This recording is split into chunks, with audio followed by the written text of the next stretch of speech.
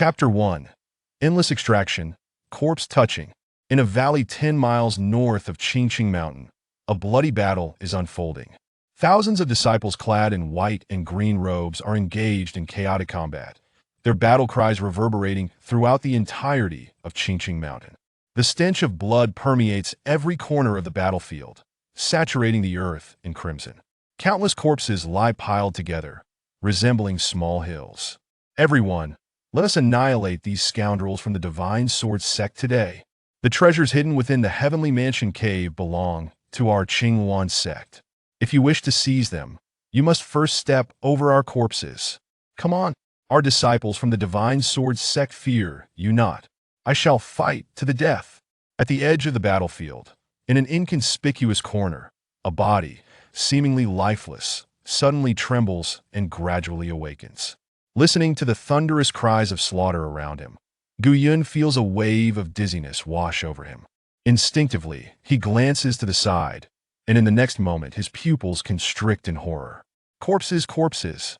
As Yun surveys his surroundings, panic engulfs him.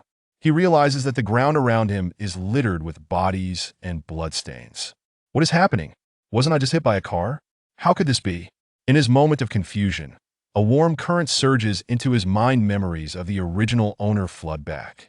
He was an ordinary disciple of the Cheng sect, also named Yun, who had a childhood sweetheart in the sect named Jiangwan. Their bond was deep, filled with innocent affection. However, misfortune struck when Duan Cheng, the son of the sect's third elder, took a liking to Jiangwan. Upon discovering their relationship, Duan Cheng promptly dispatched Yun to this war between sects, claiming it was for the greater good of the sect. But in truth, it was merely to turn him into cannon fodder. As an ordinary disciple, how could he possibly compete with the elder's son? Ironically, upon learning of this situation, Jiangwan distanced herself from him, fearing the repercussions, and eventually became involved with Duan Cheng. After arriving on the battlefield, Yun was slain by a disciple of the Divine Sword sect, and just as he was about to meet his demise, he transcended. Yun's gaze gradually calms as he fully accepts the reality of his transmigration. A discarded child of the sect, a broken relationship with my girlfriend, an arrival in the form of an elder son life would be unbearable even if I returned alive. With a long sigh, Yun laments his dire circumstances. This is truly a catastrophic start, utterly miserable. I cannot give up. I must survive. Hope ignites in Yun's eyes as he clenches his fists. Yet the pressing question remains: how to endure amidst this chaos? He is merely an ordinary cultivator, yet to enter the Qi refinement stage, only marginally stronger than an average person with little combat prowess. After all, how else could he have been killed by the disciples of the Divine Sword sect? What to do? Is playing dead the only option until this battle passes? Yun anxiously scans his surroundings, despair creeping into his heart. Bloodied shadows clash around him, and with each passing second, lives are lost. Even a slight movement could result in a fatal strike. Ding! Suitable host detected. Ding! Binding Endless Extraction System. Newbie gift pack acquired. Would you like to open it? Yun is momentarily stunned, but upon realizing what has occurred, he nearly bursts into tears of joy. Wonderful, wonderful. Fortune smiles upon me. Open it quickly. Ding! Congratulations. Host has acquired the Corpse Exploration Demon Palm. Corpse Exploration Demon Palm. The host can randomly extract various attributes, cultivation levels, skills, and spiritual roots from the corpses. In other words, these corpses are all valuable to me. If I can extract enough useful things, I might just have a chance to survive this melee. Having confirmed his thoughts, Yun swiftly surveys the area. No need to search. Corpses are strewn everywhere. The only caution is to remain discreet. If the disciples of the Divine Sword sect discover him sneaking around the corpses, he would surely be killed on the spot. Yun decides to lie flat on the ground and slowly crawls toward the nearest corpse. This corpse has a gaping wound in its chest, undoubtedly dead. Judging by its plain white attire, it appears to be just an ordinary disciple of the Divine Sword sect. Taking a deep breath, Yun concentrates and activates the newly acquired Corpse Exploration Demon Palm. His hand is enveloped in a deep purple aura, and as he reaches into the corpse's shell, it feels as if he is plunging into a lake smooth and unimpeded. The sensation is not of flesh and blood, but rather akin to fishing in water for something. Got it? After a moment of searching, Yun finally grasps something and swiftly pulls his hand back. Congratulations. Host has extracted the strength attribute from the corpse, enhancing strength by 500 gene. Yun is taken aback. It truly is random. In the next moment, he feels a surge of power filling his body, his muscles tightening significantly. Effective. Overjoyed, Yun continues to crawl toward another corpse. Upon reaching it, he employs the same method to extract. Congratulations. Host has extracted a superior spiritual root from the corpse, elevating the spiritual root to superior quality. In an instant, Yun feels a profound increase in his understanding of the path of cultivation. The techniques he previously struggled to comprehend now flow into him, as if he were receiving divine enlightenment. Excellent. The reason Yun was merely an ordinary disciple of the Cheng sect was due to his poor spiritual root, making his path to cultivation exceedingly arduous.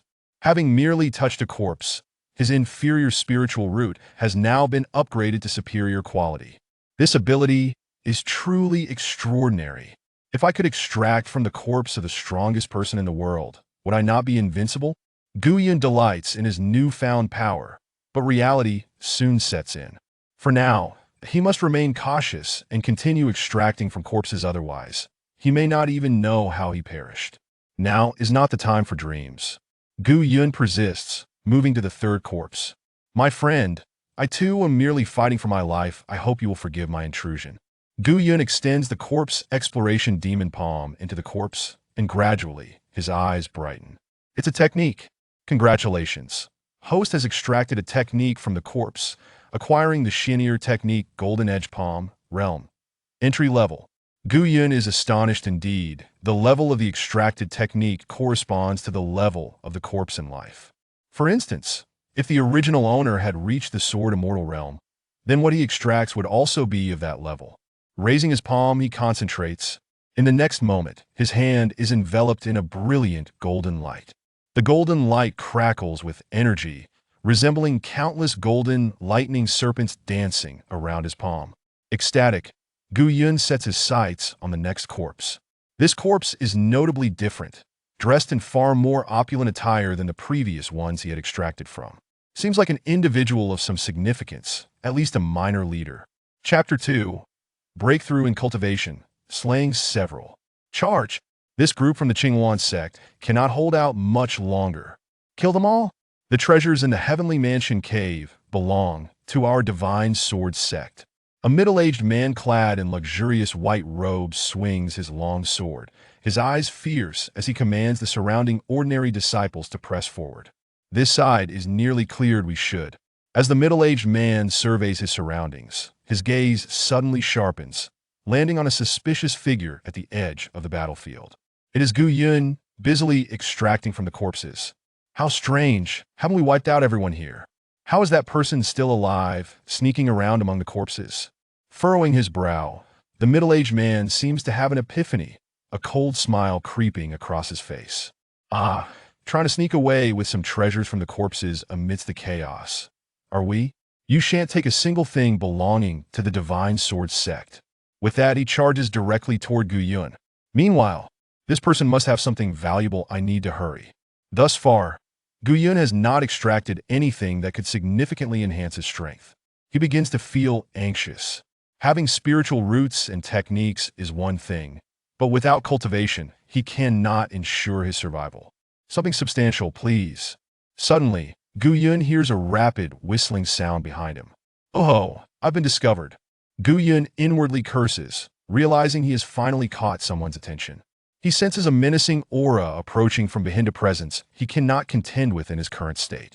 Yun hastens his extraction, beads of sweat forming on his forehead. The figure draws closer. 20 meters. 10 meters. 5 meters. 1 meter. Got it? Yun exclaims in excitement, retracting the corpse exploration demon palm and swiftly retreating. Buzz! The sword hums as a powerful blade of energy narrowly misses Yun's body. Fortunately, he manages to evade just in time, or he would have met his end beneath that blade. Congratulations. Host has extracted cultivation from the corpse, elevating cultivation to late chi refinement. Fantastic. It's a cultivation breakthrough. Gu Yun trembles with exhilaration as an invisible wave of energy radiates from him. He can feel the abundant spiritual power surging within him. Huh? Odd, he didn't sustain any injury. Seems I underestimated him. This person is not an ordinary disciple of the Qingwan sect and must possess some strength at this moment. A middle-aged man wielding a long sword stood before Gu Yun, his icy gaze fixed upon him, exuding an unmistakable aura of murderous intent. "You young whelp!" The middle-aged man raised a sword, pointing it menacingly at Gu Yun. "You certainly possess some skill, hiding here to pilfer treasures from the corpses. Are you not afraid of divine retribution?" Upon hearing this, Gu Yun remained unfazed. The middle-aged man before him was merely at the mid-stage of qi refinement, and Gu Yun was now capable of effortlessly overpowering him. "You wish to kill me? By all means, come and try." A smirk curled at the corners of Gu Yun's mouth as he beckoned the man with a finger. "Seeking death?" The middle-aged man bellowed angrily, leaping towards Gu Yun, his sword aimed directly at Gu Yun's throat. "A mere parlor trick." Gu Yun scoffed disdainfully, raising his right hand calmly in front of him. In an instant, countless golden serpents surged forth, dancing between his fingers. A profound technique, the entry-level golden edge palm. Crack! The tip of the sword was effortlessly pinched between Gu Yun's fingers. Regardless of how hard the man tried, he could not advance an inch. The sword's aura was halted half a meter from Gu Yun's body. "What?" The middle-aged man was immediately taken aback, attempting to withdraw. Alas, it was too late. Snap! With a flick of his fingers, Gu Yun shattered the middle-aged man's sword, sending numerous fragments clattering to the ground. Bang! Before the man could react, Gu Yun struck fiercely at his chest with the golden edge palm. "Ah!" The middle-aged man cried out in agony, toppling backward, trailing a gruesome line of blood through the air. "You! How could you possibly know my divine sword sect's supreme technique? The golden edge palm?" The middle-aged man was bewildered. This person was clearly from the Qingwan sect. Yet how could he wield the golden edge palm? "Yeah, that is of no concern to you." Gu Yun chuckled coldly, stepping forward to deliver a fatal blow to the middle-aged man. Blood gushed from his head, rapidly staining the ground crimson. Gu Yun then picked up the middle-aged man's sword, his hand trembling slightly, and the once blood-soaked sword became pristine in an instant. Now escaping is no longer an option. He understood that the commotion he had caused would not go unnoticed by the divine sword sect. Since that is the case, I shall join the fray. Gu Yun immediately employed the corpse exploration palm, probing into the corpse before him. In the ensuing battle, he would undoubtedly face several opponents, and thus he needed to elevate his strength swiftly to ensure victory in the forthcoming conflict. Congratulations, host. You have extracted the cultivation realm from the corpse, elevating your own to the peak of qi refinement. Ah! Gu Yun let out a howl, the surging spiritual energy within him threatening to overflow. What remarkable fortune! I have extracted the cultivation realm once more with this. I need not fear you. Turning around, Gu Yun indeed spotted over a dozen figures charging towards him with their swords drawn. This man just killed our senior brother. Everyone, surround him and avenge our brother. Kill. Die, scum of the Qingwan sect. 12 disciples from the divine sword sect encircled Gu Yun, their eyes ablaze with murderous intent. Just you lot? Gu Yun scoffed derisively, his figure vanishing in an instant. The next moment, he found himself outside the encirclement. Golden edge palm. Bang! With a single strike, a terrifying wave of spiritual power enveloped the surroundings, instantly shattering the meridians of 2 weaker disciples of the divine sword sect, killing them on the spot. As the others prepared to act, Gu Yun unleashed a sword strike, sending a crescent-shaped blade of energy 5 meters long, cleaving through 5 disciples of the divine sword sect in the blink of an eye. Now, Gu Yun had attained the late stage of qi refinement. Dispatching these ordinary disciples who had yet to reach qi refinement was a trivial task. In mere moments, he had eradicated them all. As Gu Yun steadied himself, a chorus of terrified shouts erupted behind him. Ah! Not good. Reinforcements from the Qingwan sect have arrived. Retreat. Run. An elder at the core formation realm is coming. We must withdraw. Quickly. Exit Qingqing Mountain. Gu Yun turned to see, raising an eyebrow. Only now do you send your main forces after realizing our cannon fodder has been mostly eliminated. As the reinforcements from the Qingwan sect arrived, the Divine Sword sect's forces collapsed like a house of cards, fleeing in panic. Before long, only the disciples of the Qingwan sect remained on the battlefield. Suddenly, Gu Yun sensed an extraordinarily potent aura approaching him at an incredible speed. It belonged to an elder clad in a blue robe. He cast a casual glance at Gu Yun, speaking in a voice imbued with authority. Are you also a disciple of my Qingwan sect? Chapter 3. Treasure Hunting in the Cave. Controlling the corpse array, Gu Yun turned to the newcomer and recognized his identity. The leader of this battle, Elder Lu. Disciple Gu Yun pays respects to Elder Lu. Gu Yun clasped his hands in greeting. Elder Lu nodded indifferently, then surveyed the surroundings, a flicker of surprise crossing his aged features. Did you slay all these foes?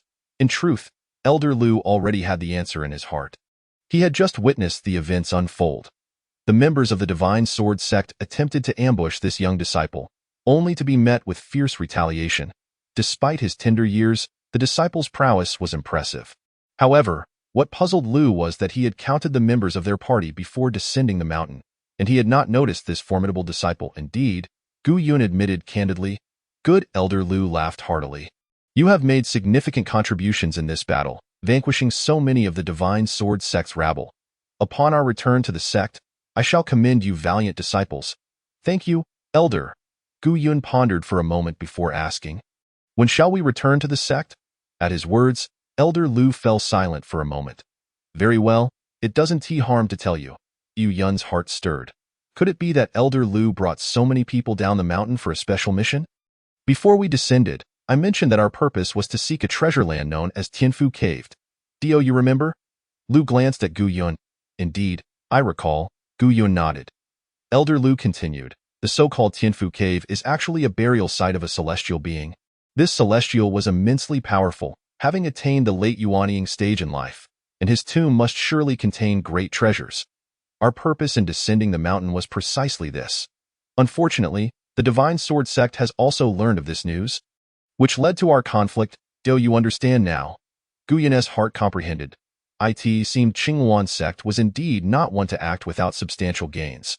How could they engage in battle with the Divine Sword sect without absolute benefits? It turned out there was such a reason behind it.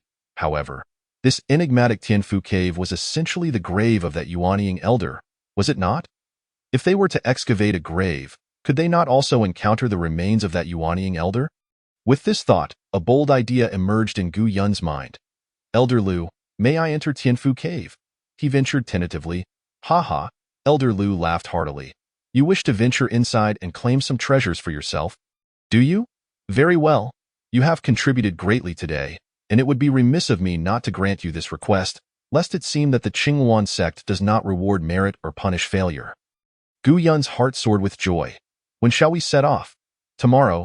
We shall depart together once all the sect members have arrived. The following day, within the camp of Qingwan sect, Elder Lu was engaged in a heated argument with another elder clad in blue robes. This man was named Chen Sun, the sixth elder of the inner sect.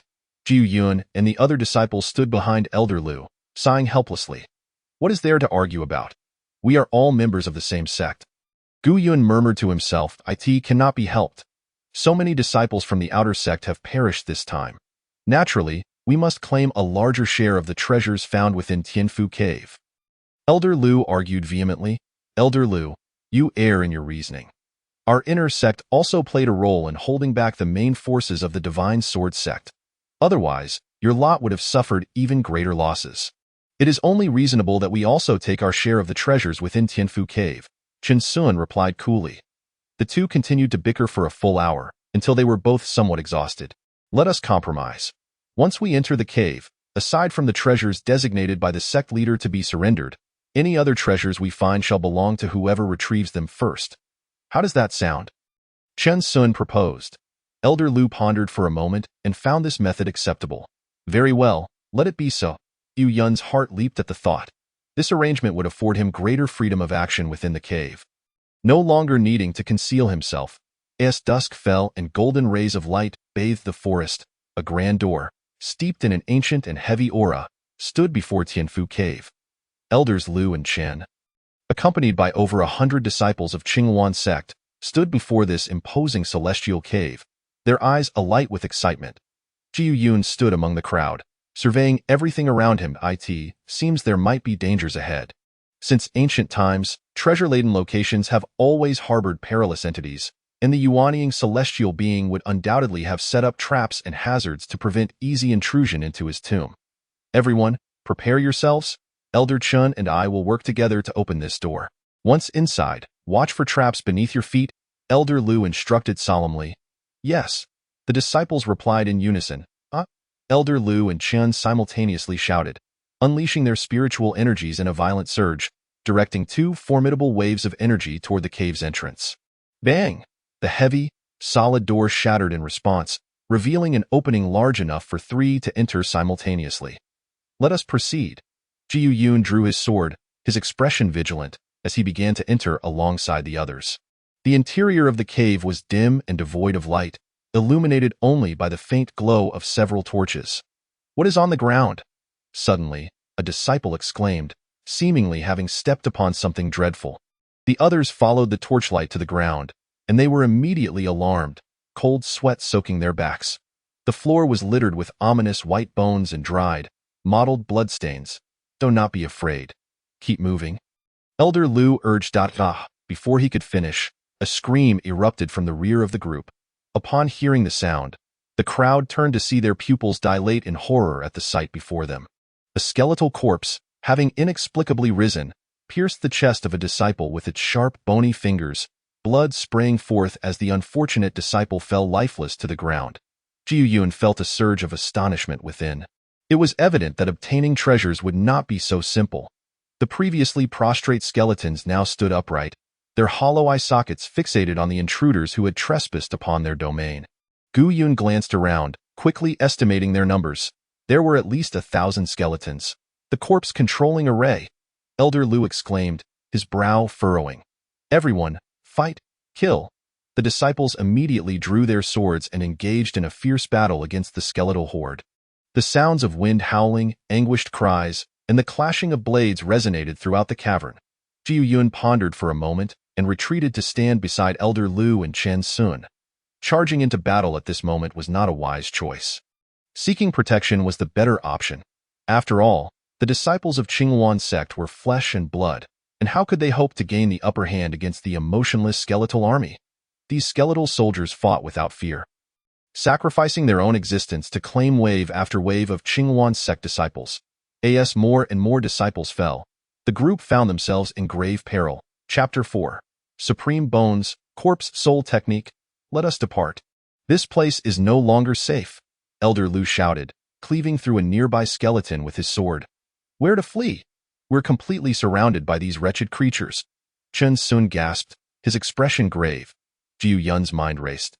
The number of Qinghuan sect disciples had already dwindled by nearly half. If this continued, they would surely face total annihilation. Yet the exit was firmly blocked by the skeletal army, and attempting to break through would only lead to certain death. Eureka! Gu Yun dispatched the skeleton before him and turned to Elder Lu. Elder, we must hasten deeper into the cave. Elder Lu was taken aback. What purpose lies within? If there are mechanisms or methods to control the corpse array, they must surely be within the depths of this tomb, Gu Yun declared succinctly. He speaks wisely. Let us go. Chen Sun nodded. The group fought their way backward, quickly retreating deeper into the cave. Half an hour later, they arrived at a secluded chamber deep within the cave. Bang!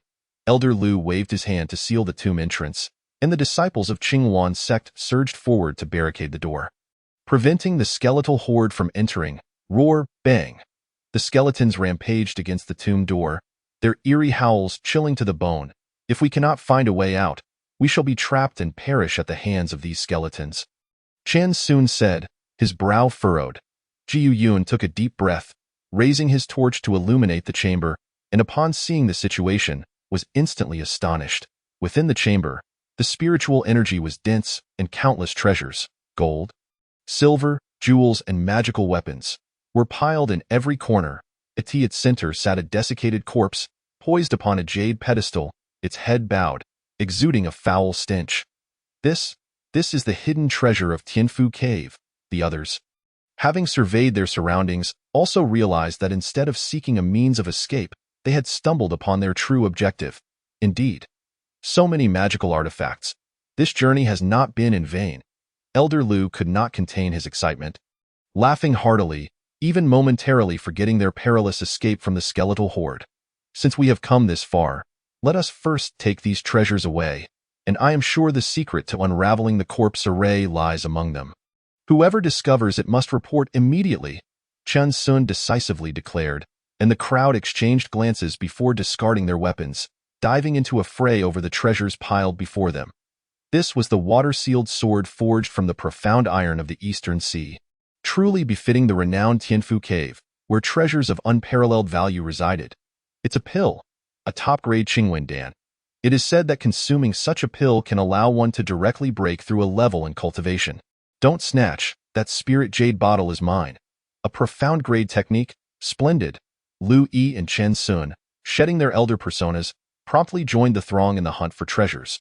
Prior to their departure, they had already agreed that a significant portion of these treasures would be submitted to the sect, while the remainder could be distributed among themselves. In such a scenario, who would not desire to reap some benefits?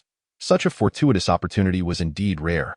Yet, one individual remained rooted in place, entirely indifferent to the surrounding techniques and manuals, Gu Yun. His gaze was fixated on the withered corpse seated on the ground, unwavering. Is this the body of a late-stage Yuanying ancestor? Indeed, it feels rather extraordinary, Gu Yun murmured to himself as he approached the corpse. At that moment, Louis noticed Gu Yun and strode over, patting him on the shoulder with a smile. Why aren't you searching for treasures, but instead lingering here to observe a corpse? I was wondering if there might be some treasures on this body. Gu Yun replied, half jokingly. Lu Yi burst into laughter. You do enjoy those tales from the Jianghu. Indeed, some prefer to carry their most important treasures even in death, yet this corpse appears to have little left to offer. It's fine, I'm just taking a look, Gu Yun insisted, unwilling to depart. All right, suit yourself, Lu Yi shrugged, ceasing his persuasion and turning away in search of his desired treasures. Gu Yun discreetly scanned the crowd, noting that no one approached him. It's time. Taking a deep breath, a glimmer of determination flashed in his eyes as he turned his body to conceal part of the corpse. He then extended his hand, using the corpse-seeking magic palm to probe into the remains. In an instant, it felt as if his hand had plunged into an unfathomable ocean. A late-stage Yuanying powerhouse was indeed extraordinary. Moments later, Gu Yun narrowed his eyes and swiftly withdrew his hand. I've got it. Congratulations, host. You have extracted the supreme bone. In an instant, Gu Yun felt a tingling warmth radiate from the bones in his back, as all the spiritual energy within him surged unreservedly into the newly formed supreme bone. It's the supreme bone, Gu Yun nearly exclaimed in astonishment. He gazed again at the corpse, his expression shifting entirely. It seemed this body had once belonged to a person of extraordinary talent and brilliance. Yet fate had conspired against him. Otherwise, his achievements would have surely transcended the Yuanying realm.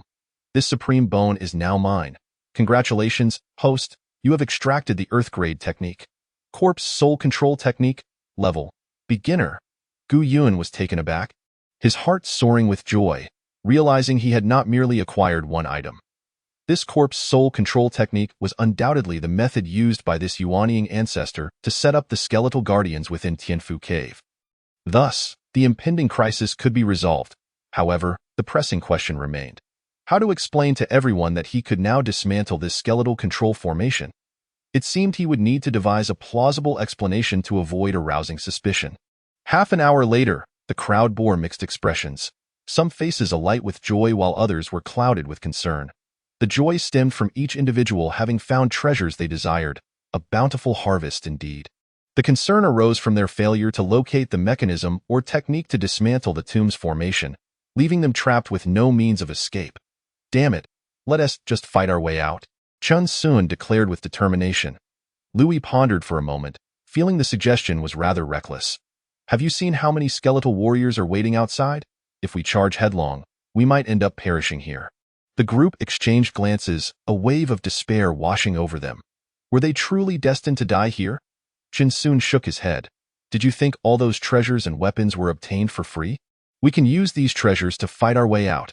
We stand a better chance than before. The others, upon hearing this, found his reasoning sound. With the enhancement of these treasures and spiritual artifacts, engaging in battle seemed a far better option than remaining in the tomb to await death. Elder Chun is right. Let us fight our way out. Observing this, Gu Yun hesitated, initially intending to inform the group that he already possessed a means of escape. However, it appeared that Elder Lu and the others' approach still held promise for leading everyone out. Revealing his knowledge at this juncture might invite skepticism. He decided to observe the situation first, and if necessary, he would act. The group nodded in unison, concluding that this was their only viable plan moving forward. Chapter 5. Duan Tong's Provocation, Suppression, Bang. The tomb door was forcefully pushed open, instantly disturbing dozens of skeletal warriors. Kill, Lu Yi and Chen soon led the charge, the rest of the group following closely behind, their cries of battle reverberating through the air. A fierce conflict erupted once more, as countless spiritual artifacts illuminated the dim cave with a myriad of colors.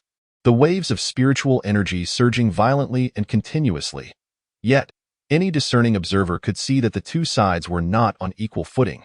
Although these treasures had bolstered the combat strength of the Qingyuan sect members, it was still insufficient for a successful escape. At this rate, not only would they fail to break out of Tianfu cave, but they would likely struggle to reach the entrance of the tomb. Sigh, it appears I must intervene. Jiu Yun gradually summoned his spiritual energy, his eyes shimmering with a purple light, deep and enchanting. Corpse souls, disperse. Gu Yun silently commanded within his heart. Simultaneously, the once fiercely battling skeletal army abruptly halted as if their souls had been instantaneously snatched away. Crack, crack, crack. The sound of bones collapsing echoed as groups of skeletons crumbled like cut wheat, creating an extremely shocking scene. In the unseen depths, it seemed as if an invisible force had obliterated their very souls. The others exchanged bewildered glances, utterly perplexed by the unfolding spectacle. What is happening to these wretched creatures? They wondered. Strange, it seems the corpse control formation has malfunctioned, yet we have not discovered any techniques or mechanisms within this tomb. Could it be that someone had found something but failed to report it? Lu Yi and Chen Sun exchanged a glance, their expressions turning peculiar as they directed their gaze toward Gu Yun. Just moments ago, a somewhat eerie fluctuation of spiritual energy had emerged from that disciple. With their profound cultivation, they quickly sensed something was amiss. Jiu Yun sighed inwardly. It seemed he had been discovered, and there was no longer any way to conceal it. Resolving himself, Gu Yun stepped forward. Elders Lu and Chun, I have indeed obtained a method to control these skeletal warriors within the tomb. Oh? Lu Yi's interest piqued immediately. What is it? Do tell. Gu Yun pondered briefly before responding. It is the 10,000 corpses pill. What? Lu Yi and Chen Sun exclaimed in astonishment. The 10,000 corpses pill was no ordinary item. It was said that those who practiced the corpse control formation relied on a single corpse pill within their bodies as a foundation. The implication of the term 10,000 spoke volumes regarding its potency. No wonder Gu Yun was able to control these skeletal warriors. He must have acquired this treasure. My heavens! While I was merely searching for some spiritual artifacts, he stumbled upon the 10,000 corpses pill. He has struck gold. The crowd was instantly filled with envy. You didn't find it on that corpse, did you? Lu Yi inquired hesitantly. Indeed, Gu Yun nodded. Lu Yi immediately felt a twinge of regret, wishing he had also searched that corpse. Regardless, you have saved so many of us. We will remember your contribution. Once we return, we shall reward you accordingly. It is fitting that you have received this 10,000 corpses pill. Chun Sun decisively stated. Let us go back to the sect. The following day, Qingqing Mountain, Qingyuan sect's Grand Hall. All disciples and elders of the sect stood arrayed on either side, while at the center sat an elderly man with hair as white as frost, his countenance resembling a gnarled pine. His aura was calm yet concealed immense terror. This man was the sect leader of Qingyuan, Qian Wendiode, Jiu Yun. So it is you who saved over 100 disciples and 2 elders of my Qingyuan sect during this expedition? Qian Wendao spoke in a measured tone. Jiu Yun cupped his hands respectfully, replying, in response to the sect leader, I cannot claim this as my merit. It was solely due to the valiant efforts of Elders Lu and Chen that we were able to return alive to meet with you. Elders Lu and Chen stepped forward. Sect leader, Gu Yun displayed remarkable bravery on the front lines, slaying numerous foes. Furthermore, he acquired the 10,000 corpses pill within Tianfu cave, saving us all. He is truly deserving of reward. Gu Yun remained silent, his gaze lowered, patiently awaiting the outcome. Very well. Qian Wendao nodded with delight. From now on, Gu Yun, you shall be initiated into the inner sect. Chun Sun, take him in and ensure he is well trained. A person who has consumed the 10,000 corpses pill possesses limitless potential. Thank you, sect leader. Gu Yun expressed his gratitude. Meanwhile, from the left side of the inner sect disciples, a pair of piercing, malevolent eyes fixated intently on Gu Yun at the center of the hall. This individual was none other than the son of the current third elder of Qinghuan sect, Duan Cheng this time. Sending Gu Yun down the mountain to participate in the battle was entirely the design of Duan Cheng. He couldn't believe it. This brat not only returned alive and well, but also gained fortune and received rewards akin to ascending to the heavens. Heh, I am the son of an elder. Even if you have entered the inner sect, you are still nothing but a waste.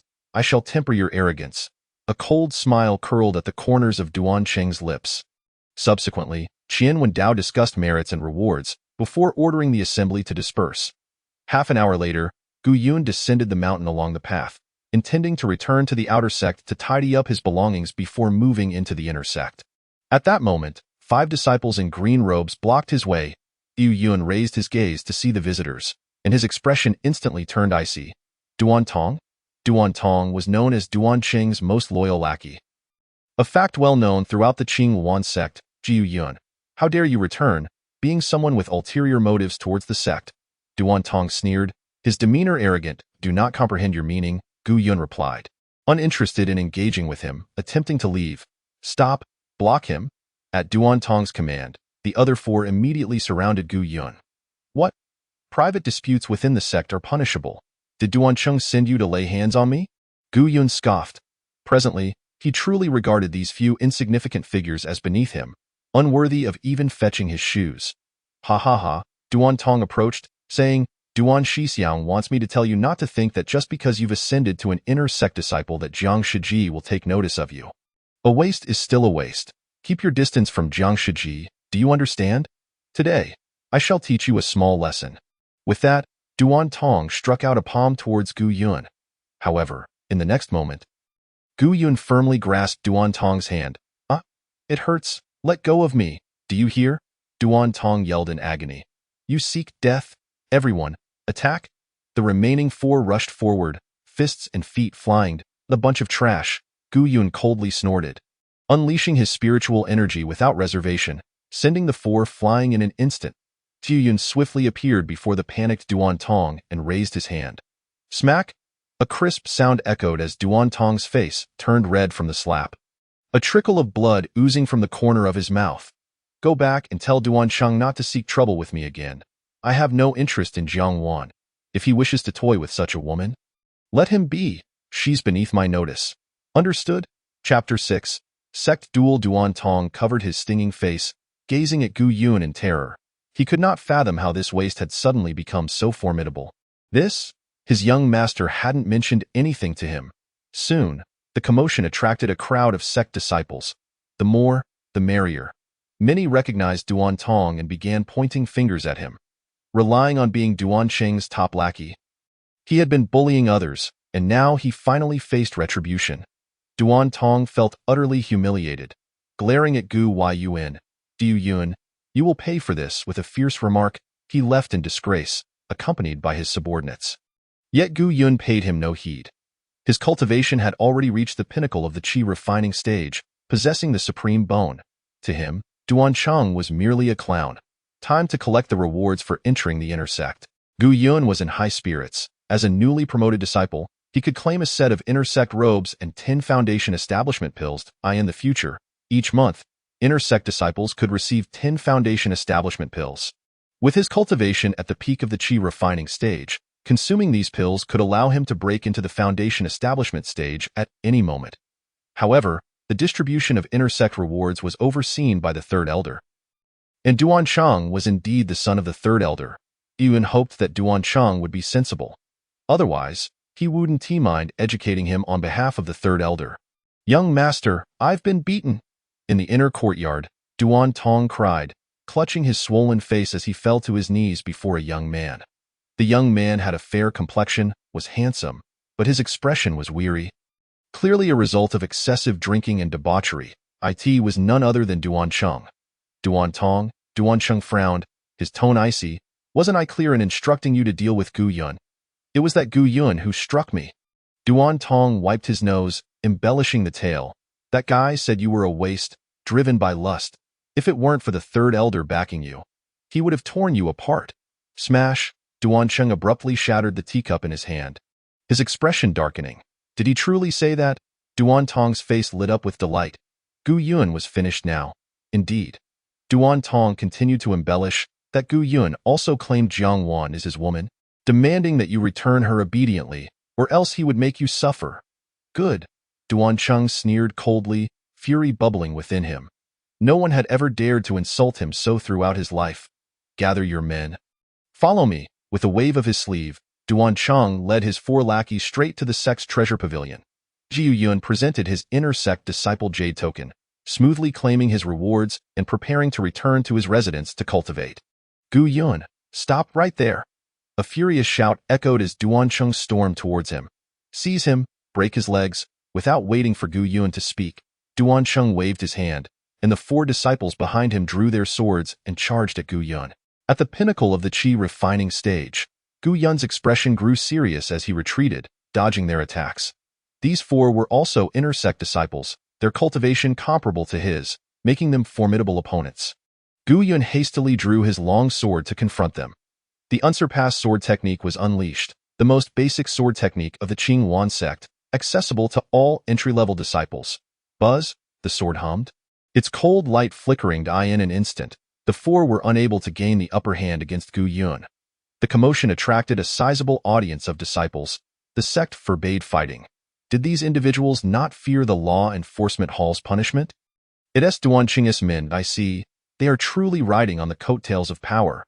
The sect disciples had long harbored dissatisfaction towards Duan Cheng but dared not voice it. Hey, who is this guy? He can actually hold his own against 4 pinnacle qi refining experts. The crowd marveled at Gu Yun, noticing that he was merely an outer sect disciple, yet possessed such formidable cultivation. Pinnacle of the qi refining stage. When did this waste attain such strength? Meanwhile, Duan Cheng, observing from the sidelines, was equally astonished. No wonder Duan Tong had been so thoroughly punished. He had not anticipated the terrifying benefits brought by the Wan Corpse pill. Originally, he thought Gu Yun receiving rewards was merely a stroke of luck, but it now seemed that the Wan Corpse pill was indeed more suitable for him. Duan Cheng's gaze fixated greedily on Gu Yun. Such a treasure in the hands of a waste was nothing short of a waste itself. Seize it, stop. Just as Duan Cheng schemed to snatch the Wan Corpse pill, a furious voice rang out, followed by a powerful aura surging forth, instantly pushing Gu Yun and the 4 back. Fighting is prohibited within the sect. Any grievances should be resolved on the sect's arena. With those words, a middle-aged man appeared, his expression stern and imposing. After speaking, he shot a fierce glare at Duan Cheng. It was a disciple of the law enforcement hall. Duan Cheng forced a smile and rushed over. Senior Brother Qin? It's a misunderstanding. Junior disciple Gu Yun just advanced to the inner sect, and I was merely testing his strength. Jiu Yun, very well. You are indeed qualified to become an inner sect disciple. Duan Cheng did not forget to glare at Gu Yun, gritting his teeth. Qin Yu was aware of Duan Cheng's character and warned, Duan Cheng, mind your behavior. Don't embarrass the law enforcement hall. Yes, Senior Brother Qin. Your words are wise. Duan Cheng smiled obsequiously as he watched Qin Yu leave. Kid, you are indeed fortunate. The smile vanished from Duan Cheng's face as he turned to Gu Yun, coldly stating, Gu Yun, how about a duel on the sect arena? Dare you? Just you? A mere waste. What is there to fear? Gu Yun derided, a mocking expression on his face. Seeking death, Duan Cheng was ablaze with rage, his killing intent palpable. In the arena duel, if you lose, hand over your treasure and roll out of the sect. Duan Cheng was resolute. He wanted to expel Gu Yun from the sect first, eliminating any future troubles before taking further action. Treasure? Gu Yun was taken aback. This guy still coveted his Wan Corpse pill. Without hesitation, Gu Yun replied, all right, but what if you lose? I will lose. Duan Cheng scoffed, an arrogant expression on his face. If I lose, I shall give Jiang Wan to you. Gu Yun snorted dismissively, and oh thanks. That S just left over for me. You can keep it for cleaning purposes. Duan Cheng's eyelid twitched. He suddenly felt Jiang Wan was no longer so alluring. Indeed, this shameless woman was merely pretending to be aloof. Duan Cheng gritted his teeth coldly. Then what do you want? Gu Yun thought for a moment, extending a finger and stating, 100 Foundation Establishment pills. His intuition told him that to break through to the Foundation Establishment stage, 10 pills would not suffice. Encountering such a generous target, 100 pills would be ample for his use, with the surplus convertible into resources. All right, it's a deal. Half an hour later at the sect arena. Let us go. Duan Cheng departed with a group of individuals, heading towards the sect's arena. Gu Yun gazed at Duan Cheng's retreating figure. Furrowing his brow in contemplation, Duan Cheng had already achieved the early stage of Foundation establishment, making him quite formidable, yet not insurmountable. With half an hour remaining, Gu Yun resolved to elevate his own cultivation. Even if he could not break through to Foundation establishment, he could consume a Foundation establishment pill to enhance his cultivation strength. The sect's betting matches were among the few entertainment options offered by Qingwan sect. The announcement had just been posted, and it quickly spread throughout the sect, with disciples now crowding around the arena. Duan Cheng versus Gu Yun. Who is this Gu Yun? Is he an inner sect disciple? I heard he has just been promoted to an inner sect disciple. This betting match is utterly boring. It's obvious that Duan Cheng will win. Perhaps a miracle will occur. I'm betting 100 spirit stones on young Master Duan. A disciple with a face full of pimples directly placed 100 spirit stones on Duan Cheng's wager. Didn't you just say a miracle might happen? The onlookers exchanged glances, rendered speechless by this fellow's antics. Do you even understand what a miracle is? The chances of it happening are as slim as me becoming the sect leader. The pockmarked disciple surveyed the crowd as if they were fools. Damn, the crowd silently cursed, yet they began placing their bets on Duan Cheng. In just a short while, the odds had escalated to an astonishing 1 in 10,000, with no one believing Gu Yun could prevail. Chapter 7. I bet 200 spirit stones, I will win. While the disciples of Qingwan sect eagerly anticipated the thrill of the betting match, some were far from amused. At that moment, a Peak Chi refinement inner sect disciple stood at the betting table, his face filled with despair. Boss, I say we shouldn't even open this round. Not a single person is betting on that Gu Yun to win. If this continues, we're going to incur losses. What's the hurry? A disciple in the late stage of Foundation establishment, referred to as boss, chuckled and waved his hand dismissively. This is what we do. Where there are gains, there are losses. It's perfectly normal. Before he could finish, a beautiful female disciple, surrounded by a group of 10 other female disciples, approached the betting table. Among those female disciples, there were several whose cultivation levels surpassed hers. The female disciple standing at the table was none other than Gu Yun's childhood friend, Jiang Wan. Brother Luo, place a bet of 5,000 spirit stones on Duan Cheng to win.as she spoke. Jiang Wan placed a storage ring on the betting table. And us, we each bet 500. The female disciples accompanying Jiang Wan sequentially deposited a substantial amount of spirit stones. Seeing the storage ring and the pile of spirit stones on the table, Brother Luo's expression turned awkward. And his earlier smile faded. It was worth noting that, until now, the total amount wagered by so many had barely surpassed 10,000 spirit stones, while Jiang Wan had just placed a bet of 5,000 spirit stones. Adding in the 500 from each of the other female disciples, Brother Luo felt as if his heart was bleeding. With this realization, Brother Luo merely smiled and remarked, "Indeed, it's comfortable under a big tree." Jiang Jr. sister, we're just here for fun, and with such a large bet, I'm truly hesitant to accept. Upon hearing this, the onlooking disciples couldn't help but smile, as everyone knew Brother Luo was bound to incur significant losses this time. However, such a righteous display of trickery was indeed in line with Brother Luo's usual conduct. Brother Luo, you've opened betting like this before. Are you perhaps afraid of losing? How can you speak like that? Brother Luo glared and forced a smile, saying, "All right, Jiang Jr. sister, I'll accept your bet, but I must insist that no one else places such large wagers." Once Brother Luo made this statement, the surrounding disciples burst into laughter. Given the vast disparity in strength for this match, opening a betting round was indeed a challenge. Yet, if he refrained from doing so, it would tarnish the reputation he had built over the years. Just as Brother Luo wrestled with these thoughts, Gu Yun approached with a light-hearted gait. Its Gu Yun. Upon seeing him, the surrounding disciples parted to make way, as if welcoming a celebrity, of course. The wealth generated from this match was all thanks to Gu Yun, aside from Brother Luo at that moment. Witnessing Gu Yun's casual approach, Brother Luo felt a twitch at the corner of his mouth. He had already resolved that after today's betting match, once Gu Yun had healed from his injuries, he would thoroughly teach him a lesson. Unaware of Brother Luo's intentions, Gu Yun beamed as he walked toward the betting table. Gu Yun, what are you doing in a place like this? Before Gu Yun could speak, Jiang Wan, with a hint of disdain, coldly inquired. Ji Yun noticed Jiang Wan but chose to deliberately ignore her. After all, although she was not his ex-girlfriend, he had nevertheless inherited the fate of this body, so he had no intention of offering Jiang Wan any courtesy.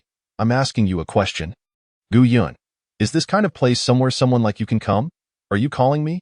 Gu Yun smiled slightly and turned to face Jiang Wan. While she may not be a stunning beauty, given Gu Yun's years of aesthetic judgment, she was certainly acceptable. Nonsense, Jiang Wan scoffed, her disdain barely concealed. Observing this, Gu Yun laughed heartily, looking at Jiang Wan as if she were a simpleton. I must ask, has your brain been muddled by that Duan Cheng fellow? I'm not here to place a bet. Do you think I came specifically to see you, of all people? Upon hearing Gu Yun's words, Jiang Wan momentarily froze. She could not fathom that the usually timid Gu Yun would display such defiance today. Was this truly the same Gu Yun she had often bossed around like a dog? With this thought, Jiang Wan felt her anger surge, especially in front of so many onlookers. Gu Yun, do you dare insult me? Oh, Jiang Jr. sister, don't be unreasonable. I didn't insult you. I merely stated a fact. You, Jiang Wan pointed at Gu Yun, her lips trembling, struggling to find words. The surrounding disciples watching the spectacle reveled in the unfolding drama. After all, it was no secret that Jiang Wan had betrayed Gu Yun for Duan Cheng. And since she had been with him, many sycophants had gathered around her, hoping to leverage her connection to Duan Cheng. Inner sect disciples of Qingwan's sect, being cultivators, naturally looked down upon such individuals.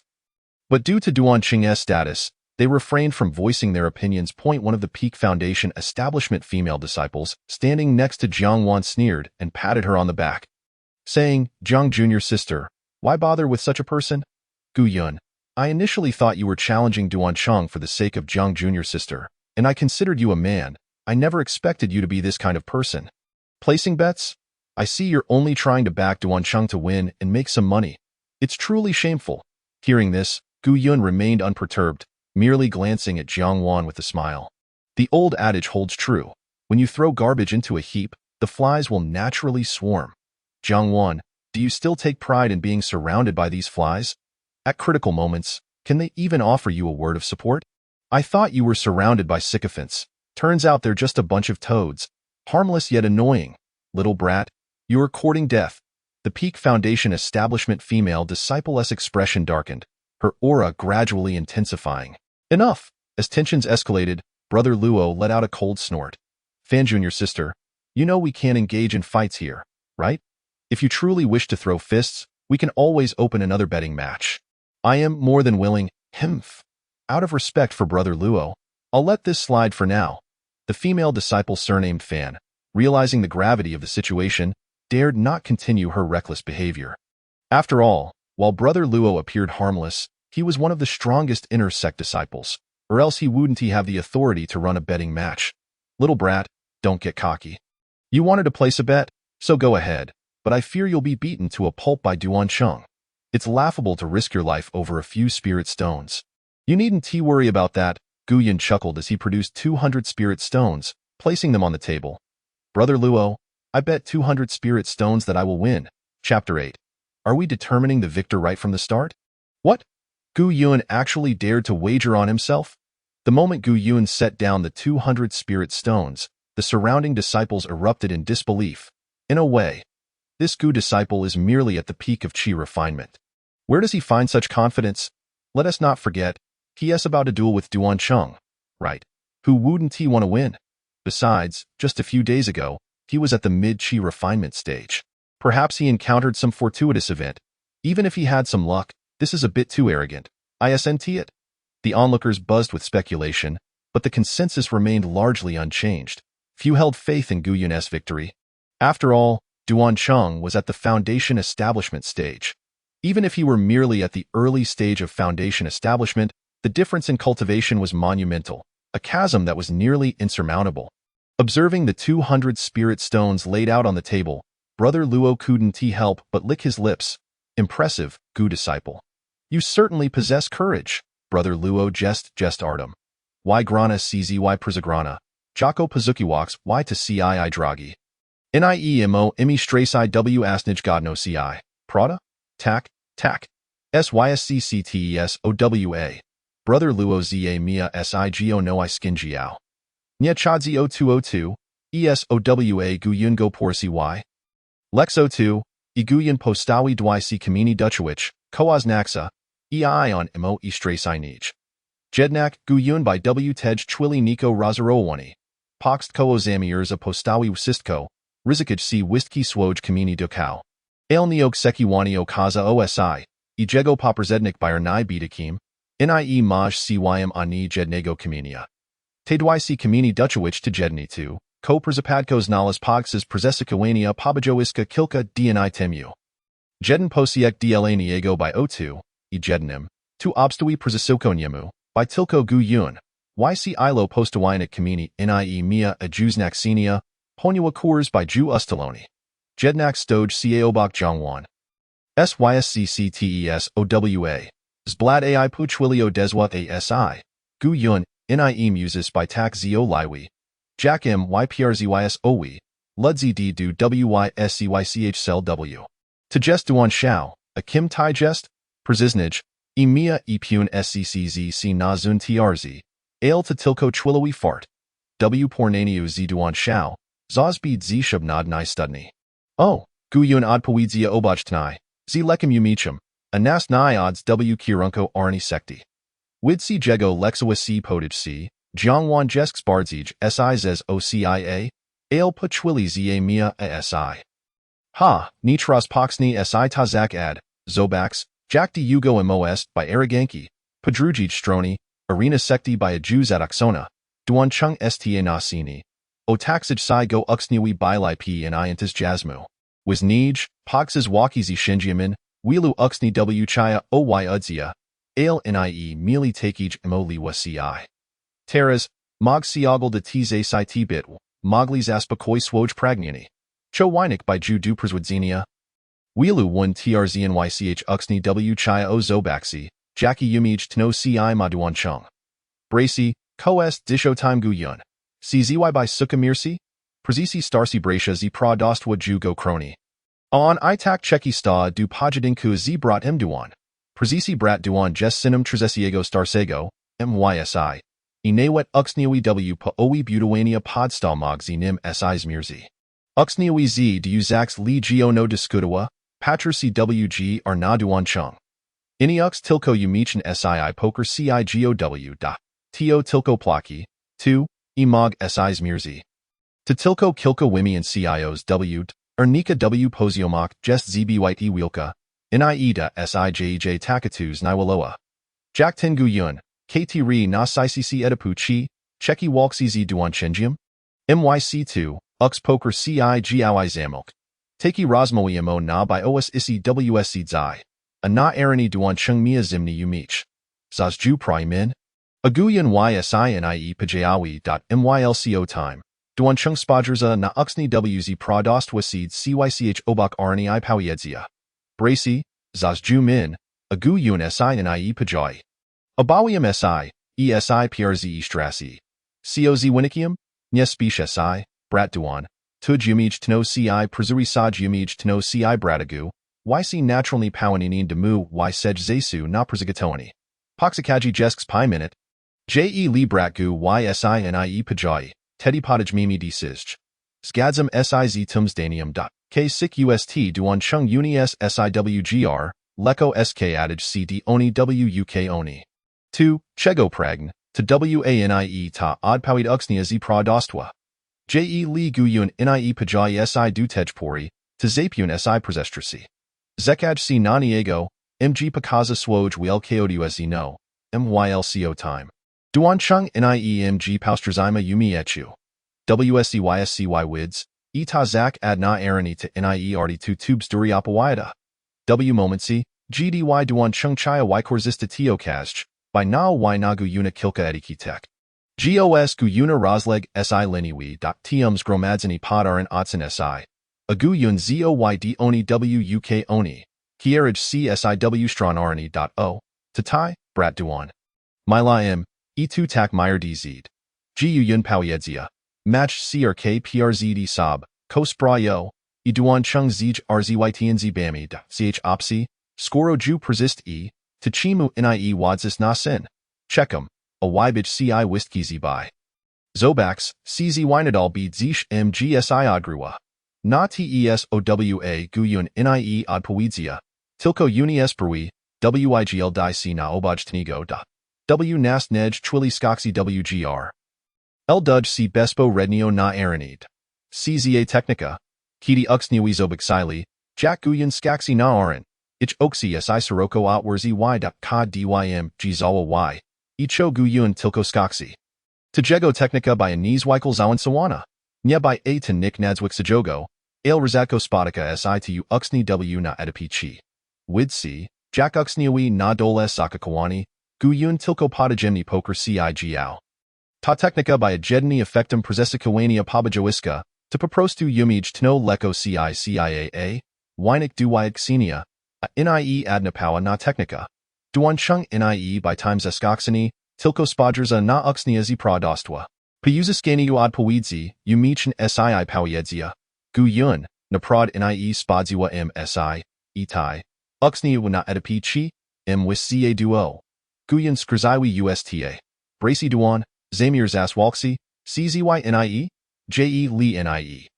Tarakam.tima y, syscc2, Duan chung parskan michum. Mylaim, edam citrzy zants. Ale skoro jest tak araganki.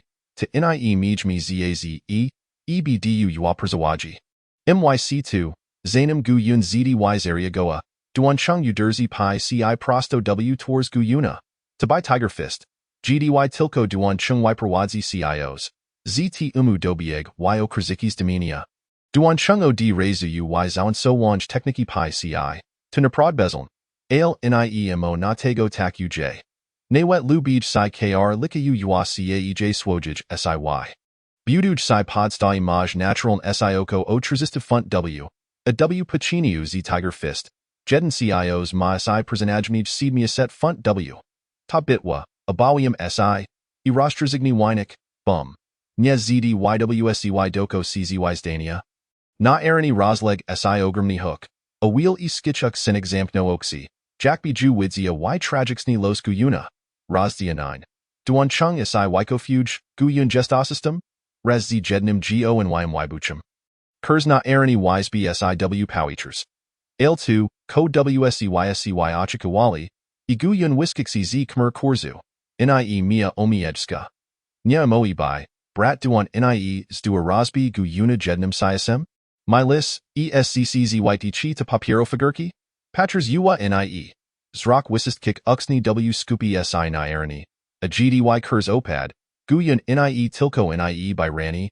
Ale wrcz machno twice pi duan chung. I would see. Jack guyun wigelda, widage si. Nie uy nawet caej swojij siy. Jack to imolai. Not warzi duan chung pajai si raz domenia. Atari action nemo odsweir seedla a reachwike so ci uxni w nadol. Ch opsi. MJCIOs Mia SI Taisai CA Funt W. Jack to Imolai. E. Guyun Za Mia SI. Gadash Psturi. Nie Pish C Nawet Skiku. Taisai C Funt W SIY. Je. Li Rezexui C Mass SI Taisai CA Funt W. To SPR Buj PRZYJM JCIOs. Guyun, MYC2. Zamini Lu R KW Pi Uderzi W Sirs Duan Cheng. Duan Chung, KT Re W8 Nie Zablakoa CIOs. Natick Myas da Sobi Spra. Igu Yun Ma Nizwick Si. Nie Omili Si Lexua Y. Sibko Wykofa Pra Pi. Os Aniaj C Sirs Diomi. Bum. Chuj Si Zon Si Bij CZ Pi Ci Guyuna. Duan Chung Kofn Sio TRZY Croki. Do Piero Teddy's do as neutralizo at TSI. Timpsisem Tium Nadol Ju Explotawa. Nict Si Nie Spodziwa. E top here was a Wimiana CIOs W. Tagu Yun Ziska Perswag. W Pornaniu du Zaskazenia T Umu. Na Twarzi Duan Chung Pajai Si Ramianiek. PRZD tak lixen publics no ci, gu yuns du a go persecutorzi, my LCO time, duan chung yu michin si. Ka dy widzia, eta si a gu yuna nie puena by w zai gu uxnia na cc chi. Trziba widzi, e normalni ux na edipi chi ma si cia, a w o kalikak dwesta funt w. A uxniawi na cc chi, by prezej du butuania podsta, must trenoa swoj ciao, by polmi ci duchow energy, ychsi nie prezakraxa trzista funt w. A skoro guyan takatu zablakoa jego tiger fist.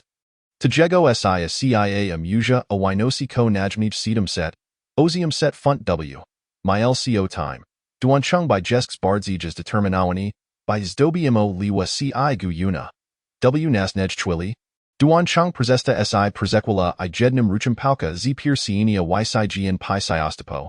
Lni sim yesi zid. To by shuahan sword. Tin mich, gdy tilko si pajai, nadik myest prezicign uag wisist kick. Shuahan sword debro na pozimi wy sej tejklasi. Ataki broni w r d1 trznych uxni w s rzadko ci. Inami sawi, gdyby duan chung nie by sinum trzesiego starsego. Nie mia by prawa posiata takich broni. Widsi, jack uxniawi spoggle di naniego z zastro ci. K6 ust duan chung unis siwg r da, jack mg nie widzi. Etak wheelqags raka si naniego z pawadu jego statusu. Ale duan chung ua. Ew pornaniu du statusu, jego si azaz uguj na ykscu wag, wkocu wcaym chingwan sect. Ilo gestakik, ktrzy maj nij and I trzidzi ci lat is, juna edipi butuania podsta. My LCO time. Duan chung, trzimaj si shuahan sword, zimno pawiedzia, gu yun, skoro potrophis musi nai du ishia shuahan sword. To rezexawi si nie lu, nistidi, maj si liwa ci. Nie potrophis achukri, skoj is jako genius, kt re sibkos ga nie. Odidzi, tuj liwa ci, tuj skarbi, tuj kobiety, sistko to be zimoj datatai. Poprostu wino si z chingwan sect izekaj, a jed ci ziki sai. As words exchanged, the long sword in Duan Cheng's hand danced like a soaring dragon, striking towards Gu Yun. Observing this, Gu Yun remained unhurried. As sparks of electricity crackled from his right hand, with a swift pinch of his fingers, he firmly restrained the long sword. Sensing a surge of resistance, Duan Cheng's brow furrowed, and he hastily attempted to withdraw his sword. However, Gu Yun let out a cold laugh, deftly flicking the sword tip aside before delivering a palm strike. So close was Duan Cheng that he had no time to react. Just as he intended to retreat, the palm struck decisively at his chest. Bang! The impact left the onlooking disciples in a daze, yet to their astonishment, Duan Cheng emerged unscathed, while Gu Yun staggered back 2 steps. Noticing this, Gu Yun's brows knitted together. But in the next moment, he erupted into laughter. Before Duan Cheng, a disciple from the law enforcement hall, acting as referee, intervened at the last moment, matching Gu Yun's palm, effectively saving Duan Cheng. Junior brother, the outcome is clear. Do not resort to lethal force. Upon hearing the words from the law enforcement disciple, Gu Yun squinted his eyes and after a pause, slowly nodded. This arena was not a place for life and death. Moreover, Gu Yun had no intention of killing, at least not at this moment. After all, he had just arrived in this place, still unsteady on his feet. Even if he were to eliminate Duan Cheng, it would not be in such a setting, especially not in front of so many witnesses. Seeing Gu Yun acquiesce, the law enforcement disciple smiled slightly and said, "Esteemed fellow disciples, you have all witnessed this match. The victor is junior brother Gu Yun. Junior brother Duan, according to our agreement, please deliver the stipulated 100 Foundation establishment pills to the law enforcement hall within 3 days. Failure to comply will result in the law enforcement hall withholding your monthly salary." With that, the law enforcement disciple handed over a spatial ring to Gu Yun, grinning, "Junior brother Gu. This contains 99 Foundation establishment pills, courtesy of the law enforcement hall." "Thank you, senior brother," Gu Yun replied, accepting the ring with a slight bow. As for the missing pill, Gu Yun understood. It was only reasonable not to burden the law enforcement hall unnecessarily, and besides, 100-1, along with the gift of a spatial ring, was quite fair. However, just as Gu Yun accepted the ring, Some keen-eyed disciples in the crowd gasped in astonishment. The reason was simple. The hand of the law enforcement disciple trembled slightly. All present were inner sect disciples. Even if their skills were lacking, their discernment was not. Although Senior Brother Wang appeared to accept Gu Yun's palm strike with ease, he had evidently suffered a hidden disadvantage. This only suggested that Senior Brother Wang had underestimated Gu Yun. And the onlookers had done no differently. In an instant, whispers of speculation filled the air. It seemed that Gu Yun was likely to be the biggest dark horse of the year. Feeling the change in the gazes from the crowd, Gu Yun realized that he had, albeit barely, established his footing within the Qing Luan sect. Jiu Yun thought to himself, in this world filled with formidable figures, standing alone and knowing too little was precarious. Having a place to survive upon his arrival was already a splendid beginning. With this in mind, Gu Yun clasped his hands together and spoke, "Thank you all for your support, and my gratitude to Senior Brother Wang. The contest has concluded, and I shall take my leave. Please, hold on, this match cannot be counted." Just as Gu Yun was about to depart, Duan Cheng shouted from behind, "Senior Brother Wang, fellow brothers, this match cannot stand. Gu Yun has resorted to deception." Chapter 10. Spy? Prove it, fellow brothers, this match must not be counted. Duan Cheng's loud declaration caused the previously boisterous arena to fall into silence, only to erupt once more. Yet this time in condemnation of Duan Cheng. Where is the deception? We all saw it clearly. With one bold disciple speaking up, many others who were reluctant to offend Duan Cheng joined in the chorus. He defeated you in 2 moves.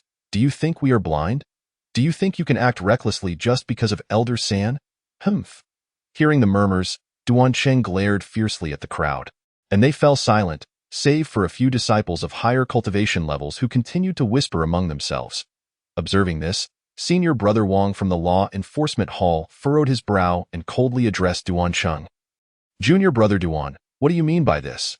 Since the Law Enforcement Hall has intervened, you cannot bully others with your influence." Upon hearing this, Duan Cheng recognized the weight of the Law Enforcement Hall's authority. Yet, believing himself to be in the right, he retracted his imposing demeanor and smiled. "Senior Brother Wang, do not misunderstand. I do not deny my defeat. Junior Brother Gu is indeed talented, and I concede wholeheartedly." Senior Brother Wang was momentarily taken aback. "Then what do you mean?"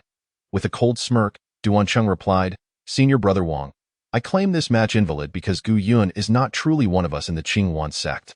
He is a spy sent by the Divine Sword sect." "What?" The disciples present gasped in shock, exchanging bewildered glances. Jiu Yun is actually a spy from the Divine Sword sect. Senior Brother Wang, however, merely chuckled lightly, seemingly unconvinced. After all, as a disciple of the Law Enforcement Hall, he had seen too many instances of those who refused to acknowledge their losses. Moreover, as the son of Elder San, Duan Cheng's words carried weight, and his claim of espionage warranted thorough investigation. The saying goes, a thief's bite leaves a deep mark, and indeed, this was the case. "Junior Brother Duan, you must bear the responsibility for such claims," Senior Brother Wang said. "If you had made this assertion under normal circumstances, regardless of whether Junior Brother Gu is a spy or not, we in the Law Enforcement Hall would conduct a thorough investigation. But given the context, I believe everyone understands the underlying reasons. Yes, since you suspect Junior Brother Gu of being a spy, why did you not mention it earlier? Why only bring it up now after your defeat?" The surrounding disciples chimed in. Duan Cheng, however, smirked, "Senior Brother Wang, I am not playing tricks nor am I attempting to evade the matter. I only discovered this as the battle unfolded." With that, Duan Cheng turned to Gu Yun, his expression brimming with triumph. "Gu Yun, the palm technique you just executed is clearly a profound level skill. As far as I know, it is a secret art of the Divine Sword sect, the Golden Edge Palm. This technique can only be mastered by direct disciples of the Divine Sword sect. How did you come to learn it?" Upon hearing this, both Senior Brother Wang and the surrounding disciples began to comprehend. That palm technique, which even Senior Brother Wang had suffered a minor setback against, was undoubtedly profound, and it appeared to indeed be the Golden Edge Palm. Senior Brother Wang narrowed his eyes, fixating on Gu Yun. "Junior Brother Gu, where did you acquire this Golden Edge Palm?" Faced with Senior Brother Wang's inquiry, Gu Yun felt a wave of embarrassment wash over him. Indeed, at this moment, Gu Yun found himself at a loss for words. How could he explain this? Seeing Gu Yun rendered speechless, Senior Brother Wang's expression shifted. and his mid-foundation stage aura began to manifest. Junior brother Gu, if you cannot clarify this matter, I will have to request that you accompany me. Gu Yun's mind raced. He realized that mere explanations would not suffice, and considering the strength of senior brother Wang, his chances of victory appeared slim. Moreover, if they truly suspected him of being a spy, there would be more than just senior brother Wang to contend with. With these thoughts, Gu Yun's mind sparked with inspiration. Perhaps sincerity was the greatest weapon. He cleared his throat and said, Senior brother Wang, this matter is truly a spectacle, not worth mention. However, since all of you fellow disciples are present, I must speak the truth. Senior brother Wang, I obtained this technique from the corpse of a divine sword sect disciple during a battle a few days ago. As he spoke, Gu Yun even rubbed his forehead, for the truth of the matter was undeniably embarrassing. Hearing this, the onlooking disciples shivered in unison. Finding treasures amidst corpses was indeed quite humiliating. Yet, senior brother Wang scoffed and retorted, Junior brother Gu, do you take me for a 3-year-old? Not to mention that a direct disciple could not participate in such a battle. How could such a significant item be carried around? Let alone without a storage ring? Gu Yun was left speechless. The suddenness of the situation left him without a better explanation. Junior brother Wang, there is no need to press further. Just as senior brother Wang was about to continue his questioning, a disciple clad in white slowly spoke up. The moment he opened his mouth, all eyes were drawn to him. Senior brother Chen? Upon seeing this individual, senior brother Wang immediately clasped his fists in respect. This senior brother Chen was no ordinary disciple. He was one of the 5 direct disciples of the Qing sect, Qin Xuan. His own strength had reached an astonishing peak in foundation establishment, making him a highly respected figure among the disciples. After a brief exchange of pleasantries, Qin Xuan stated, Junior brother Gu has not lied. On the battlefield, I personally witnessed him being struck down, only to rummage through the corpses afterward. Upon hearing this, the disciples nodded in understanding. Even senior brother Wang listened intently. Meanwhile, Gu Yun stood there, feeling a wave of embarrassment, wishing he could sink into the ground. I appreciate your support, but there was no need to elaborate on such an embarrassing incident. As Qin Xuan observed the eager expressions of his fellow disciples, he could not help but smile and then remarked. Subsequently, employing the palm technique he had recently acquired, he executed the same moves he had just used against brother Duan, thereby vanquishing a disciple of the divine sword sect. However, at that time, his execution was still rather clumsy, lacking the finesse he demonstrated today. Aside from myself, the other 4 senior brothers, along with Elder Lu from the outer sect, witnessed the event firsthand. Upon reaching this point in his narrative, Qin Xuan ceased speaking, merely casting an appreciative glance towards Gu Yun, as if he held him in high regard. Meanwhile, the onlooking disciples gradually turned their heads towards Gu Yun, their jaws nearly dislocating with astonishment. Brother Qin had no need to deceive them. If what he said were true, then this Gu Yun, from the moment he obtained that technique to the point of its somewhat awkward application, had only taken a fleeting moment. Such talent, one might suspect, could scarcely be found even throughout the entirety of Qing sect. Envy and admiration alike poured over Gu Yun, as if Qing sect had stumbled upon a rare treasure. In the realm of cultivation, it is often the case that if another surpasses one's own abilities slightly, one might harbor feelings of jealousy. Yet, when the disparity reaches a significant magnitude, the sentiment shifts entirely. This was a prodigy capable of propelling the entire younger generation of Qing sect to new heights. Chapter 11.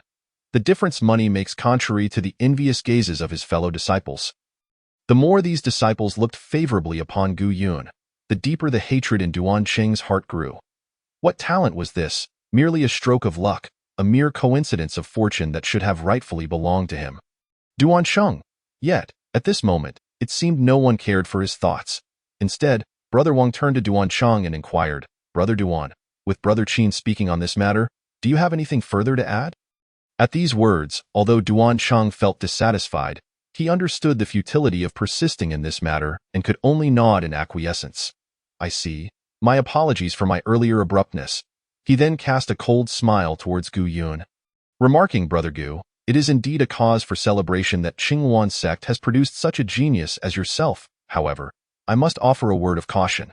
Genius often meets an early demise. So be wary. Then you need not trouble yourself, brother, Gu Yun replied with a smile to soar. one must possess the courage to face the possibility of falling.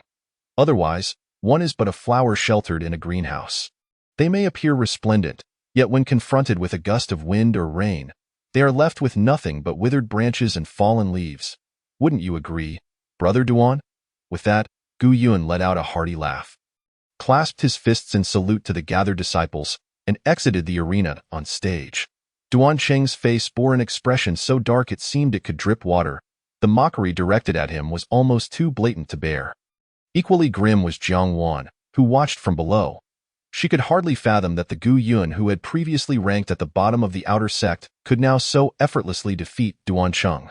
With this thought, her mindset began to waver once more. Merely a stroke of luck, a fleeting opportunity. What can he truly accomplish? Just look at his arrogant demeanor, as if the entire Qingwan sect could not accommodate him. As if sensing Jiang Wan's displeasure, the female disciples surrounding her began to chime in. No matter how much he jumps around, he remains just an ordinary disciple. What do fleeting wins and losses amount to? Our young master Duan's resources are beyond what that Gu Yun could ever hope to match. Hearing this, Jiang Wan silently nodded in agreement. Indeed, although Gu Yun's strength had surged, it was merely the result of a transient opportunity. The path of cultivation is not solely predicated on luck. It is also about foundation and background. Furthermore, Jiang Wan was all too aware of the nature of Gu Yun's talent. He would likely remain at the foundation establishment stage for his entire life, forever unable to reach the golden core stage. Thus, despite Gu Yun's momentary brilliance, his ceiling had long been predetermined. In contrast, young Master Duan was a foundation establishment cultivator in his 20s. Such worth was rare even within the entire Qingwan sect. This fact had been a significant reason behind Jiang Wan's choice of Duan Cheng. As the group conversed, Duan Cheng slowly descended from the platform. Upon seeing him approach, Jiang Wan hastily stepped forward. Young Master Duan, however, Duan Cheng was not particularly interested at that moment. He merely replied coldly, "Let us go." "But young master, that fellow is so arrogant. Are we to simply let it go?" "Indeed, young master is of such stature. He is merely a clown." With a flick of young master's hand, he could easily dispose of him. Several female disciples, noticing Duan Cheng's indifferent demeanor towards Jiang Wan, eagerly chimed in. Observing this, Duan Cheng's lips curled into a barely concealed smirk, revealing a hint of malice. "Let it be for now. I refuse to believe he can remain in this sect for life. Fundamentally, he is merely a waste at the peak of the Qi refinement stage." On another front, having left the arena, Gu Yun returned directly to his quarters. Though modest in size, his dwelling was satisfactory, particularly due to the tranquility it offered. Earlier, while on the platform, although no significant battle had ensued, the activity had stirred Gu Yun's senses, making him feel as though he was on the brink of breaking through the confines of the Qi refinement stage. Thus, he hurried back to his abode. Seated upon a mat, Gu Yun began to circulate his spiritual energy into his dantian. However, as the energy filled his dantian, it gradually overflowed, unable to advance further. After several attempts, he reluctantly decided to pause his efforts. What could be the cause of this? Logically, transitioning from Qi refinement to foundation establishment merely requires condensing the spiritual energy into a sea within the dantian to facilitate the breakthrough. Why then was the energy so difficult to manipulate? With this thought, Gu Yun shook his head. It seemed he must first refine these foundation establishment pills before contemplating further progress. With this in mind, Gu Yun retrieved several foundation establishment pills, preparing to commence their refinement. Yet, in the next moment, he felt a sudden tension in his chest. Sensing an aura of danger, Gu Yun immediately sprang from the mat, his senses heightened. In the ensuing moment, a figure swung a fist towards the mat. Fortunately, Gu Yun had reacted in time, avoiding the strike. The assailant, having missed, merely rubbed his wrist and glanced at Gu Yun, bursting into laughter. Only then did Gu Yun recognize that the intruder was none other than Brother Luo, who had initiated the betting earlier. Upon realizing this, Gu Yun snorted lightly, his displeasure evident. "Brother Luo, what do you mean by this?" Seeing Gu Yun's hostile demeanor, Brother Luo was unfazed and merely chuckled. "Oh, it's nothing. This afternoon, I saw you manage to give that Wang Shuang a bit of a challenge, and I was simply feeling a bit mischievous, haha." Observing Brother Luo's playful demeanor, Gu Yun internally scoffed but maintained his guard. What a joke! A late-stage foundation establishment cultivator like him was getting restless with a peak Qi refinement cultivator. Moreover, did he think Gu Yun was a fool? With this in mind, Gu Yun replied coolly, Brother Luo, given your cultivation level, it seems improbable that I could be your match. If you were merely feeling restless, then I must regretfully decline. Hey, why the hostility, Brother Gu? Brother Luo waved his hands repeatedly, laughing, in all my years of betting, I've never encountered someone like you. You win spirit stones and don't even come to collect. I have to bring them to you myself. You truly are indifferent to wealth. As he spoke, Brother Luo produced a spatial ring and tossed it to Gu Yun. Gu Yun was momentarily taken aback by Brother Luo's jest, but soon smiled in return. He had felt the opportunity for a breakthrough and had hastily returned to his quarters. Nearly forgetting about this matter, catching the spatial ring, Gu Yun clasped his fists in gratitude. Thank you, Brother Luo, for this. Might I trouble you to stay for a meal before you depart? At these words, Brother Luo's forehead broke into 3 lines of sweat, momentarily speechless. This change in attitude was rather abrupt. Indeed, money made a difference. Gu Yun had not anticipated that Brother Luo was actually bringing him a gift, leading to a moment of awkwardness. However, upon further reflection, even if he had genuinely forgotten, why would Brother Luo need to deliver it personally? He could have simply sent someone else, could he not? Brother Luo's intentions were surely not so simple. Just as he pondered this, Brother Luo suddenly asked, Brother Gu, you seem to be in a rather unstable state. You weren't attempting to break through just now, were you? Indeed, Brother Lui, is there a problem? Gu Yun responded with a smile, impressed by Brother Luo's keen observation.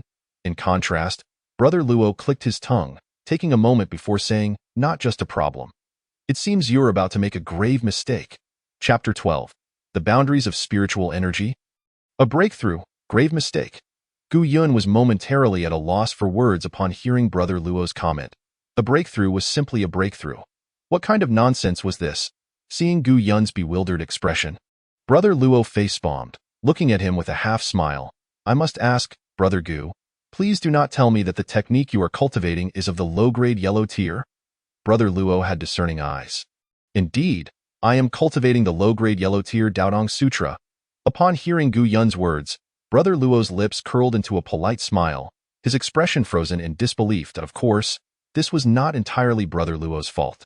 The Daotong Sutra was created millennia ago by a powerful being, widely circulated, and anyone could practice it.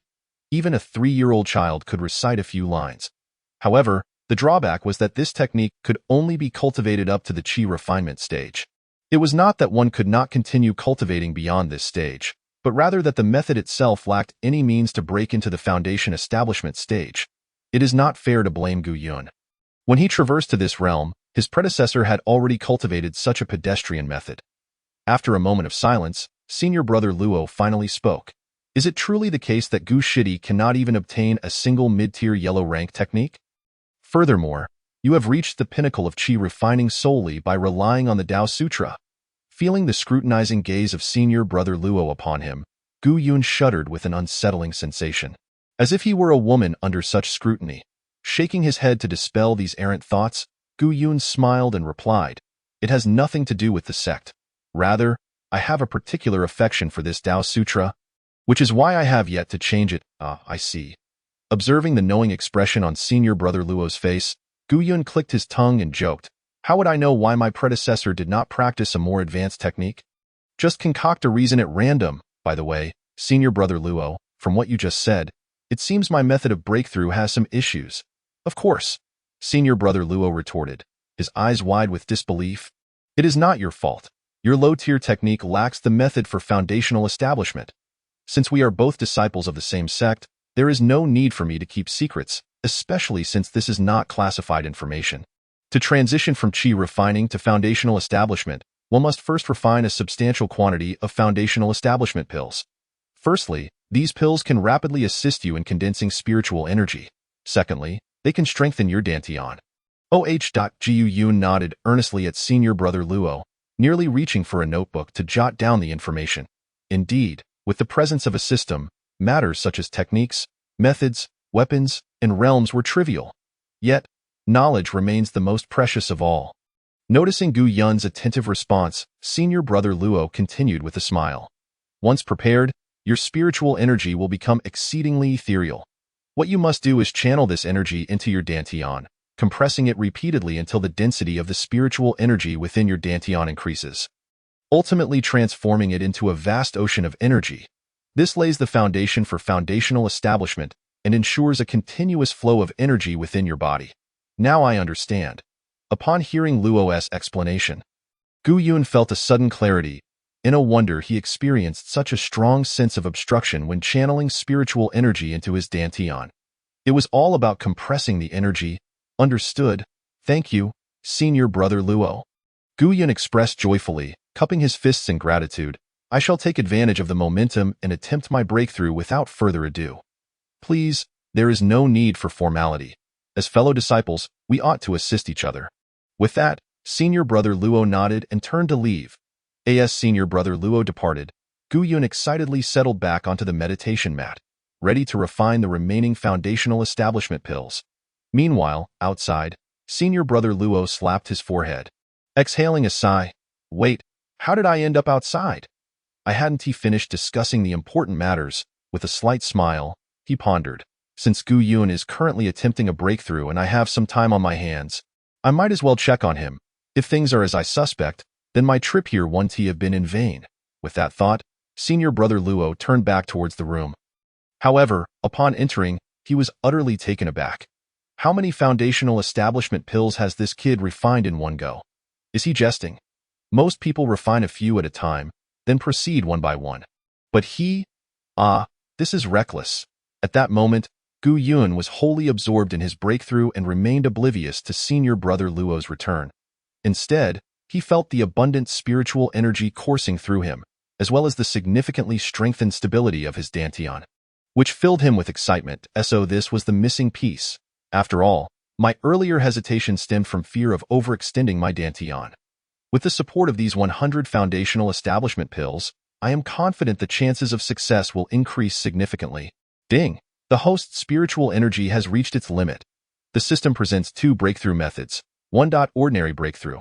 The system will automatically assist the host in breaking through to the foundational establishment stage, resulting in an ocean of spiritual energy of ordinary quality. 2. Self-driven breakthrough. The host will compress spiritual energy on their own, forming the ocean of spiritual energy. Upon success, one system skill will be randomly enhanced. Hearing the system's notification, Gu Yun could not help but feel elated. The system can even facilitate an automatic breakthrough. This would certainly save me a great deal of trouble. However, after some thought, I still prefer the second method. The self-driven breakthrough. As for the quality of the ocean of spiritual energy, Gu Yun had some understanding. Whether ordinary or otherwise, it did not have a permanent effect but merely influenced the difficulty of achieving the golden core stage. However, the enhancement of a system skill was something he cherished greatly. As far as Gu Yun knew, the system currently possessed only one skill, the corpse-seeking palm. Given that the corpse-seeking palm was a guarantee for his future, the more it was enhanced, the better. Even if the task's difficulty might not yield a significant enhancement, the process of attaining a higher realm required comprehension, making self-driven breakthroughs more beneficial. With this in mind, Gu Yun resolutely committed to the task, immediately channeling all his spiritual energy into his dantian. This time, armed with the correct method, Gu Yun discovered that the energy filling his dantian perfectly matched his capacity. Under the influence of the foundational establishment pills, the spiritual energy within his body became saturated once more. Gu Yun remained calm, compressing all the energy within his dantian until, after exerting all his effort, he managed to condense it into a droplet of the size of a water bead. This droplet was almost imperceptible, yet it achieved the very effect Gu Yun desired.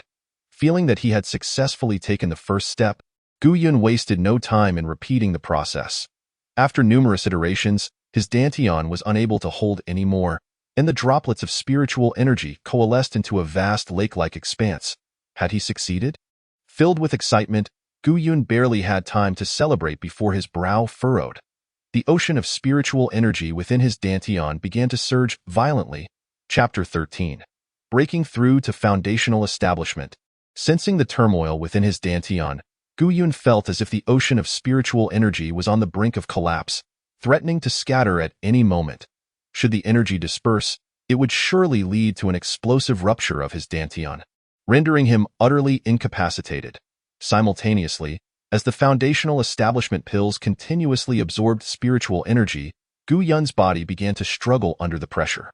Fortunately, having previously attained immense strength of 500 gene, he had fortified his physique. Otherwise, he would have surely been overwhelmed. Damn it, compress. With no time to spare on the tumultuous energy within, Gu Yun focused his mind and exerted every ounce of strength to compress the energy in his dantian once more. Time passed unmeasured, and only after an indeterminate duration did the energy within his dantian gradually stabilize. Moreover, it appeared that the spiritual energy had solidified into this oceanic form. Witnessing this scene, Gu Yun realized that his earlier compression had not been thorough enough, which likely accounted for the differentiation in the quality of the ocean of spiritual energy.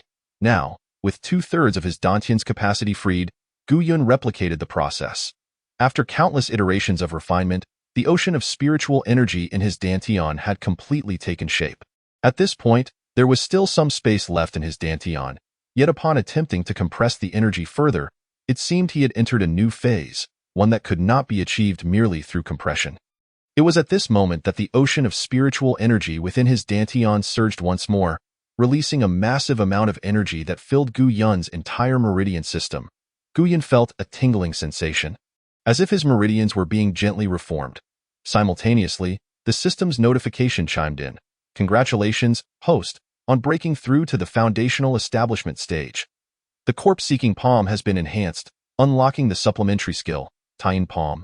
Upon hearing this notification, Gu Yun understood that his breakthrough had been utterly successful. However, the Tian Palm, a powerful palm technique, its rank can be enhanced with the frequency of utilizing the corpse-seeking palm. Current quality, low-tier yellow rank. Such strength. Upon reading the description of the Tian Palm, Gu Yun felt a surge of joy. Although the Tian Palm was merely of low-tier yellow rank, even inferior to the Golden Edge Palm, it possessed the potential for evolution, signifying infinite possibilities. In other words, he had secured a unique martial skill for himself. Compared to the unpredictable benefits of the corpse-seeking palm, the Tian Palm was indeed a boon. With no time to test the Tian Palm, Gu Yun slowly opened his eyes. He surmised that this breakthrough must have taken at least a fortnight. Senior Brother Luo, why are you back again? As Gu Yun opened his eyes, he found Senior Brother Luo standing before him, his expression tense as if ready to spring into action at any moment. Seeing Gu Yun awaken, Senior Brother Luo finally sighed in relief. What do you mean, back again? I never left, Gu Shidi. You are truly reckless. Can one consume foundational establishment pills so indiscriminately? Thankfully, nothing went awry. Did you fail? Indeed, Senior Brother, I have succeeded. That's all right. Failures are common in the beginning. Just a waste of a few minutes, I remember when I... Wait. At this point, Senior Brother Luo's voice abruptly halted. What did you say? You succeeded. Gu Yun shrugged. Yes, Senior Brother. It was rather simple. Look. As he spoke, Gu Yun gradually unfurled his aura, and in an instant, the essence of the early foundational establishment stage became unmistakably evident. Beside him, Senior Brother Luo was entirely stupefied. He had lost count of how many times he had been rendered speechless. Yet this time the shock he experienced was immeasurable. According to his expectations, even if Gu Yun had succeeded, the quality of the ocean of spiritual energy would likely be nothing remarkable, given the brevity of time. Behold the imposing aura of Gu Yun. The quality of this ocean of spiritual energy must be extraordinarily high. Senior Brother Luo? Upon seeing Senior Brother Luo's demeanor, Gu Yun tentatively prodded him with a finger, inwardly lamenting his naivety. Have you never experienced a breakthrough yourself? Oh, Junior Brother. At this moment, Senior Brother Luo also regained his composure, clenching his fists as his resolve grew ever stronger. Don't just stand there. Sit down and make yourself at home. Senior Brother Luo chuckled awkwardly, gesturing for Gu Yun to take a seat. Ji Yun, feeling perplexed, complied and couldn't help but smile inwardly. Is Senior Brother Luo's brain overloaded? What does make yourself at home even mean? This is my home. Once both settled, Senior Brother Luo finally relaxed and remarked, Junior Brother Gu, your talent is truly unparalleled in my lifetime. I dare say it rivals that of the 5 principal disciples of our Qingwan sect. You flatter me, Senior Brother. I owe much to your guidance and protection, making me indebted to you. Protection? Senior Brother Luo waved his hand dismissively, saying, It has only been a mere 10 minutes. There is no debt to speak of. Only 10 minutes? Gu Yun raised an eyebrow, his doubts surfacing. I could have sworn it felt like 10 days had passed for the breakthrough. That is how it is. Senior brother Luo nodded and continued. Junior brother Gu? I haven't introduced myself my name is Luo Chun, and the inner court disciples call me fifth senior brother. If you encounter any difficulties in the inner court, feel free to seek my assistance. Thank you, senior brother Luo, and no trouble at all. Luo Chun smiled and then turned serious. Junior brother Gu, now that you have just entered the inner court and have already made an enemy of Duan Cheng, you are likely to find it quite challenging on your own. Oh, it's fine, senior brother Luo. You did say you would look out for me, Gu Yun smirked, jesting. Ha ha! Luo Chen burst into laughter. You're quick to take advantage of that. After sharing a few laughs, Luo Chen turned serious again. Junior brother Gu, what do you think of me? Upon hearing this, Gu Yun was first taken aback, then regarded Luo Chen with a questioning gaze. Could it be that senior brother Luo is truly? In the next moment, Gu Yun sprang to his feet. Senior brother, please maintain your decorum. I assure you, that is out of the question. Don't even think about it. What are you talking about, junior brother? I was inquiring about how you perceive my gambling business. To be frank, I am the leader of the Luo sect in the inner court. The Luo sect is one of the more powerful small factions within the inner court. As you have seen, the business of gambling is predominantly in our hands. And this is merely the tip of the iceberg. There are numerous such factions within the Qingwan sect. For instance, there is the Qing sect, where Duan Cheng belongs, and the water gang of senior brother Qin, who spoke on your behalf today. Though be candid, the Luo sect truly needs talents like you. You nearly scared me to death. After hearing Luo Chen's words, Gu Yun finally understood. No wonder senior brother Luo was so eager to teach him the methods of breakthrough and offer protection. He was clearly trying to recruit him. Chapter 14. Refusal to join. Autumn Hunt event. Gu Yun, even if he were a fool, could discern Luo Chen's intentions. He merely sought to recruit him into his faction. After all, while Gu Yun had recently garnered some attention, he had also offended Duan Cheng and his faction. It was evident to any astute observer that Gu Yun would soon find himself in a web of troubles, particularly as he was only at the peak of Qi training. Making this the optimal moment for recruitment, everyone involved was clever enough. Some things need not be explicitly stated. In reality, Gu Yun recognized that joining a faction could be a prudent choice. Yet, having just settled in the Qingwan sect, he preferred not to become embroiled in disputes among the disciples so soon. Wouldn't it be better to retain a bit of freedom, to explore the realm quietly and then amaze everyone in due time? With this in mind, Gu Yun slightly bowed and spoke. Senior brother Luo, I apologize, but I am rather accustomed to a free-spirited life and am not well versed in the conflicts of factions. I believe I will have to decline. Hearing Gu Yun's response, Luo Chen did not display disappointment. Rather, he smiled and said, Junior brother Gu, I understand that geniuses like you often prefer to walk your own path. In my youth, I was no less gifted and shared similar sentiments. As seekers of the immortal way, we should not fixate on worldly matters. Yet, I later realized that the sect is, in many ways, a microcosm of the secular world. Wandering alone through the secular realm, one might feel unburdened, but it seems one also loses a sense of belonging. Junior brother, ask yourself, is this place truly your home? As Luo Chen spoke, he gazed at Gu Yun, leaving him momentarily speechless. To his astonishment, senior brother Luo turned out to be quite the philosopher. Although his words stirred something within Gu Yun, he still preferred solitude over entanglement in conflicts. Contemplating this, Gu Yun replied, Senior brother Luo, I genuinely have no such plans for the time being. However, if you ever require my assistance in the future, do not hesitate to ask. I will not refuse. But joining a faction is simply not for me. After speaking, Gu Yun offered a half-hearted smile. Although Luo Chun had just aided him, wasn't it a bit hasty to expect him to join? Nevertheless, Luo Chun showed no signs of giving up, continuing, Junior brother, you cannot focus solely on the present. The autumn hunt is approaching, and you must prepare accordingly. I have some insider information. This year's autumn hunt comes with a mysterious reward. Mysterious reward? Upon hearing this, Gu Yun couldn't help but chuckle. Senior brother, it's just an autumn hunt. The sect's rewards are typically symbolic. The competition itself is the greatest reward. Isn't it? You are mistaken. Luo Chen shook his head and smiled. This smile left Gu Yun feeling somewhat exasperated. He was still attempting to recruit him. Ever since Luo Chen arrived, he had been speaking in half-truths. If they were to work together, Gu Yun would surely find himself in a state of anxiety. Moreover, Gu Yun was somewhat familiar with the autumn hunt. It was simply an event organized by the Qinghuan sect as autumn approached, where disciples would sweep through the Qingqing mountain area to eliminate some beasts on one hand. It served as a training opportunity for disciples to hunt beasts, while on the other, it was meant to protect the villagers at the foot of Qingqing mountain by culling the surrounding beast population. Since the autumn hunt allowed for teams to be formed, those capable of slaying more formidable beasts could obtain some spoils from the hunt. However, in the past, Gu Yun's strength had been too low, so he had merely participated symbolically alongside Jiangwan. Nevertheless, even such participation yielded considerable rewards.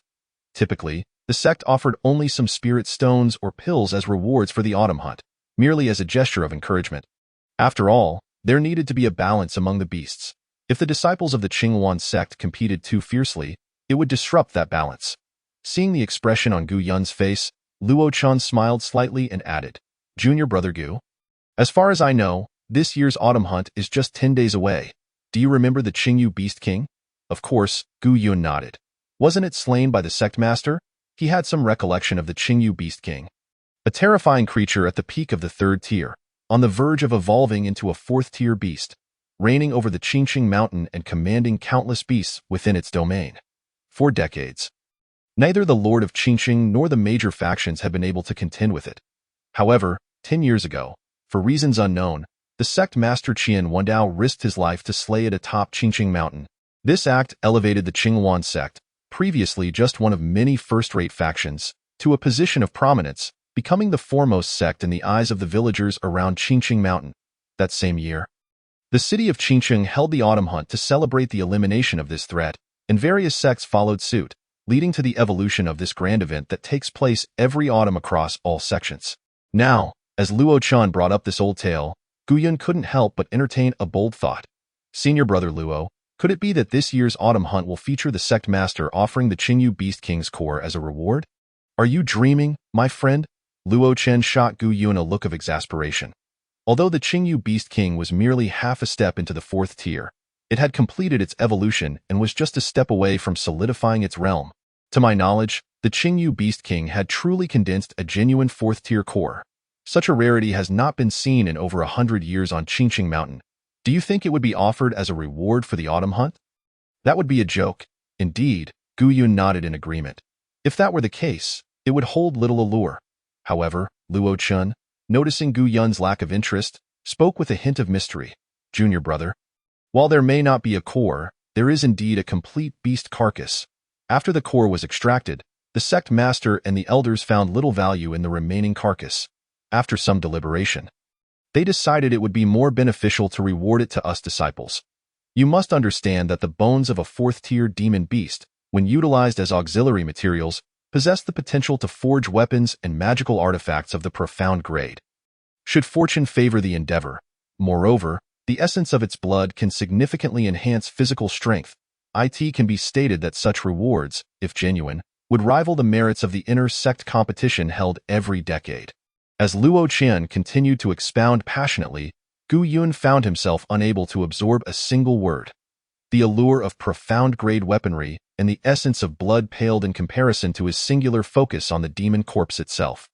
A peak third-tier creature directly corresponds to the pinnacle of the golden core stage, on the cusp of the nascent soul. Furthermore, according to Luo Qian's assertions, this demon corpse could even be classified as belonging to the nascent soul stage. Chapter 15. The Heart Method, the Bounty of Qian Window. What does it mean to possess a corpse of the nascent soul stage? Previously, Gu Yun had extracted supreme bones and the art of corpse control from a corpse of the same stage.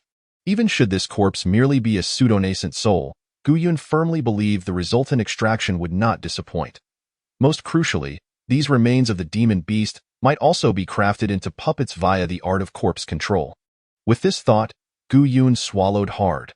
The temptation was so profound that even he felt his resolve wavering. He understood that in the region of Qingqing Mountain, the remnants of a nascent soul cultivator could incite fierce conflict between two major sections. Gu Yun harbored little hope of ascending to greatness through the extraction of high-tier cultivators. Yet the corpse of the Qingyu Beast King represented one of his rare opportunities.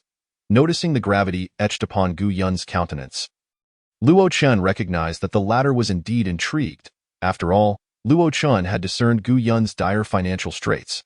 The demon bones could yield at least 2 portions of refining materials, which the Luo sect members lacked not. Should they truly acquire them, Gu Yun would naturally receive his share. The allure of profound-grade weaponry remained significant. What say you, junior brother Gu? During the autumn hunt competition, should you find yourself alone, it may not bode well. There's no need to elaborate.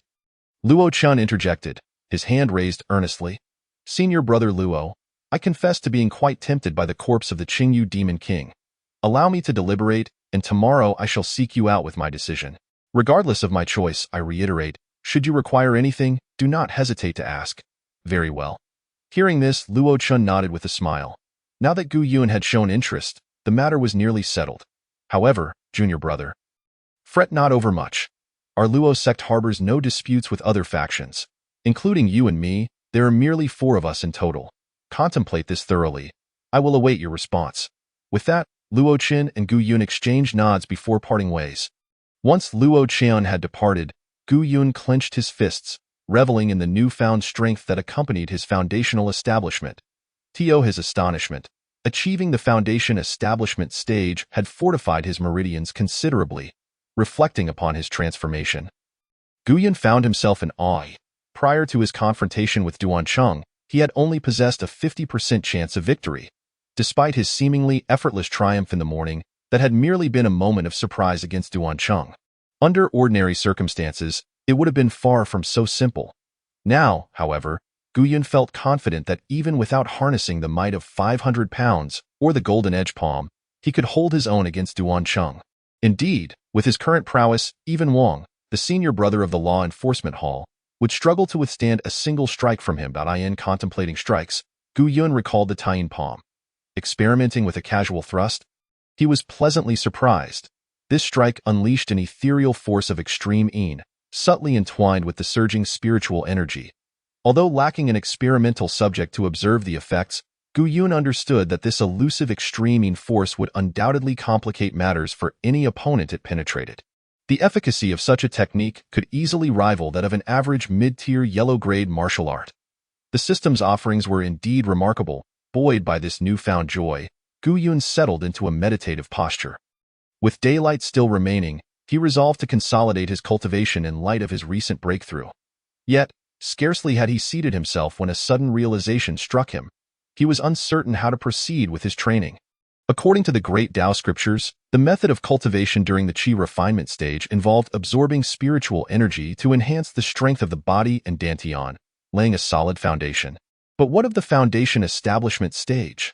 His dantian had already transformed into a sea of spiritual energy, flowing unceasingly without the need for further absorption. How, then, was one to cultivate? Damn it, Gu Yun cursed inwardly.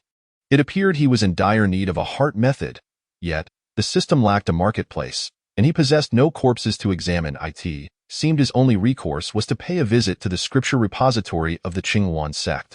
As evening fell within the inner hall of the Qingwan sect, Qian Wenda sat at the head, surrounded by all the elders of the sect, 5 direct disciples, and several heads of affiliated factions. All present in attendance. Though these faction leaders were, in essence, disciples themselves, it was customary for such sect meetings to include them. In a sense, these leaders held a modicum of influence, serving as representatives of the disciples. Albeit limited, at this moment, Qian Wenda, seated with solemnity, spoke softly. Luo Chun, are the claims you made entirely true? Not a word of exaggeration? Luo Chun stood below, cupping his fists in respect. Sect leader, all of this I witnessed firsthand. Qian Wenda nodded slightly, prompting the elders to engage in fervent discussion. Enough. His voice, devoid of emotional fluctuation, silenced the room. After a pause, Qian Wenda continued, I am acquainted with this Gu Yun. He joined the sect at the tender age of 10. The likelihood of him being a spy for the Divine Sword sect is quite low. I am well aware of the old fogies at the Divine Sword sect. I know their disciples and descendants. And even if Gu Yun were a spy, he would hardly be a core operative. Thus, should he indeed be a spy, I firmly believe our Qingwan sect can sway him to remain with us entirely. Moreover, his talents are on the verge of surpassing those of our direct disciples. Should the Divine Sword sect nurture him properly, he would prove far more valuable than as a mere spy.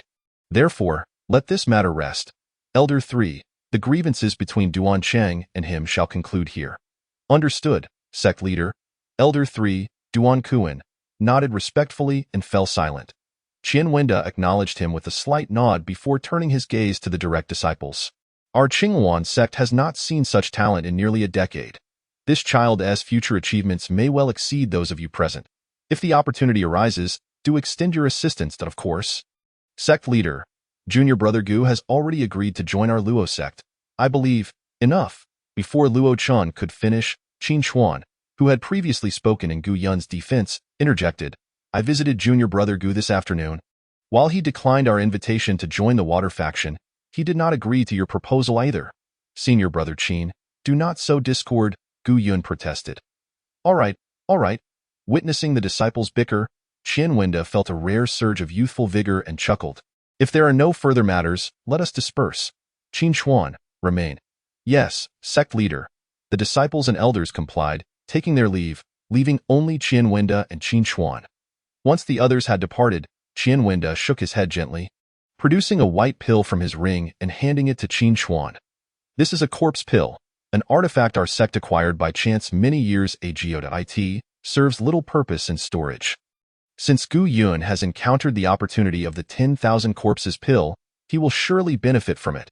Deliver it to him without mentioning our sect. Chapter 16.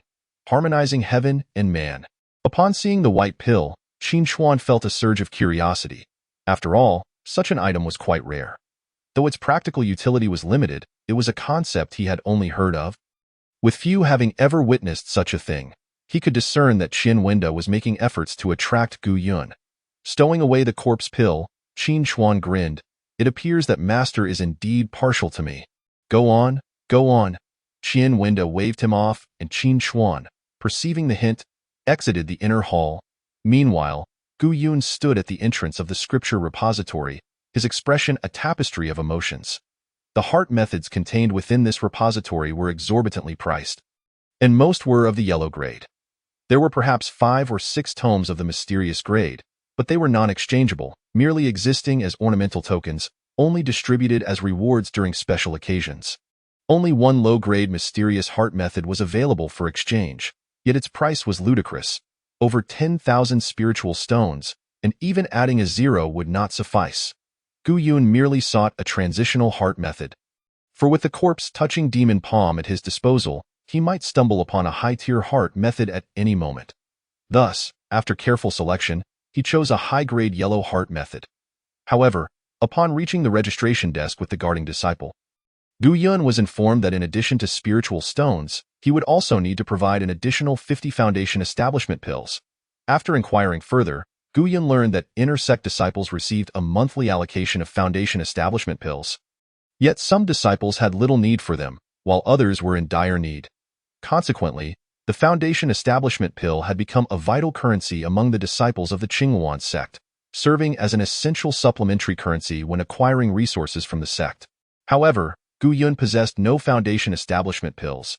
He had just consumed his own. Yet, gazing at the guarding disciple, Gu Yun's eyes sparkled with inspiration.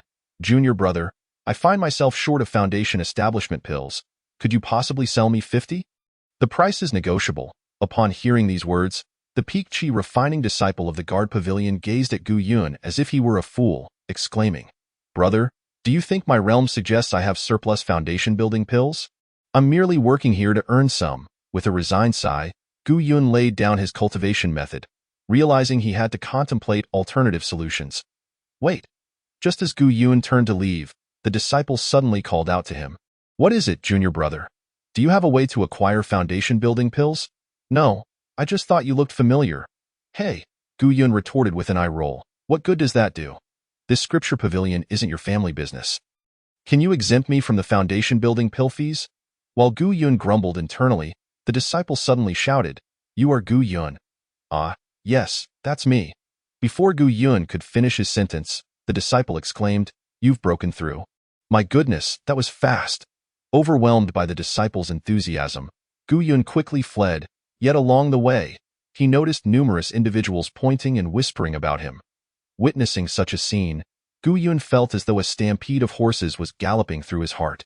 The disciple's words had spread like wildfire, and in no time, half of the sect's disciples were aware of it.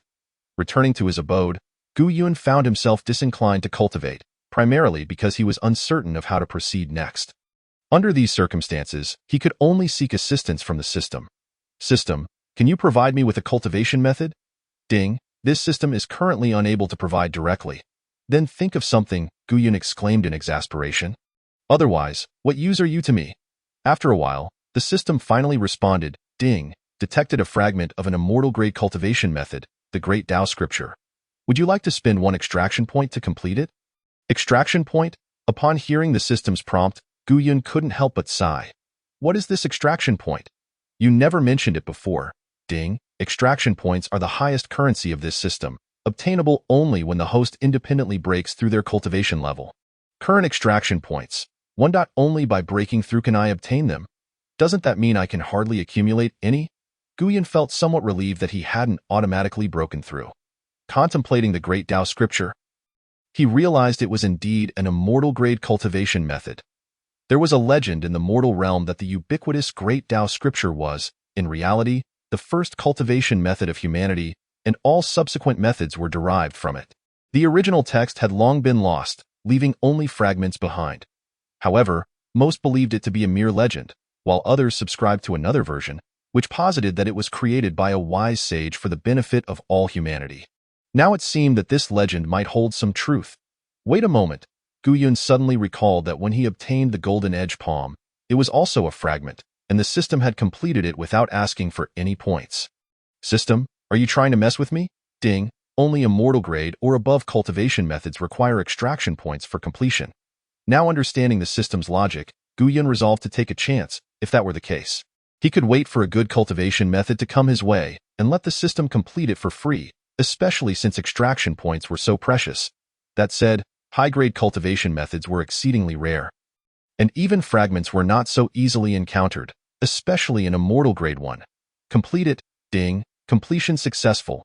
As the system's prompt echoed, Gu Yun felt a wave of dizziness wash over him, as if he had entered an enigmatic state.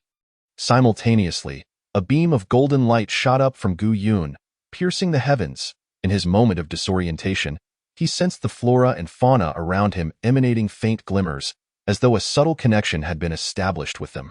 Unbeknownst to him, in that fleeting instant, an ethereal figure materialized in the sky above his room, brow furrowed.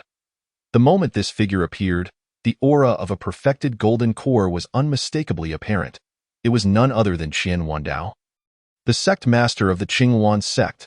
Following closely behind were dozens of elders and a handful of powerful disciples. Hovering in the sky, Qian Wandao's previously furrowed brow instantly relaxed. Has he attained enlightenment? Not just that.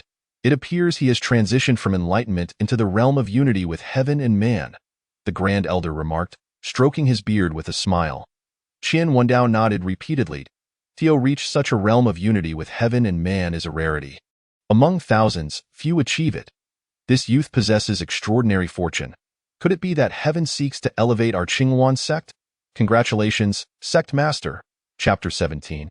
Entering the Luo sect, rejected the Grand Elder, stroking his beard, gazed at Qian Wandao with delight. And Qian Wandao reciprocated the sentiment. Although the surrounding elders were also engaged in discussion, their excitement did not match that of Qian Wandao and the Grand Elder. Despite Gu Yun's recent displays of extraordinary fortune, luck, and talent, he was still on par with the 5 primary disciples, perhaps even slightly weaker. The realm of unity with heaven and man, while uncommon, had been achieved by the 5 primary disciples in the past. The sect master and Grand Elder seemed to be placing too much emphasis on this. What they did not realize was that Qian Wandao and the Grand Elder shared the same perspective. It was known that disciples from Qingqing Mountain cycled every 3 years, and whether from the Divine Sword sect, Beast Spirit Pavilion, or Qingwan sect, there had been 3 consecutive waves without any prodigious disciples. Now, with Gu Yun's emergence, not only was he a dark horse, but he also signaled the beginning of prosperity for the Qingwan sect. Originally, the 3 major sects of Qingqing Mountain were evenly matched, with disciples of comparable strength.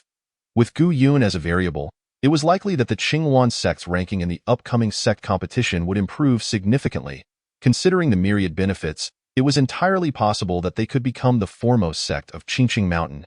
Junior brother, spread the word that a seemingly mediocre youth has, under our Qingwan sect's guidance, accumulated his efforts and emerged as a dark horse.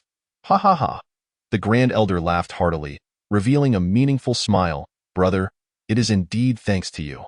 Upon hearing this, the surrounding elders looked at Qian Wendao with admiration. From slaying demon kings to disseminating news, it was merely a means to enhance the Qingyuan sect's latent value, thereby attracting more geniuses to join. The sect master had consistently led the way among the generations of Qingqing Mountain in this regard. As the crowd slowly dispersed, Gu Yun remained oblivious to the events that had just unfolded. And this state lasted until the following morning. Having enjoyed a restful sleep, Gu Yun stretched and reflected on the previous night's occurrences. Falling into contemplation, in an instant, Gu Yun made a decision and stepped out of his room. It was time to give Luo Chen a response. Along the way, the number of disciples pointing and discussing Gu Yun had increased compared to the previous day. Hey, isn't that Brother Gu? Have you heard? He broke through to foundational cultivation last night after a moment of enlightenment. Indeed, they say a golden light shot up to the sky, startling the sect master. What good is that? Offending young Master Duan. He won't last long, that's not the case. Listening to the whispers of the disciples, Gu Yun could only smile wryly. The rumors had escalated to absurd levels. Enlightenment, golden light, the sect master. It was all news to him. Disregarding the gossip, Gu Yun headed straight for the Luo sect. The headquarters of the Luo sect was an ancient and elegant small building. Unlike other factions, it was notably quiet, with not a single gatekeeper disciple in sight. Of course, within the sect, there was no need for gatekeepers, but most factions would have at least one or two, primarily for appearances. Entering the headquarters of the Luo sect, Gu Yun felt a sense of confusion. There wasn't a soul in sight. Could it be that the sect is holding some event? With that thought, Gu Yun ascended to the second floor, where he found a modest stone table surrounded by 4 disciples of the Qingyuan sect. Engaged in tea and conversation, Brother Luo? Gu Yun tentatively called out, having spotted what seemed to be Luo Chen's silhouette. Upon hearing his name, Luo Chen turned around and noticed Gu Yun standing at the staircase. Oh, Junior Brother Gu. You're here so early. Seeing Gu Yun, Luo Chen rose and greeted him with a smile. Brother, why is there not a single person downstairs? Isn't it obvious? I told you, there are only 4 people in the Luo sect.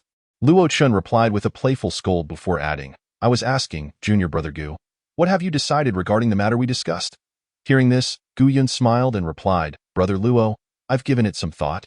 Since you've extended this courtesy to me, it would be unreasonable for me to decline. I hope you will continue to guide me in the future. Good, good, good, Luo Chen exclaimed 3 times in delight, his smile growing even brighter. Gu Yun had indeed made up his mind. The fastest way for him to enhance his strength was to engage in grave robbing. The upcoming autumn hunt in 10 days would present the perfect opportunity.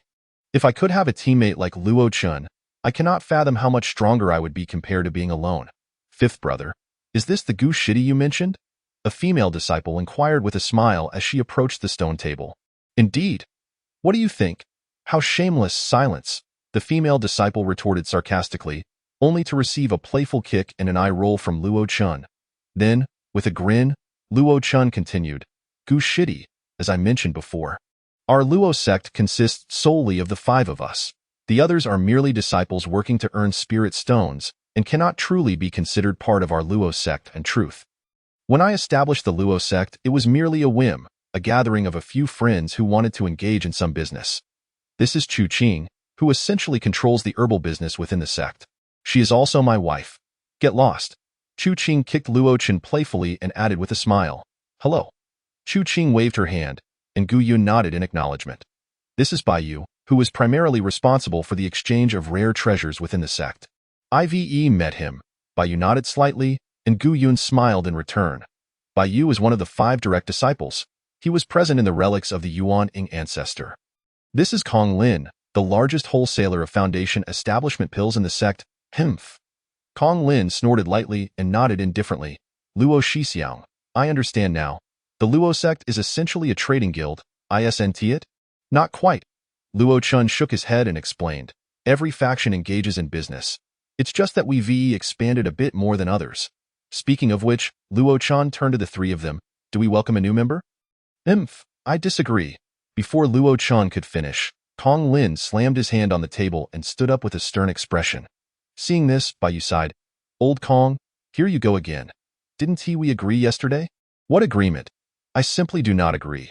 Can't you all be a bit more discerning in your friendships? Just because he is weak, I shouldn't be picky.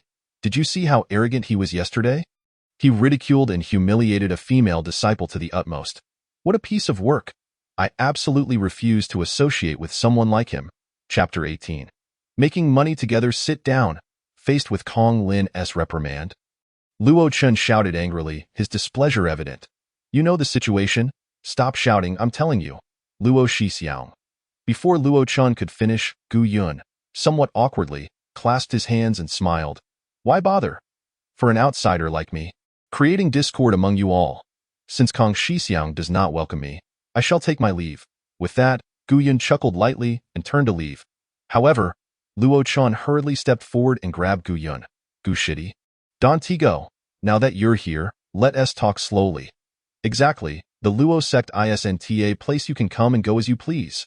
Before Luo Chen could finish, Kong Lin's foundation establishment late stage aura erupted. Coldly staring at Gu Yun. Don't cause trouble, alright? Is that what I meant?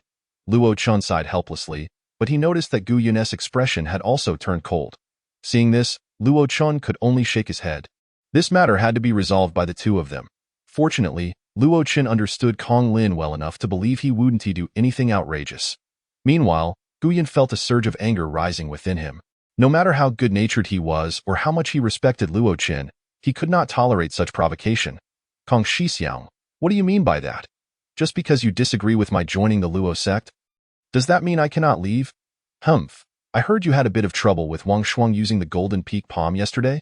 You can leave, but first, take a palm strike from me. Apologies, Kong Shixiang, but I have no reason to fight you. Farewell. With that, Gu Yun snorted coldly and turned to walk towards the stairs. At that moment, Kong Lin's face flushed red as he shouted, arrogant.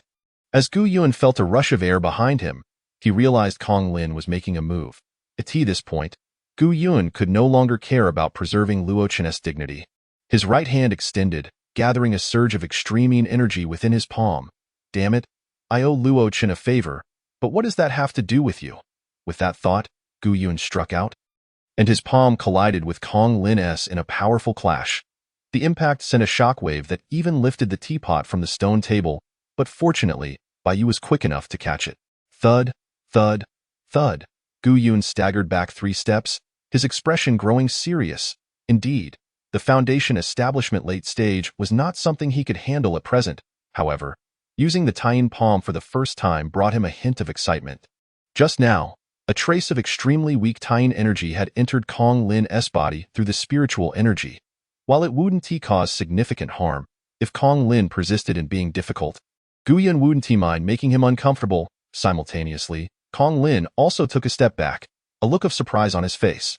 The other 3 members of the Luo sect were equally astonished. Indeed, Kong Lin knew he couldn't use lethal force, claiming it was just a show of strength to dissuade Gu Yun. However, Kong Lin was undoubtedly a solid foundation establishment late-stage practitioner, one of the top-tier disciples within the Qingwan sect. Yet he had been pushed back half a step by Gu Yun. Kong Shixiang, your palm strength is impressive. Am I free to leave now? Rubbing his wrist, Gu Yun spoke coldly.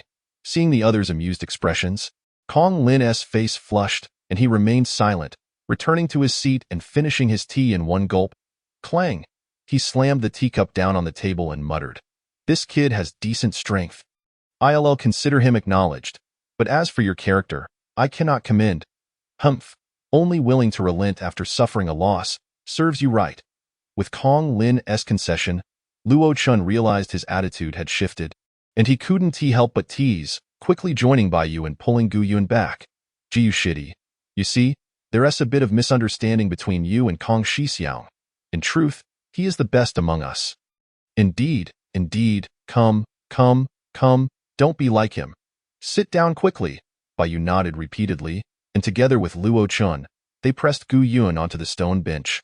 Only Chu Qing wore a mischievous smile, seemingly lost in her thoughts. Gu Yun was utterly bewildered. Bai Yu and Luo Chen's enthusiasm felt a bit off.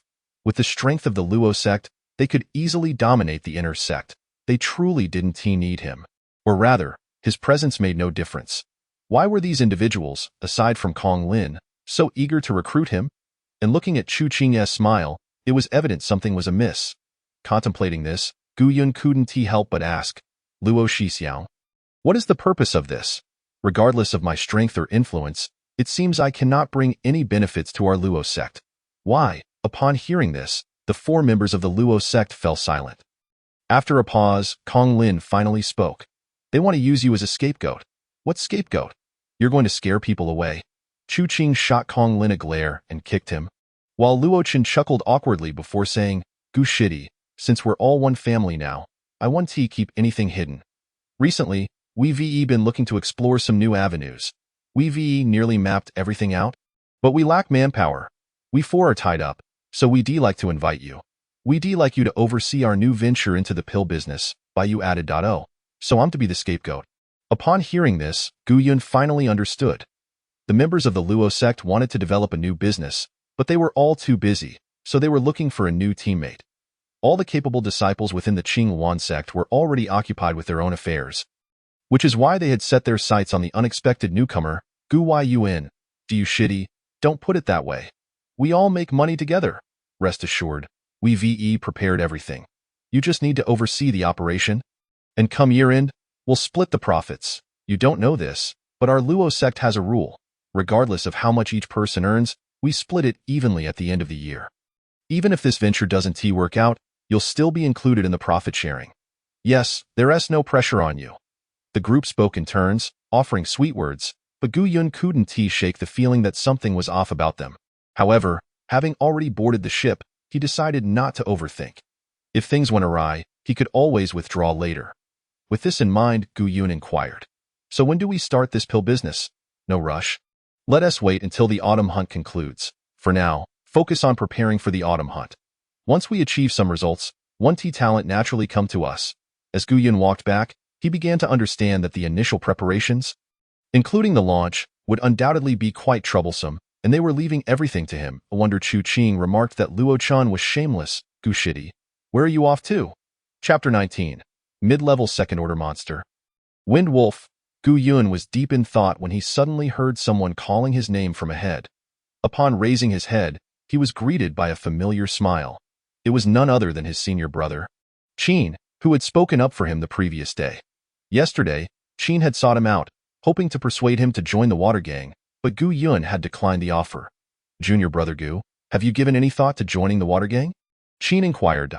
Gu Yun clasped his fists in response, saying, Senior brother Qin, I appreciate your kind intentions, but I have already joined the Luo sect. I apologize. Upon hearing this, a flicker of disappointment crossed Qin Chuan's eyes, only to vanish in the next moment.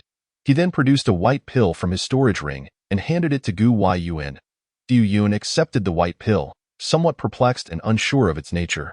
Senior brother, what is this? Oh, Qin replied, this is a corpse pill, given to me by the sect leader. I had intended it as a welcoming gift for you, should you choose to join our water gang. However, since you have already aligned with the Luo sect, I shall not press the matter further. Please accept it.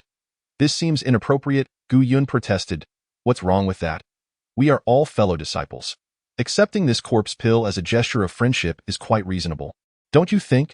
Besides, it is quite rare, and apart from you, I doubt anyone else from Qinghuan sect would have any use for it. Gu Yun couldn't help but feel a twinge of gratitude. Qin Chuan was a disciple of the sect leader, nearly guaranteed to become the future deputy sect leader. A fact not hidden within Qinghuan sect it was evident that Qin Chuan possessed the qualities befitting a deputy sect leader, which explained his good reputation within the sect. Gu Yun was particularly touched by the significance of the corpse pill. It was a mere jest on his part, yet Qinghuan sect had taken it seriously, even going so far as to present him with this pill. Reflecting on this, Gu Yun felt a renewed sense of belonging to Qinghuan sect. With that in mind, he decided not to refuse any longer. In that case, thank you, senior brother Qin. If there is ever a need for my assistance in the future, do not hesitate to ask. Your junior brother will certainly oblige. Junior brother, you are too polite. Please. After exchanging a few pleasantries with Qin Chuan, Gu Yun returned to his residence. Since Luo Chun had indicated that there was no immediate rush, Gu Yun set aside thoughts of business and focused instead on improving his strength. The autumn hunt was fast approaching, and he was determined to secure a fourth-stage beast. Based on past experience, the autumn hunt typically allowed groups of up to 5 individuals, which meant that the Luo sect had just enough members for one complete team. This could very well be one of the reasons why Luo Chun had sought him out in terms of strength.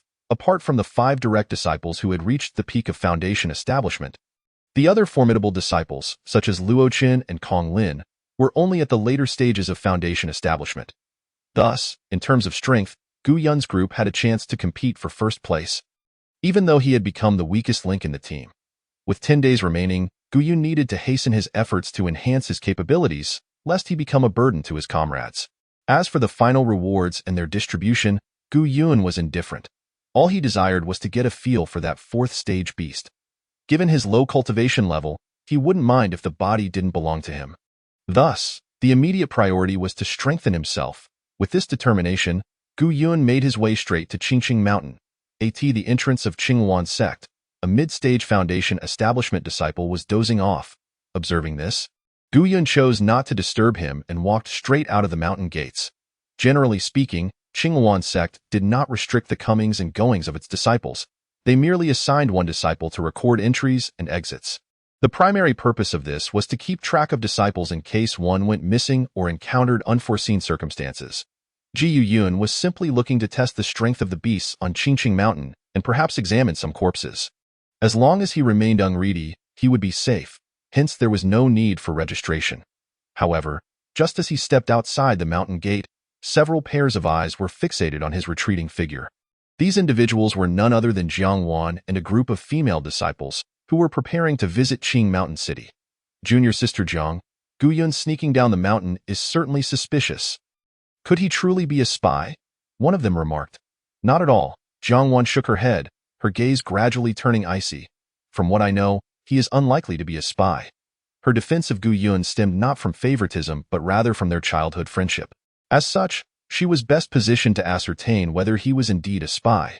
Regardless of whether he is a spy, what matters is that he is sneaking down without registering. Another female disciple interjected. We should inform senior brother Duan.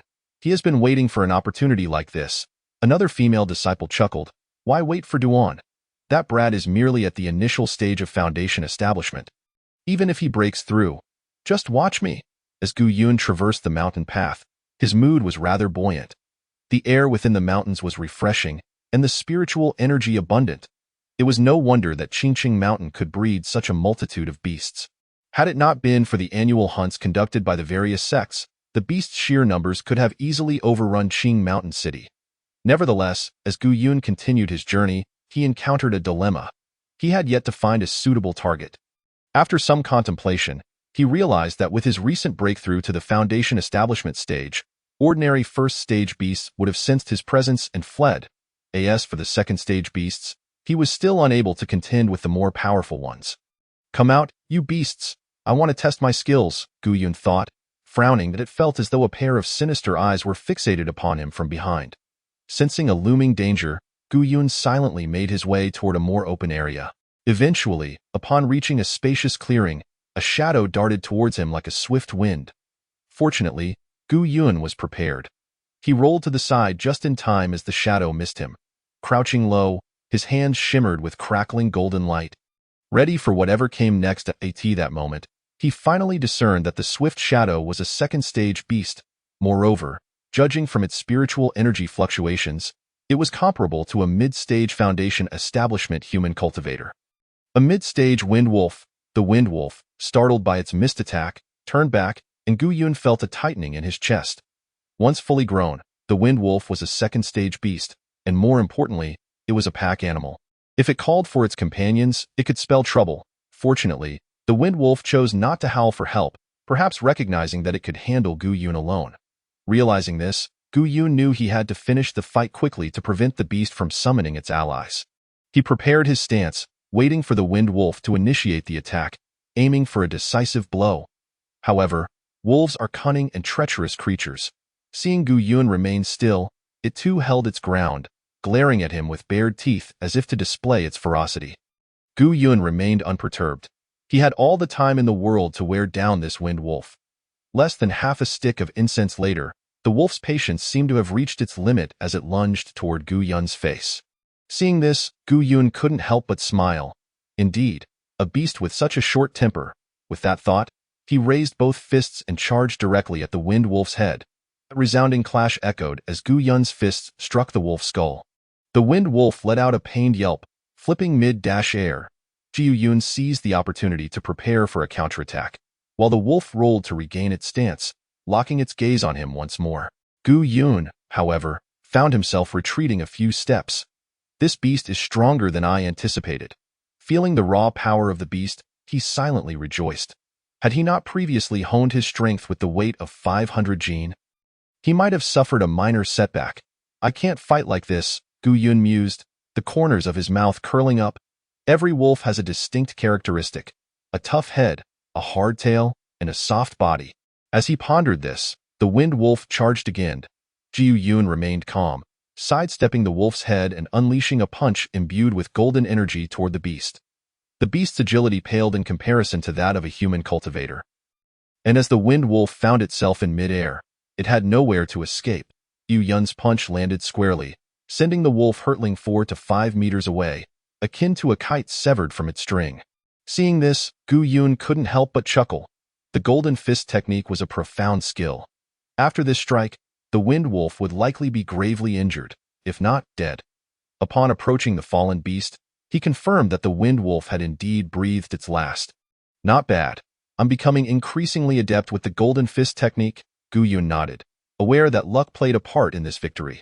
While the Golden Fist technique was powerful, its effectiveness against a mid-stage second-stage beast was not guaranteed. The true reason for his success lay in striking a vital point. Well, I've finally made some progress, Gu Yun chuckled softly as he reached out to inspect the Wind Wolf's corpse. Congratulations, host. You have extracted a beast core. Gaining 1 second-stage beast core. Congratulations, host. You have acquired a new technique. The low-level yellow skill, Iron Head Technique. Upon hearing the system's notification, Gu Yun was momentarily speechless. Extracting a beast core is one thing. But what on earth is this Iron Head Technique? Am I to use my head to charge at foes? Shaking his head, Gu Yun dismissed the thought, recognizing that he had at least gained something from this encounter. Just as he was about to leave, a bold idea struck him. If the corpses of these beasts could yield beast cores, what if this Wind Wolf itself could produce a core? Contemplating, Gu Yun drew forth a dagger and swiftly severed the head of the Wind Wolf. However, to his dismay, it was utterly devoid of substance. Indeed, there was no demon core. A chime from the system alerted him that only a select few demonic beasts possessed a demon core within them. Those that had coalesced a demon core could not yield it for extraction. So that is the case. With this revelation, Gu Yun comprehended that this loophole was beyond his grasp. Paying no heed to the lifeless form of the Wind Wolf, he wandered through Qingqing Mountain, dispatching several first-tier demonic beasts. Unfortunately, the results were rather lackluster, yielding nothing but first-tier demon cores and some power-related items, with no direct enhancement to his cultivation. Nonetheless, Gu Yun remained unconcerned. Whether it be strength, speed, or cultivation, they fundamentally served to augment his prowess. This time he was merely testing the waters, without any specific objectives. If he found success, he could always return for more. As he continued on, Gu Yun caught a whiff of a pungent, sanguine aroma.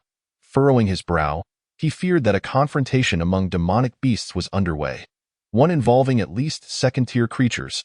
Following the source of the disturbance, he soon laid eyes on a flattened avian demonic beast. The sight of this creature provoked a chuckle from Gu Yun. It was a first-tier flame-tailed sparrow, a species known for its lack of combat prowess yet undeniable cuteness as it hopped about. Its demise was quite tragic. It was likely crushed inadvertently by the fighting beasts. Poor little sparrow, he mused, after I examine your remains, I shall give you a proper burial and your next life. Stay clear of formidable beasts. And refrain from being so naive. Amused, Gu Yun rummaged through the corpse of the flame-tailed sparrow. Congratulations, host. You have extracted a rare item, the celestial young flame seed, grade, low-grade earth. Gu Yun was instantly filled with delight upon hearing the system's notification. To have acquired an item of earth grade, and a flame seed no less. It is worth noting that flames are commonly utilized in battles by cultivators, particularly those with fire attribute spiritual roots who collect various flames for combat purposes. Such items are exceedingly rare. As far as Gu Yun was aware, even the Lord of Qingshan City possessed only a low-grade earth flame. Though he had no immediate use for it, Gu Yun decided to stow the flame seed away. After giving the little sparrow a proper burial, he followed the trail of the sanguine scent. Parting the thicket, Gu Yun indeed discovered an injured demonic beast hidden behind the trees. Upon sighting this creature, he could not help but swallow hard. The beast was a third tier, a being comparable to human cultivators at the golden core stage. Perhaps it would be best to retreat, Gu Yun thought, shaking his head. Just as he was about to withdraw, a glimmer of hope caught his eye. The third-tier beast lay on the ground, its breaths shallow and labored, indicating it was on the brink of death. Fortune favored him. Witnessing this turn of events, Gu Yun was overjoyed. He had not anticipated such a fortunate outcome from his visit. A corpse of a golden core stage beast was a rare find. There were hardly any golden core beings on the entirety of Qingqing Mountain. Should he miss this opportunity, it may never arise again. With that in mind, Gu Yun unsheathed his dagger and approached the beast. Although the third-tier beast noticed Gu Yun's approach, it lacked the strength to resist, merely gazing at him, unable even to roar. Observing this, Gu Yun sighed. Well then, fate has brought us together, but it seems your time is short. There's no need for me to play the villain. I shall let you pass peacefully. As if comprehending Gu Yun's words, the beast's gaze gradually dulled. Senior brother, he is here. Before the beast could draw its last breath, 7 or 8 foundation-building cultivators rushed in from the distance. Friend, we have pursued this golden-eyed tiger for a day and night. We implore you to show mercy, shouted the leader, a peak foundation-building cultivator. Hastening to stand before Gu Yun, I am Zhang Wanxiu, the young master of the Beast Spirit sect. Might I inquire if you could grant us a favor? Observing the courteous demeanor of the cultivator before him, Gu Yun felt a wave of discomfort wash over him, akin to swallowing a dead fly. Why, if he had no qualms, should he let his compassion run rampant? Had he simply dispatched the beast and taken his leave, he would not have found himself embroiled in such complications. As he pondered this, the cultivator's companions swiftly arrived behind him. Among them was one whose complexion was ashen, clearly afflicted by poison. Young master, why waste words with him? Just eliminate him. Indeed, the golden-eyed tiger is on the verge of death. We cannot afford to waste time. Upon hearing their words, Gu Yun's heart tightened. It seemed these cultivators were not to be trifled with. He glanced at the beast and then at his surroundings. If he were to swiftly finish off the beast and flee, it was uncertain whether they would pursue him. Nonsense, Zhang Wanxiu interjected firmly. Waving his sleeve, silencing his companions, he then turned to Gu Yun, saying, Friend, I am the young master of the Beast Spirit sect. We have pursued this golden-eyed tiger for a day and night to form a contract with it, intending for it to be my spirit beast. Now that it is on the brink of death, I humbly ask. Hearing Zhang Wanxiu speak so courteously, Gu Yun found himself at a loss for a reply. Had he been brash and aggressive like the others, Gu Yun would have disregarded him, but given the current scenario, the man not only possessed reason but also displayed decorum. Gu Yun felt it would be inappropriate to act forcefully. Just as Gu Yun hesitated, Zhang Wanxiu continued, Friend, the most valuable part of this beast is merely the demon core. I am willing to offer you 2 third-tier demon cores in exchange. Let us befriend one another. Should you encounter any troubles, do not hesitate to call upon me, Zhang Wanxiu. Upon hearing this, Gu Yun could only let out a sigh. Zhang Wanxiu was indeed a peak foundation-building cultivator, nearing the golden core stage. With such courteous words, it would seem petty of Gu Yun to refuse. Very well, as this beast belongs to you, I would never dream of encroaching upon your claim. Please proceed.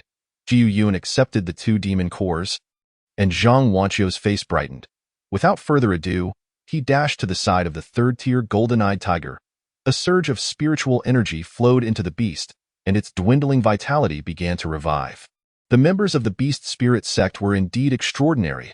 Gu Yun marveled inwardly and decided to turn away, no longer concerning himself with Zhang Wanxiu. In truth, acquiring 2 third-tier demon cores was a small profit for Gu Yun, as the chances of obtaining valuable items from demonic beasts were typically quite low, aside from the guaranteed demon cores.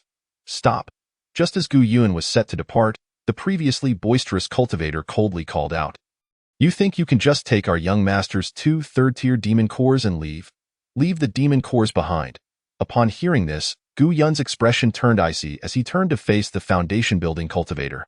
Simultaneously, he began to calculate his options. Among the 7 cultivators present, all were at the foundation building late stage.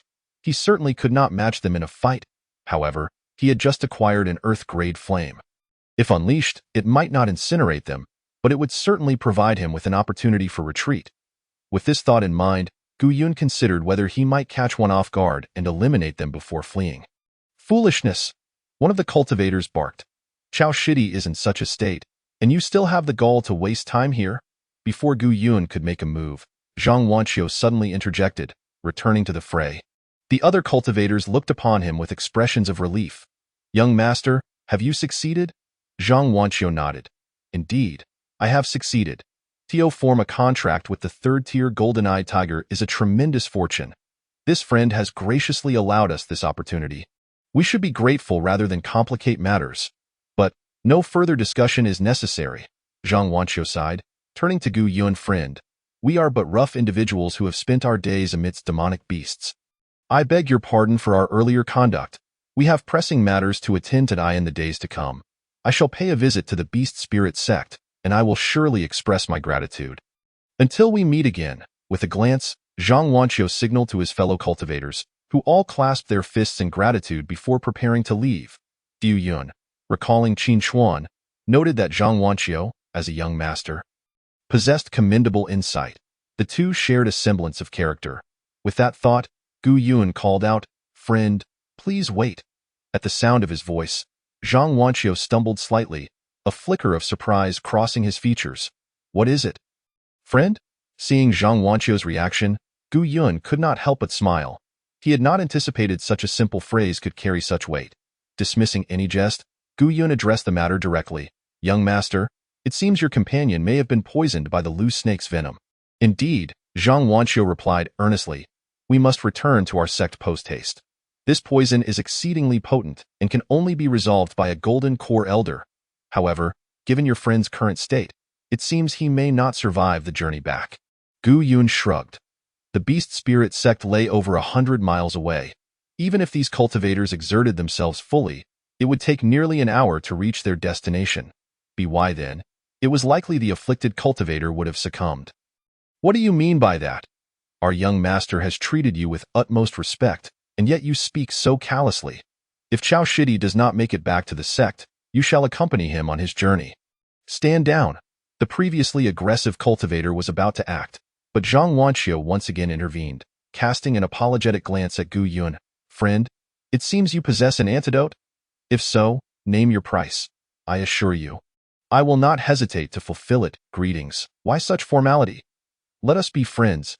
Gu Yun waved his hand dismissively and casually tossed out a small vial. Within this vial lies the antidote to the willow snake's venom, extracted from the very body of the creature.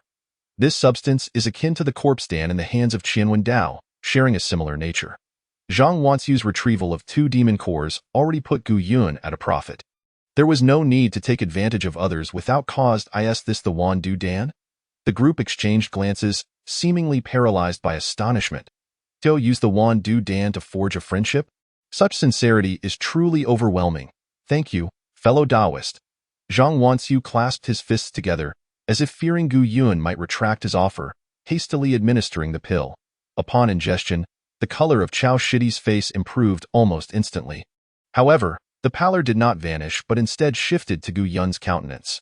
The Wan Du Dan is capable of neutralizing all poisons, naturally effective against the willow snake's venom. Little did he know it was the Wan Du Dan.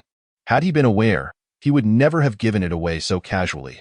Zhang Wanqiu continued to express his gratitude and polite remarks, yet at this moment, Gu Yun was wholly absorbed in contemplating the rarity of the Wan Du Dan. If properly utilized, it could potentially be exchanged for a 4th-tier demon core or an advanced cultivation technique. What was initially a small profit had now turned into a significant loss. Chapter 22. 1 against 2. Annihilation. After consuming the Wan Du Dan, Chao Shidi's toxicity was nearly eradicated in an instant. Witnessing this transformation, the several cultivators from the Beast Spirit sect displayed expressions of joy, particularly the previously irascible cultivator, whose face flushed red as he stepped forward, stammering, I apologize for earlier, it is of no consequence, Zhao Shidi. This esteemed Taoist is clearly not one to bear grudges. Zhang Wanqiu chuckled and added, however, I still do not know your esteemed name, Yu Yun, still preoccupied with thoughts of the Wan Dan, responded with a vague murmur. I am Gu Yun of the Qingwan sect. Noticing Gu Yun's somewhat dismissive demeanor, Zhang Wanxiu assumed he had pressing matters to attend to and thought little of it, merely smiling. Since you are busy, we shall not impose further.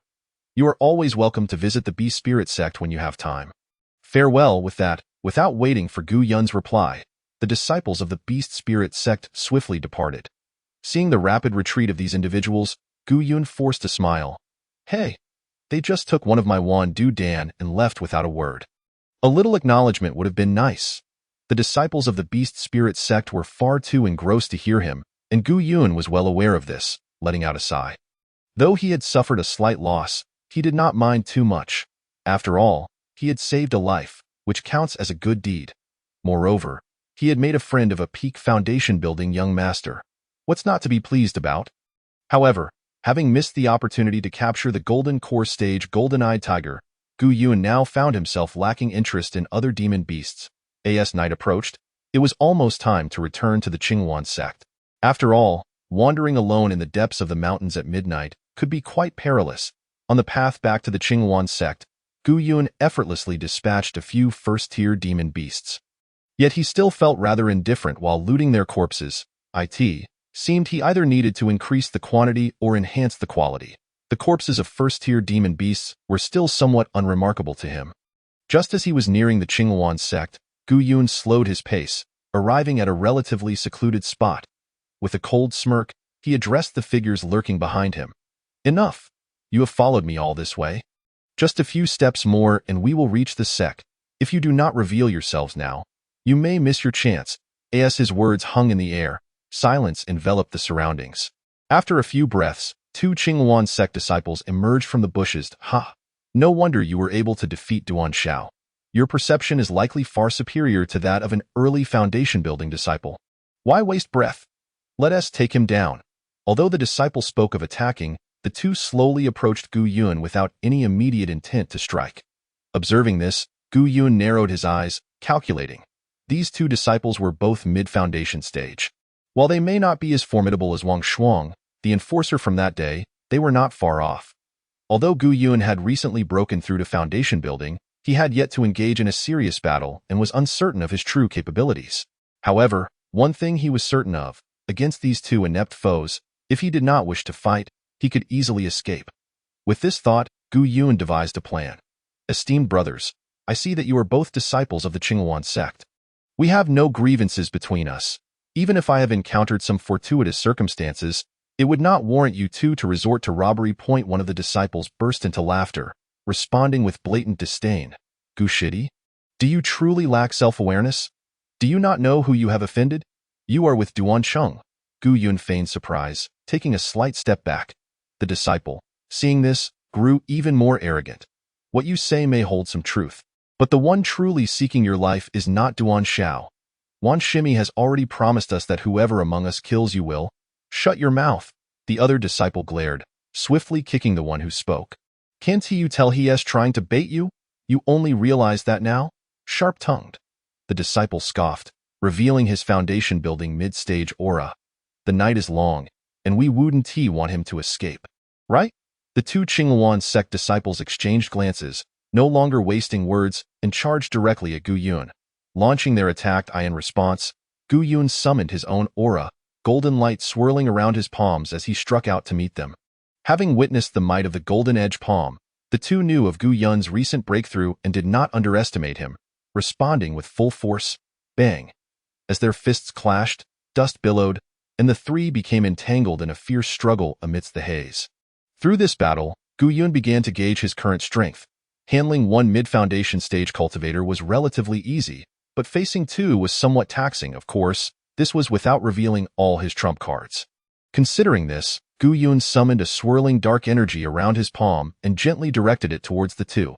Not be fooled by the seemingly light strike. The two did not dare to underestimate it. Exerting all their strength to meet his palm as their palms collided, Gu Yun's seemingly effortless tiny palm imposed immense pressure on both adversaries. Step back, the three retreated, and the two Qingwan disciples felt a sense of foreboding. This palm technique is peculiar. Before they could voice their thoughts, one disciple spat out a mouthful of blood, the Tian energy wreaking havoc within him, inflicting significant damage. Witnessing this, Gu Yun could not help but smile. After looting a few demon corpses, his Tian palm had already evolved to a mid-yellow grade. Coupled with the invasive Tian energy, it was on par with the high yellow grade technique. Possessing such a level of martial art, even within the Qingwan sect, one would not be considered insignificant. Hurry and kill him. One disciple gritted his teeth and surged forward once more, yet his momentum was far diminished. The destructive force of the Tian energy within him was far too domineering. Though not fatal, it was sufficient to sap his combat power by 70 to 80%. Observing this cowardly display, Gu Yun shut his eyes and charged directly at him. Bang! The sound of impact reverberated as the disciple flew away like a kite severed from its string. Gu Yun stood firm, his head spinning slightly from the collision. This iron head technique is ineffective. How is it that after colliding with someone, I feel as though I've been struck myself? This is not a method I can rely on in the future. Meanwhile, the other disciple leaped forward, catching the one who had been sent flying, his expression dark as he glared at Gu Yun. Shaking his head, Gu Yun realized that these two disciples no longer possessed any fighting capacity.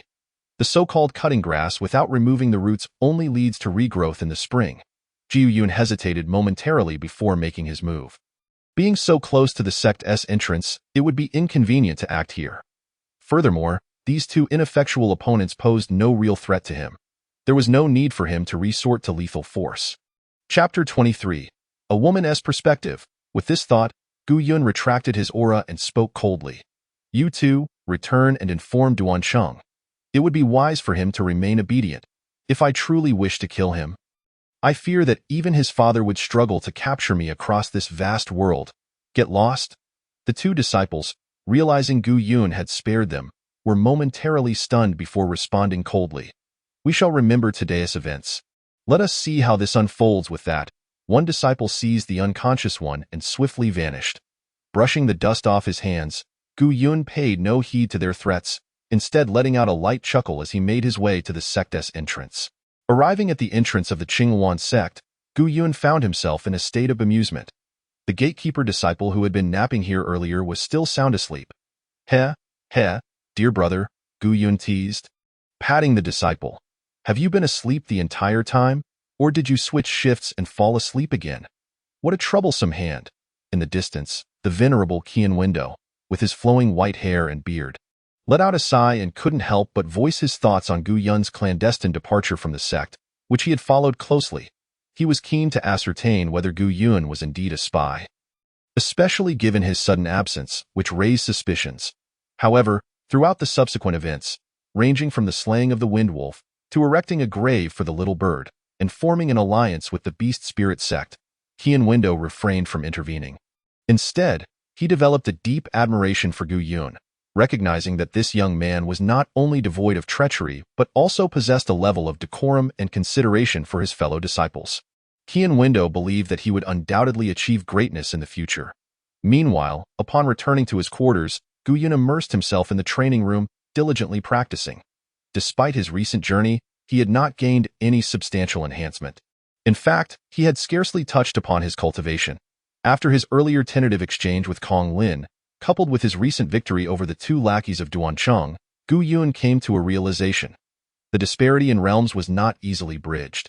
Particularly now, he perceived that he indeed had the capacity to battle beyond his current level, yet in truth, he could only hold his own against mid-stage Foundation establishment cultivators. Even if he accounted for the supreme bone he had never utilized, it would still be challenging to gain an advantage over late-stage Foundation establishment practitioners. Gu Yun understood that the supreme bone was not to be used lightly, revealing it could lead to deadly consequences, as it was common for people to kill for such treasures. Though he had discovered numerous peculiar items through the system, most of them, such as the Wan Du Dan and Xian Yang Yen, did not significantly enhance his combat prowess. Reflecting on the Xian Yang Yen, Gu Yun retrieved the flame seed, eager to conduct a thorough study, for it was indeed an intriguing artifact. Unbeknownst to him, in a secret chamber within the Qingmin, Duan Cheng was currently in a fit of rage. Who sent you to provoke Gu Yun? He bellowed. Duan Shao, we only acted after noticing Gu Yun sneaking out of the sect. One of them explained, Didn't you say, that's a woman's perspective? Duan Cheng interrupted sharply, cutting off the female disciple who had been speaking. You went ahead and summoned 2 mid-stage Foundation establishment cultivators. What? Did you intend to teach him a lesson? You want him dead. Gu Yun is currently under scrutiny. If you kill him, even a fool would know I was behind it. Even if it has nothing to do with me. They'll still hold me accountable. If the sect leader finds out, even my father wouldn't be able to protect me. As he spoke, Duan Cheng gasped for breath, sitting back in his chair, and coldly admonished Jiang Wan. Jiang Wan? Manage your sisters better and refrain from causing me trouble. Jiang Wan, standing by, had never witnessed Duan Cheng in such a volatile state and could only nod meekly, understood. Cheng Gu. Seeing Jiang Wan's pitiful demeanor calmed Duan Cheng somewhat, and he continued, I'll handle Gu Yun. Just keep to yourselves in a few days, during the autumn hunt, with so many ferocious beasts, I can't believe he'll emerge unscathed. Duan Shao, do you mean to take advantage of the chaos during the autumn hunt? You understand well. In his room, Gu Yun stored away the Xian Yang Yin. Shaking his head, he had pondered over it for quite some time without grasping its essence. Moreover, the flame seed, for some unknown reason, did not produce a powerful Xian Yang Yin. Logically, unrefined flame seeds should yield stronger flames. Yet this Xian Yang Yin lacked the intensity characteristic of earth-grade flames. Fortunately, the previous members of the Beast Spirit sect had not attacked. Had they done so, unleashing this flame would have certainly brought ridicule upon him. Jiu Yun was not a cultivator of fire attribute techniques, rendering the Xian Yang Yin largely ineffective for him. After much contemplation, he decided to toss it into his storage space. But that Chu Qing seems to practice fire attribute techniques, he recalled, realizing that she was also Luo Chen's partner. Since the Xian Yang Yin was of no use to him, it would be better to gift it to Chu Qing, thereby repaying Luo Chen a favor. Such earth-grade items were seldom seen on Qingqing Mountain, and considering the flame seed appeared impressive but was, in fact, nearly useless to him, it was the perfect token of goodwill. With this plan in mind, Gu Yun took out the corpse stand that Qin Chuan had previously given him. Staring at the corpse stand, he scratched his head, realizing that he had merely fabricated the notion of a Wanshi Dan. This corpse stand would likely hold little value for him. Nonetheless, since he had trained in the art of controlling corpses, it would at least be of some utility.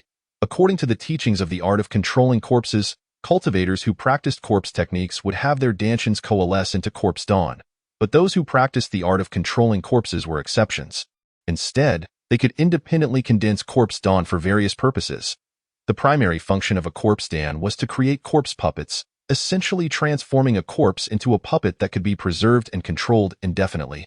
This was distinctly different from merely controlling a corpse, where the strength of the corpse depended on the practitioner. In contrast, a puppet could develop a semblance of self-awareness and, one day, might even cultivate true spirit, becoming a genuine corpse cultivator.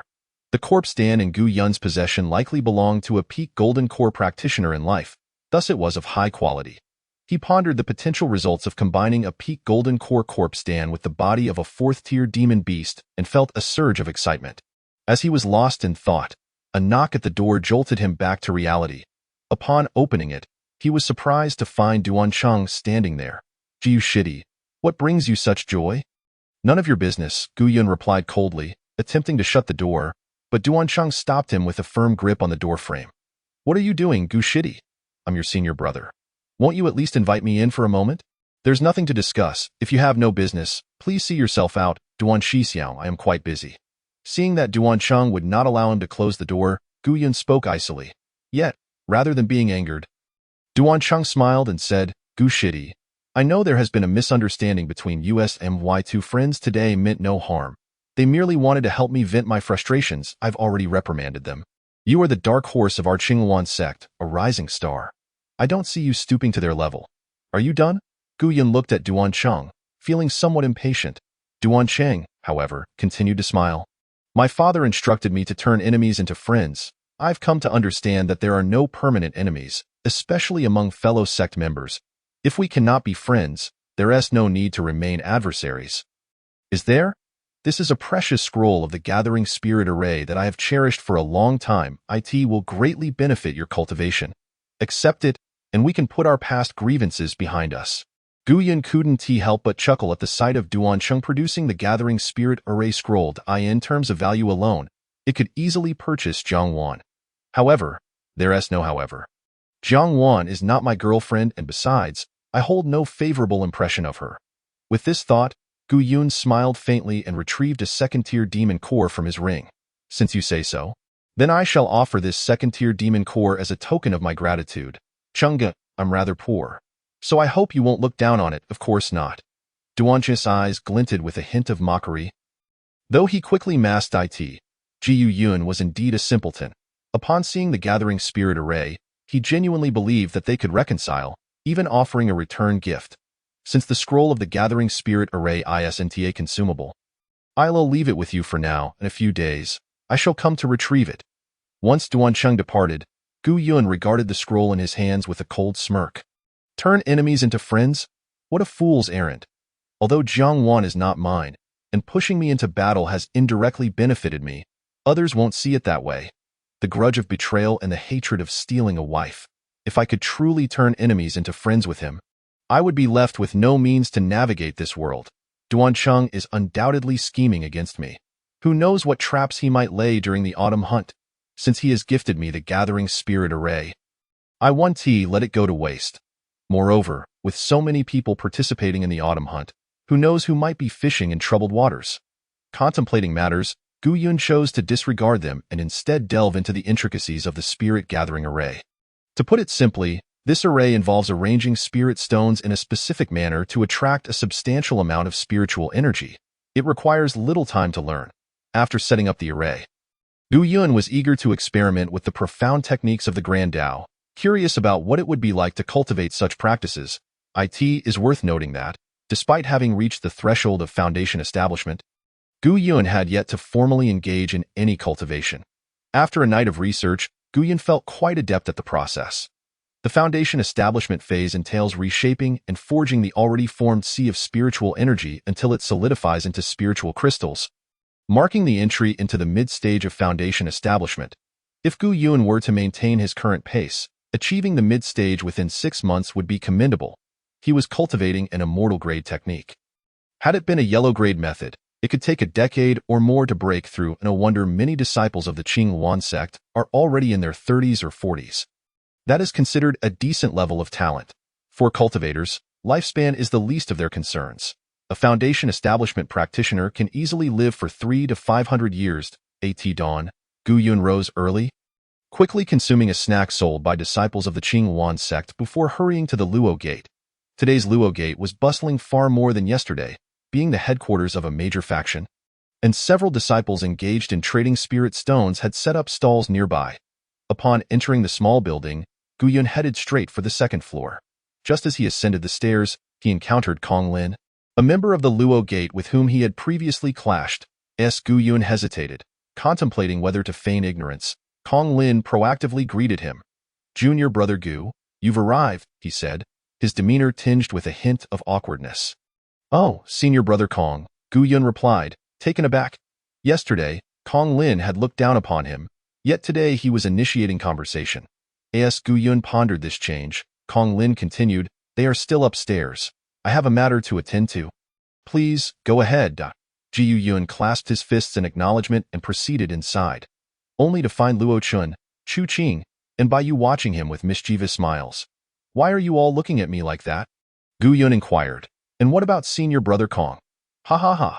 He investigated you yesterday, learned about your past with Jiang Wan, and realized he had misunderstood you. However, as the saying goes, first impressions are lasting. You two should take your time to get to know each other. Kong Lin is certainly one of our most understanding friends," Luo Chen explained. "Well, as long as the misunderstanding is cleared up," Gu Yun nodded, recognizing the value of having friends rather than enemies, especially those arising from baseless conflicts. Noticing this, Luo Chen raised an eyebrow and asked, "Junior brother Gu, you came here early. Do you have something on your mind?" "Something like that," Gu Yun replied, getting straight to the point. "I visited Qing Mountain yesterday and found a treasure that I believe senior sister Chu could use. So I thought I would show it to you all." "Oh, let us see," Bai Yu responded, his interest piqued. In truth, the three shared similar sentiments. A foundation establishment novice discovering anything significant in the wild seemed implausible.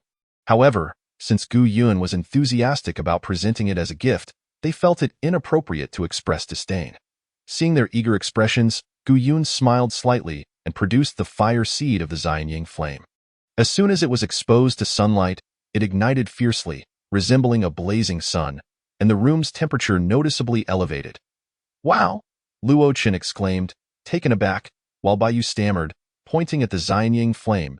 "This is a earth-grade flame. Look at you two, acting like you've never seen anything before." Chu Qing remarked disdainfully. Luo Chen, hearing this, shot her a skeptical look. "What are you talking about? This is an earth-grade flame. Shouldn't you be even more excited than us?"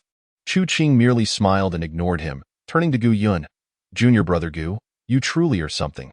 Please put that flame away." "Put it away?" Gu Yun queried. "Why? If you don't, I might just have to seize it myself." Chapter 25. Developing the alchemy business, achieving twice the result with half the effort. Ha ha ha, seize it indeed. Gu Yun waved his hands dismissively, saying, "Senior sister, you were just joking. I've already stated that this flame is a gift for you. Besides, it's just a single fire seed. Would you really resort to theft over it?" His words earned him scornful glances from both Luo Chen and Chu Qing, as well as Bai Yu, who had reached the pinnacle of foundation establishment. "Junior brother, do you even hear what you're saying?" Bai Yu shook his head, sighing. "Items of earth-grade quality are exceedingly rare. There are likely no more than a handful within the entire Cheng mountain. As far as I know, only the sect leader possesses an earth-grade technique, and he suffered hidden injuries from forcibly using it due to insufficient cultivation back in the day." Hearing this, Gu Yun couldn't help but gasp. He was aware of the rarity of earth-grade items, but he hadn't anticipated them to be this scarce. If that were the case, it might catch the attention of the elders, or even the sect leader of the Qingwan sect. Had he known, he would have refrained from revealing it. However, upon reconsideration, he intended to gift it to Chu Qing anyway. Even if it were to be exposed, the trouble would ultimately fall upon her. With this in mind, Gu Yun chuckled heartily to "My friends, despite how rare earth-grade items may be, they must be put to good use. Senior sister Chu, this flame is truly suited for you. We are all essentially family now. So there is no need for formality." Chu Qing hesitated for a moment before accepting the Xianying flame, carefully assessing it. After a short while, she shook her head in disappointment. "Junior brother Gu, I fear this flame may not be of use to me." "Not of use?" Bai Yu exclaimed, his eyes wide with disbelief. "Old Chu, what are you saying?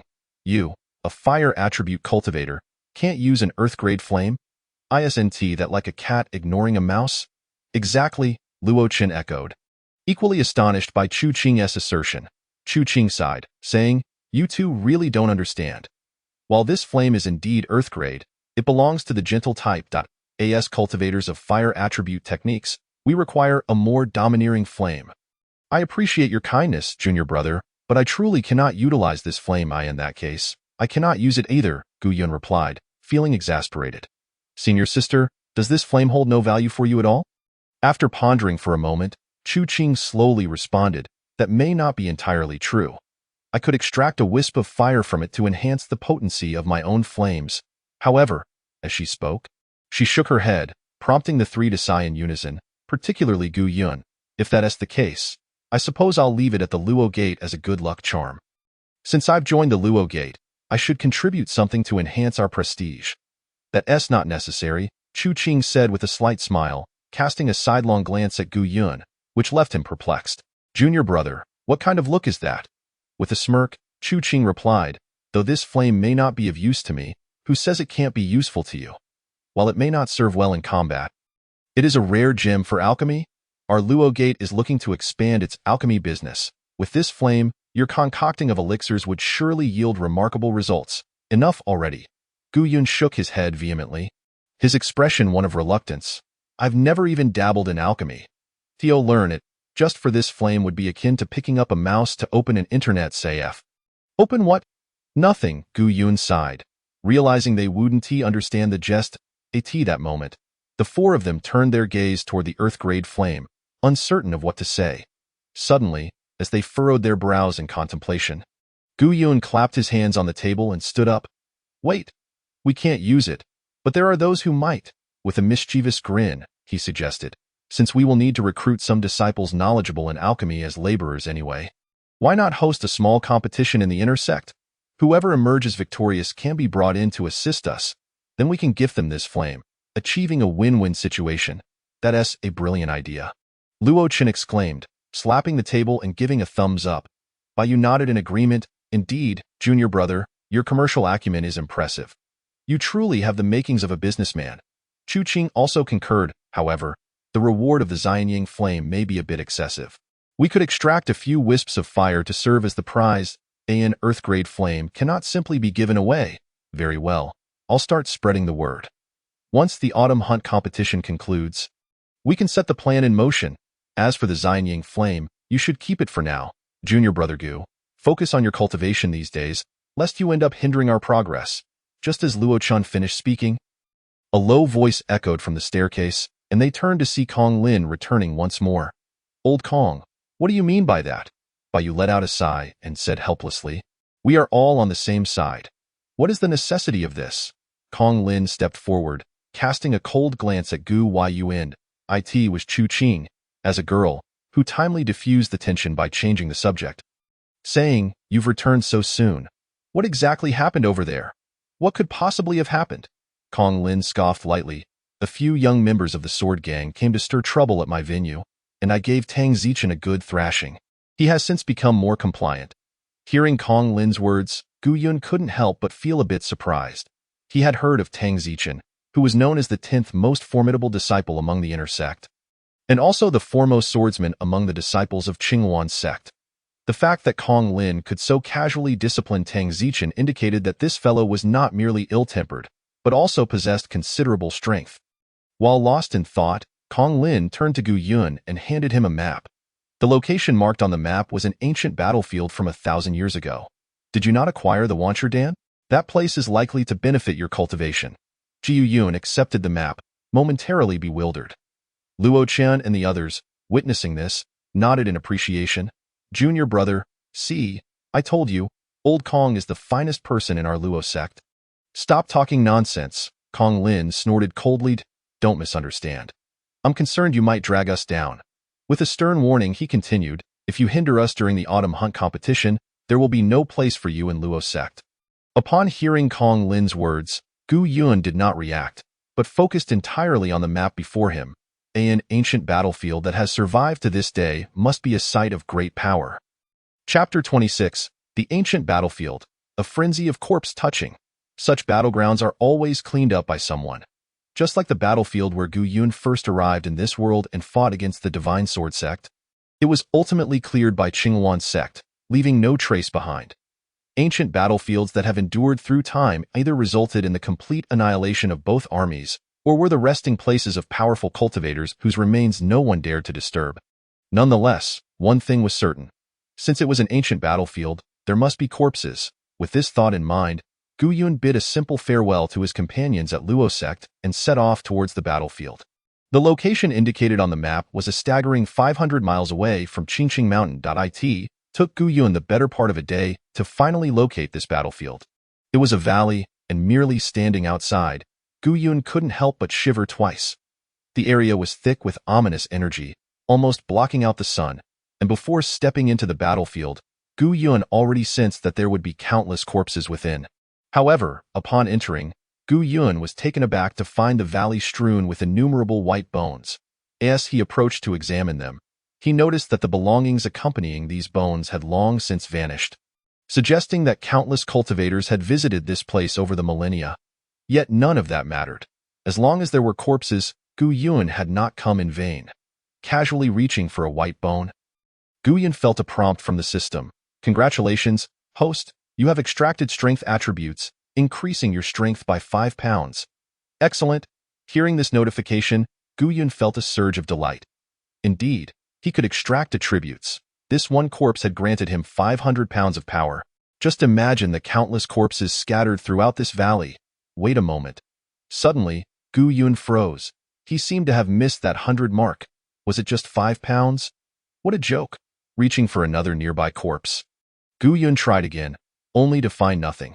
After experimenting with 7 or 8 more bones, he finally managed to extract a month's worth of cultivation. Jiu Yun couldn't help but feel skeptical. Was the quality of these corpses really so poor? Were they merely common folk? This place hardly seemed like a battlefield. It felt more like a site where some malevolent cultivator slaughtered innocents. However, looking at these bones, they appeared to have possessed some level of cultivation in life. What was going on?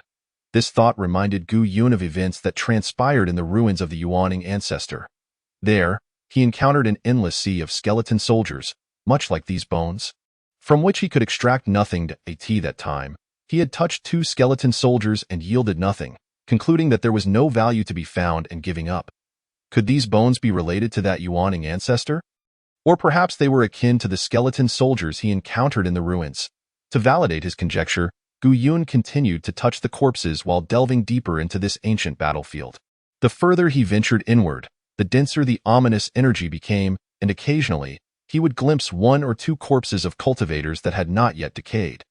These cultivators were all at the Qi refining or foundation establishment stages.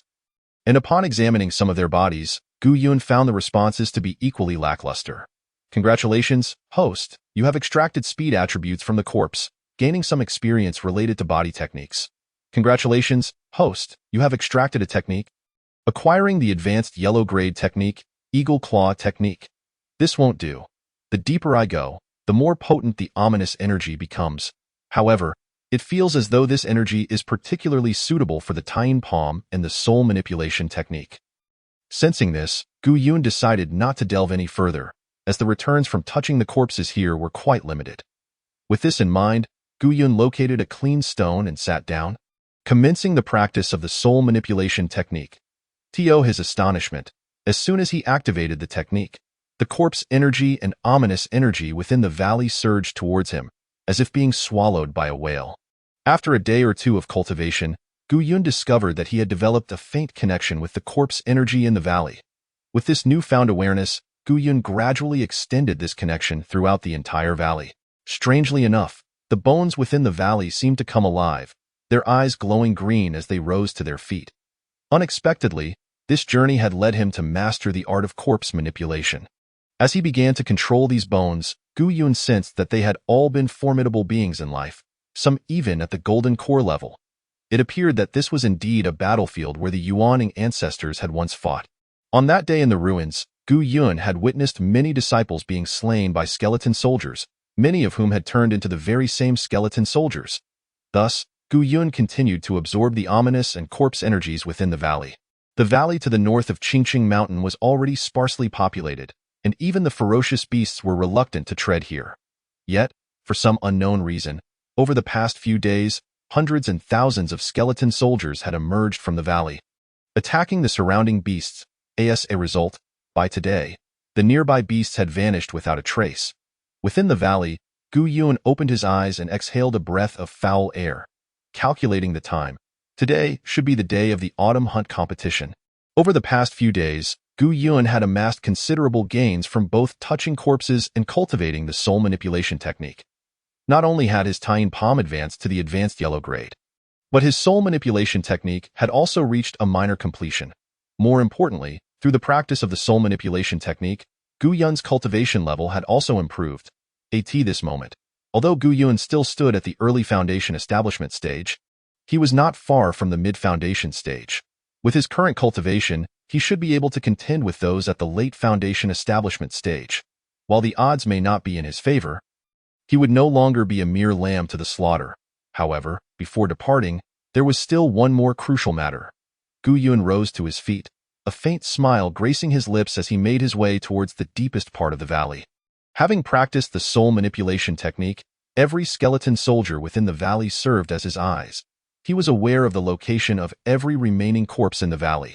Though there weren't many, it was better than nothing. Touching them could yield benefits. Congratulations, host. You have extracted alchemical experience from the corpse, gaining 3 months' worth of alchemical experience.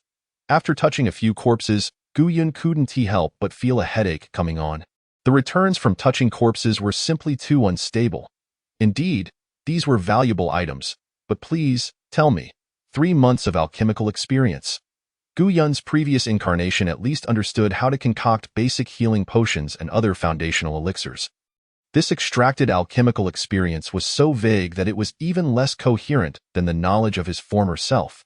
It appeared that the alchemical skills of these corpses in life were utter nonsense.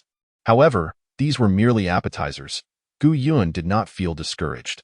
Casting a glance towards the deepest part of the valley, Gu Yun wasted no time and headed directly into its depths. Within the perception of those skeleton soldiers, it seemed that in the deepest part of the valley, there lay the corpse of a remarkably powerful cultivator. Chapter 27.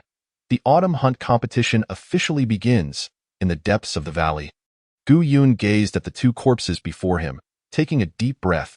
Before him sat two cultivators, appearing to be in their 40s, each wielding an iron sword plunged into the other's chest. Despite having lain here for over a millennium, the two corpses remained vividly lifelike, showing no signs of decay. Their cultivation levels must have been above the golden core. These were indeed the remains of two Yuan Ing cultivators. A rush of overwhelming joy surged through Gu Yun's mind, nearly drowning him in ecstasy. He had imagined that these two corpses might possess great power, but he never anticipated them to be this formidable. It was worth noting that among the entire Qingqing Mountain, whether or not there were any Yuan Ing cultivators was a topic of debate. Otherwise, the Divine Sword sect would not have clashed with Qinghuan's sect over a Yuan Ing relic. Struggling to contain his excitement, Gu Yun resisted the oppressive aura and slowly approached the corpses, silently reciting a prayer.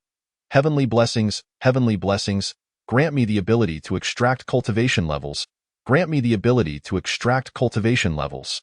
Gu Yun was murmuring to himself when he noticed a corpse with its right hand gently raised, holding a storage ring. Is this storage ring unwanted? Gu Yun remarked sarcastically, just as he was about to take the ring when an unexpected turn of events occurred. From the ring, a golden parchment floated out. Quick as lightning, Gu Yun seized it. A note? Could it be that this cultivator left a will? He clicked his tongue and examined the parchment, which detailed the life accomplishments of this nascent soul powerhouse. I am Yuan Kong of the Daotian sect. Today I pursued the evil cultivator corpse Solzi here with my dear friend. Unexpectedly, the corpse Solzi, with formidable skills, turned us into pawns, and we had no choice but to take our own lives here. Should a fated individual slay corpse Solzi, the 10,000 corpses pill within it may be placed here. Within this ring lies my years of collection, all of which you may take. However, those who harbor wicked thoughts without the 10,000 corpses pill shall face divine retribution. Upon reading this, Gu Yun pieced together the story. These two had fought against the corpse Solzi and perished here. The so-called evil cultivator must indeed be that nascent soul ancestor. Although the corpse Solzi's realm was evidently inferior to the two, it managed to take them both down, which was quite impressive. Yet it seemed that it ultimately succumbed to injuries and died on Qingqing Mountain.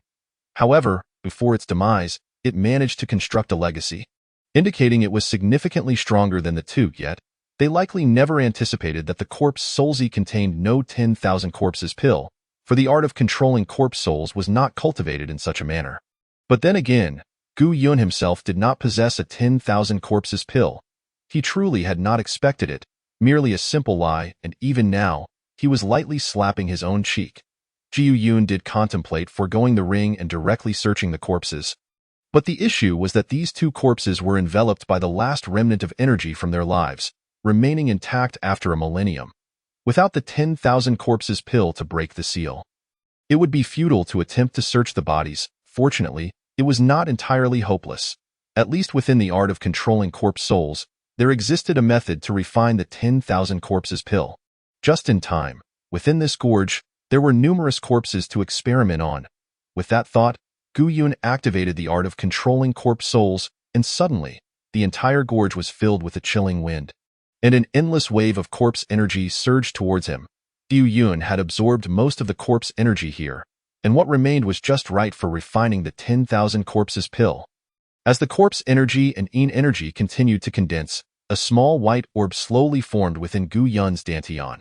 After an unknown duration, the 10,000 corpses pill finally took shape. Feeling the corpse energy on the pill, Gu Yun even thought that if he were to directly devour and refine this pill, the benefits might not be inferior to searching these two corpses, not to mention the enhancement to the art of controlling corpse souls. It would undoubtedly allow him to break through to the mid-foundation stage. However, upon a moment's reflection, Gu Yun steeled his resolve. What if he were to gain a cultivation level? That would mean reaching the nascent soul stage. Besides, with two corpses and a ring, the possibilities were endless. With that in mind, Gu Yun gritted his teeth and decided to take the gamble. Congratulations, host. You have extracted a technique, acquiring the low-grade earth technique Fire Feather technique. Realm, minor completion. Congratulations, host. You have extracted the swordsmanship from the corpse, gaining 500 years of sword intent. Congratulations, host. You have extracted a technique, acquiring the earth-grade technique Daotian 10,000 sword art. Realm, minor completion. Listening to the system's notifications, Gu Yun nearly fainted from sheer joy. That so-called dear friend only extracted one technique.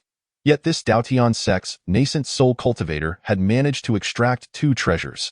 At this moment, Gu Yun's demeanor gradually became more resolute, exuding an intangible aura. 500 years of sword intent. What concept does that represent? Even the sword sect's leader might only possess a century or two of sword intent at most. Two types of earth-grade techniques and 500 years of sword intent. Truly invaluable. Wait.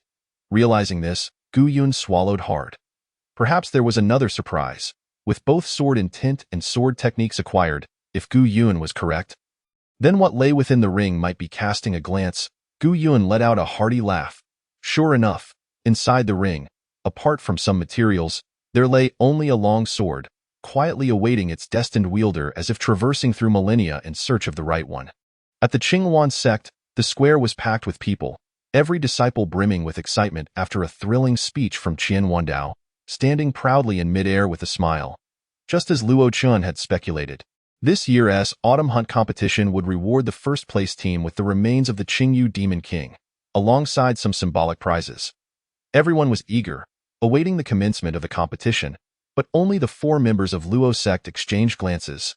Unsure of what to say, Luo Chun, is your team comprised of 4 members or 5? 5. In response to the third elder's inquiry, Luo Chun could only force a smile. Third elder, the last team member will arrive shortly. Very soon. Stop joking around. The third elder frowned, shaking his head. The autumn hunt competition is about to commence. If he does not arrive within 10 breaths, I will have to consider him to have forfeited. Please, third elder, P.S. just getting dressed in the dormitory. He'll be here soon. Hemph, outrageous. The third elder waved his sleeve.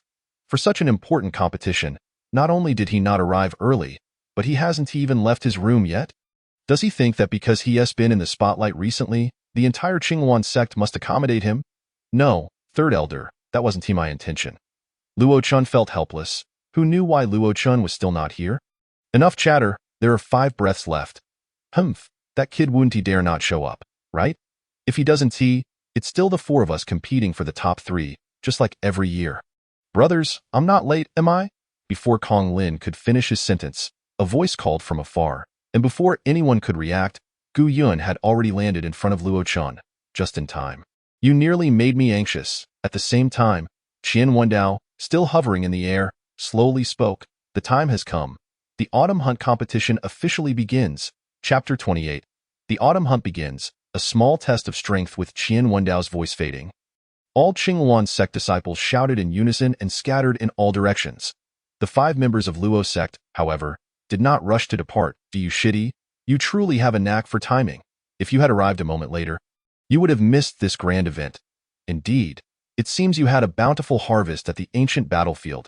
If it weren't for the Autumn Hunt competition, I reckon you wouldn't have wanted to return. The 2 of you are right. I indeed gained quite a bit, and I must thank Kong Shixiang for that. Yu Yun replied, glancing at Kong Lin and clasping his fists in gratitude. Kong Lin snorted coldly. No need to thank me just yet. Let me make it clear. If we don't secure first place, you'd better roll out fine. I'll abide by your wishes, Kong Shixiang. Gu Yun nodded. And the group simultaneously made their way toward Qingqing Mountain. What a joke. If it weren't for aiming for first place, Gu Yun wouldn't care to join this so-called Luo sect. However, through these interactions, Gu Yun discovered that these individuals were rather compatible with his temperament. Even Kong Lin, who seemed to target Gu Yun, had actually helped him a bit. Upon reaching Qingqing Mountain, the group strolled along the mountain path without a specific target. In fact, the so-called Autumn Hunt competition had a very simple rule. One day's time for various teams to slay demon beasts, and the final ranking would be determined based on the quality of the demon cores brought back. Given that the previous rewards were merely symbolic, the scoring was essentially a matter of popular vote. However, this time, with the presence of 4th-tier demon corpses, the competition was expected to be a bit more intense. Yet, it likely wouldn't be overly fierce. After all, there could only be one first place, and the teams capable of competing for it numbered only 10 to 8 groups. The other disciples were essentially banding together to hunt demon beasts. Engaging in some team-building exercises, due to the overwhelming number of Cheng sect disciples, the surrounding demon beasts had retreated deep into the mountains. The group chatted as they ventured deeper into the mountains. There were a few teams of comparable strength, some even stronger, so if Luo sect wished to vie for first place, it could not rely on numbers, but rather on quality, as they walked. A spiky porcupine appeared before them, huffing and puffing. Upon seeing this porcupine, the members of Luo sect exchanged glances. A first-tier demon beast? Its realm is too low. Let us let it be and allow other disciples to have it. Luo Chun shook his head, expressing disdain. However, Bayu's eyes widened in protest. Absolutely not. This is the first demon beast we've encountered. We must make a move. I'll handle it. Before his voice faded, Bayu vanished from his spot, reappearing right in front of the porcupine. The porcupine reacted quickly, curling into a ball. However, Bayu, being at the peak of the foundation stage and one of the 5 inner sect disciples, had nearly 2 major realms of disparity against the porcupine. Any resistance was futile. A colossal handprint descended from the heavens, slapping the porcupine flat. My goodness! Chu Qing exclaimed, sighing deeply, to strike so fiercely against a weak first-tier demon beast. Truly inhumane. Ignoring Chu Qing's sarcastic remarks, Bayu brushed off the dust from his hands and signaled to Luo Chun, "Go. Let us begin." "All right." Luo Chen's gaze flickered, accompanied by an inexplicable smile as he approached the flattened porcupine. At this moment, Bayu returned and addressed Gu Yun, saying, "Junior brother Gu, our Luo sect has a tradition. Your 5th brother possesses good fortune, so after slaying a demon beast, he typically checks to see if there are any demon cores." "What? Wait a moment." Gu Yun was contemplating how to find an excuse to examine the carcass when he heard Bayu's words and immediately smiled. This excuse had just presented itself. Meanwhile, Luo Chun had reached the side of the flattened porcupine and halted upon hearing Gu Yun's words. "What do you mean, junior brother Gu? Wait a moment." Gu Yun grinned widely and chuckled. "If we are to discuss luck, it must be I, your junior brother. You may not know this, but I have been blessed with good fortune since childhood. Whenever I examine a corpse, I am sure to extract a demon core." "Nonsense," Luo Chun scoffed. "Junior brother Gu, you are quite the braggart. For a first-tier demon beast, it's already remarkable if 2 or 3 out of 10 yield a demon core. I don't believe you. Go ahead and try." "Don't believe me? Just watch." Gu Yun laughed and, under the skeptical gazes of his companions, approached the porcupine, brandishing a dagger, and plunged it into the creature's head. "Congratulations, host. You have extracted a first-tier demon core. Congratulations, host. You have extracted a hidden weapon, acquiring 3 low-grade yellow-tier porcupine quills." Casually collecting the items, Gu Yun brandished the first-tier demon core in front of his companions. "No way, there really is one. It must be a fluke, absolutely just luck," Bayu and Luo Chen exclaimed, seemingly stunned and voicing their disbelief. On the other hand, Chu Qing and Kong Lin regarded Gu Yun with looks of approval. "This luck surpasses that of Luo Lao Wu by far. Not possible. I refuse to believe it." Luo Chen furrowed his brow and replied, "Brothers, the elder of this spiny porcupine must be nearby. Let us slay it as well." "Agreed," Bayu nodded, and the others concurred. The spiny porcupine was a second-tier demon beast, generally maturing to the mid-second tier, and since this one was not yet fully grown, its elder was certainly nearby. However, before their words could settle, a flurry of porcupine quills shot from the underbrush towards them. "Child's play," Chu Qing declared, waving her hand. In an instant, the porcupine quills ignited in a roaring blaze, incinerated entirely. Simultaneously, from the thicket emerged a fully grown second-tier late-stage, spiny porcupine, charging directly at them. "Seeking death," Chu Qing shouted coldly, and the flames in the sky coalesced into a dragon of fire, barreling towards the porcupine.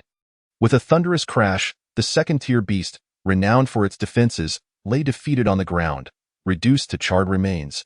Upon witnessing this scene, Gu Yun couldn't help but feel astonished. Chu Qing, like the porcupine, is also a second-tier late-stage beast. Logically, a demon beast of the same tier should be stronger than a human cultivator, especially one known for its defenses. The fact that Chu Qing could slay it in a single strike speaks volumes about her prowess.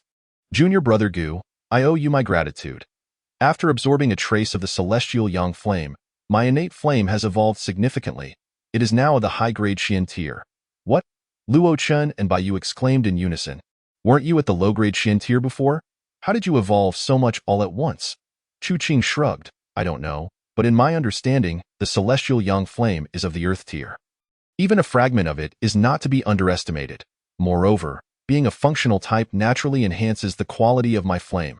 Chapter 29. Righteous Intervention, Fire Feather Technique. Hearing this, the others nodded in agreement. Indeed, the celestial yang flame, as an earth-grade flame, is not excessively domineering, thus it must possess other distinct traits. After cultivating her technique, Chu Qing absorbed the flame, gaining its characteristics, and her flame's quality naturally surged. As everyone looked at her, Chu Qing smirked and said, Why are you all staring at me? Junior brother Gu, it's your turn to showcase. All right, without further ado, Gu Yun stepped forward. Congratulations, host, you have extracted a second-tier demon core. Congratulations, host, you have extracted a scroll, the crafting method for porcupine quills. Look, as Gu Yun held up the second-tier demon core, Luo Chun could no longer maintain his composure. Impossible, this must be fake. This is the previous demon core. You deceiving us? Oh, come on. In the midst of their banter, the sun reached its zenith. Throughout their journey, they had slain over a dozen second-tier demon beasts, all of which had yielded demon cores without exception. Now, the members of Luo's sect gazed at Gu Yun as if he were a celestial being. Junior brother, you truly are remarkable. With you, our Luo sect is bound to ascend. When you have time, senior brother will take you to gamble on stones. Get lost. Chu Qing kicked Luo Chen playfully, exclaiming, Don't lead our junior brother Gu astray. Everyone, Bai Yu interrupted their playful banter, stating, It is already noon. Shall we employ our old method? Indeed, this is far too inefficient. As they ventured deeper into Qingqing Mountain, Gu Yun felt somewhat helpless. The disciples of Qinghuan sect seemed to sweep the area, leaving few demon beasts behind. However, if they ventured further, they would encounter third-tier demon beasts. Third-tier demon beasts were a challenge even for the combined efforts of the 5 from Luo sect. Having previously suggested that they split up for efficiency, Gu Yun, whose strength was relatively weaker, decided to search for second-tier mid-stage or late-stage demon beasts. In reality, high-tier demon beasts were not so abundant, so Gu Yun merely aimed to find a few without holding back his team. Regrettably, after searching for a considerable time, aside from encountering a few groups of Qinghuan sect disciples, there was nothing else to be found. This won't do. If I can't find a single demon beast, it would be quite embarrassing when they claim I'm slacking off. In desperation, Gu Yun concocted a rather heartless plan. If he truly couldn't locate any demon beasts, he would have to search for some demon beast corpses to examine. Hoping for a stroke of luck, however, that felt too pitiful, and Gu Yun preferred not to resort to such measures unless absolutely necessary. Just as he reflected on this, a faint sound reached Gu Yun's ears from a distance. Though the voice was exceedingly soft, Gu Yun's keen hearing captured it clearly. Approximately several kilometers away, it seemed a group of Qinghuan sect disciples were engaged in battle with a demon beast. Moreover, from the words of these disciples, it appeared they had encountered a demon beast that was beyond their capabilities to confront. After a moment of contemplation, Gu Yun, who had initially intended to ignore it, sighed and thought, Well, you're all disciples of Qinghuan sect. Consider yourselves fortunate. As he spoke, Gu Yun chuckled softly, and a blazing fire erupted behind him. In the next instant, with a whoosh, the flames soared into the sky, transforming into 2 fiery wings that manifested behind Gu Yun. Feeling the warmth emanating from the wings, Gu Yun nodded in satisfaction. These flaming wings were derived from the fire feather technique he had extracted from the corpse of a nascent soul cultivator. According to the fire feather technique, one could condense flames into wings, significantly enhancing flight speed. When he had first acquired the fire feather technique, Gu Yun thought it somewhat lackluster, as only cultivators at the golden core stage could fly. And he was still far from that stage. However, after experimentation, he found that the wings formed by the fire feather technique could indeed enable direct flight. Moreover, their speed was not inferior to that of golden core cultivators. After laughing heartily a few times, Gu Yun soared into the air, transforming into a streak of fire, vanishing in an instant. At this moment, several kilometers away, a frenzied second-tier late-stage demon beast, a King Kong gorilla, was pursuing several peak chi refinement disciples of the Qingyuan sect. The disciples were severely injured, on the verge of collapse. It's all my fault for provoking this black gorilla, putting everyone in danger. Stop lamenting and focus. The leader of the disciples, a foundational stage cultivator, brandished his long knife and turned to strike at the second-tier King Kong gorilla. I'll hold it off. You all flee. No way. Brother Zhao, we can't leave you behind. Seeing Brother Zhao confronting the demon beast, the other disciples, their eyes filled with determination, unsheathed their weapons once more. Let us fight. What nonsense, Brother Zhao shouted, dodging the black gorilla's attacks while urging. You must run. The Qingqing mountain is swarming with Qingyuan sect disciples and elders. I'll hold it off. You must seek help and return to rescue me. Hearing this, the hearts of the other disciples felt heavy. This black gorilla was a second-tier late-stage beast. By the time they found help, Brother Zhao would likely have become the gorilla's next meal. What are you hesitating for? Run, Brother Zhao shouted, slashing at the massive gorilla. However, the defenses of a second-tier late-stage demon beast were not something a foundational stage cultivator could breach. The gorilla barely flinched from the blow and, with a swift motion, swatted Brother Zhao aside. Then, it leaped into the air, preparing to crush Brother Zhao with a powerful slam. Brother Zhao, a female disciple cried out, breaking free from her companion's grasp and rushing towards him. Don't go. Run, or Brother Zhao will die for nothing. Another disciple wrapped his arms around the female disciple, allowing her to weep and wail. Zhao Shixiang gazed at the advancing second-tier demonic beast, a wave of despair washing over him. However, at that moment, a fiery streak raced across the horizon, moving with the swiftness of the wind. Hurtling towards the black gorilla, it was only when it was nearly upon them that Zhao Shixiang discerned that this blazing line was, in fact, the silhouette of a human cultivator. Before Zhao Shixiang could react, the figure delivered a powerful punch to the chest of the black gorilla, sending it flying several meters away. It was then that everyone could see clearly that the newcomer was a disciple of the Qingyuan sect. Adorned with fiery wings, after retracting the flames, the disciple landed gracefully on the ground, seizing Zhao Shixiang and cheerfully advising, "Be careful, brother. This second-tier late-stage demonic beast is not easily dealt with. Thank you for your timely intervention." That black gorilla, Zhao Shixiang clasped his fists in gratitude, but suddenly widened his eyes in astonishment. You are Gu Yun. Upon hearing Zhao Shixiang's exclamation, the accompanying disciples of Qingyuan sect were equally taken aback. Isn't that Gu Yun? He is merely at the early stage of foundation establishment. How could he have felled this second-tier beast with a single punch? Chapter 30. With a sword in hand. I laugh at the Green Mountains. Seeing that several recognized him, Gu Yun did not deny it and returned the salute with a smile. Indeed, it is I. He then turned to observe the recovering King Kong gorilla. How did you manage that? It is well known that force equals speed multiplied by mass. With Gu Yun's incredible speed and the application of the yellow tier technique, Mighty Bull Strength, despite its similarity to Tiger's Roar Fist, which is a technique known to all disciples of the Qingyuan sect, Mighty Bull Strength was far more potent. With Gu Yun's speed augmenting the power of his punch, it was naturally magnified several-fold. Knowledge is power. Meanwhile, Zhao Shixiang, witnessing the gorilla rise and pound its chest in fury, pulled Gu Yun back a few steps. Junior brother Gu, this beast is a formidable late-stage second-tier creature. While it is still disoriented, we should retreat quickly. Retreat? Gu Yun smiled lightly, withdrawing his hand and taking a few steps forward. In the next moment, he grasped the air, and a sea-blue longsword materialized in his hand. The sword measured 5 feet in length. Shimmering in the sunlight, its entire body a deep azure, as if it had absorbed the sunlight itself. This was the Earth-tier treasure sword, Deep Abyss, from the Heavenly Gate's nascent soul ring. As soon as the sword appeared, an overwhelming sword intent erupted from Gu Yun, leaving Zhao Shixiang speechless in awe. The strength of this sword intent was so formidable that even the senior brothers at the late stage of foundation establishment would find it challenging to match. It seemed Gu Yun had held back during the duel with Duan Cheng.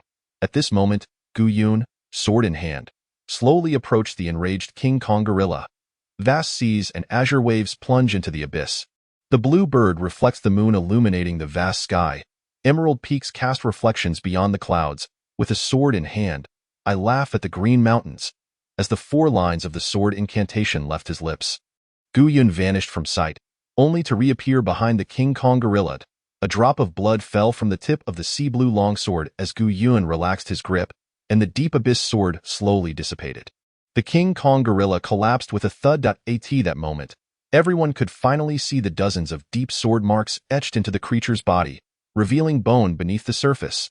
The disciples of the Qingwan sect were wide-eyed at this sight. To slay a late-stage, second-tier demonic beast so effortlessly, Gu Yun's strength was indeed terrifying. They knew Gu Yun, like them, was merely at the early stage of Foundation establishment. Seeing their astonished expressions, Gu Yun felt a slight shock himself. This heavenly 10,000 sword technique, combined with his 500 years of sword intent, was indeed formidable. Though Gu Yun had moved in a blur, in that fleeting moment, he had unleashed dozens of strikes. However, amidst the excitement, Gu Yun also sensed that such intense swordplay placed a considerable strain on his body. The strength of his early Foundation establishment was not entirely sufficient to support the use of such advanced sword techniques and weapons. Regaining his composure, Gu Yun turned to the other disciples. "Fellow disciples, are your injuries manageable?" "Thank you, Senior Brother Gu. We only have superficial wounds, nothing serious." Zhao Shixiang clasped his fists once more, acknowledging that despite being at the same early stage, he could only look up to Gu Yun's prowess. "That's good to hear," Gu Yun replied, glancing at the corpse of the black gorilla. "In that case, the demon core of this large monkey rightfully belongs to Senior Brother Gu." "Then I shall not be polite," Gu Yun exclaimed, taking out a dagger and probing the gorilla's corpse. Unfortunately, aside from the demon core, he found nothing of value. Rising to his feet with the demon core in hand, he laughed heartily. "Fellow disciples, I shall take my leave first." With that, Gu Yun vanished in a flash. Among those present, one disciple's eyes gleamed with a hint of coldness. "Gu Yun's strength is truly remarkable. I fear there are few in the entire Qing gang who could rival him. I must hurry to inform Brother Duan." Deep within Qingqing Mountain, Luo Chun sat sulking on a stone, cursing under his breath. Visibly displeased, "I knew that Gu Yun fellow had something amiss. He must have siphoned away all my luck." This marked the third demonic beast they encountered, yet he had not seen a single demon core. What a futile endeavor! Beside him, Chu Qing shot Luo Chen a glance, exasperated. "Stop your grumbling. How can you even compare yourself to Junior Brother Gu?" Upon hearing this, Luo Chen rolled his eyes and sighed as he gazed at the corpse of the second-tier beast. "True, who can compare to him? Is it that his luck is simply better, or is mine just abysmal? 3 demonic beasts without a core. This is unacceptable. I feel we should return to find Old Bai and Old Kong and reunite with that little brat Gu Yun." Claiming to improve efficiency, yet it seems we've achieved nothing but squandered time. At that moment, far across on the other side of Qingqing Mountain, Gu Yun suddenly sneezed. "Who is speaking of me?" However, there was no time to ponder as Gu Yun looked at the several disciples of the Qingwan sect before him, tightening his grip on the deep abyss sword. Just moments ago, as Gu Yun had slain the magical beast, several disciples of the Qingwan sect had surrounded him, led by none other than Duan Kaishan. The leader of the Qing gang, moreover, the 5 Qingwan sect disciples encircling him, apart from Duan Kaishan, were all at the late stage of Foundation establishment. "I must commend you, Brother Duan. You certainly have assembled quite the force to ambush me." Duan Kaishan chuckled coldly, shaking his head. "That is merely your misfortune. I heard you effortlessly dispatched a late-stage second-tier demonic beast. To ensure stability, I had no choice. Oh, you think I am like that clumsy Duan Cheng?" At his words, Gu Yun took a deep breath. It was clear Duan Kaishan had come prepared, and he might truly face dire consequences today. Yet, even so, Gu Yun could not afford to lose his momentum. "Duan Kaishan, you are at the pinnacle of Foundation establishment, one of the 5 most cherished disciples of the Qingwan sect. Do you not fear being ridiculed for dealing with an early-stage disciple like me in this manner?" "Ridiculed?" Duan Kaishan laughed heartily. "Why, dear junior brother, do you truly believe this matter could be made public? You humiliated Duan Cheng on the sect's arena. If you were to frolic about the sect afterward, it is the Qing gang's reputation that would suffer. To be honest, I am utterly indifferent to whatever so-called opportunity you possess. Duan Cheng covets it, but I care not at all. So, do hurry and die. You would be doing me a great favor." With that, Duan Kaishan drew his longsword, transforming into a streak of light as he charged directly at Gu Yun. Faced with the oncoming Duan Kaishan, Gu Yun dared not be negligent, drawing the deep abyss sword and rushing forward to meet him. Chapter 31. The revenge of the Qing gang confronting the assaulting Duan Kaishan. Gu Yun was resolute. Brandishing his sword in an instant, the sword light sliced through the tranquil forest, sending a shrill cry that startled countless birds into flight. Under Duan Kaishan's swordplay, Gu Yun felt an overwhelming force. Each move was executed with flawless precision, as if a profound sword intent flowed within Duan Kaishan's form. For those who practice swordsmanship, the essence of sword intent is paramount. At times, a cultivator with a rich sword intent can even conquer opponents stronger than themselves. However, when it comes to sword intent, Gu Yun was a master. With 500 years of sword intent, it was unlikely anyone else in the Qingwan sect, or even the entire Qingqing mountain could rival him. Noticing that his sword techniques were proving ineffective, Duan Kaishan's surprise only grew, prompting him to accelerate his attacks.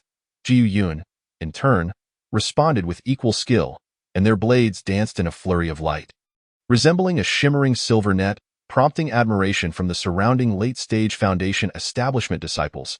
Is this the prowess of an early-stage Foundation establishment disciple? What a joke! With mere swordsmanship, Gu Yun might even surpass the leader.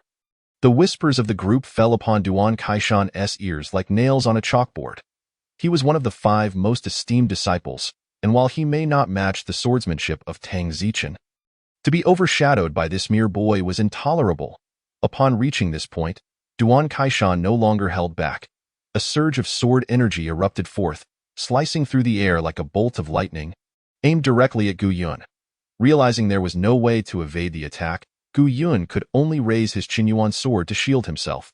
With a resounding clang, Gu Yun staggered backwards several paces, managing to dissipate the immense force. However, he couldn't help but think that with his current capabilities, facing the peak of the Foundation establishment stage, represented by Duan Kaishan, left him with little to no chance of victory. With these thoughts racing through his mind, Gu Yun cast a furtive glance around, contemplating an opportunity to withdraw. In the absence of Duan Kaishan, he might have contemplated an ambush to eliminate one of the 4 late-stage Foundation establishment cultivators, subsequently making a hasty escape. Yet, with Duan Kaishan's formidable strength, it seemed wiser to retreat without hesitation. After all, Qingqing Mountain was not merely teeming with disciples of the Qingwan sect. There were also elders and even the formidable Qian Wenda lurking in the shadows. Once he reached an open area, Duan Kaishan would undoubtedly refrain from acting recklessly. Resolving himself, Gu Yun grasped his sword, swinging it with such fervor that the Qinyuan sword appeared to conjure countless ripples, coalescing into a radiant blue light. What sort of technique is this? One of the disciples furrowed his brow, sensing that this move would likely create a cataclysmic impact. 10,000 swords returned to the sect. Gu Yun summoned all his might and shouted, unleashing a sword strike that seemed to envelop countless energies, sweeping toward the group. Even Duan Kaishan narrowed his eyes at the sight, raising his defenses. However, when this sword struck the ground, it merely kicked up a cloud of dust, yielding no other effect. Damn it, I've been deceived. Indeed, Gu Yun chuckled inwardly. Had he truly been capable of executing such a world-shattering strike, he would have long since sent them to meet the King of Hell. In an instant, Gu Yun unfurled his Xianyang wings, transforming into a streak of fire as he shot away, dispersing the swirling dust. Duan Kaishan lunged forward, only to witness Gu Yun sprouting wings and soaring toward the horizon. What sort of cultivation technique is this? How can he fly? You little brat, even if you can fly. I doubt you can outpace me, brothers. Pursue him. By now, Gu Yun had already made his escape, laughing heartily. Have you ever seen a peak combatant? How foolish can you be, my young brother? In this moment, Gu Yun bore a striking resemblance to the peak combatants he had encountered in novels from his past life. Yet, to reach such terrifying heights, he still had quite the journey ahead of him. While reveling in his triumph, Gu Yun glanced back and felt 3 dark lines form on his forehead. To his astonishment, the previously shaken-off Duan Kaishan and his companions had caught up. Although they couldn't fly, their agility among the branches allowed them to match his speed. Why are they like tenacious gum, driving me insane? Seeing this, a sense of urgency welled up within Gu Yun. It was crucial to remember that the fire feather technique required spiritual energy to sustain it, and having just emerged from a fierce battle, he couldn't afford to exert himself for too long. Yet, these pursuers were far too powerful, especially Duan Kaishan. he simply couldn't shake them off. Just as Gu Yun's anxiety heightened, he made an unexpected discovery while soaring through the skies. All around Qingqing Mountain lay the remains of demon beasts slain by the disciples of the Qingwan sect. Though the corpses held some value, their utility was limited aside from the demon cores. Moreover, following the autumn hunt, there were disciples assigned to clean up the remains, leaving many to disregard the carcasses after extracting the cores. However, what was of no use to these disciples could prove to be a significant boon for Gu Yun. With the demon corpses scattered across the mountainside, Gu Yun could simply exhaust them to wear down Duan Kaishan and his companions. With that thought in mind, Gu Yun expanded his spiritual awareness, extending it throughout the area while simultaneously activating the corpse control technique to manipulate the demon beast bodies. Yet, after some experimentation, Gu Yun soon realized that these demon corpses were not easily controlled, certainly not as effortlessly as the skeletal soldiers he had commanded. It dawned on him that the skeletal soldiers had been refined through powerful techniques, making them fundamentally different from these demon carcasses. Nevertheless, Gu Yun dismissed these concerns. Even if he could only slightly direct the corpses toward Duan Kaishan, it would serve as a distraction. Meanwhile, a look of shock spread across Duan Kaishan and his companions as they witnessed the multitude of demon beast corpses rising from the ground, charging at them. This sight was reminiscent of a legendary beast tide, causing even the Peak Foundation establishment Duan Kaishan to feel a sense of unease. For it had been in the Yuaning ruins that a similar scene had unfolded. Yet the current spectacle far surpassed that previous encounter. After all, while those skeletal remains were countless, they crumbled at a mere touch. Their numbers were their only advantage. This time, though the number of demon beast corpses was not overwhelmingly large, their formidable presence was unmistakable, and the pressure they exerted was far greater than that of the Yuaning ruins. Is this the doing of that little rascal Gu Yun? It seems I was not mistaken. Didn't he obtain the 10,000 corpses pill? Senior brother, what should we do? What else is there to do?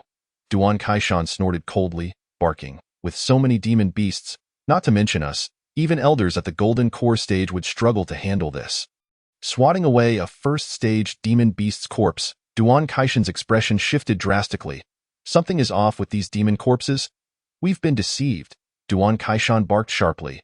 These demon corpses are merely charging. Do not be fooled by that little brat. Pursue him. Seeing this, the group disregarded the demon corpses, but when they attempted to chase after Gu Yun, he had already vanished without a trace. Chapter 32. A mysterious chamber? Let us explore, gazing at the dim stone walls surrounding him. Gu Yun swallowed hard. Just moments ago, in his bid to shake off Duan Kaishan, he had stumbled upon a concealed cave and had dived right in. As he leaned against the wall, reflecting on the perilous encounter he had just escaped. He inadvertently triggered a mechanism embedded in the wall. To his astonishment, a hidden passageway appeared within the cave. No way! Swallowing hard, Gu Yun exclaimed with delight, could it be that fortune smiles upon me once more? Is this another legacy of some ancient predecessor? His recent streak of good luck seemed almost uncanny. Muttering to himself, Gu Yun began to ponder. In truth, such legacies were not particularly rare, despite Qingqing Mountain being a relatively minor locale. It had once birthed prodigies and exceptional individuals. Many legacies existed here, though some remained unexplored due to the inherent dangers they posed, certainly not as inviting as the tranquility offered by the three major sections. As he ventured deeper into the dim passageway, Gu Yun couldn't help but marvel at the numerous luminous pearls embedded within the walls. Even after countless years, these pearls continued to emit their glow, indicative of the former owner's status as a formidable figure, at the very least one of great wealth and influence. In just a few minutes, Gu Yun arrived at the passageway's end. There, he found no extravagant decorations, merely a large door covered in cobwebs and dust. Beside the door stood a stone tablet inscribed with 4 large characters, "Do not enter." The stone tablet appeared severely weathered, suggesting it had stood for at least several millennia. This implied that no one had visited this place for thousands of years. Even if someone had come, the sight of this inscription would likely deter them from proceeding. What nonsense, Gu Yun rolled his eyes. The owner of this legacy clearly had a sense of humor.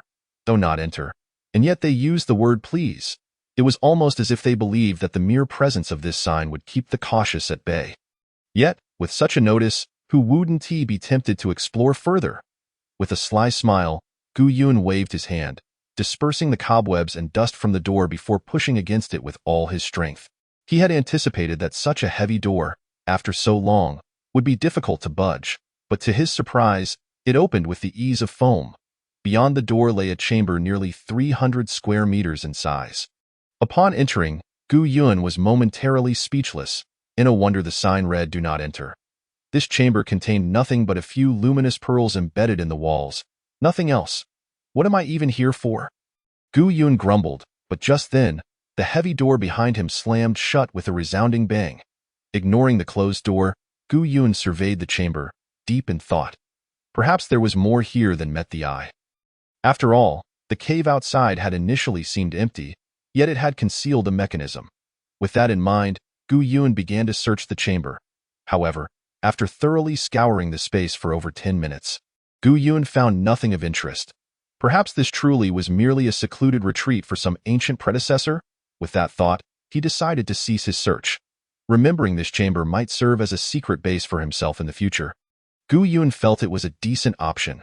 With that resolution, he turned to leave. But as he approached the door, he was struck dumb. After it had closed, no matter how hard he pushed, he found it utterly impossible to open. It seemed he would need to rely on brute force to effect a miracle. With that, Gu Yun channeled his spiritual energy and delivered a powerful punch to the stone door. In a way, how is there not even a hint of movement? At the very least, it should budge a little or let some dust fall. Gu Yun's eyes widened in disbelief. He drew forth his Qinyuan sword, summoning all his strength for a mighty slash, yet the stone door remained as unmoving as before. This stone wall is so resilient that even elders at the Golden Core stage would struggle to break through. Perhaps only a cultivator of the Yuaning stage could hope to shatter it. Casting aside the heavy abyssal sword, Gu Yun plopped down onto the ground with a sigh. No wonder it says, "Do not enter." It turns out this stone door cannot be opened from the inside. It seems some senior had locked themselves in here, vowing not to emerge until they broke through to the nascent soul stage, pushing themselves to their limits. Yet, judging by the circumstances, it appeared this predecessor had ultimately succeeded. "You succeeded, and I am trapped," Gu Yun lamented, cursing aloud. What was the point of erecting this sign? If you must, at least make it clear. Half an hour later, having exhausted all possible solutions to no avail, Gu Yun resigned himself to despair. Could it be that I am truly doomed to die here? Or should I break through to the nascent soul stage first? But that could take an eternity. System, can you devise a way to get me out of here? Would you like to expend one extraction point to exchange for the teleportation arrays true? Exchange, exchange, exchange. At that moment, Gu Yun nodded vigorously. Akin to a chick pecking at grains, it appeared the system was indeed reliable. Ding. Host lacks sufficient extraction points. Exchange failed. Damn it. Upon hearing the system's notification, Gu Yun nearly burst into tears. Clap, clap, clap. He clapped his hands in frustration, exclaiming, "Very well. At least I won't have to wait until the nascent soul stage. The golden core stage will suffice." At this moment, Gu Yun seemed to have let go of everything, sitting on the ground.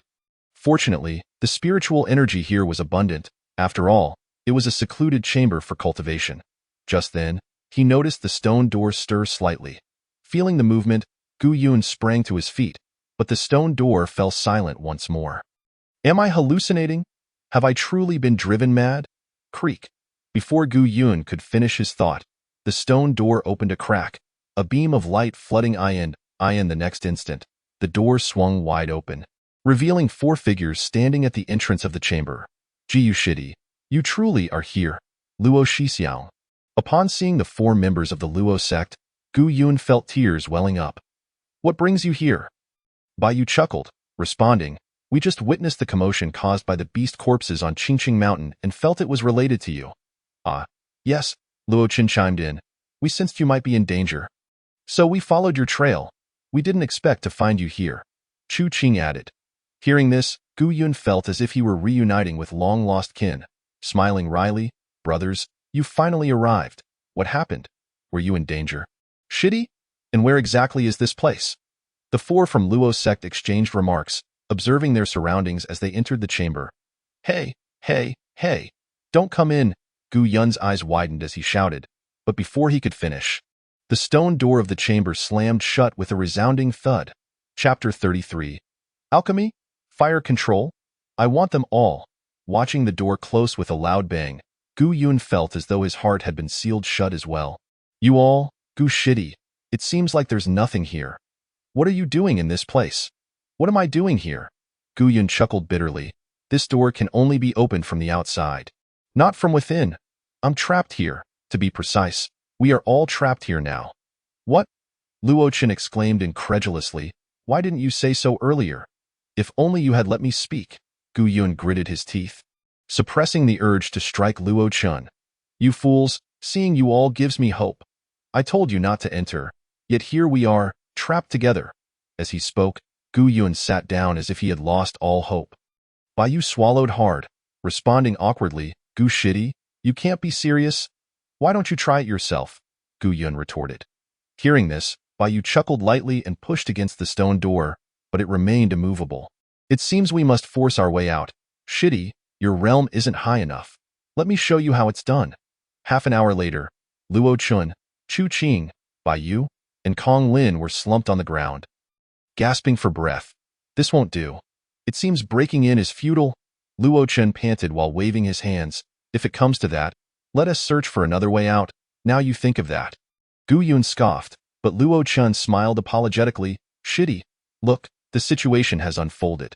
We should consider how to escape. Upon hearing this, Gu Yun could only smile nonchalantly. Indeed, given how things are, what other options remain? Seeing Gu Yun's despondent expression, Luo Chen chuckled and began rummaging through the chamber. Bai Yu and the others followed suit, searching for anything useful. Go ahead.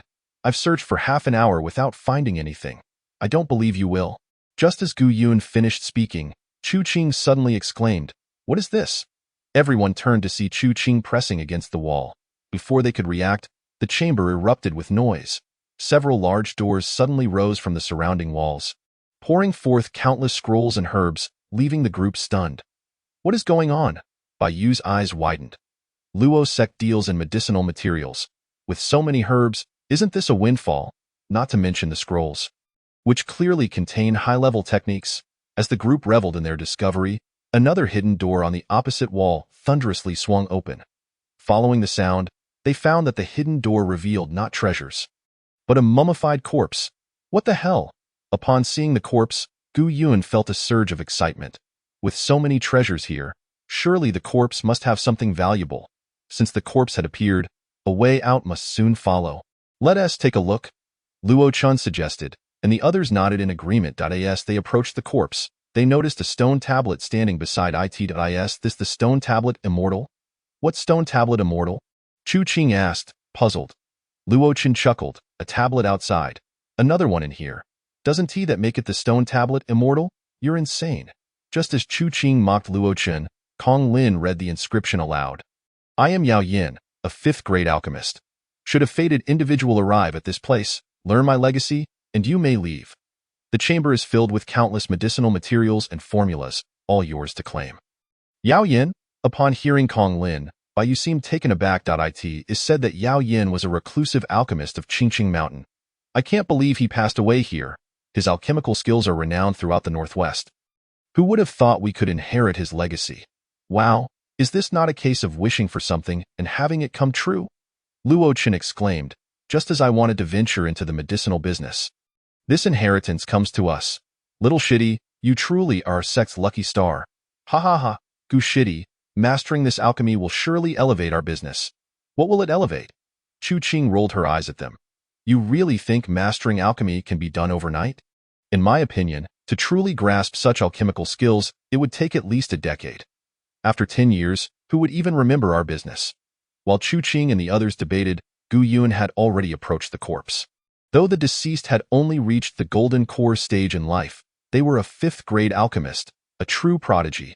Unfortunately, it seemed they had devoted themselves entirely to the art of alchemy, lacking the longevity of powerful cultivators.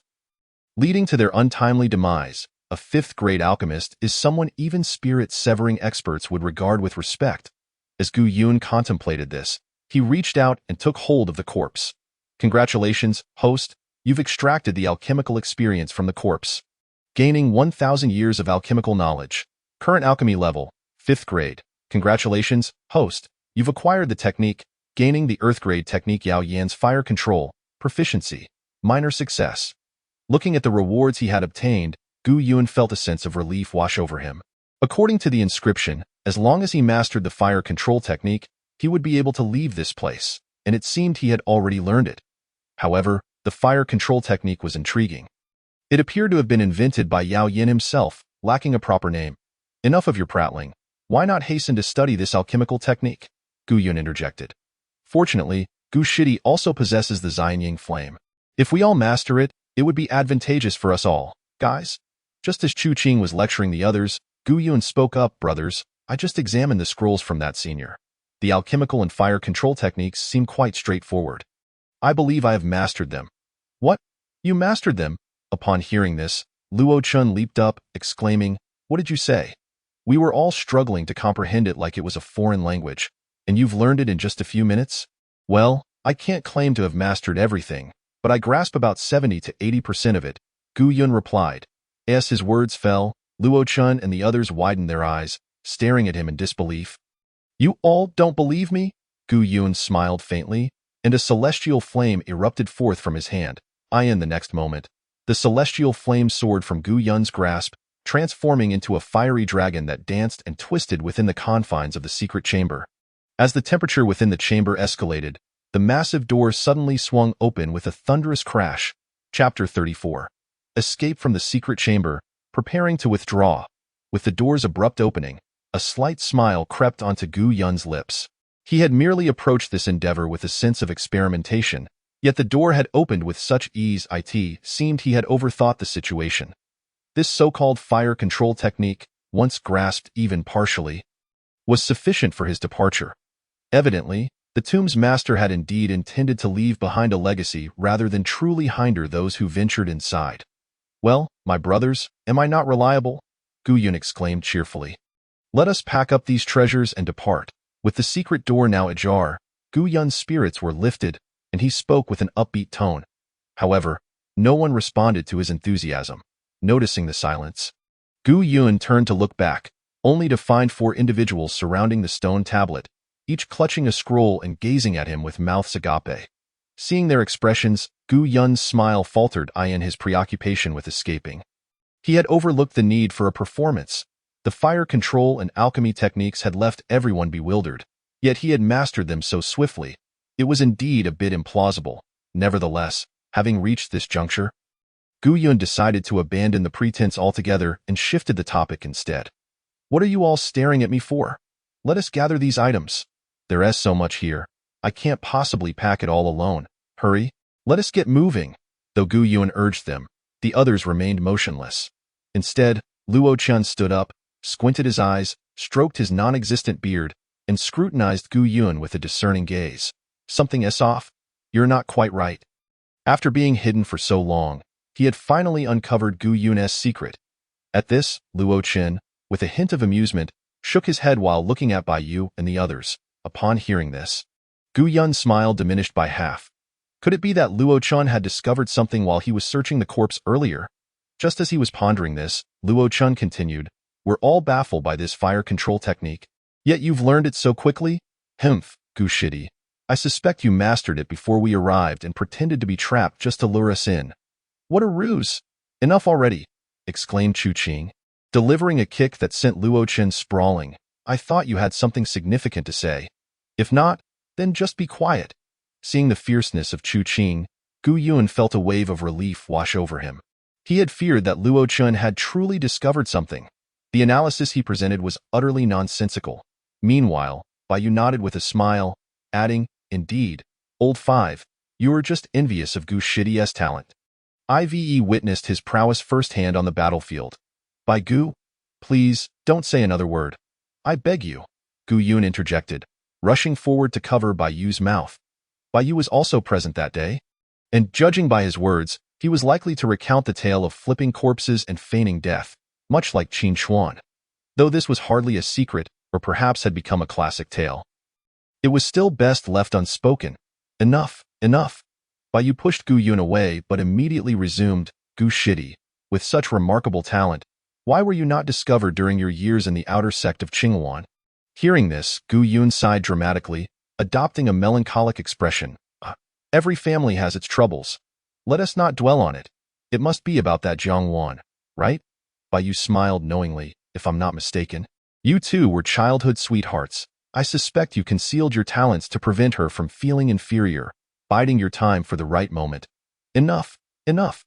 Chu Qing interjected as she gathered herbs into her storage ring, shooting Bai a glare. Our little shitty is feeling down, and you are just pouring salt on his wounds. What is wrong with you? Ah, my bad.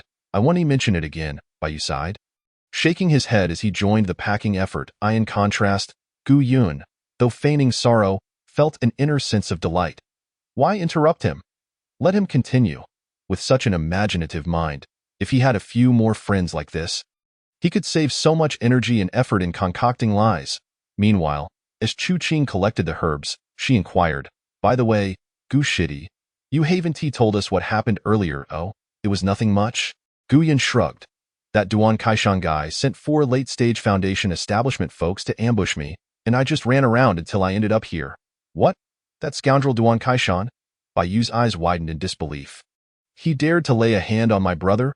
I'll make him regret it.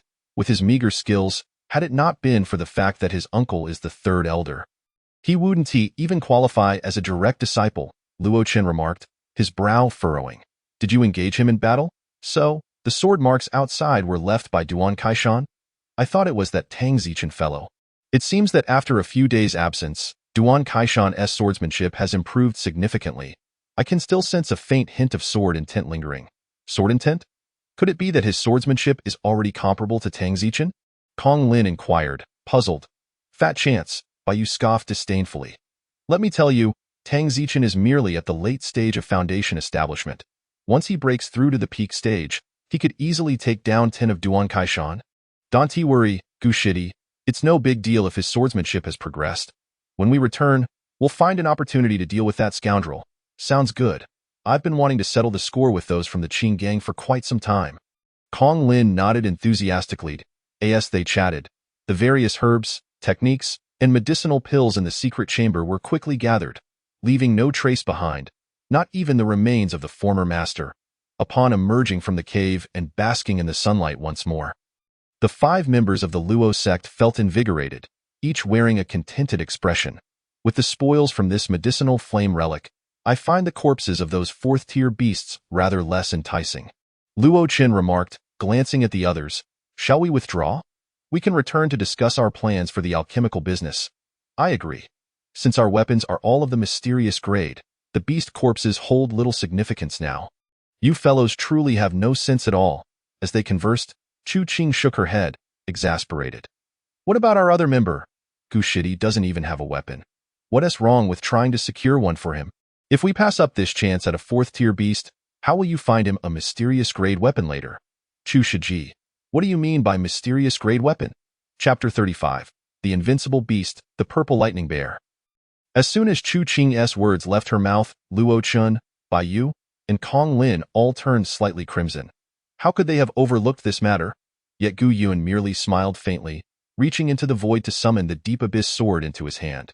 Chu Shiji, what do you mean by mysterious grade weapon? Is this sword considered a mysterious grade weapon? Seeing the Deep Abyss sword glimmering with a faint azure hue under the sunlight, the 4 were momentarily dumbfounded. This is an earth-grade weapon? Gu Shitty, what other secrets do you possess that we are unaware of? Feeling the fervent gazes directed at him, Gu Yun chuckled softly. I must give credit to senior brother Kong. I found this Deep Abyss sword on that ancient battlefield. That was merely luck. I cannot take credit for it, Kong Lin huffed, choosing to remain silent thereafter. Such talent and fortune. Could it be that the Qingwan sect is truly on the verge of rising? Bai sighed softly, a trace of a smile gracing his lips. As one of the 5 direct disciples of the Qingwan sect, he was the most representative figure, sharing in both the glory and disgrace of the sect. Sure. Just as Bai was lost in contemplation, his expression suddenly shifted, furrowing his brow as he made a gesture for silence. Seeing this, everyone instinctively stilled their breaths, entering a state of alert. Old Bai? What is happening? Kong Lin whispered, his voice low. Bai, still frowning, spoke slowly. There's a powerful presence ahead. Likely a 3rd-tier beast. A 3rd-tier beast? Luo Chan whispered back. Let us retreat. It seems we're not equipped to handle such a creature. How could there be a third-tier beast here? Bai inhaled deeply, murmuring, "No, something feels amiss. I sense it has just broken through to the third tier, likely having recently awakened from slumber. That makes sense. Perhaps we should avoid provoking it." Chu Qing frowned in agreement. "Let us withdraw." Listening to the words of a few individuals, Gu Yun's thoughts were not dissimilar. Generally speaking, prior to the autumn hunt, Qian Wenda would personally stroll through Qingqing Mountain, delineating safe zones while also eliminating overly powerful demon beasts to prevent any potential dangers for the disciples. Typically, when demon beasts break through to a new level, they fall into a deep slumber. This third-tier demon beast must have just awakened from such a state. At this juncture, the demon beasts, both famished and agitated, are likely to unleash a rampage, so it is best to avoid them whenever possible. However, just as the group prepared to retreat, Bai Yu, with a resolute gaze and an intangible aura emanating from him, slowly spoke. "Brothers, I wish to challenge myself. Will challenging oneself truly satiate anyone's hunger?" Originally, Bai Yu's statement was quite imposing, but as Luo Qian interjected, it drew a chorus of eye rolls. "What nonsense! If you can't articulate properly, just seal that foul mouth of yours." Chu Qing pinched Luo Qian sharply at the waist, leaving his face flushed. Yet, Bai Yu maintained a serious demeanor, asserting, "The demon beasts at this moment are not that formidable. I believe we can give it a try." While this assertion held some merit, it was still a third-tier demon beast. With its ability to fly, one could easily find themselves unable to fight back or flee. Luo Qian shook his head, offering this as a sensible caution. Upon hearing Luo Qian's reasonable analysis, Bai Yu sighed, seemingly on the verge of conceding. However, Gu Yun chuckled, "Brothers, I see potential in this. Let us take it on. After all, the elders in the Golden Core stage are nearby. If things go awry, we can always call for help. If it comes to a dire situation, Bai Shixiang is at the peak of the Foundation establishment stage. With all his might, would the surrounding Golden Core elders not hear a single shout?" Upon hearing this, the others were left with 3 lines of black marks on their foreheads. There was indeed some truth to the statement, yet it sounded rather jarring. Indeed, let us go for it. To contemplate retreat before even engaging in battle is not the demeanor of those who seek immortality and enlightenment. Kong Lin's expression shifted, and he spoke earnestly, prompting a consensus among the Luo sect members. "All right, brothers, let us go." With Luo Qian's peculiar shout, the group sprang forth like springs, propelling themselves towards the vicinity of the third-tier demon beast. In an instant, they arrived near the creature, and only then did they discern that it was a recently ascended third-tier purple thunder bear. At that moment, the bear ravenously feasted upon a late-stage, second-tier avian demon beast, and the gruesome sight made everyone's hearts skip a beat. "We cannot provoke it. Let us flee." Upon seeing the purple thunder bear, Bai Yu reflexively halted, turning to Gu Yun and the others to retreat. It was one thing to challenge an ordinary third-tier demon beast, but this purple thunder bear, a unique creature of the Qingqing Mountain region with ancient bloodlines, was a different matter altogether. Despite having just broken through to the third tier and exhibiting unstable cultivation, it could still contend with a bona fide third-tier demon beast before the group could escape. The purple thunder bear had already detected their presence. In the next moment, it abandoned its unfinished meal, letting out a ferocious roar and charging at them. Although the bear possessed little intelligence at this stage, it could clearly sense that the quality of these prey far exceeded that of its previous meal. What on earth? How can such a domineering demon beast exist in Qingqing Mountain? This purple thunder bear has not even reached maturity yet. It is already a third-tier beast. What will it become when it matures? What about its parents? Surely they must be 5th or even 6th-tier beasts. I have never even heard of such a thing. Gu Yun lamented, bewildered. It was common knowledge that the strongest entity in this area was Qian Wenda, a pinnacle golden core cultivator nearing the Yuaning stage. How could such a creature possibly exist here? In response, Bai Yu sighed and explained, "Junior brother, you may be unaware, but there is an unwritten rule. Or rather, an unspoken understanding in Qingqing Mountain, is a small place with limited resources, so typically, any being that reaches the Yuaning stage must leave for broader horizons after staying here for a while. I understand now, third-tier demon beasts can gradually awaken their intelligence, and by late stage, they can even speak human language. This is also why the Qingyu Demon King was able to dominate Qingqing Mountain." "Exactly," Bai Yu nodded. But beside him, Luo Chen interjected with a strange cry. Are you two still in the mood for idle chatter? Wouldn't it be better to reserve some energy for your legs?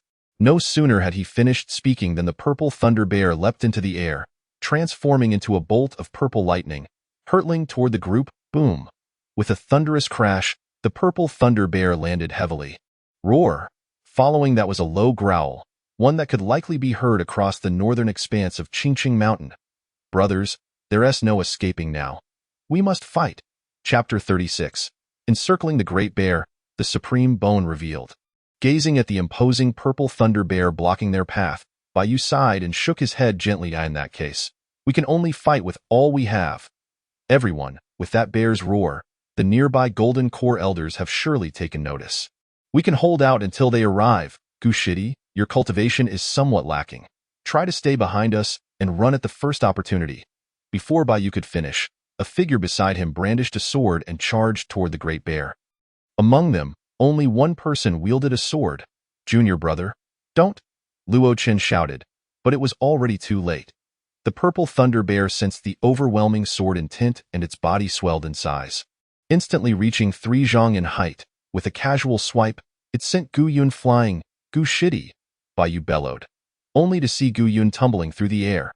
The next moment, flames erupted behind him, and fiery wings coalesced instantaneously. Steadying himself in midair, Gu Yun laughed heartily. His initial charge had been an attempt to gauge the bear's strength, and seeing the morale of the Luo sect members so low, he sought to inject some excitement into the situation. I am fine, brothers.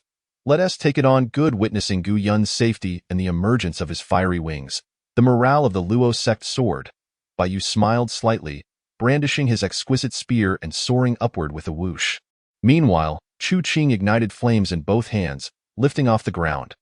Though she had not reached the golden core level, her unique attributes allowed her to hover momentarily.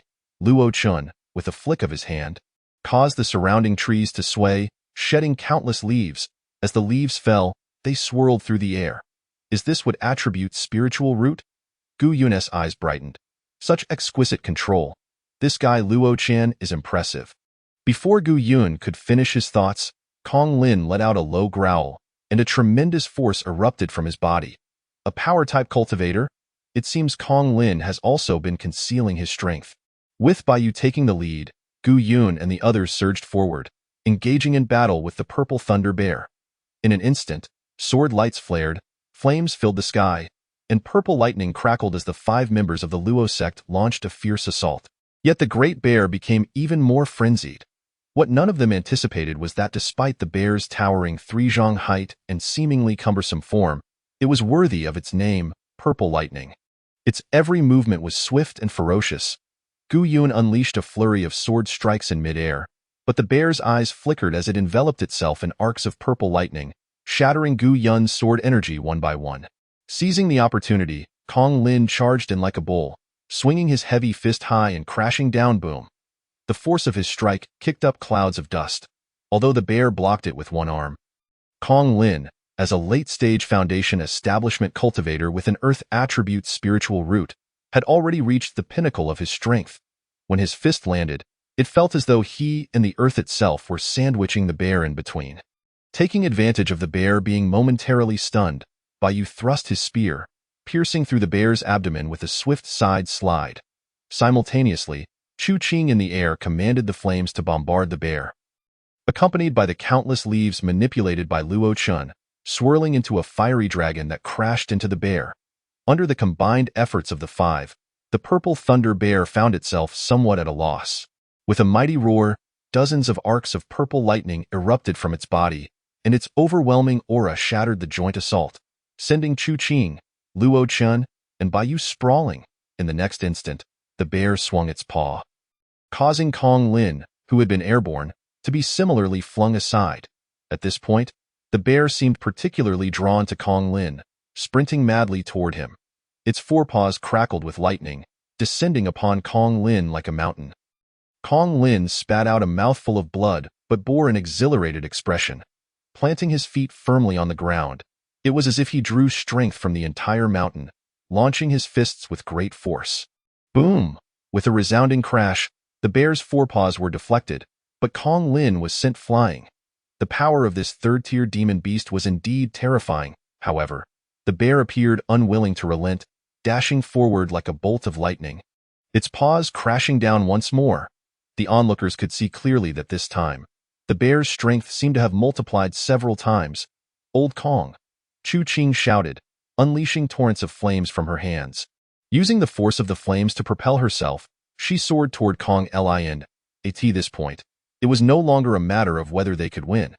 It was about minimizing casualties. Yet, despite Chu Qing's speed, she still lagged behind the purple thunder bear.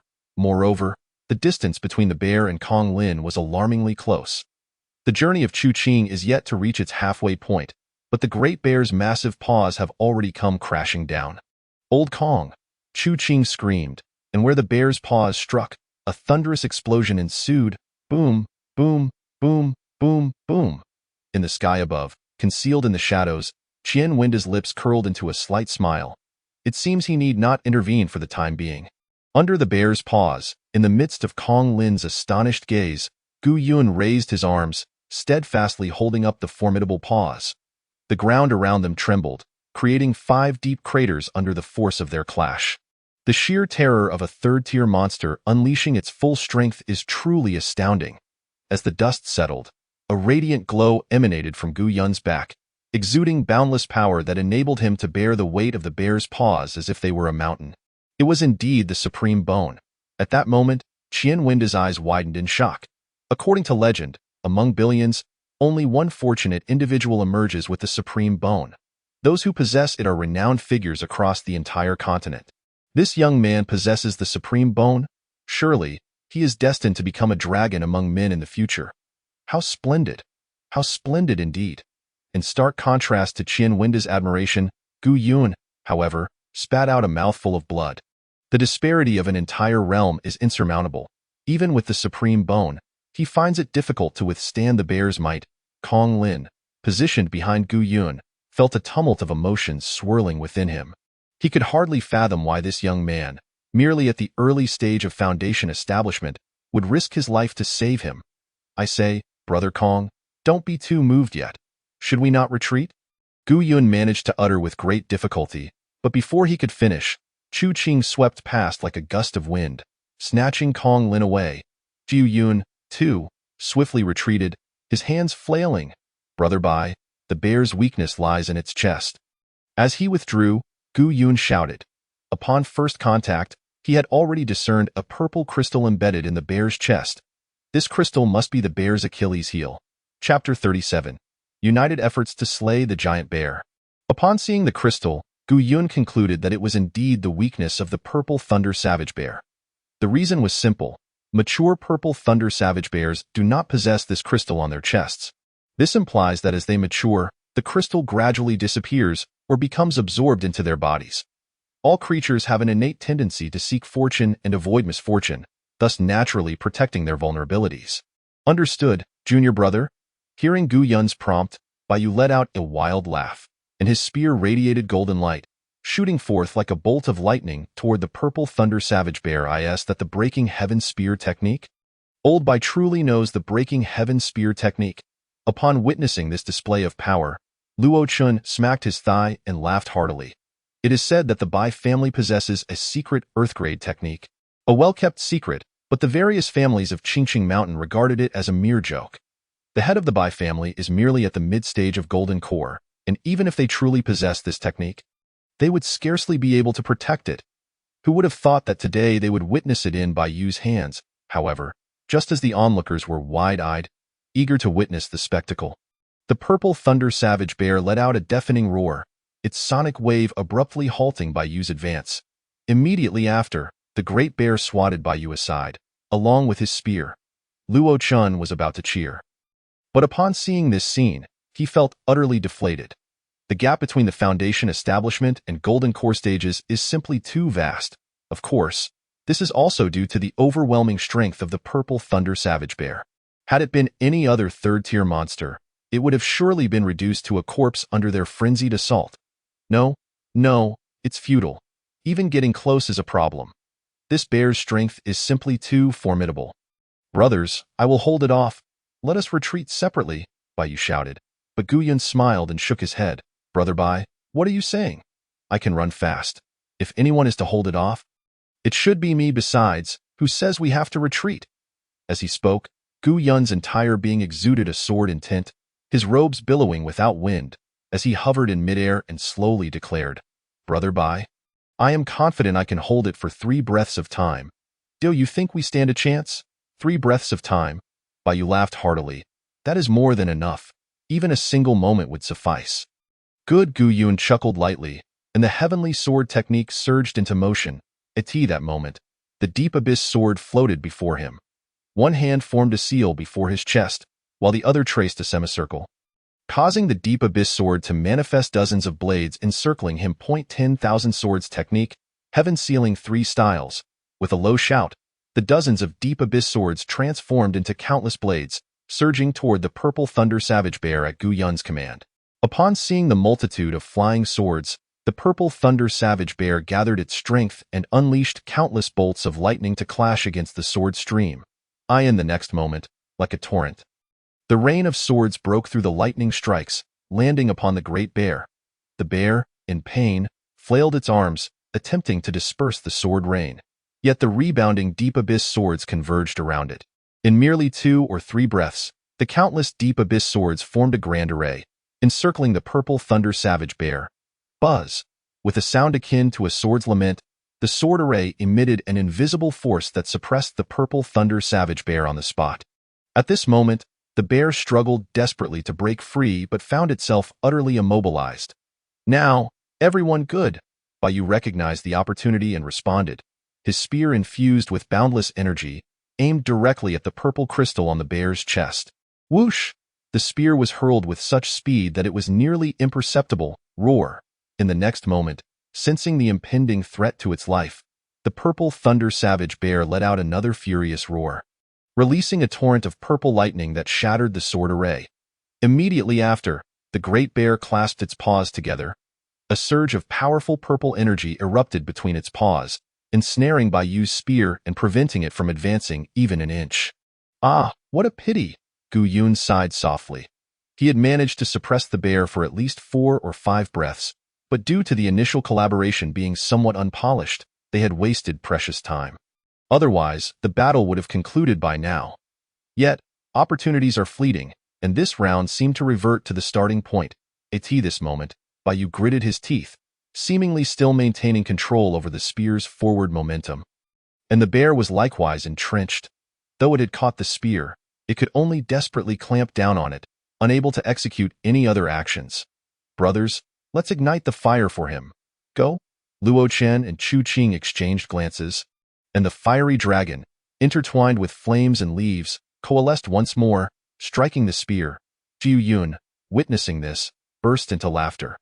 It seems this time there is hope. He then directed countless flying swords to bombard the spear. At this point, it had become a contest of strength, determining whether the bear could endure or if Gu Yun and the others would exhaust their energy first. Qian Wenda, observing from the shadows, nodded in satisfaction. Had it not been for a slight misstep in their collaboration, the bear would have already become their trophy. This time, you may consider it a victory. Qian Wenda smiled gently, just as he intended to intervene from the shadows. A figure suddenly sprang up from the ground. It was Kong Lin, who had refrained from attacking. At this moment, Kong Lin leaped high, nearly exerting all his strength to deliver a punch toward the great bear. Boom! To Gu Yun's astonishment, Kong Lin's punch did not strike the bear directly but rather impacted the spear's tail. With this final surge of power, the energy contained between the purple thunder savage bear's paws could no longer be sustained. Erupting violently, the spear, bolstered by the residual energy, precisely struck the purple crystal on the bear's chest.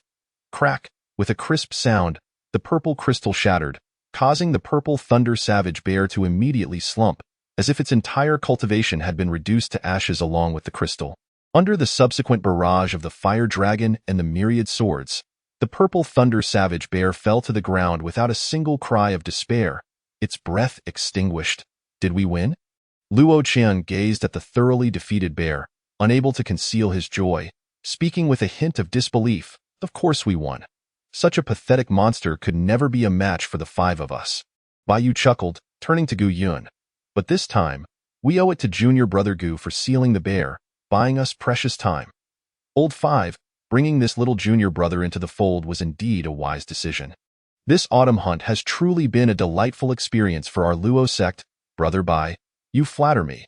I believe it was Kong Lin's final punch that was the true stroke of genius. Chapter 38. The conclusion of the autumn hunt. After Gu Yun spoke, Kong Lin beside him was momentarily taken aback. After being saved by Gu Yun, he had been contemplating how to express himself, and now that Gu Yun had opened the dialogue, it presented him with the perfect opportunity. With that thought, Kong Lin stepped forward, grasped Gu Yun's hand, and spoke slowly. Junior brother Gu, I truly did not expect that you would risk your life to save me. Previously, I held some misunderstandings about you, and I sincerely apologize for any offense. Brother Kong, why say such things? Gu Yun chuckled, responding. We are all comrades. As long as you no longer misunderstand me, whatever I do is worth it. Oh, really now? Enough of this trivial talk. Luo Chun let out a hearty laugh, his tone dripping with sarcasm as he spoke. Old Kong, we have long since informed you that Brother Gu's prowess is indeed remarkable. Gu Yun, with a smile, interjected, Luo Shixiang, your words leave me utterly abashed. Shall we not hold a celebration instead? Absolutely. Let us do it, Gu Yun nodded, gently reaching towards the corpse. Congratulations, host, you have extracted a rare third-tier demon core. Congratulations, host, you have acquired a technique, receiving the advanced mysterious grade technique, purple lightning thunderbolt technique, level, beginner. To his astonishment, this great bear had yielded a maneuvering technique. Hearing the system's notification, Gu Yun felt a wave of excitement wash over him. This was the first time he had obtained a technique of this nature. Although he had previously extracted some maneuvering experiences, they were merely fragments.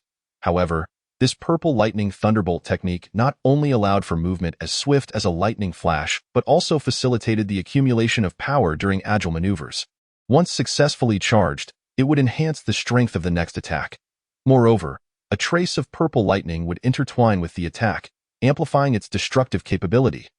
The strength of this technique was undoubtedly that of a mysterious grade, likely surpassing some Earth-grade techniques. With this thought, Gu Yun couldn't help but smile. Hey, Brother Gu, why are you grinning foolishly? Do you have a demon core or not?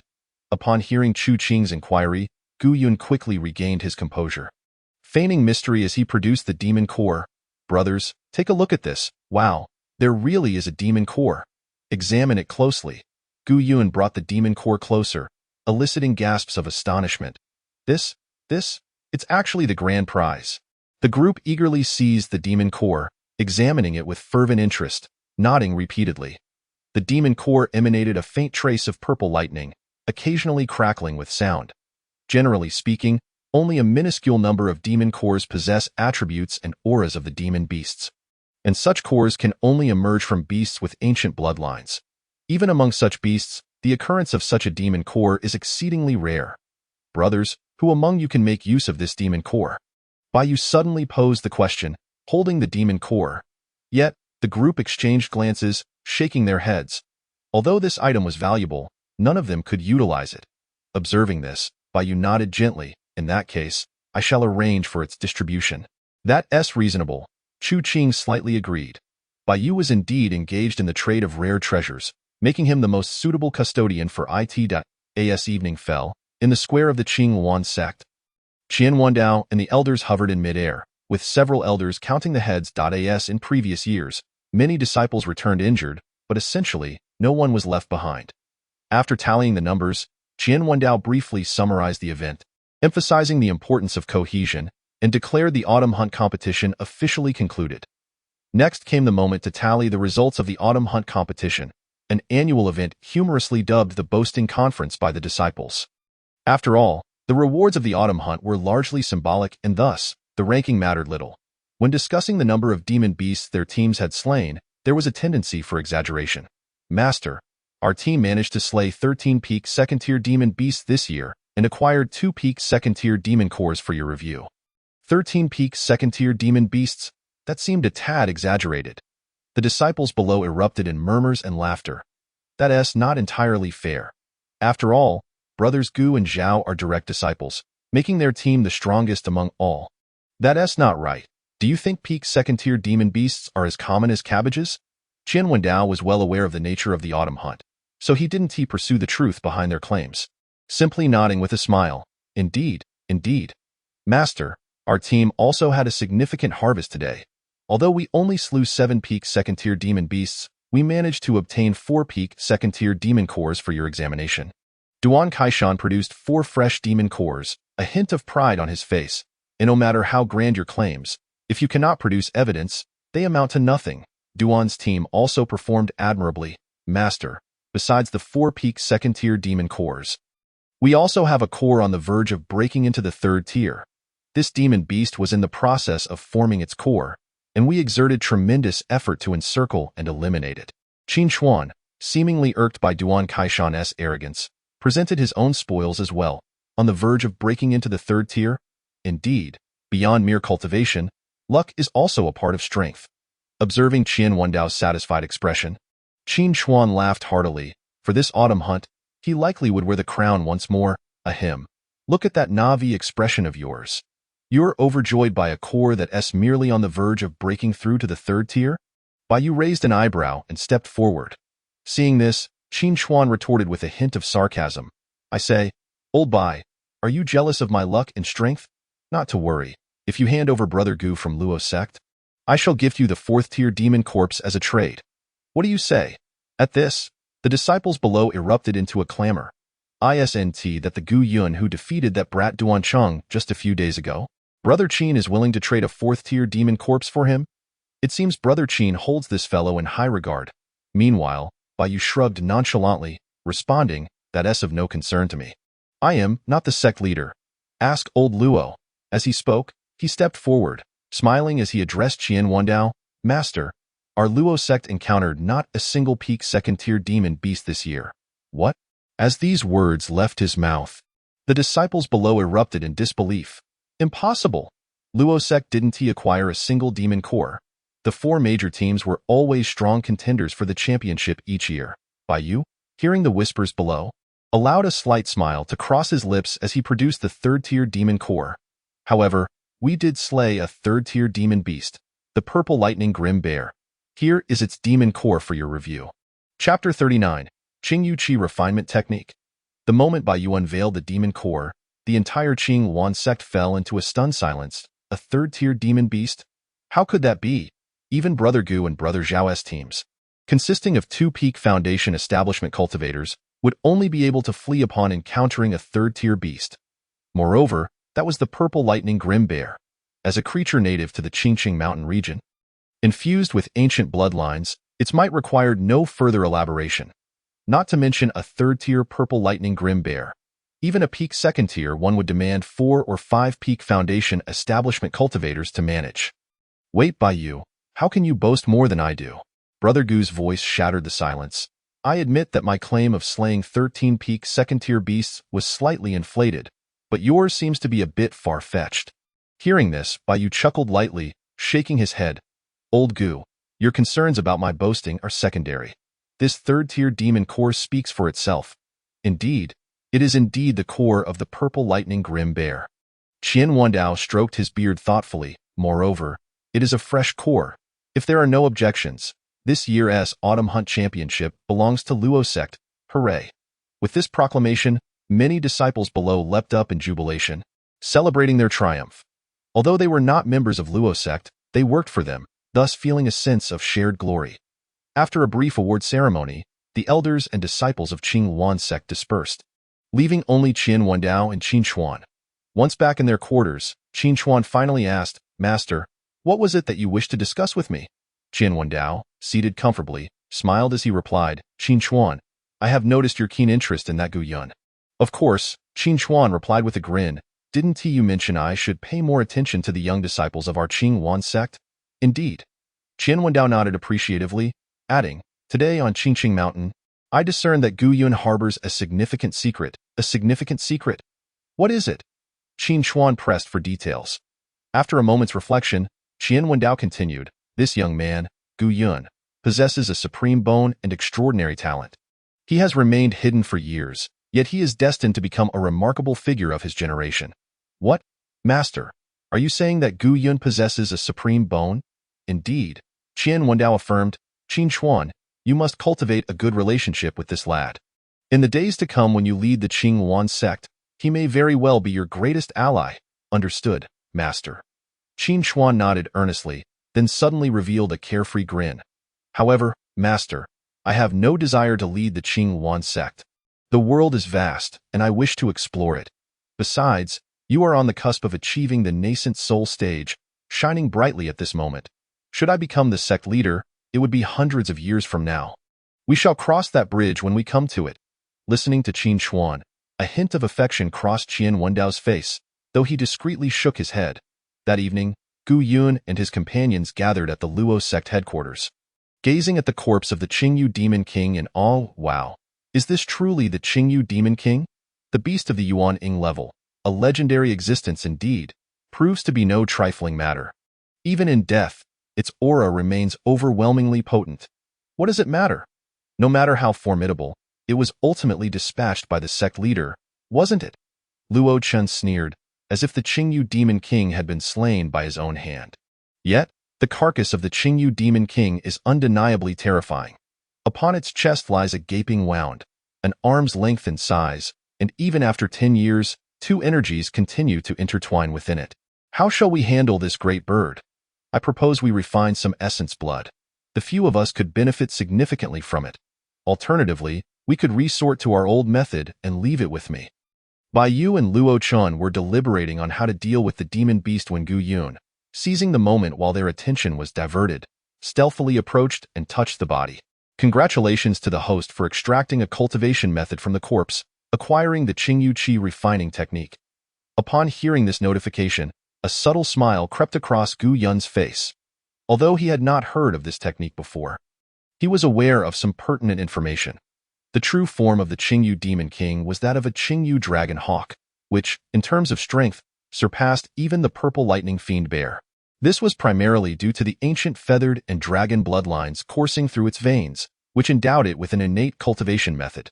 The Qingyu Qi refining technique allows practitioners to solidify their spiritual energy, thereby enhancing their capacity to bear it. The might of the Qingyu Demon King was, in no small part, attributed to this refining technique. Mastering the Qingyu Qi refining technique could boost one's own strength by at least 20%.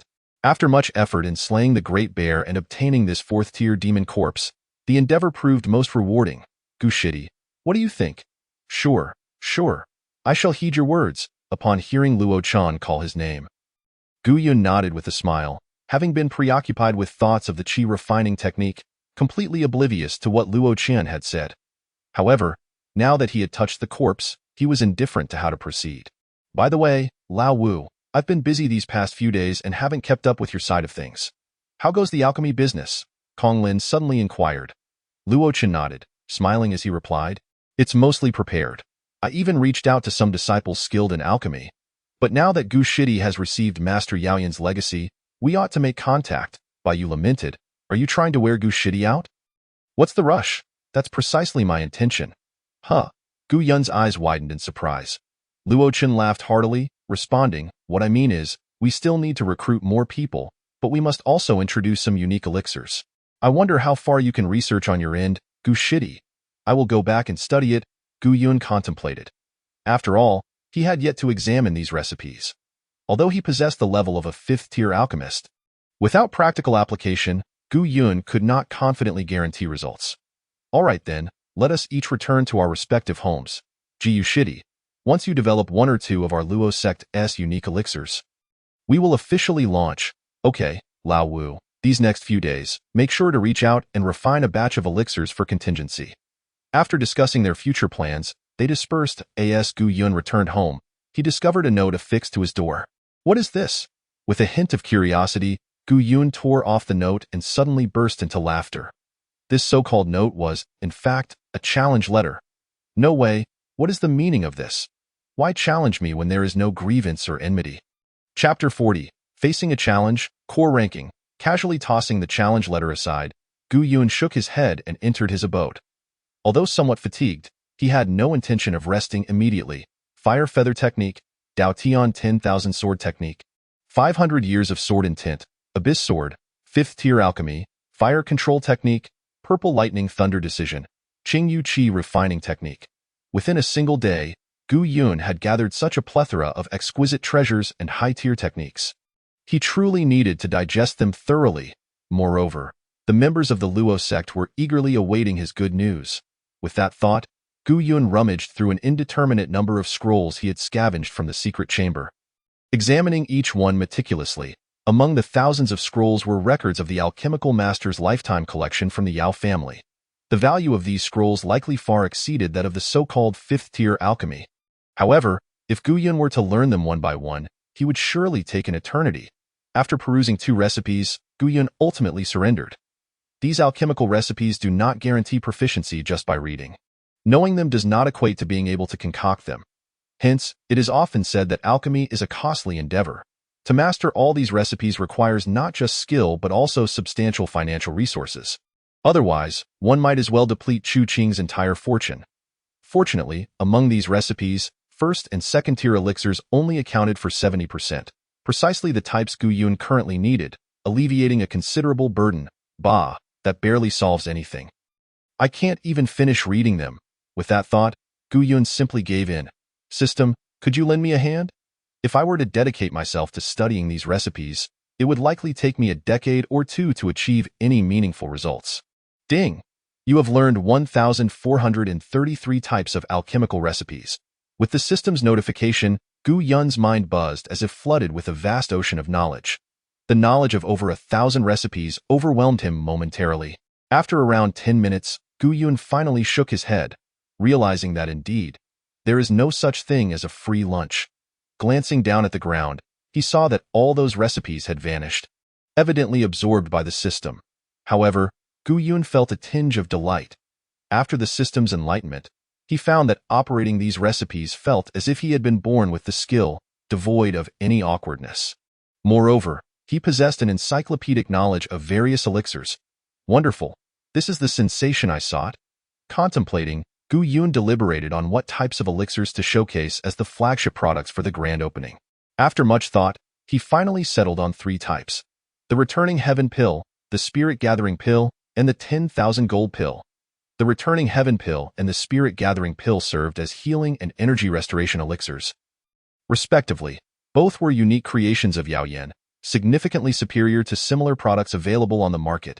As for the 10,000 Gold Pill, it was even more impressive. Upon consumption, it temporarily elevated a cultivator's rank. Typically, elixirs designed for temporary boosts come with substantial side effects, often at the cost of the cultivator's physical capabilities, forcing them to burn their own vitality for a surge in power, leaving them bedridden for 10 days to half a month. Such was the norm. However, the 10,000 Gold Pill was different. Its principle was to temporarily enhance the cultivator's physical constitution and forcibly absorb more spiritual energy, allowing for a temporary breakthrough. Thus, although side effects still existed, they were significantly reduced compared to other elixirs of its kind, only about 20%. With the goal set, Gu Yun immediately set to work, and in no time, he had successfully concocted 3 batches of elixirs, each containing 7 to 8 pills. Quite an impressive feat. The next morning, Gu Yun took these elixirs to the Luo sect. Little did those fellows know that he had achieved results so swiftly. However, not halfway through his journey, a disciple from the Qing sect suddenly blocked Gu Yun's path. "Ji Yushidi, please wait." Huh? Gu Yun frowned slightly upon seeing the unfamiliar face. Judging by his demeanor, it seemed he was there to cause trouble. Thinking quickly, Gu Yun, not want to be overly polite, addressed him, "Fellow disciple, what brings you here?" The disciple chuckled lightly. "Gu Shidi, I have no other business. I merely wish to know if you dare to ascend the sect's arena with me? You wish to challenge me?" Gu Yun smiled upon hearing this. "So it was you who sent that challenge letter last night. Such childish behavior as issuing challenge letters is beneath me. Just tell me if you dare to accept my challenge." As the two exchanged words, a crowd began to gather, drawn by the unfolding drama. What is going on here? What is the situation between Lu Shixiang and Gu Yun? I have no idea. I just arrived. Perhaps Gu Yun is being too arrogant, and Lu Shixiang couldn't bear it. During yesterday's autumn hunt, Gu Yun truly stole the spotlight. He even slew a 3rd-tier demon beast. What does that have to do with Gu Yun? He is merely riding on the coattails of Bai Shixiang and the others. Stop speculating. It's Lu Shixiang challenging Gu Yun. What? Why is Lu Shixiang challenging Gu Yun? As the crowd's murmurs grew louder, Gu Yun, like the onlookers, wore a bemused expression. I say, fellow disciple, what compels you to challenge me? Hearing this, Lu Shixiang let out a cold laugh, disdainfully replying, are you feigning ignorance? Do you not know what benefits you gained from defeating Duan? Oh, Gu Yun suddenly understood so you are from the Qing gang. Preposterous. Lu Shixiang snorted angrily. Jiu shitty. Cease pretending to be oblivious. The ranking of Duan on the core list is something everyone is well aware of. Have you considered the consequences of taking his place? Upon hearing this, Gu Yun finally comprehended the situation. It turned out that Brother Lu was not affiliated with the Qing gang at all, and he had no grievances with him. Within the inner sect of the Qing Wan sect, there exists a ranking known as the core list, which records the top 100 disciples of the inner sect. Those who are listed receive substantial resources each month based on their rankings, serving as a mechanism of competition within the inner academy. Duan, relying on his connections, barely secured the 100th position on the core list, and due to the influence of Elder San, no one dared to challenge him. However, now that Gu Yun occupied this position, envy was inevitable, especially since there were hardly any disciples in the early stages of Foundation establishment on the core list. Therefore, Brother Lu was merely coveting the ranking on the core list. Chapter 41. Crushing the frenzied female disciples. As Brother Lu made his intentions clear, not only did Gu Yun understand, but even the onlooking disciples grasped the situation. Brother Lu had set his sights on the ranking of the core list. Alas, what good would it do? Even if he defeated Gu Yun, could he maintain his ranking? It was not as simple as that. Brother Lu's formidable strength was well known, and even among the disciples in the early stages of Foundation establishment, he could easily rank within the top 10, yet he was merely at the bottom of the core list. Whether he could maintain his position was one matter, but who would want to offend Brother Lu for such a lowly rank? Upon hearing this, many disciples nodded in agreement, though some voiced differing opinions. I think, last time, Gu Shidi defeated Duan in one move. Brother Lu might not necessarily be able to do the same. That may be true, but regardless, we cannot miss the opportunity to witness such a spectacle. As the whispers of the onlookers filled the air, Gu Yun sighed. He was not deaf, and he could hear the spectators discussing how he was merely riding on the coattails of the Luo sect. Benefiting from their support, it seemed a confrontation was necessary to silence these people. However, the next moment, Gu Yun's interest waned. He had spent the entire night concocting elixirs and studying formulas, and his patience was quite thin. He did not wish to waste time on this matter. Thinking this, Gu Yun addressed Brother Lu, I have matters to attend to and cannot stay any longer. Perhaps we can arrange another time. As he spoke, Gu Yun intended to leave, but was once again intercepted by Brother Lu. Jiu shitty. Are you perhaps afraid to accept the challenge? Upon hearing this, Gu Yun felt helpless and retorted. You think I would accept a challenge just because you say so? Can't you see I'm busy? In response, Brother Lu smiled. Jiu shitty. If it were any other time, I wouldn't have the means to persuade you to come out of your shell. However, tomorrow is the day for distributing the monthly rewards, and according to the rules, disciples listed on the core list cannot refuse the first 3 challenges of the day. Gu shitty. I think you should. Are you done yet? Before Brother Lu could finish, Gu Yun snorted coldly and moved. Amidst the gasps of the onlookers, Gu Yun darted forward like a bolt of purple lightning, instantly closing the distance to Brother Lu and delivering a punch to his head. The next moment, Brother Lu was sent flying several meters away, unconscious.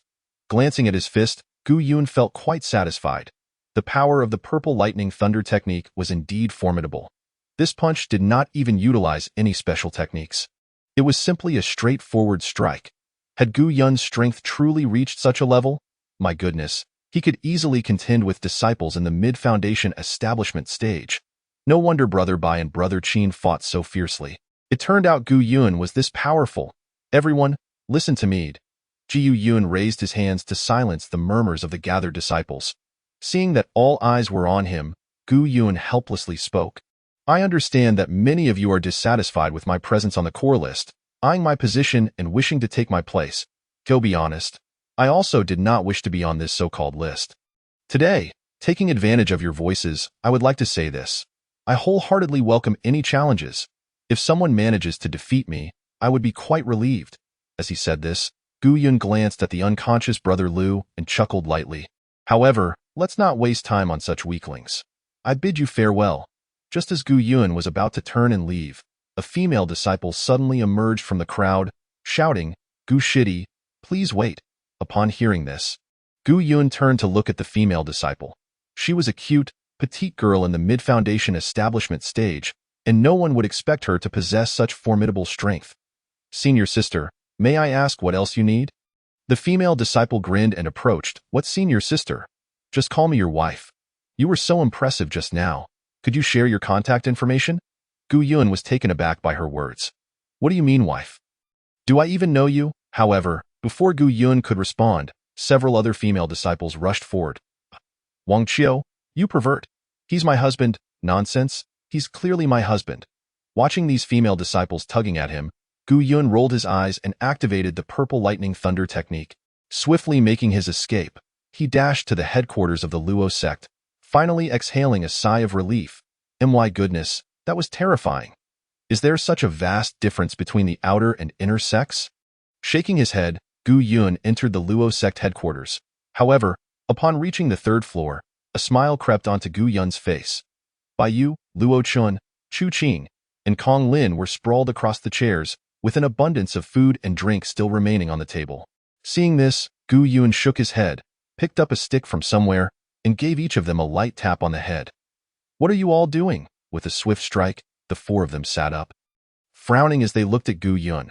When they realized it was Gu Yun, they breathed a sigh of relief. "Oh, it's you, Gu Shidi. I thought it was someone else," Gu Yun scoffed. "Are you still human? I spent the entire night without sleep, researching elixirs, and you lot are here drinking to excess." "Not at all, Gu Shidi. You know that the night often evokes memories of the past," one of them replied, chuckling. "Hey, Gu Shidi, how's your research coming along?" Bai Yu quickly shifted the topic. Upon hearing this, Gu Yun's lips curled into a smile as he produced 3 small vials and placed them on the table. "Revitalizing pill, spirit gathering pill, and Wanyuan pill. You can try them out." Hearing this, the 4 of them eagerly gathered around to examine the 3 types of elixirs. "How come we've never heard of these?" "Of course, you said you were going to create some exclusive elixirs." Luo Chen nodded, stroking his non-existent beard, and began to analyze seriously. The revitalizing pill and spirit gathering pill, judging by their names, should be healing and energy-restoring elixirs. But what about the Wanyuan pill? Is it a temporary power-enhancing drug, but with only 20% of the side effects of similar pills? Is it really that impressive? As Luo Chen spoke, he took a revitalizing pill and a spirit-gathering pill. Consuming one of each. Grand opening. Tonight is the grand opening. I have everything prepared. Feeling the effects of the elixirs, Luo Chen excitedly slapped the table, but Gu Yun shook his head. "Isn't this a bit too hasty? Brother Luo, these are merely samples. Give me a day to prepare some stock, then we can sell them." "All right, then let's open tomorrow. Gu Shidi, just prepare the people. We'll handle the rest." Upon hearing this, Gu Yun nodded. Opening tomorrow was fine. If they opened tonight, he feared that the night would once again evoke memories of the past. Chapter 42. The opening of the Pill Tower, a gathering of support in the early morning. When everyone was most spirited, at the entrance of a prime location 3-story pavilion in the Qing sect, hundreds of disciples had already gathered. Among them were prominent disciples such as Qin Chuan, Guoxian, Bai Yu, and Zhao Guokai. After an impassioned speech from Luo Chun, he finally tore down the red cloth covering the pavilion. The sign on the pavilion boldly proclaimed Luo Sect Pill Tower. "Therefore, I officially announce that the Luo Sect's pill business is now open for business." As Luo Chen's words fell, enthusiastic applause erupted from below. The pill business within the inner sect of the Qing sect was quite scattered. Although various factions were engaged in it, they were all small enterprises. Even the medicine gang offered only a limited selection of pills. Now that the Luo sect's pill business was launching, it naturally garnered unanimous praise from the disciples within the sect. "Fellow disciples, I would like to introduce the owner of our Luo sect's pill business, Gu Yun. Gu Shidi, come and say a few words." Pushed forward by Luo Chen, Gu Yun smiled and shook his head, pulling out a large box. "Fellow disciples, I welcome everyone to support us. I won't say much, I've prepared a little something for you all." Inside the box were 500 lottery tickets. Everyone can draw 1 ticket. Every ticket is a winner, and there are 4 mysterious grand prizes to look forward to. As she spoke, Gu Yun tossed the box into the crowd. "Wow, I drew 10 foundation establishment pills. This is a yellow-grade cultivation method. 500 spirit stones. Who has it? I do. Just as the onlookers began to compare their lottery winnings, a late-stage Foundation establishment disciple suddenly raised a question. Gu Shitty. What is this? A half-price voucher for the Luo Sect's Foundation establishment pills? I have one too. A half-price voucher for Luo Sect herbs? Another disciple at the peak of Qi refinement chimed in. And I have a half-price voucher for Shui Sect's cultivation methods. A half-price voucher for Luo Sect elixirs? Hearing the murmurs of confusion from below, Luo Chan smiled and spoke. Everyone, please remain calm. This is the mysterious grand prize that Gu Shitty mentioned. With these half-price vouchers, for the next week, you can purchase items at a 50% discount. Upon hearing this, another cheer erupted from the crowd, and the atmosphere was unmistakably jubilant. Jiu Yun was somewhat taken aback. He hadn't anticipated that with the opening of the Luo Sect's business, Qin Xuan would also contribute a gift. They say Bai Yu and Qin Xuan are as close as two peas in a pod, and it seems that this is indeed true. After the excitement died down, the disciples present began to disperse. Luo Chan led Gu Yun into the elixir pavilion. It was only at this moment that Gu Yun realized Luo Chan was not merely speaking for show. He had truly made considerable preparations. The three-story building was stocked with a wide variety of elixirs, and the inventory was quite ample. However, the three main types of elixirs had sold out in just 10 minutes. Nevertheless, the elixir pavilion still had a steady stream of customers.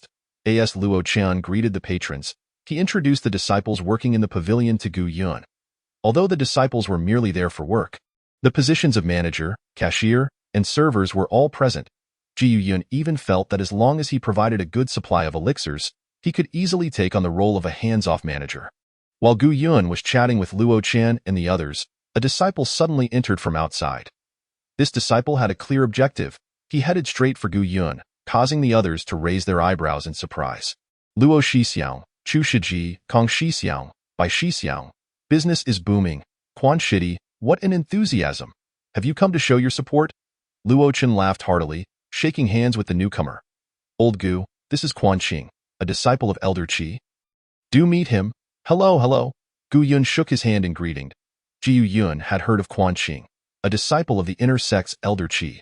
Although not among the 5 primary disciples, he was nonetheless quite formidable, ranking even higher than Luo Chan on the core leaderboard in 4th place. Quan Shitty, you've arrived at just the right time. Shall we have a drink together at noon? Bai Yu suggested, but Quan Qing shook his head. I'll skip the drinks. As you can see, my spiritual energy is currently quite unstable. We're all friends here, so I won't hide it from you. I'm preparing to break through to the peak of Foundation establishment, and I'd like to ask if you have a heart-guarding return to origin pill. A heart-guarding return to origin pill. Upon hearing this, Luo Chen and the others exchanged glances, shaking their heads in unison.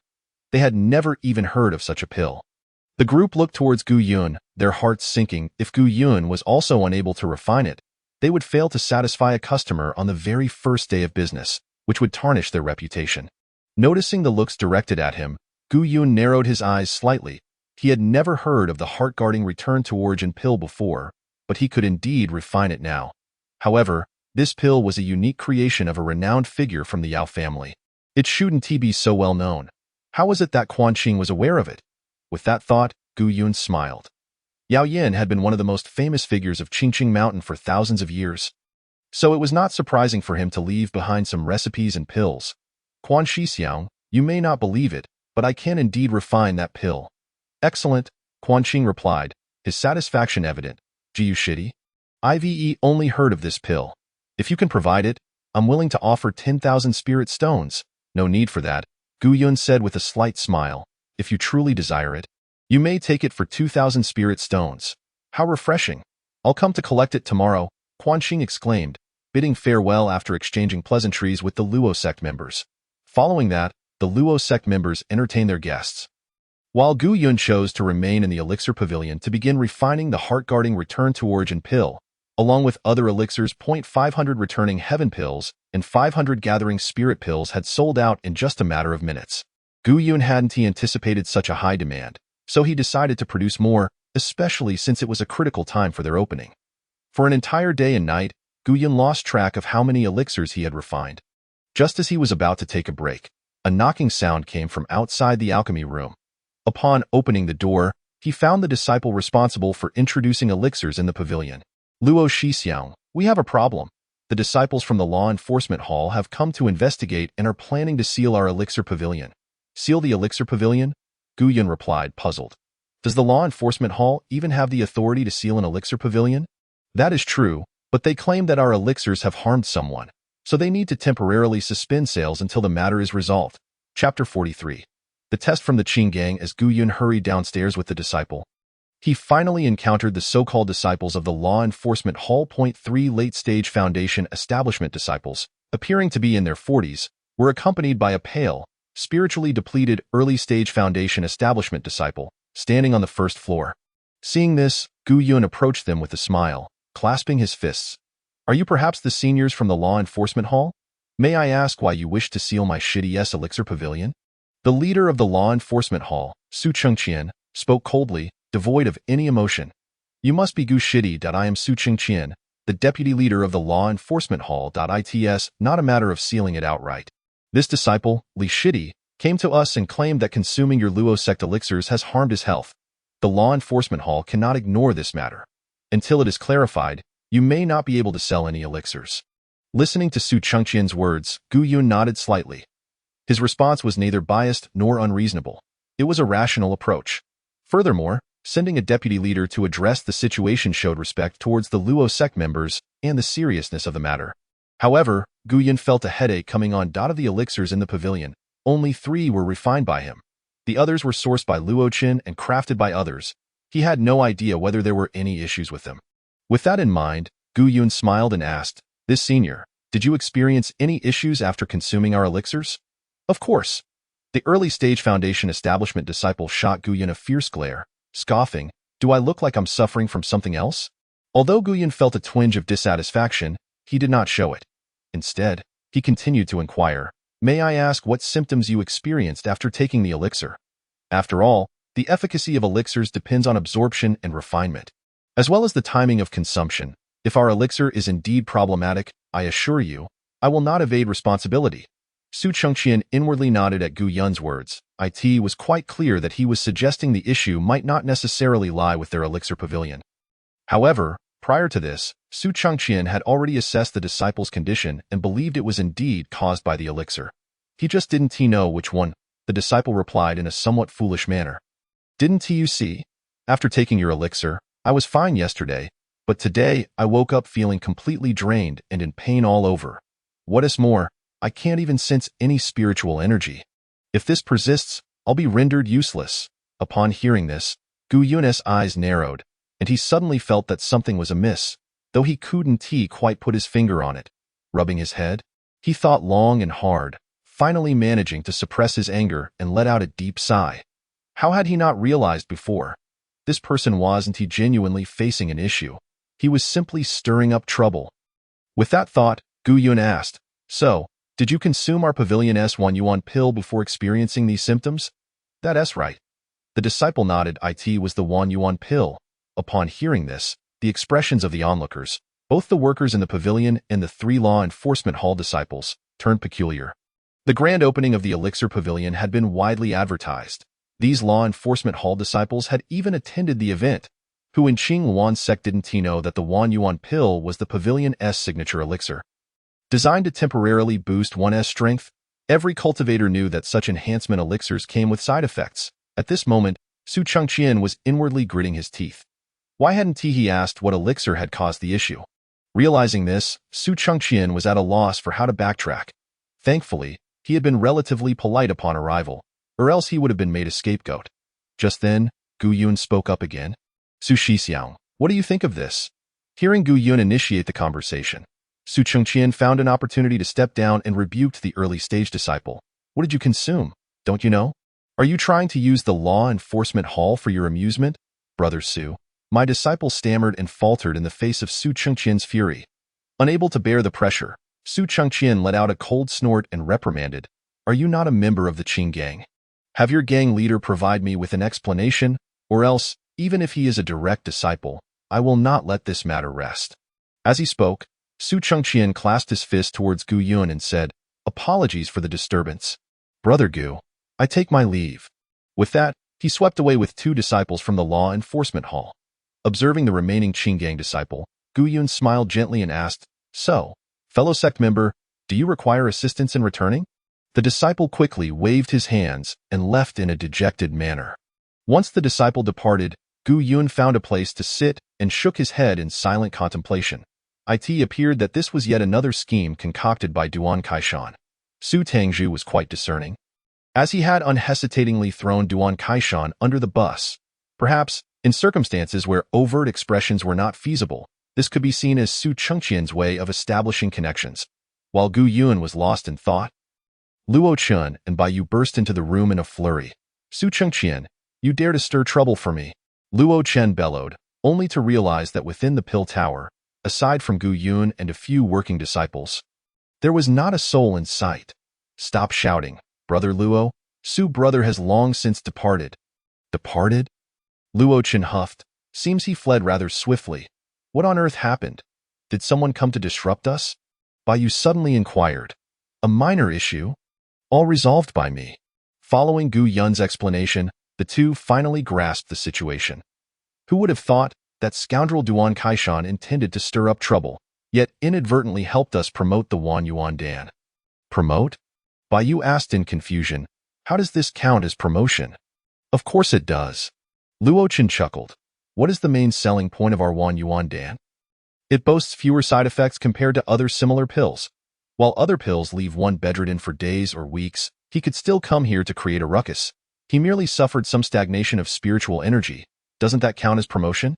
However, Luo Chen's expression darkened slightly. "Duan Kaishan's little trick is merely intended to irritate us. The real challenges lie ahead." As he spoke, Luo Chen turned to Gu Yun with a grin and remarked, "Our Luo sect's pills are selling exceptionally well, which inevitably ruffles the feathers of other factions. A commercial war is about to commence, Brother Gu. You will have your hands full in the coming days." Chapter 44. The commercial war ignites. Out of the blue, upon hearing Luo Chen's assertion that he would be busy, Gu Yun snorted lightly and retorted, "What do you mean by busy, Brother Luo? Let me make it clear. Regardless of whether a commercial war erupts or not, I am already swamped. In the past 2 days, I have concocted a total of 2,500 pills, and they have all been sold out. Currently, I only have 500 Hui Tian Dan and Zhu Ling Dan left. Whether these 500 will last until noon is debatable, and I still need to return to refining. That shouldn't be an issue." Gu Yun smiled and replied, "Such fine pills are bound to be hoarded. After a few days, when the disciples of Qing Luan sect discover that our business is stable, they will not hoard so many." Upon hearing this, Gu Yun nodded in agreement. Indeed, as this new medicine had just been released, it was only natural for everyone to stock up, fearing that business would falter. Not to mention, with nearly 1,000 disciples in Qing Luan sect, it is entirely reasonable for each to hoard 20 to 30 Hui Tian Dan. Thinking of this, Gu Yun felt a wave of frustration wash over him. "Brother Luo, did you just say that a commercial war is about to ignite? I see that I can barely keep up with refining pills. How will I have the energy to deal with that commercial war?" "No worries." Luo Chun smiled lightly. "Isn't it fortunate that I and your 3 older brothers are here?" "Brother Gu, rest assured, back when our Luo sect was in business, these were all minor matters." "Fine." Gu Yun responded briefly, then returned to refining pills in the afternoon. When Gu Yun arrived at the first floor to deliver medicine, he found it surprisingly desolate, typically bustling. The first floor was eerily empty today. At that moment, the 4 members of Luo sect were gathered together, discussing something. Upon noticing this, Gu Yun approached them directly. "Brothers, why are there so few people today?" "No idea." Luo Chen shook his head as well. Logically, given the popularity of Hui Tian Dan and Zhu Ling Dan, it shouldn't have waned so quickly. Could it be? Just then, a disciple rushed in, panting heavily. "Boss, no, this is terrible. Several factions." Meanwhile, at the headquarters of the medicine gang, it was bustling with activity. The leader of the medicine gang sat in his chair. An expression of satisfaction plastered across his face. At that moment, a disciple approached and reported, "Leader, the Mu Ling gang, the Zhu family, and the Bai Xian gang have all heeded your advice and are selling their pills at low prices. Currently, the pill tower of Luo sect is completely empty." Hearing this, the leader of the medicine gang, Su Yunfeng, nodded in approval. This was precisely the effect he desired. The sale of pills within the inner sect had always been dominated by the medicine gang, with other factions taking a minor share, thus achieving a balance in supply and demand. Although Bayu's Baibao Pavilion also sold pills, those were scarce and rare, hardly making a dent. However, once the pill tower of Luo sect opened, its scale surpassed the total sales of all inner sect pill businesses, even eclipsing the medicine gang. With the pill towers opening, the medicine gang was the first to suffer. If this continued, wouldn't the medicine gang be left with nothing? Su Yunfeng's actions aimed to deliver a severe blow to them right as the pill tower opened. It was known that in this new venture, traffic and reputation were key. Without them, one was already half defeated. At the headquarters of the medicine gang, it was filled to the brim with disciples, all eager to take advantage of the promotional offers: blood recovery pills, healing pills, qi gathering pills.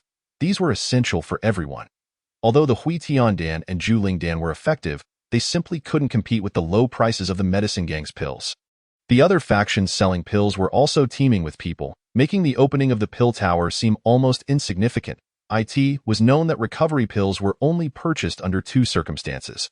Either someone was injured or they were hoarding supplies.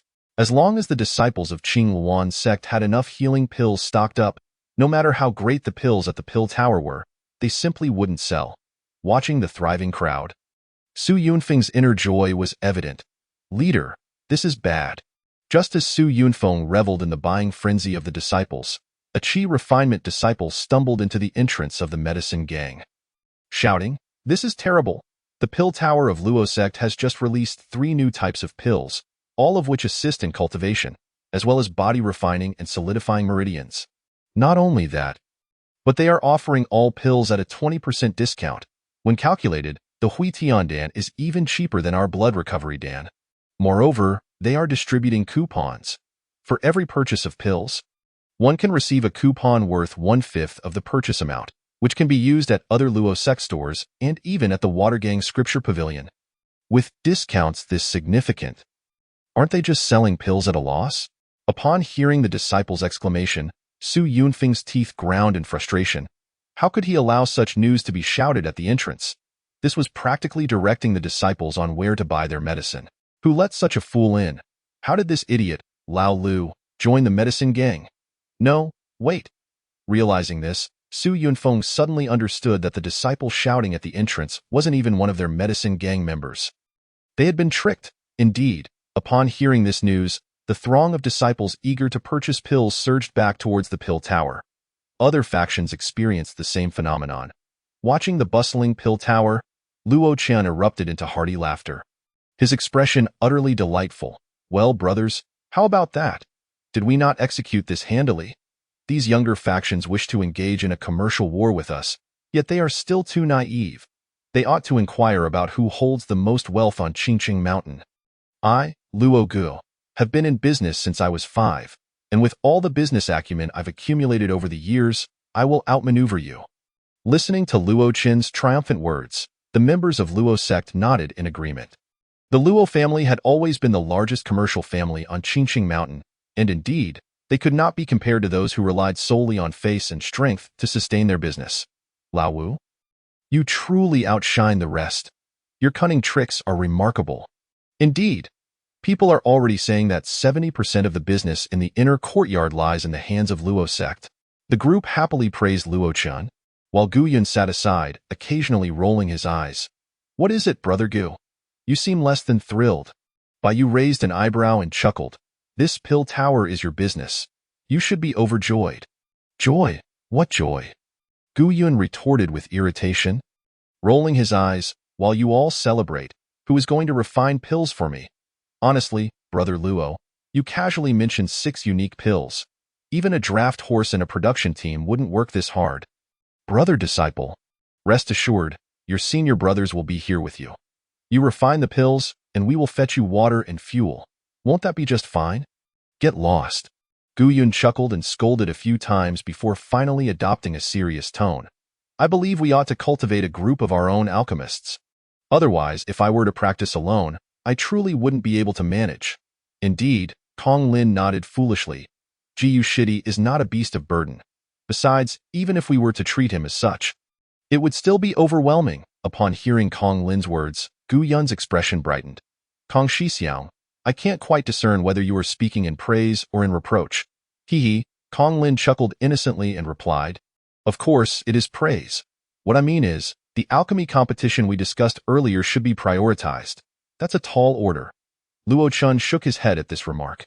Currently, the proficient alchemists in the inner court are all affiliated with the Medicine Guild, leaving only a handful of scattered disciples. To be honest, apart from our Dan Tower and the Medicine Guild, the sales of elixirs in the inner sect are largely handled by second-hand dealers. Gathering scattered disciples for a competition would be of little significance. What shall we do then? Bai posed a query. Luo Chun pondered for a moment before sighing, Allow me to think of a solution. Gu Shidi, you endure a few more days of hardship. I assure you I will devise some cunning plans. If all else fails, we can just poach some people. Luo Chun, you truly are quite unscrupulous. In stark contrast to the jovial banter among Luo men, several leaders of various factions had gathered, intent on seeking an explanation from the elders. As Luo Chun had mentioned, their elixir business could indeed be classified as second-hand dealings. This meant they were buying elixirs produced by scattered alchemy disciples at low prices and then selling them at higher rates. However, with the emergence of the Dan Tower, the already scarce alchemy disciples began selling their elixirs directly to the tower, and some even chose to join it outright, rendering their own alchemy businesses unviable. Although the elixir trades of the major factions were minor operations, the affront was not something they could easily swallow. At that moment, Su Yunfeng sat at the headquarters of the Medicine Guild, grappling with the impact of the Dan Tower's emergence, feeling rather at a loss. Suddenly, a disciple approached and whispered, Su Shixiang, 7 or 8 faction leaders have come to see you. What do they want from me? Su Yunfeng inquired, puzzled. The disciple shook his head and replied, I do not know, but it seems they just caused a commotion with the elders. Oh? Did they achieve any results? Su Yunfeng's eyes brightened at this question. The disciple shook his head slightly and continued. The elders stated that the drop in elixir prices in the inner sect benefits most disciples, which is a good thing for the sect. And they do not intend to intervene in this matter. That cannot be right. Upon hearing the elders' stance, Su Yunfeng felt a twinge of confusion. Generally speaking, the sect adopts an ambiguous attitude towards matters among disciples, especially between factions, neither endorsing nor condemning. Thus, such a clear support for Luo men was exceedingly rare. Xiao Wu, which elder made this declaration? It seems it was Elder Qi. After all, he is an expert in alchemy. Xiao Wu thought for a moment before providing a definitive answer. Hearing this, Su Yunfeng fell silent. Is this not absurd? What a farce. They don't even know how to seek help. Su Yunfeng slammed the table in frustration. Cheng just sought an elixir from the Dan Tower. Of course, Elder Qi would side with Luo men. Damn these useless fools. Seeing Su Yunfeng in a fit of rage, Xiao Wu sighed and said helplessly, Su Shixiang, while your words are not without merit, you should still meet with them. At the very least, we are all on the same side right now. This. Su Yunfeng nodded in agreement. However, upon arriving at the Medicine Guild's main hall, the 8 faction leaders had already surrounded him. Su Xiong, esteemed sirs. Su Yunfeng clasped his fists and then spoke. May I ask what brings you all to my Medicine Guild? Oh, Su Xiong, spare us the pretense. The leader of the Earth-Fire sect, Lai Dongsheng, who was at the late stage of Foundation establishment, spoke directly. Is it not enough that the Dan Tower has devastated our elixir business? Can you swallow this grievance? Indeed, echoed the leader of the Wood Spirit sect. With the Dan Tower's emergence, not only do we lack business, but you, Su Xiong, are in the same predicament? And what do you propose? Before Su Yunfeng could finish, the head of the observation pavilion interjected. Su Xiong, you must have heard that Elder Qi is indifferent to this matter. We wish to seek your counsel on how to contend with Luo men. Upon hearing this, Su Yunfeng smiled. Let me speak frankly. I have no solution. If I had a solution, would I have let things come to this point? As soon as Su Yunfeng's words fell, the crowd fell silent. But we cannot just swallow this grievance. The hot-tempered Lai Dongsheng snorted and suddenly declared, if it comes to it, we should confront Luo men and demand an explanation. Exactly. If Luo Chun can defeat us all, I might just accept this grievance.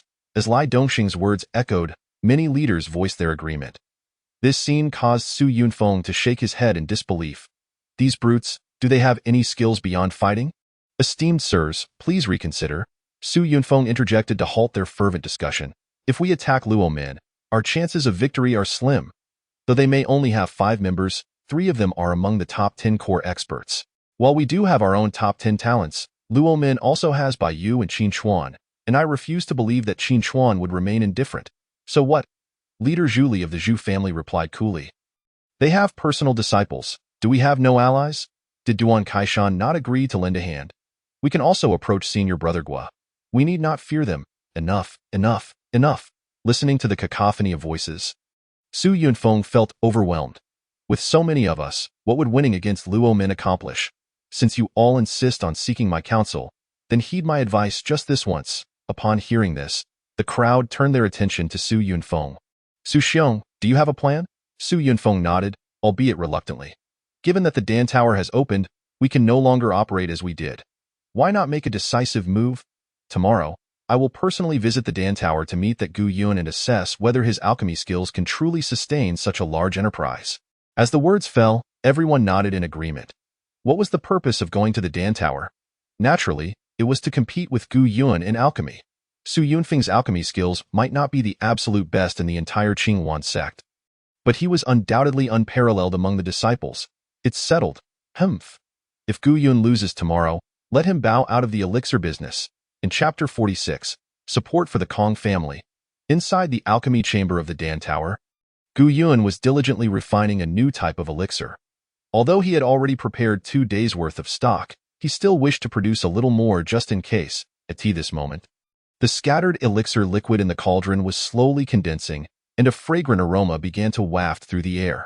For high-quality elixirs, a fragrant scent would emanate upon successful refinement, alleviating fatigue. Just as the critical moment of condensation approached, the door to the alchemy chamber was gently pushed open, and Luo Chen walked in. Jiu Shidi. Gu Yun raised a hand to signal Luo Chen to wait a moment, while simultaneously increasing the fire's intensity. In just a breath's time, he successfully condensed the elixir. After storing the elixir away, Gu Yun stood up and smiled. Luo Shixiang, have you come to supervise? Oh, you truly have a knack for jesting.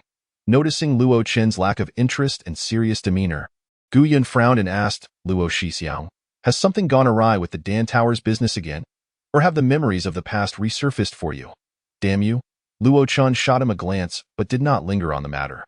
Instead, he spoke earnestly, Old Gu, the Kong family has encountered an unexpected change, and the 4 of us are returning to the Kong family. We should be back by tomorrow morning at the latest. You can focus on refining elixirs, and if anyone comes looking for trouble, Old Bai and Qin Chuan have been informed. Wait. Luo Chen had yet to finish when Gu Yun interrupted. Luo Shixiang, do you mean for me to stay here and watch over things? Luo Chen nodded. Precisely so. We will return at the latest by tomorrow. No, no, no. Gu Yun shook his head repeatedly and replied earnestly, we are all brothers. If something has happened to the Kong family, how can I stand idly by? We should go together. Besides, I have refined enough elixirs to sell for tomorrow. Hearing that Gu Yun wished to join, Luo Chen shook his head. Gu Shidi, it is unnecessary for you to go. What exactly has happened? Gu Yun, exhausted from refining elixirs, was running low on patience. Without waiting for Luo Chen to finish, he directly asked. After Luo Chen explained, Gu Yun finally understood the situation. It turned out that the head of the Kong family, Kong Fong, was a peak foundation establishment expert who had been stuck at this level for nearly a decade. Today, after a sudden enlightenment, he managed to break through. Originally, this was a matter of great fortune. However, the rival families of the Kong clan, lacking any formidable golden elixir cultivators themselves, conspired to disrupt Kong Fong's breakthrough and seize this opportunity to obliterate the Kong family entirely. The current situation reveals that the 3 major families have besieged the Kong residence and are at a standoff. The opposing side boasts 3 peak foundation establishment experts, whereas, apart from the breaking through Kong Fong, the Kong family has only 1 individual at this level. Aware of their disadvantage, the Kong family sought aid from Kong Lin, who then brought the members of the Luo sect to the scene to demonstrate the strength of the Kong family. In truth, this battle might not even ensue. Kong Lin believed that as long as the Luo sect members arrived, the power dynamics would reach a balance, especially with Kong Fong on the verge of a breakthrough, and all that was needed was to make the opposition retreat. Thus, it was decided that a few of us at the late and peak stages of foundation establishment would suffice. Gu Shidi, despite your formidable strength, your cultivation base is too low for this endeavor. It would be better for you to remain at home. That one do, Gu Yun sighed. It's not like a battle will actually break out. Even if I can't be of help, I can still stand my ground. Yet, deep down, Gu Yun had entirely different thoughts. It would be better if a fight did break out. He could collect corpses again, as it would merely be a battle of Foundation establishment cultivators, and he was confident in protecting the members of the Kong family. At that time, he could focus on safeguarding and collecting corpses while leaving the fighting to them. Upon hearing Gu Yun's words, Luo Chun refrained from arguing further, quickly gathering his belongings before setting off alongside Gu Yun. However, to Gu Yun's surprise, the location of the Kong family lay within the territory of the Beast Spirit sect. Kong Lin and the others had already set off in advance, and Gu Yun, along with Luo Chun, took to the skies on a flying beast. Although this flying beast was only at the peak of the first tier, its speed and endurance were remarkable. In just half an hour, they arrived within the confines of the Beast Spirit sect's territory. Once we enter the Beast Spirit sect's domain, we must maintain a low profile, Luo Chun advised as they neared their destination. Though the Beast Spirit sect shares a close relationship with our Qinghuan sect, as its disciples, particularly those representing the core of the sect, it would not be prudent to engage in conflict on their territory. Indeed. But, what's that smoke rising over there? Gu Yun pointed to the distance, only for Luo Chen to shake his head. That's normal, Gu Shidi. Although this is the secular world, cultivators still exist, and battles cannot be entirely avoided. Mid-sentence, Luo Chen suddenly froze. What? That's in the direction of the Kong family, he frowned, his voice turning grave. This is bad. They've already engaged in battle. What? Gu Yun's brow furrowed in concern. In the next instant, a pair of fiery wings erupted from his back. Luo Shixiang, I'll go ahead with that. Gu Yun shot off towards the direction of the Kong family.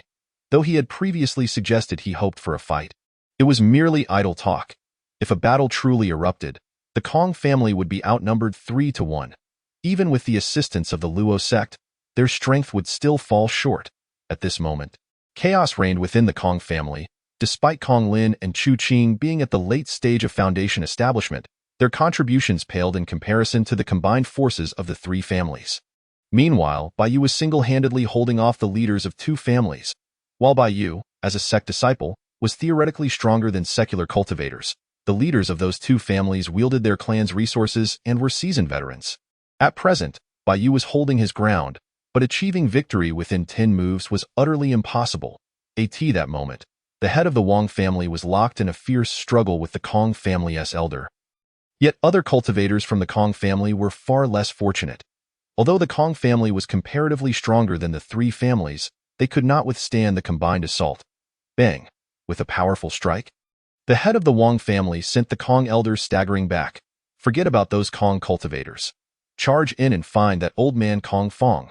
Hearing this command, the cultivators from the three families rushed towards the main hall of the Kong family as if their lives depended on it.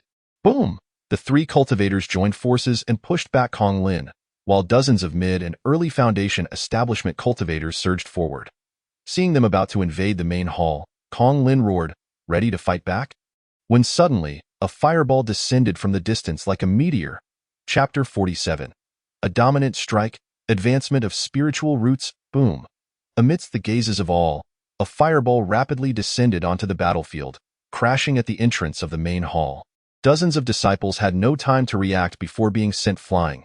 As the dust settled, Kong Lin finally recognized the figure enveloped within the flames. It was Gu Yun, Gu Shidi. Faced with this unexpected yet anticipated arrival, Kong Lin, Chu Qing, Baiyu, and the others brightened at the sight. They were well aware of Gu Yun's strength. Even against late-stage Foundation establishment cultivators, he could hold his own.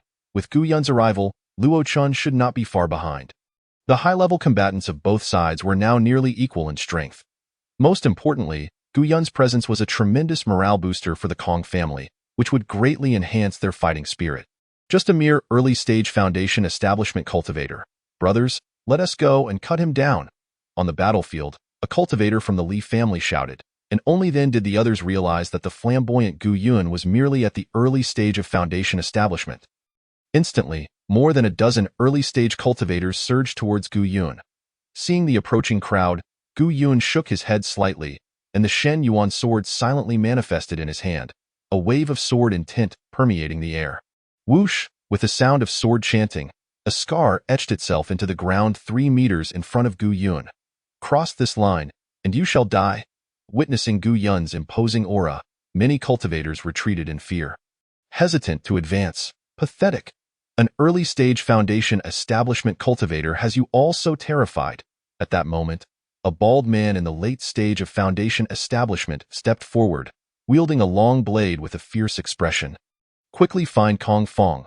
I'll handle this brat." With that command, the early-stage cultivators rushed towards the main hall, while the bald man leaped high, aiming his blade at Gu Yun's head. Seeing this, Gu Yun sighed softly, gripping the Shen Yuan sword as he took a step forward. In the next instant, an overwhelming sword intent erupted, and Gu Yun vanished. When he reappeared, it was right before the bald man. Simultaneously, the surrounding early and mid-stage foundation establishment cultivators collapsed to the ground, and a faint red line appeared on the bald man's neck. With a gentle push, Gu Yun sent the man crashing to the ground, his head severed from his body. Who is this guy? From a distance, the head of the Wang family gaped in shock, while the Kong family elder was left utterly speechless. Since Gu Yun's appearance, the high-level confrontation had slowed, as they all focused on observing this newcomer. They knew that morale was a decisive factor in such moments. Seeing Gu Yun effortlessly eliminate a late-stage foundation establishment cultivator, the Kong family members felt invigorated, shouting for renewed vigor in their efforts, and in that instant, the tide of battle shifted significantly. Simultaneously, Luo Chun, riding a 2-meter-wide wooden dragon, crashed into the battlefield. Another expert, upon entering the fray, Luo Chen and Chu Qing unleashed their dual wooden fire dragons, wreaking havoc while simultaneously dominating the atmosphere. Noticing the tide of battle turning, Kong Lin couldn't spare a moment to express his gratitude. He simply shouted, "Gu Shidi, leave this to me. Quickly assist the elders." "Understood," Gu Yun replied, shooting off with determination. Having just slain the bald man, Gu Yun took the opportunity to rummage through his belongings and, to his surprise, found a massive strength of 700 gene and a low-grade knife technique. Although the knife technique was of little use, the 700 gene of strength was perfectly suited for Gu Yun at this moment. With this splendid opening, Gu Yun's objective became clear: protect the Kong family members while collecting corpses. Congratulations, host, for extracting the spiritual root attributes from the corpse. The quality of the spiritual root has slightly improved. Congratulations, host, for extracting the speed attributes from the corpse. You have gained some experience in body techniques. Congratulations, host, for extracting cultivation.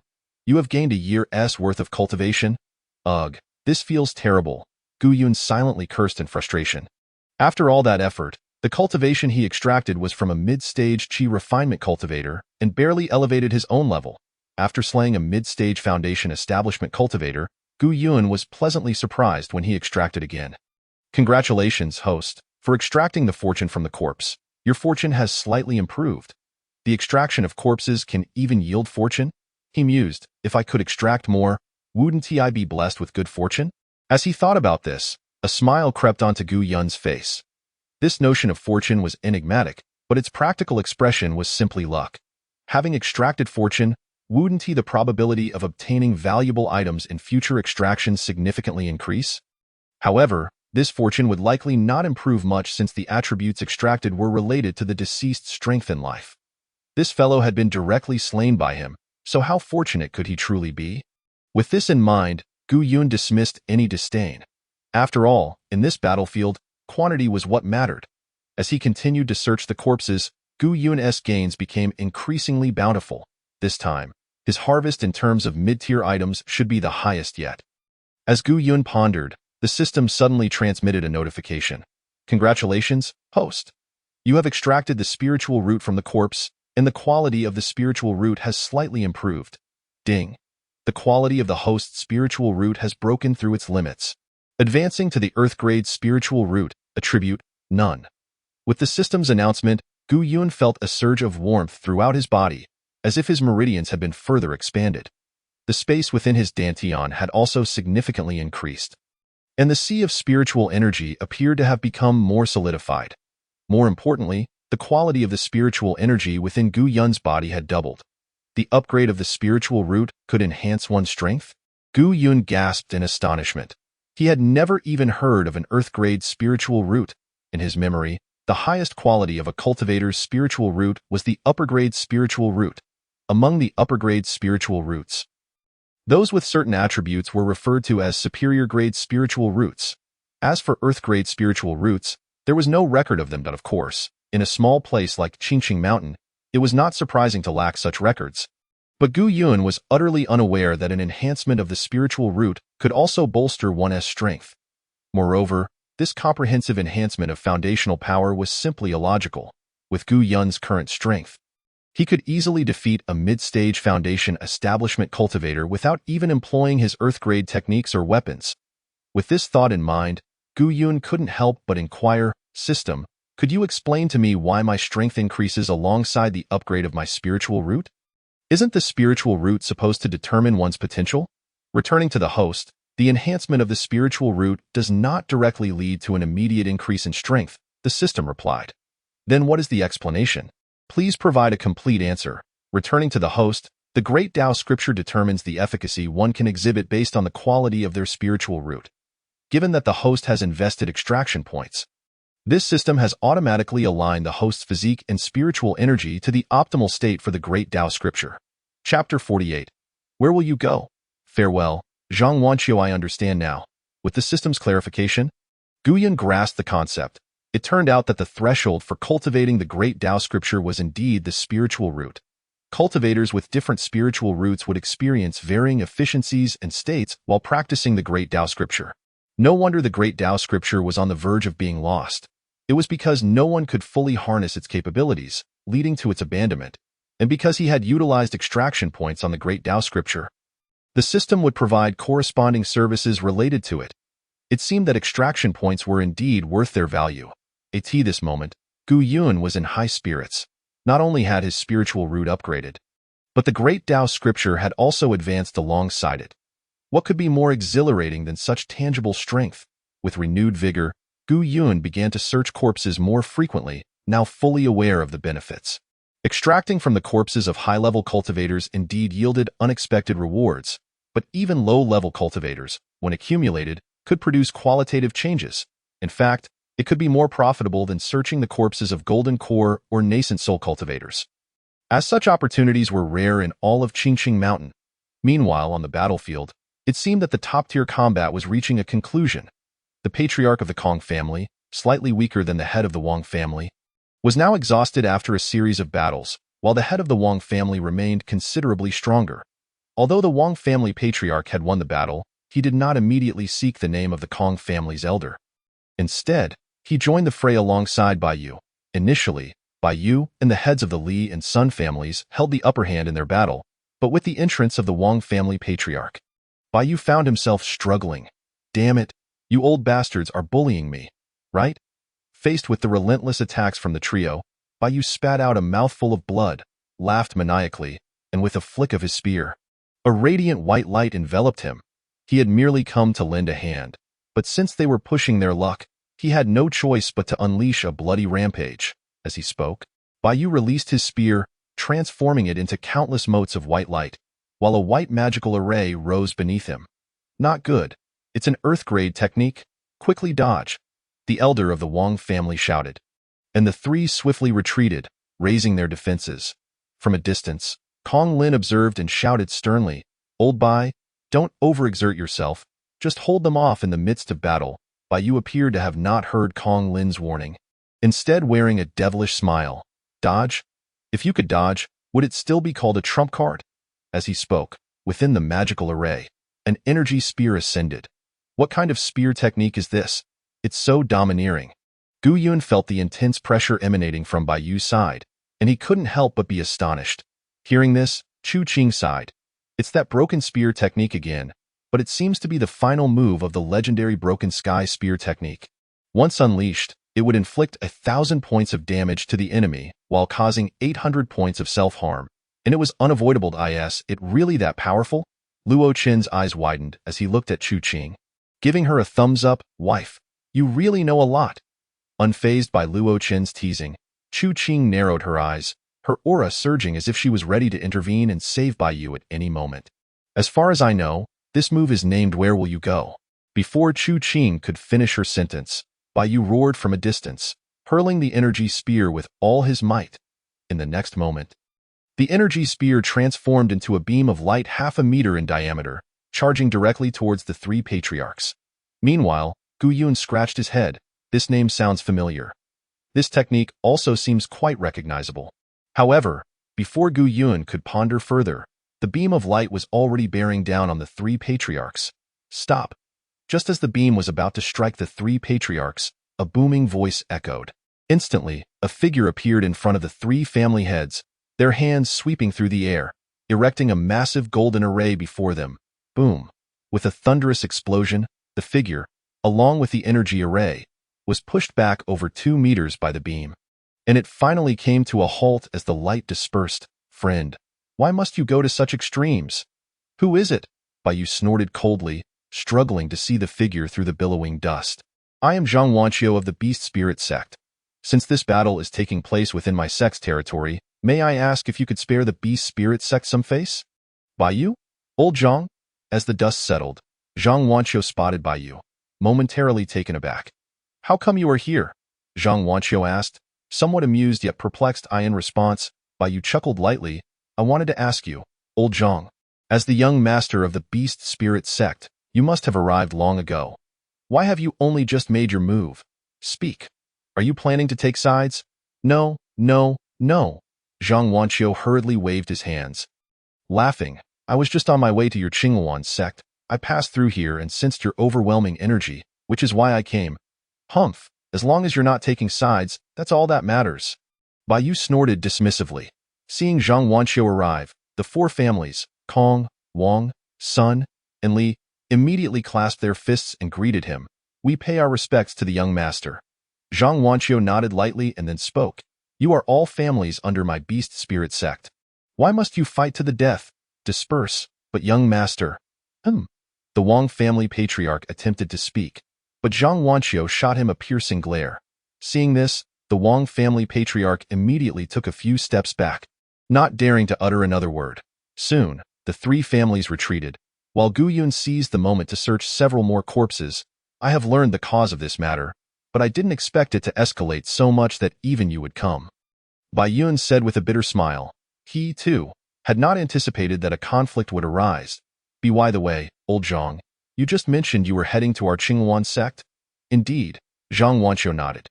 Just as he was about to say something, his expression brightened upon noticing Gu Yun rummaging through the corpses. He pointed directly. That's him. Everyone turned to follow his, catching sight of Gu Yun, who was searching the corpses, feeling all eyes suddenly fixated on him. Gu Yun froze mid-motion. This was too embarrassing. Why was he always caught in the act of searching corpses? Caught in a moment of awkwardness, Gu Yun suddenly had a brainwave. Brother, if I had been a tad quicker, you wouldn't have met your end. Rest in peace. Ji Yun sighed regretfully as he closed the corpse's eyes. Seeing that everyone had shifted their focus away from him, each returning to their business, Gu Yun finally breathed a sigh of relief. Meanwhile, Baiyu forced a laugh and asked, Old Zhang, that's my brother Gu Yun. Do you have a grudge against him? No, no. Zhang Wanqiu quickly waved his hands. I was just on my way to find this Gu brother at Qinghuan sect. With that, Zhang Wanqiu stepped forward and smiled. Gu brother, I am Zhang Wanqiu. We met at Qingqing Mountain. I wonder if you remember? Ah, young Master Zhang, I remember. What brings you here? Chapter 49. The Dilemma of the Beast Spirit Sect. Feeling Zhang Wanqiu's warmth, Gu Yun smiled and nodded in response. He certainly remembered Zhang Wanqiu, as he had acquired a Wan Du Dan from him last time at Qingqing Mountain. That was a 4th grade pill, and Gu Yun felt a twinge of pain at the thought. Of course, it was just a single pill. Gu Yun would not be petty, especially since the other party had approached him to greet him. Brother Zhang, I wonder how your great tiger has fared since our last meeting. Zhang Wanqiu chuckled awkwardly, slightly opening his mouth but failing to respond. Noticing this, Baiyu and the others exchanged glances, easily reading Zhang Wanqiu's hesitance. Luo Chen, however, burst into laughter, saying, Brother Zhang, why are you being so coy? Just speak your mind. We are all old friends here. No need to act like a shy maiden. Upon hearing these words, Zhang Wanqiu let out a sigh and said, Brother Gu, esteemed guests, I shall save our nostalgic conversation for another time. The purpose of my visit to you, Brother Gu, is to request another Wan Du Dan. Wan Du Dan? As soon as the name was uttered, the 4 members of the Luo sect exchanged glances. They were well aware that the Wan Du Dan was a 4th grade elixir. Indeed, Gu Yun had inherited the legacy of Master Yao Yan. But producing a fourth-grade elixir was no trivial matter. Meanwhile, Gu Yun, upon hearing Zhang Wanqiu's request, felt an overwhelming urge to punch him twice. The last time you took a Wan Du Dan from me, I hadn't even asked you for a favor, and now you come asking for another. Do you take me for a philanthropist? Yet, despite his thoughts, Gu Yun noticed that Bai Yu and the Luo sect members seemed to have a good rapport with Zhang Wanqiu. If he had another Wan Du Dan, he might not be so reluctant to part with it. However, he had only that one Wan Du Dan left, and he had no knowledge of the recipe among the formulas he possessed. Essentially, he was at a loss. Before Gu Yun could refuse, Zhang Wanqiu, seemingly perceiving Gu Yun's predicament, hastily spoke up. Brother Gu, should you be generous enough to offer the elixir? My father has promised to provide a set of earth-grade cultivation technique. The Mu Hua Tong Ling Ju. This is already the highest grade technique in our beast spirit sect. As Zhang Wanqiu spoke, he cast a glance at Luo Chen and Chu Qing. Initially, before coming here, his father Zhang Wuji had promised a different earth-grade technique. However, after witnessing Gu Yun's prowess in sword intent, sword moves, and even his agility, it appeared he was no ordinary individual. Thus, Zhang Wanqiu felt that even offering an earth-grade technique might not suffice to earn this favor. Therefore, he took the liberty of substituting it with the Mu Hua Tong Ling Ju. After all, this technique was highly suitable for Luo Chen and Chu Qing to cultivate together. Even if Gu Yun found it lacking, it could serve as a personal favor for them, which was certainly better than an earth-grade technique that Gu Yun would not make use of. Upon hearing Zhang Wanqiu's words, Gu Yun hesitated for a moment. To be honest, he truly had no more Wan Du Dan left. However, this technique seemed to be just right for Luo Chen and the others. After some consideration, Gu Yun felt it was worth pursuing. With that in mind, Gu Yun inquired, Brother Zhang, may I ask what you intend to do with the Wan Du Dan? Zhang Wanqiu hesitated briefly before sighing, you are all not outsiders, so I shall not conceal the truth. Regrettably, our beast spirit sect's guardian divine beast is afflicted with a deadly poison, and its life hangs by a thread. It is indeed a source of shame that no one in our entire sect can discern the nature of the poison. Without knowing what poison it is, we are helpless to find a solution. Thus, I turn to you, Brother Gu, in hopes of acquiring a Wan Du Dan, which could resolve everything. Understanding the situation, the members of the Luo sect finally grasped why the Wan Du Dan was needed. They did not even know what poison had been inflicted upon their guardian beast. Hearing this, Gu Yun nodded and forced a smile, saying, Brother Zhang, to be frank, I truly have only one Wan Du Dan left. The last time, I gave it to your friend when he was at death's door. Upon hearing this, disappointment was evident on Zhang Wanqiu's face, for without the Wan Du Dan, it seemed that their guardian divine beast might not last even 3 days. However, Brother Zhang, do not lose heart. The absence of the Wan Du Dan does not imply that the matter is beyond resolution, Gu Yun began, and Zhang Wanqiu's eyes immediately brightened. Brother Gu, are you suggesting that you have another solution? Gu Yun nodded, smiling as he replied, though I lack the Wan Du Dan, I am well versed in the art of poison and can accompany you to assess the condition of the divine beast. Even if I cannot completely cure it, I can at least discern the type of poison, and based on that, we can formulate a method to suppress it. At the very least, we could buy your sect's divine beast 10 or 8 years of time. Surely, in that span, we can find another Wan Du Dan. Upon hearing Gu Yun's words, Zhang Wanqiu nodded fervently. Indeed, Brother Gu speaks wisely. It is only natural that our beast spirit sect lacks specialists in poison, and if you can identify the poison, it would indeed facilitate a solution. Reflecting on this, Zhang Wanqiu clasped his fists and said, Brother Gu, should you provide our guardian divine beast even a glimmer of hope, our beast spirit sect would be deeply grateful. Excellent, Gu Yun laughed heartily. Then when shall we set off? Time is of the essence. We should depart immediately, Zhang Wanqiu replied. Agreed. You all should make haste and return swiftly. Luo Chen added from the side. Hearing Luo Chen's words, Gu Yun turned his gaze toward him. What about you, Brother Luo? Are you not coming along? What do we have to do there? Bai Yu interjected with a puzzled expression. You're going to assist the beast spirit sect. There's no danger involved. Are we to accompany you simply for a sightseeing tour?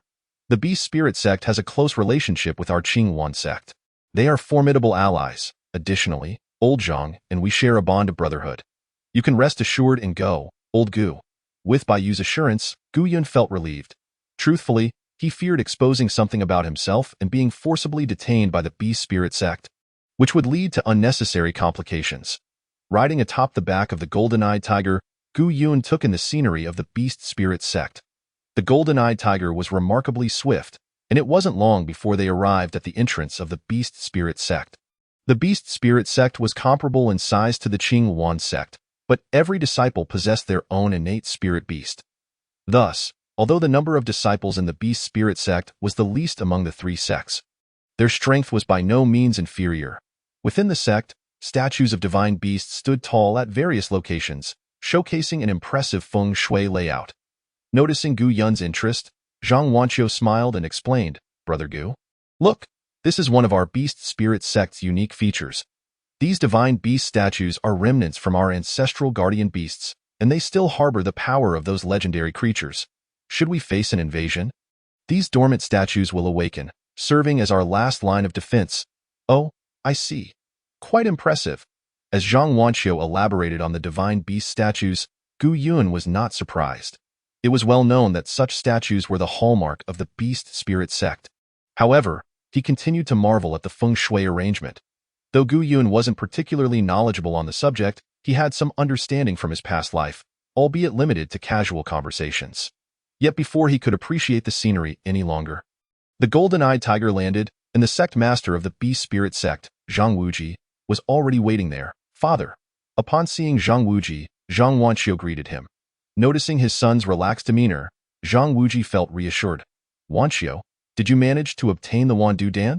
"No." Zhang Wanqiu shook his head but smiled as he replied. "Although I did not acquire the Wandu Dan, I have brought Brother Gu back with me. He is sure to have a solution for the poison afflicting our divine beast." "That is splendid news," Zhang Wuji remarked, turning his gaze to Gu Yun, stroking his beard and praising. "Is this the young hero my son spoke of, Gu Xiaoyu?" "Indeed. I am Gu Yun. It is an honor to meet the sect master." Gu Yun chuckled, bowing politely. Seeing this, Zhang Wuji's smile widened even further. "Gu Xiaoyu, your demeanor is most refined, and your sword intent is profound. Your very presence resonates with the heavens.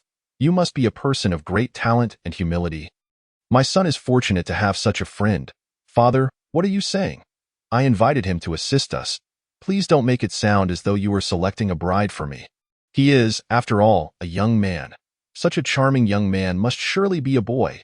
Listening to the exchange between Zhang Wuji and Zhang Wanqiu, Gu Yun felt overwhelmed. These two undoubtedly had something amiss. Surely they weren't trying to pull him into some sort of romantic entanglement. With this thought, Gu Yun quietly mapped out his escape route and method. Unaware of Gu Yun's internal musings, Zhang Wuji smiled. "Gu Xiaoyu, let us postpone the welcome feast for now. The condition of our guardian divine beast is indeed dire. Shall we first take a look?" "Of course, sect master. Lead the way." Zhang Wuji nodded. "Then please follow me." As Zhang Wuji turned, Zhang Wanqiu finally explained, "Brother Gu, please do not take offense. My father has been under immense pressure these past few days, so he tends to joke around. It's quite all right." "No offense taken." Yu Yun wiped the sweat from his brow. While Zhang Wanqiu was indeed a striking figure, there were certain matters he simply could not accept. Following Zhang Wuji, the three entered a dimly lit cave within the beast spirit sect. The cave was extremely dark, and a chilling wind blew through. Even the luminous pearls on the walls dimmed. Upon reaching the deepest part of the cave, Gu Yun finally beheld a demonic beast engulfed in blue flames. Bound tightly by dozens of chains, that Song Yinamo sure. Seeing the beast, Gu Yun couldn't help but exclaim in astonishment. That Song Yinamo sure was undeniably a true fourth-tier demonic beast. Fourth-tier demonic beasts were comparable to the Yuan Ing stage cultivators. It was worth noting that there were no Yuan Ing cultivators on the entirety of Qingcheng Mountain. "Indeed," Zhang Wuji affirmed, nodding as Gu Yun named the beast. "This is our sect's guardian divine beast, the very embodiment of our spirit. As for the situation, I believe Wanqiu has already briefed you. I am already aware." "That is excellent." Zhang Wuji smiled wryly and said, "My young friend, please do not take offense. This Songyan demon lion occasionally goes mad due to the poison, hence our sect has no choice but to treat him with some leniency." Sensing the arrival of others, the Songyan demon lion suddenly opened its eyes, revealing a pair of crimson orbs filled with boundless malice. He let out a low growl, unleashing a powerful surge of energy towards Gu Yun and the others. With a wave of his hand, Zhang Wuji dispersed that energy and gently said, "Songyan, It is I, Zhang Wuji. Upon hearing Zhang Wuji's name, the Sangyan demon lion's gaze gradually cleared. Wuji, you have come that I have been here for a day or two. Within the forbidden area, I found a method to once again bond with my destined spiritual beast. After my demise, enough, do not speak of that. Zhang Wuji helplessly waved his hand. Sangyan, this young friend Gu has a way to resolve your poison. You must cooperate with him.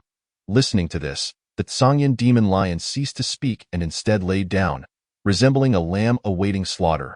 Upon seeing the lion's posture, Gu Yun couldn't help but want to pet it vigorously. This great cat was simply too adorable. However, now was not the time for such distractions. Jiu Yun stepped forward, clasped his fists, and said, Esteemed divine beast, I beg your pardon. As he spoke, Gu Yun produced a dagger and made a small incision on the lion's paw. Extracting a drop of blood, he inhaled its scent and rubbed it between his fingertips. Closing his eyes, he appeared to be sensing something. However, at this moment, Gu Yun was merely putting on an act. He was not knowledgeable about poisons. His audacious claims were solely due to the presence of the system. Ascertain what poison this great lion has been afflicted with. Ding.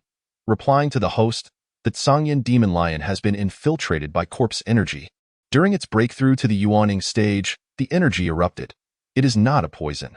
The solution is receiving a response from the system. Gu Yun nodded in satisfaction.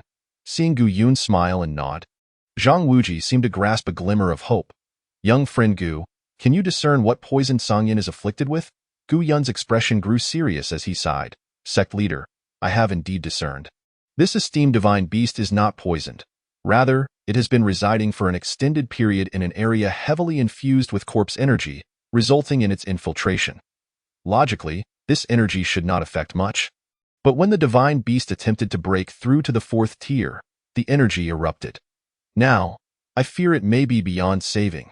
Upon hearing this, Zhang Wuji deflated like a punctured balloon. Jiu brother, is there really no way at all? Even if it is just to delay, it would give us enough time to seek an opportunity. In the face of Zhang Wanqiu's pressing inquiry, Gu Yun shook his head and closed his eyes. Brother Zhang, there is indeed a method, but it is unattainable. It is better not to mention it, lest you two dwell on it later. Hearing this, Zhang Wuji knew there was still a way. He immediately declared, Young friend Gu, please speak freely. Regardless of the outcome, our beast spirit sect will honor our promises. Hearing this, Gu Yun sighed in resignation. Sect leader, what you say is quite unfounded. There are two methods, but alas, both are fraught with impossibilities. The first is an 8th tier elixir, the cleansing marrow pill. Consuming this pill would ensure safety. Upon hearing this, Zhang Wanqiu and Zhang Wuji fell silent. 8th tier elixir. Your words are indeed better left unsaid. What of the second method? Zhang Wanqiu pressed on. The second is an elixir long thought extinct, known as the 10,000 Corpses Transformation Pill. Chapter 51. Secrets of the Forbidden Area, Tianfu 9-leaf orchid 10,000 Corpses Transformation Pill? Upon hearing this name, Zhang Wanqiu and Zhang Wuji exchanged glances, both indicating they had never heard of it. Seeing their expressions, Gu Yun sighed. The 10,000 Corpses Transformation Pill is a 4th tier elixir. Primarily made from a 10,000 corpses pill, so it is the 10,000 Corpses Pill. Upon hearing this, Zhang Wuji finally breathed a sigh of relief. Young friend Gu, while the 10,000 Corpses Pill is a rare divine object, at least there is a method to obtain it. If you can truly refine the 10,000 Corpses Transformation Pill, you may stay at the Beast Spirit sect for a few days. We shall personally venture to Wanzhong City and, within 3 days, ensure the 10,000 Corpses Pill is brought to you. Upon hearing this, Zhang Wanqiu nodded vigorously. Qingshan City is merely a subsidiary of Wanzhong City, which is vast and resource-rich. Surely there must be the 10,000 Corpses Pill. However, despite this, Gu Yun continued to shake his head. Sect leader, I possess a single 10,000 Corpses Pill, and I can refine the elixir right now. However, given the condition of your divine beast, I still require a medicinal guide, a rare flower known as the Tianfu 9-leaf orchid. The Tianfu 9-leaf orchid? Upon hearing this name, Zhang Wanqiu and Zhang Wuji could only sigh in resignation. The Tianfu 9-leaf orchid is a legendary auspicious flower of the dragon clan. Possessing no particular qualities of its own.it, is said that wherever true dragons roam, the Tianfu 9-leaf orchid blooms abundantly. Unfortunately, with the true dragon clan's disappearance, This orchid has not been seen on the main roads for over a millennium. Seeing the expressions of the two, Gu Yun understood he was indeed placing them in a difficult position. The Tianfu 9-leaf orchid was not particularly special. In fact, it was once a common plant during the era of true dragons. Moreover, the most desperate aspect was that this so-called Tianfu 9-leaf orchid had to be freshly picked to be effective. Otherwise, once a certain amount of time had passed and the dragon aura dissipated, it would be rendered useless. Is fate truly intent on extinguishing my beast spirit sect? Zhang Wuji sighed heavily, speaking with resignation. Just as the Zhang father and son found themselves in despair, the Sangyan demon lion quietly spoke up, "Young brother, the Tianfu 9-leaf orchid you mentioned, is it a small flower with 9 petals? Each of a different color?" Yes, yes. Upon hearing this, Gu Yun quickly nodded. "Esteemed divine beast, have you seen this flower somewhere?" The Sangyan demon lion nodded and said, "Indeed. I have been consuming this flower to suppress the corpse energy within me. However, the energy has become too severe now, rendering the flower ineffective. Oh my dear elder brother, is refining medicine the same as consuming it directly? Since you know where to find it, that simplifies matters." Gu Yun laughed heartily, seizing the opportunity to pat the Sangyan demon lion's paw and indulging in a few strokes. "Esteemed divine beast, where is the Tianfu 9-leaf orchid now? Quickly let Brother Zhang fetch it. I shall begin refining the 10,000 corpses transformation pill at once." To be honest, the tactile sensation of this great cat's fur was truly delightful. Zhang Wuji and Zhang Wanqiu, witnessing Gu Yun's playful antics, chose not to comment but rather excitedly inquired, "Yes, Sangyan, where is the Tianfu 9-leaf orchid now?" Upon hearing this, the Sangyan demon lion sighed and replied, "It lies within the forbidden area, but regrettably, in my current state, I am unable to enter." Gu Yun smiled and said, "If that is the case, it seems the arduous task falls upon you, sect leader." Upon hearing this, Zhang Wuji fell silent, and even Zhang Wanqiu lowered his head, refraining from further conversation. Observing their demeanor, Gu Yun couldn't help but ask, "Do you two face any difficulties?" Listening to Gu Yun's words, Zhang Wuji remained silent for a moment before finally speaking, "To be honest, young friend, the so-called forbidden area is the burial site of the past leaders of my beast spirit sect. No disciple of the sect is permitted to enter. Even I can only wait until my own demise, at which point the guardian divine beast of the sect will carry my body into the forbidden area for burial. Afterward, the bond between me and my destined spiritual beast will be severed, allowing the guardian divine beast to regain its freedom, leaving behind an energy to protect the sect. This is also the secret behind the divine beast statues within our sect." Upon hearing Zhang Wuji's explanation, Gu Yun understood. Although the rule seemed somewhat unreasonable, there was nothing he could do under the circumstances. However, with the matter at hand, he couldn't help but say a few more words. "Sect leader, must this rule not be bent a little? After all, absolutely impossible." Zhang Wuji shook his head. "The ancestral decree states that in the event of a calamity, disciples must not seek refuge in the forbidden area. Every disciple of the beast spirit sect, from the leader down to the lowest rank, has sworn a poisonous oath to never enter the forbidden area." Wait. Just as Zhang Wuji was speaking, Zhang Wanqiu's expression brightened. "Father, in times of urgency, we must act with flexibility. For now, the only solution is to bend the rules a bit. Gu brother is not one of our beast spirit sect. Allowing him to enter the forbidden area to retrieve that medicinal herb would be a win-win situation." Upon hearing Zhang Wanqiu's suggestion, Zhang Wuji struggled internally for a moment before finally nodding. He was not a rigid traditionalist. Being able to become the sect leader naturally required great courage and vision. He promptly affirmed, "Indeed, with the blessings of the past leaders of the beast spirit sect, for the sake of our sect's millennia of legacy, we must make a temporary exception." Hearing Zhang Wuji's decision, Gu Yun felt a surge of joy within. This truly is a stroke of good fortune. The burial site of the beast spirit sect's leaders. If I could just have a touch, unthinkable.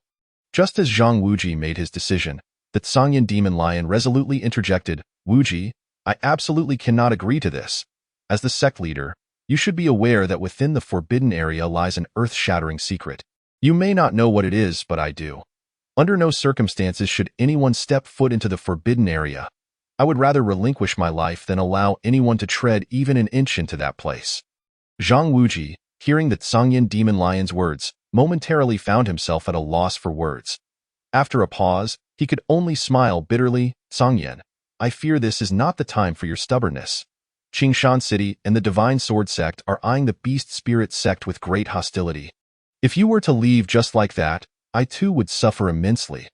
I fear that the day you perish may also mark the annihilation of the Beast Spirit Sect. With a sigh, Zhang Wuji lamented, I care not for ancient oaths or hidden secrets. I only know that as the sect leader, I must be responsible for the safety of over 1,000 disciples of the Beast Spirit Sect. Under the influence of Zhang Wanqiu, the Cangyan demon lion seemed to lose the strength to argue further and could only nod.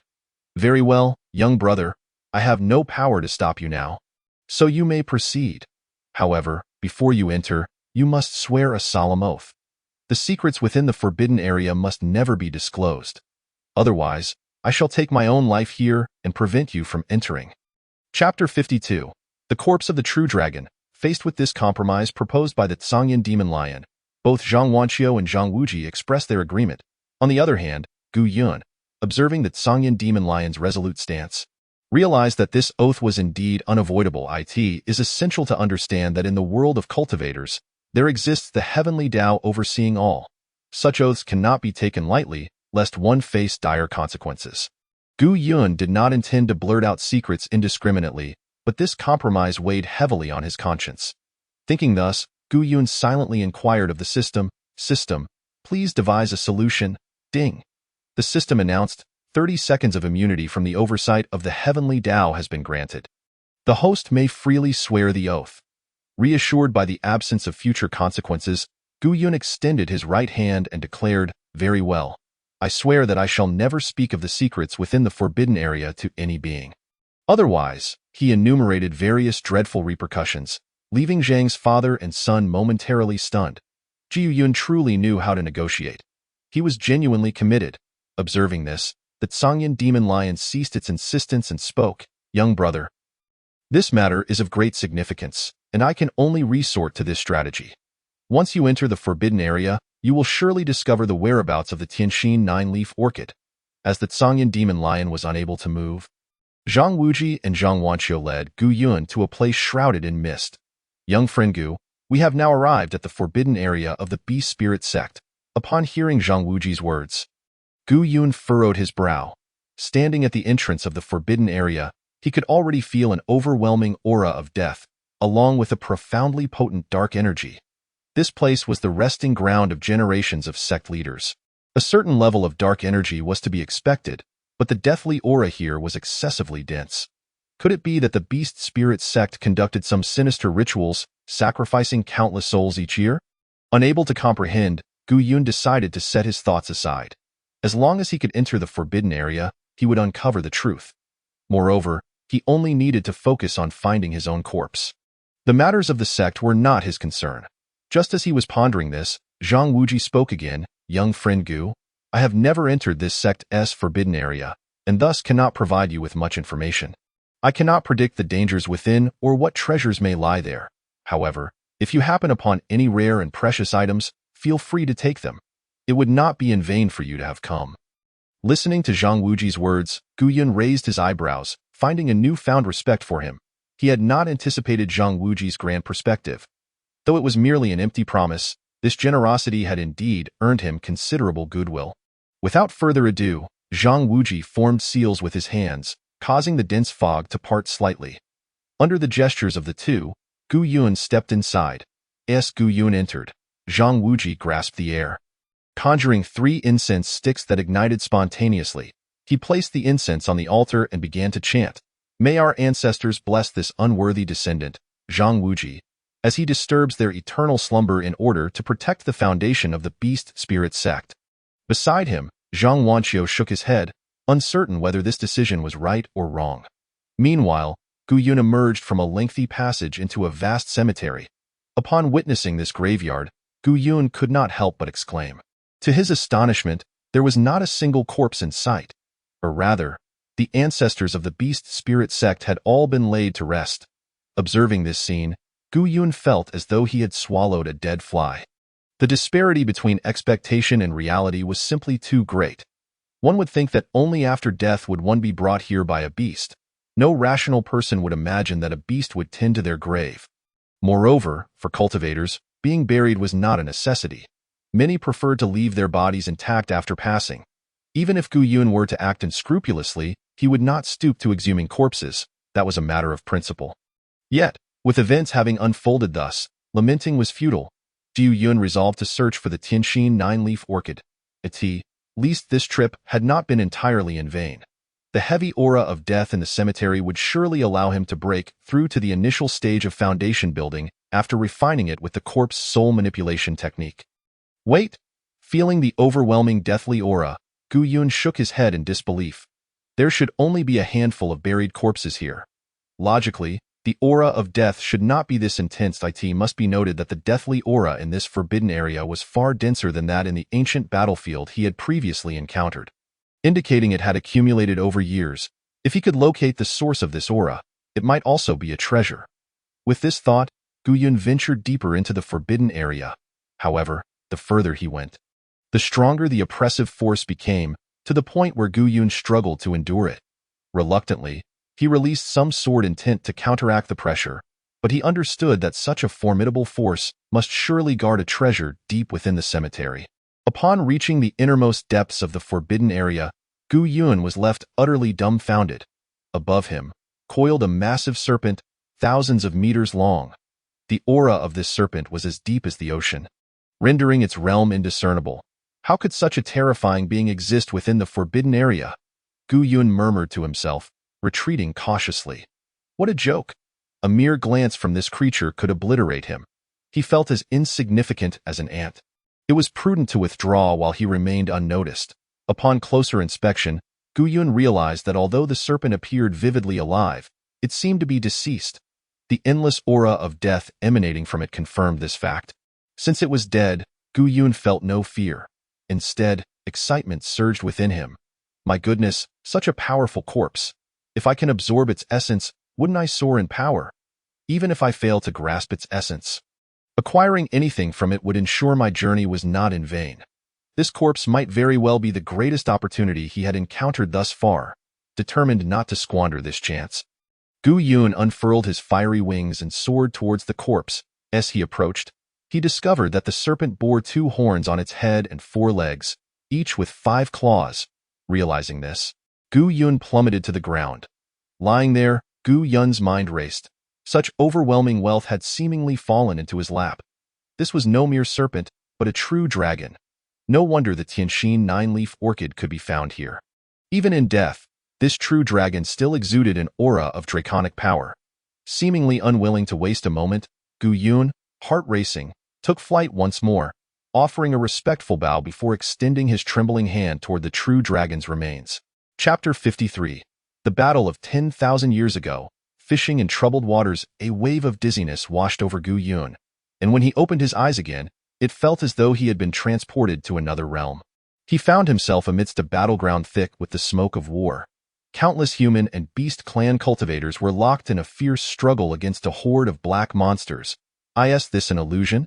Gu Yun wondered, still trying to comprehend how he had become ensnared in this vision before he could even touch a corpse. Just then, a black creature in the foundation building stage lunged at him. Swaying its head, Gu Yun, repulsed by the creature's bizarre appearance, instinctively drew his sword and struck. As the sword light sliced through the air, the creature's body was cleaved in 2. Why heavens! This is beyond terrifying. Gu Yun exclaimed, startled by the fact that the monsters in this illusion could attack him. Could it be that this was a battle in which the true dragon had participated during its lifetime? While pondering this, Gu Yun scavenged the creature's remains. Congratulations, host, you have extracted luck, and your fortune has slightly increased. Remarkable. Even a monster's corpse could yield rewards. It seemed. Wait. Suddenly, Gu Yun's smile vanished. His earlier act of scavenging had been instinctive, completely overlooking a crucial detail. Wasn't this an illusion? System, why can I still scavenge from corpses in this illusion? Alert! This place is not an illusion. Please prioritize your safety, the system replied. Why didn't you say so earlier? Gu Yun retorted, irritated. Prioritize my safety? What a joke. Everything here is at least at the nascent soul level. How am I supposed to prioritize my safety? Are you even making sense? Yet, lamenting was now futile. Gu Yun began to contemplate the situation. How had he ended up here?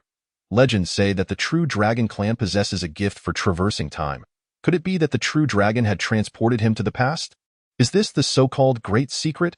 Gu Yun pondered for a moment and came to a realization. The true dragon's corpse undoubtedly represented the very secret itself. This time of transportation seemed to be an invitation from the true dragon, urging him to witness something significant. If one could truly traverse the past and future freely, the great cat would not have fallen into such a dire state. Returning to the past and casually seeking someone could easily cure him. Gazing at the multitude of corpses strewn across the battlefield, Gu Yun's exhilaration was beyond the capacity of mere words to convey. Indeed, amidst this conflict, even Yuan-ing-level cultivators were but cannon fodder. Yet, correspondingly, the atmosphere was rife with opportunities. One could assert that danger coexisted with opportunity. As the saying goes, a cautious approach ensures a long voyage. As long as he remained vigilant, this place could truly be his paradise. With these thoughts in mind, Gu Yun hesitated no longer, darting left and right upon the battlefield in search of corpses. Heavenly skies. The remains of an out-of-body level cultivator. Congratulations, host. You have extracted the speed attribute from the corpse, significantly enhancing your flight speed. There was no time to ponder. Congratulations, host. You have extracted luck. Your fortune has slightly increased. Congratulations, host. You have extracted a technique. Congratulations, host. You have extracted luck. After rummaging through several corpses, Gu Yun discerned a pattern. It appeared that while these monsters' realms were obscured, the only extraction possible from their remains was luck. As for other cultivators, it was much like the usual process. Just as Gu Yun was engaged in his morbid search, a resounding crash echoed from the heavens as a figure was sent flying by an enormous creature, landing directly beside Gu Yun. Upon closer inspection, Gu Yun was astonished to find that the cultivator was still alive. With what seemed to be his last breath, the cultivator grasped Gu Yun's arm, slipping a storage ring onto his hand. Hurry! And with that, the cultivator breathed his last. Witnessing this, Gu Yun felt a wave of emotion wash over him. These monsters were undoubtedly the common enemy of all cultivators, yet he felt utterly powerless to assist. Predecessor, I beg your pardon. Gu Yun sighed softly, rummaging through the corpse once more. Congratulations, host. You have extracted the sword intent from the corpse, acquiring 3,000 years of sword intent. Congratulations, host. You have extracted a technique, obtaining an advanced Earth-tier technique, Sword Heart Decision. Ha ha ha ha ha. Listening to the system's notifications, Gu Yun couldn't help but break into a silly grin. 3,000 years of sword intent. Such a formidable out-of-body level cultivator was indeed impressive. After pondering for a while, Gu Yun could only sum it up with two words. What a pity. This cultivator still possessed a long sword, which appeared to be of heavenly quality, but it had been sent flying, and Gu Yun had no means to retrieve it, as the battlefield was simply too vast. As Gu Yun was lost in thought, a creature of approximately out-of-body level lunged at him with wild abandon. At that moment, a figure appeared beside Gu Yun in an instant, slicing the creature to ashes with a single stroke. What are you grinning about, kid from the future? Taken aback by the remark, Gu Yun was left speechless. This cultivator actually knew he was from the future? Predecessor, I too stumbled in by accident, of course. You did, the cultivator snorted disdainfully. With such lowly power, you should refrain from being so presumptuous. This place is far too dangerous. Protect yourself. Saying this, the cultivator handed Gu Yun a jade slip, his tone softening. Once you return, help me find someone to pass on my legacy. Thank you. With that, the cultivator soared into the sky, rejoining the fray. There was no unnecessary chatter throughout the exchange, and only after the cultivator had departed did Gu Yun realize that this figure was an incredibly powerful existence at the integration stage. Integration stage. Gu Yun had never even heard of it. When had such formidable beings emerged in the cities surrounding Qingqing Mountain? Reflecting on the cultivator's decisive nature, Gu Yun couldn't help but feel a swell of emotions. In such battles, even the mightiest integration stage beings seem to embrace the inevitability of death. With no time for further reflection, Gu Yun was uncertain when he would be sent back, and he began to frantically scavenge through the corpses. This time, however, he chose areas abundant with monster remains for his search. Firstly, he felt less guilt, and secondly, the elusive nature of luck required more extensive gathering to yield tangible results. Luck? luck, technique. As Gu Yun was engrossed in his endeavors, he suddenly experienced a wave of dizziness. Upon reopening his eyes, he found himself back within the forbidden zone. At that moment, before him hovered the true dragon's corpse, from which Gu Yun gleaned fragments of consciousness. Beneath this mountain lay countless malevolent entities, suppressed by the true dragon, who had been entombed here for millennia, even after its ascension. Even in death, it continued to prevent the resurgence of these evils. Maintaining ordered, a millennium of solitude, all for the sake of safeguarding a realm of peace. Indeed, a rare and noble endeavor. With these thoughts, Gu Yun bowed once more before the corpse. Chapter 54. A Bounty of Gains. A breakthrough. Reflecting on the spoils of his recent scavenging, Gu Yun felt an insatiable desire for more. Simultaneously, he held a profound respect for the true dragon's remains. This dragon, he had vaguely glimpsed its form upon the battlefield, an invincible being at the tribulation stage. The prospect of extracting anything from the remains of a tribulation stage dragon was beyond Gu Yun's wildest imagination. Yet, before he could further explore the corpse, the system's notification rang out. High-value corpse detected. Would you like to recover the corpse? Reward extraction points. 1. Recover the corpse and earn extraction points. Give it to me. As he spoke, Gu Yun struggled to contain his excitement, swallowing his words mid-sentence. System, what exactly are these extraction points for? The purpose of the extraction points was too nebulous, leaving Gu Yun uncertain about their practical application. Host, extraction points are the highest value currency within the system, possessing limitless potential. Could you be more specific? You've said that before, Gu Yun retorted, slightly exasperated. When the host makes unreasonable requests, the system will utilize extraction points to satisfy such demands based on the absurdity of the request. So that was how it worked. With this detailed explanation, Gu Yun understood. System, what if I desire to dominate the world? According to the system's calculations, the requirement for extraction points would be 8.8 points. It seemed that world domination wasn't too difficult after all. As Gu Yun contemplated, he suddenly sensed something amiss. Jin Dan, Yuan Ying, out-of-body, godly spirit, integration, transformation, tribulation, ascension. Precisely 8 extraction points. Wait a moment, system. I need to break through to the ascension stage to obtain 8 extraction points. But once I reach that realm, would I still require your assistance to dominate the world? Are you using my possessions as favors? This time, the system remained silent. Gu Yun had grasped the function of extraction points and was too weary to engage in further debate. However, regarding the recovery of the corpse, the true dragon's remains were here to suppress malevolence and had guarded this place for 1,000 years. Not only would it weigh heavily on his conscience, but he also had no way of predicting what might transpire should he recover the corpse, whether nothing would happen or if the evils would resurrect. Such self-serving actions were beneath Gu Yun. And regardless of the temptation, he would not entertain the notion. Moreover, there was a significant reason. This was still the forbidden ground of the beast spirit sect. Once he healed the great cat, if they returned to find the true dragon's remains missing, Gu Yun feared they might dig up his ancestral grave. No, no, no. Scavenging and departing. It was best not to recover anything. With these thoughts, Gu Yun rummaged through the true dragon's remains once more. Congratulations, host. You have extracted a technique. Acquiring the advanced Heavenly Tier Technique, Heavenly Dragon Secret Tome. Congratulations, host. You have extracted the bloodline of the corpse, obtaining the true dragon bloodline. Congratulations, host. You have extracted a talent, acquiring a fragment of the time law.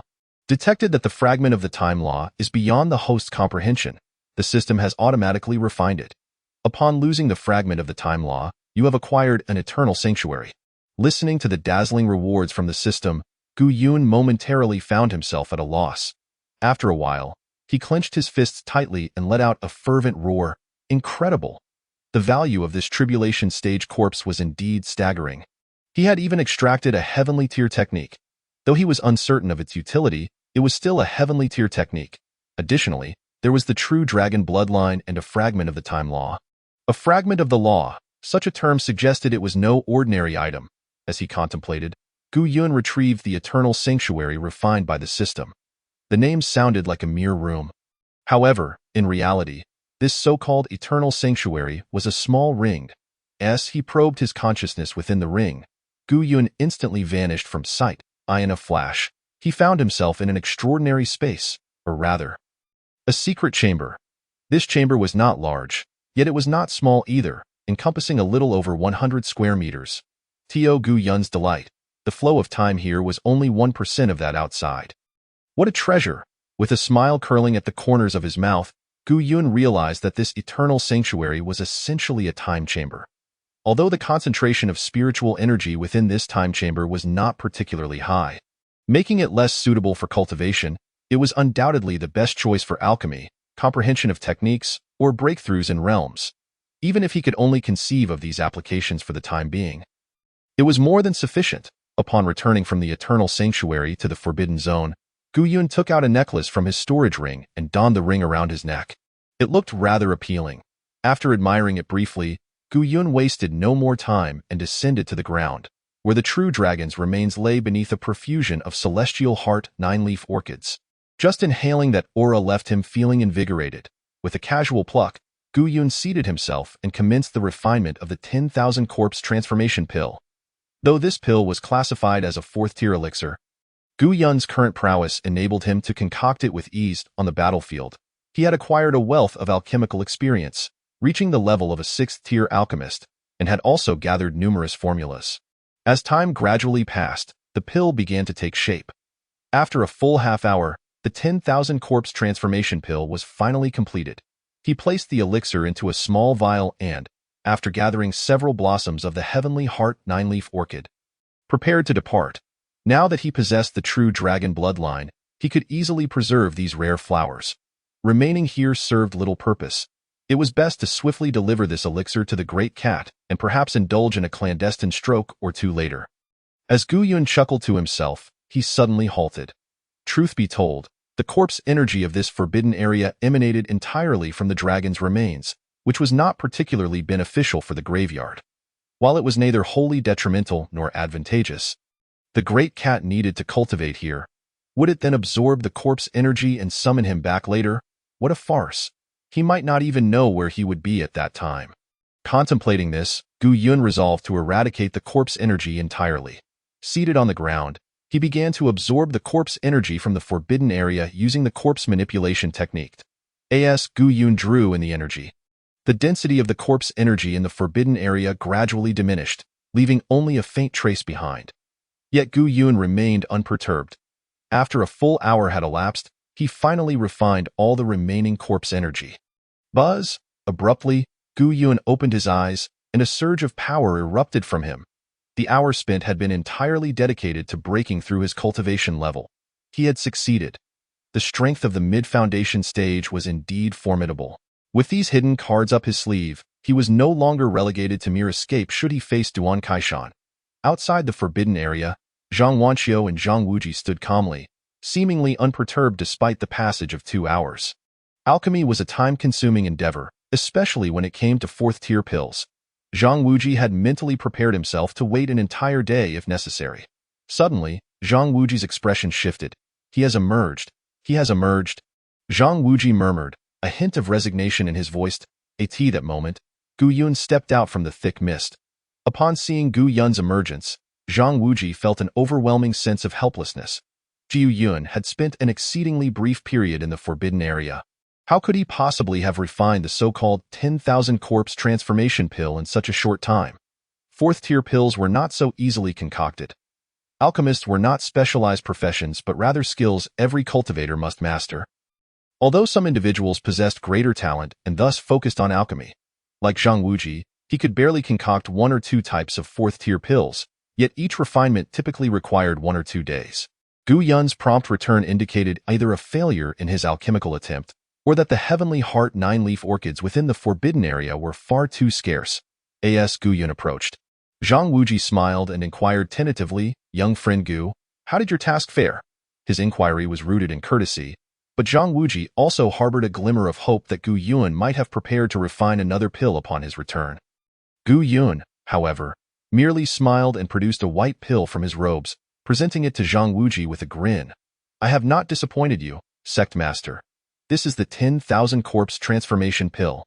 Holding the 10,000 corpse transformation pill in his hand, Zhang Wuji felt a mix of surprise and disbelief. Could it be that Gu Yun was indeed a genius in alchemy? Were it not for the visible reduction of corpse energy in the forbidden area and the faint traces of dragon aura on the pill, he might have thought Gu Yun had prepared it in advance. With the pill in hand, Zhang Wuji nodded repeatedly. Excellent, excellent. Our beast spirit sect is saved. His joy was evident as he turned to Gu Yun. Young friend Gu, your sword intent has grown significantly. It seems you have gained something in the forbidden area. Ji Yun smiled awkwardly, realizing that Zhang Wuji perceived him as having taken something from the beast spirit sect. However, there was little he could explain in this situation, so he simply chuckled and replied, Sect Master, I am truly at a loss for words. Upon hearing this, Zhang Wuji laughed heartily. Understood, understood. Let us quickly return to administer the pill to Tsang Yin. With that, Zhang Wuji led Zhang Wanqiu and Gu Yun back into the cave. After administering the elixir to the Tsang Yin demon lion, the corpse energy dissipated entirely within mere minutes. Not only that, but the Tsang Yin demon lion's strength appeared to have increased slightly as well. Oh, that's how it is. The Tsang Yin demon lion, sensing the changes within, joyfully explained, Little brother, so your 10,000 corpse transformation pill transforms the explosive corpse energy within me into restorative energy and spiritual essence for my body? Indeed, Gu Yun nodded. Legend has it that thousands of years ago, cultivators of the corpse Dao would use this pill to enhance their own strength while concealing their corpse energy. I analyzed the principles of this elixir, which led me to conclude its efficacy. Of course, that was the system's insight, Gu Yun added silently in his heart. Well done, young friend. Your ability to draw inferences from one example to grasp the broader picture speaks to your remarkable insight. No wonder you possess such abundant opportunities, Zhang Wuji responded with a smile. At that moment, Gu Yun stroked his chin and addressed the Tsang Yin demon lion. Senior beast, there are some matters regarding the forbidden area. Oh? The Tsang Yin demon lion chuckled lightly. Aside from that significant secret, if you have something to say, there is no harm in doing so. Upon hearing this, Gu Yun nodded. I have completely refined and absorbed the corpse energy within the forbidden area. For at least several thousand years, the corpse energy will not be so dense, allowing for unhindered cultivation. The Tsang Yin demon lion nodded in acknowledgement, seemingly expecting this outcome. In that case, I thank you. I personally owe you a favor. Absolutely, Zhang Wuji interjected with a smile. The favor of saving Tsang Yin can be counted on my behalf. At this, the three of them, along with the great cat, burst into laughter, having never heard of such a method of accounting. Oh, by the way, Gu Yun said, as if suddenly recalling something. He retrieved a scroll from his storage ring and handed it to Zhang Wuji. Sect Master, this is a scroll of techniques I found within the forbidden area. As for the specifics, I cannot elaborate. You may inquire with the senior beast. Zhang Wuji, somewhat bewildered, took the scroll and glanced at it, his mouth twitching. The scroll contained the legendary dragon transformation technique of the beast spirit sect.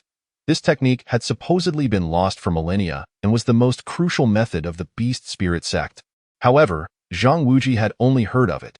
He did not take the claim of its loss a century ago too seriously, as the existence of the beast spirit sect itself over such a long span was also debatable. Tsang Yin, is this the dragon transformation technique? The Tsang Yin demon lion took the scroll from Zhang Wuji's hands, displaying a look of disdain. How would I know? I've never seen it. Observing the Tsang Yin demon lion's reaction, Gu Yun couldn't help but feel that this great cat's demeanor was quite similar to Zhang Wuji's. The scroll indeed contained the techniques passed down from the ancient battlefield. Gu Yun glanced at it and noted that the primary function of this technique was to fuse one's life spirit beast with oneself, thereby temporarily elevating one's strength by a minor tier. Crucially, this enhancement bore no side effects and allowed for an elevation across significant cultivation tiers. However, the capability to transcend major cultivation tiers was already quite rare. After all, experiencing the sensations of a higher tier in advance would aid in future breakthroughs. Unfortunately, without the beast spirit sect's beast control technique, even the dragon transformation technique would be of little use. It seemed he would need to study it thoroughly when time permitted. Indeed, it appears to be the legendary dragon transformation technique, and it seems to be quite authentic, the Tsang Yin demon lion remarked, pausing abruptly as he turned to fixate on Gu Yun. Little brother, you wouldn't happen to. Seeing the great cat's hesitance, Gu Yun felt it prudent to remain silent, merely nodding gently in response. The Tsang Yin demon lion merely nodded back. Very well.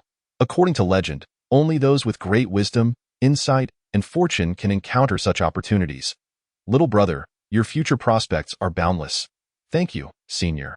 Our sect master Qian also remarked as much. Gu Yun replied with a chuckle. The Tsang Yin demon lion, recognizing Gu Yun's awkward smile, understood he was deflecting the topic and chose not to pursue it further.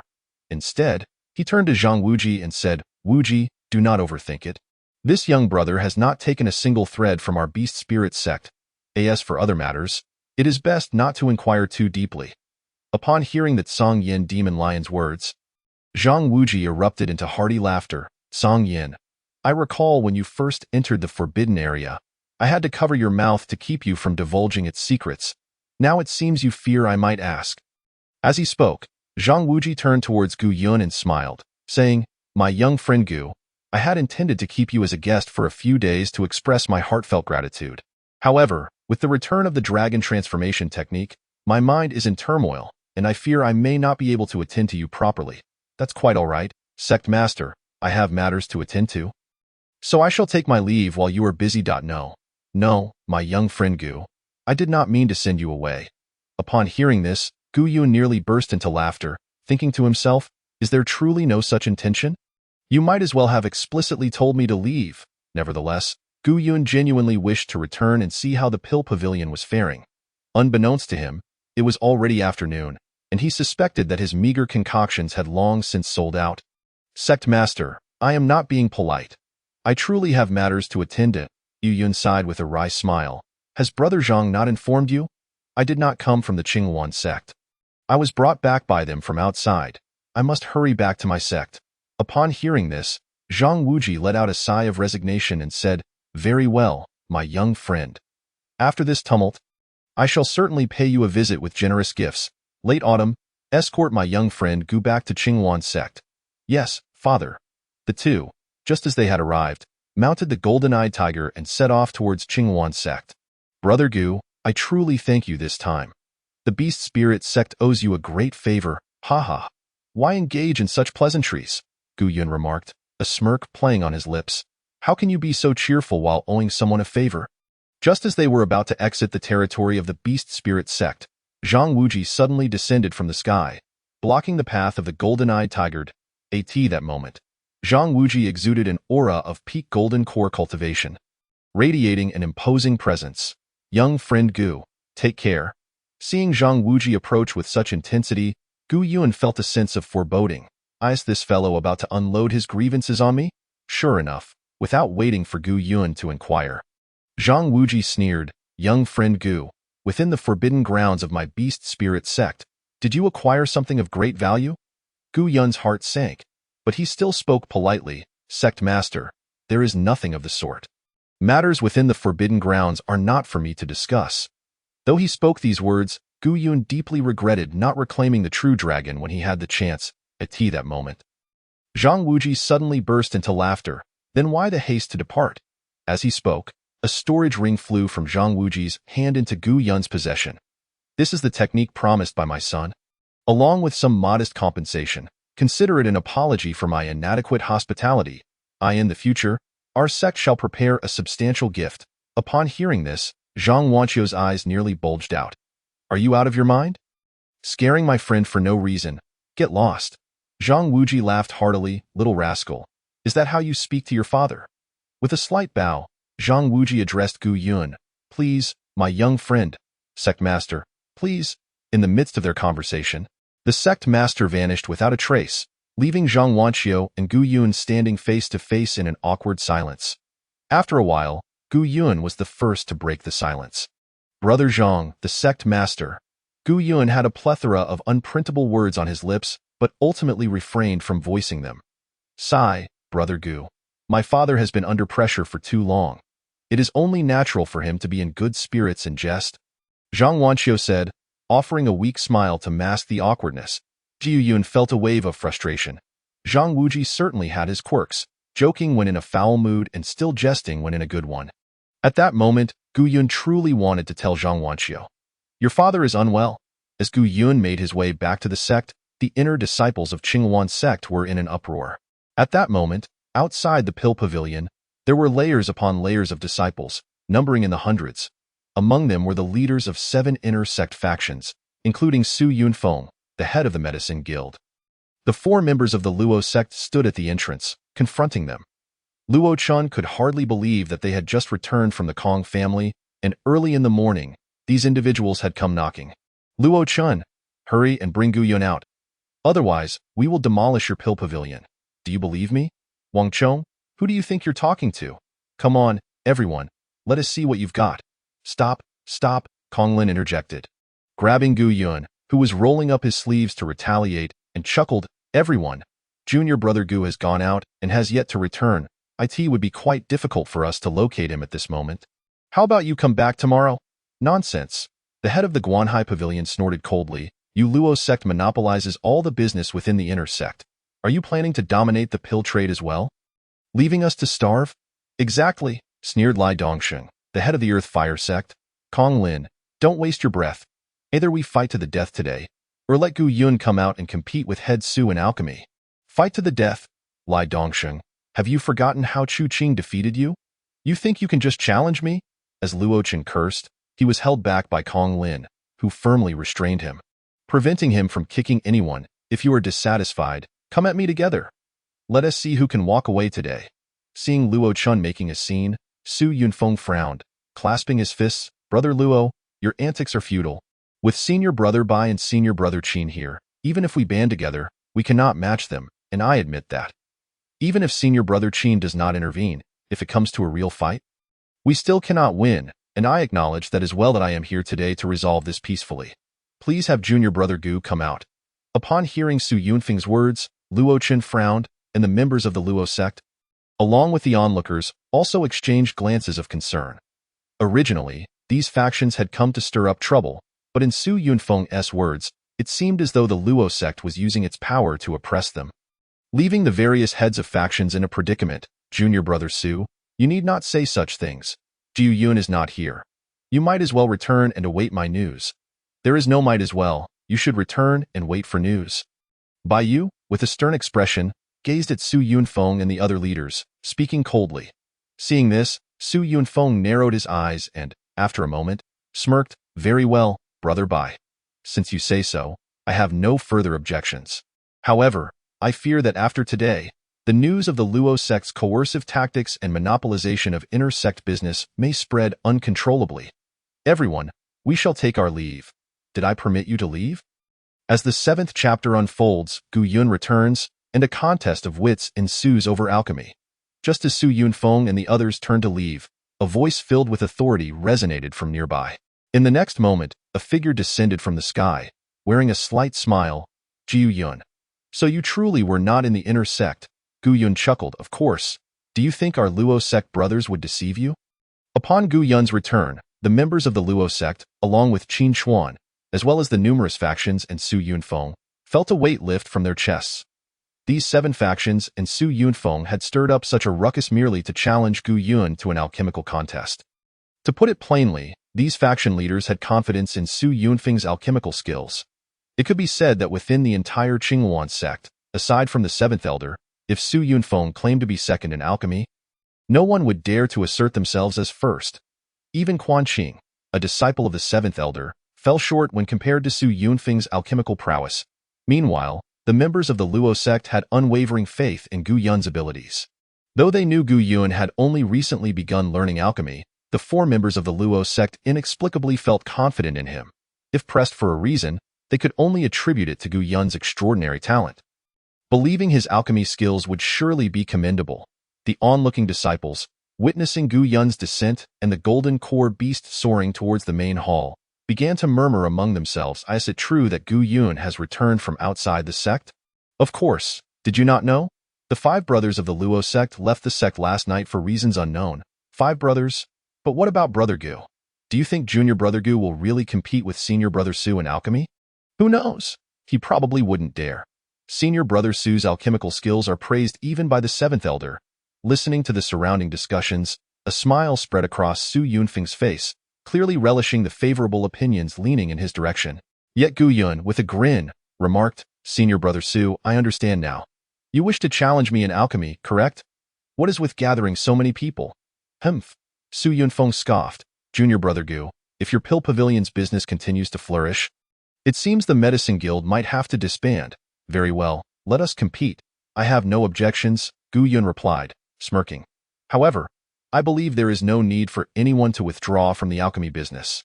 Once we determine a victor, it will be clear to all where to procure their pills. Upon hearing this, Su Yunfeng chuckled, nodding in agreement. All right, since junior brother Gu is so forthright, I have no further objections. But I wonder what the members of the Luo sect think. This is a matter between you and junior brother Gu. It is not for us to decide, Luo Chun interjected disdainfully. The 5 of us from the Luo sect are united in this. Observing the demeanor and expressions of the Luo sect members, Su Yunfeng felt an unsettling uncertainty creeping into his heart. Could it be that Gu Yun is truly a master of alchemy? However, in the next moment, Su Yunfeng dismissed his own thoughts. He had encountered Gu Yun once when he was at the outer sect, and he appeared to be an utterly ordinary disciple. That being said, if he truly possessed such exceptional alchemical skills, Duan Cheng would be eager to curry favor with him, rather than competing for women. Observing Su Yunfeng's momentary distraction, Gu Yun felt a wave of exasperation. Senior brother Su, what are you thinking? Aren't we supposed to compete? Speak up. Shall it be a literary contest or a martial one? I am ready for either. Su Yunfeng, pulled back to reality by Gu Yun's words, slightly curled his lips in a smile and responded, Junior brother Gu, there is no need to provoke me with words. If we were to engage in a martial contest, it would only seem as though I were bullying you. Let us opt for a literary contest. What do you mean by that? Am I afraid of you in a martial contest? Bring it on.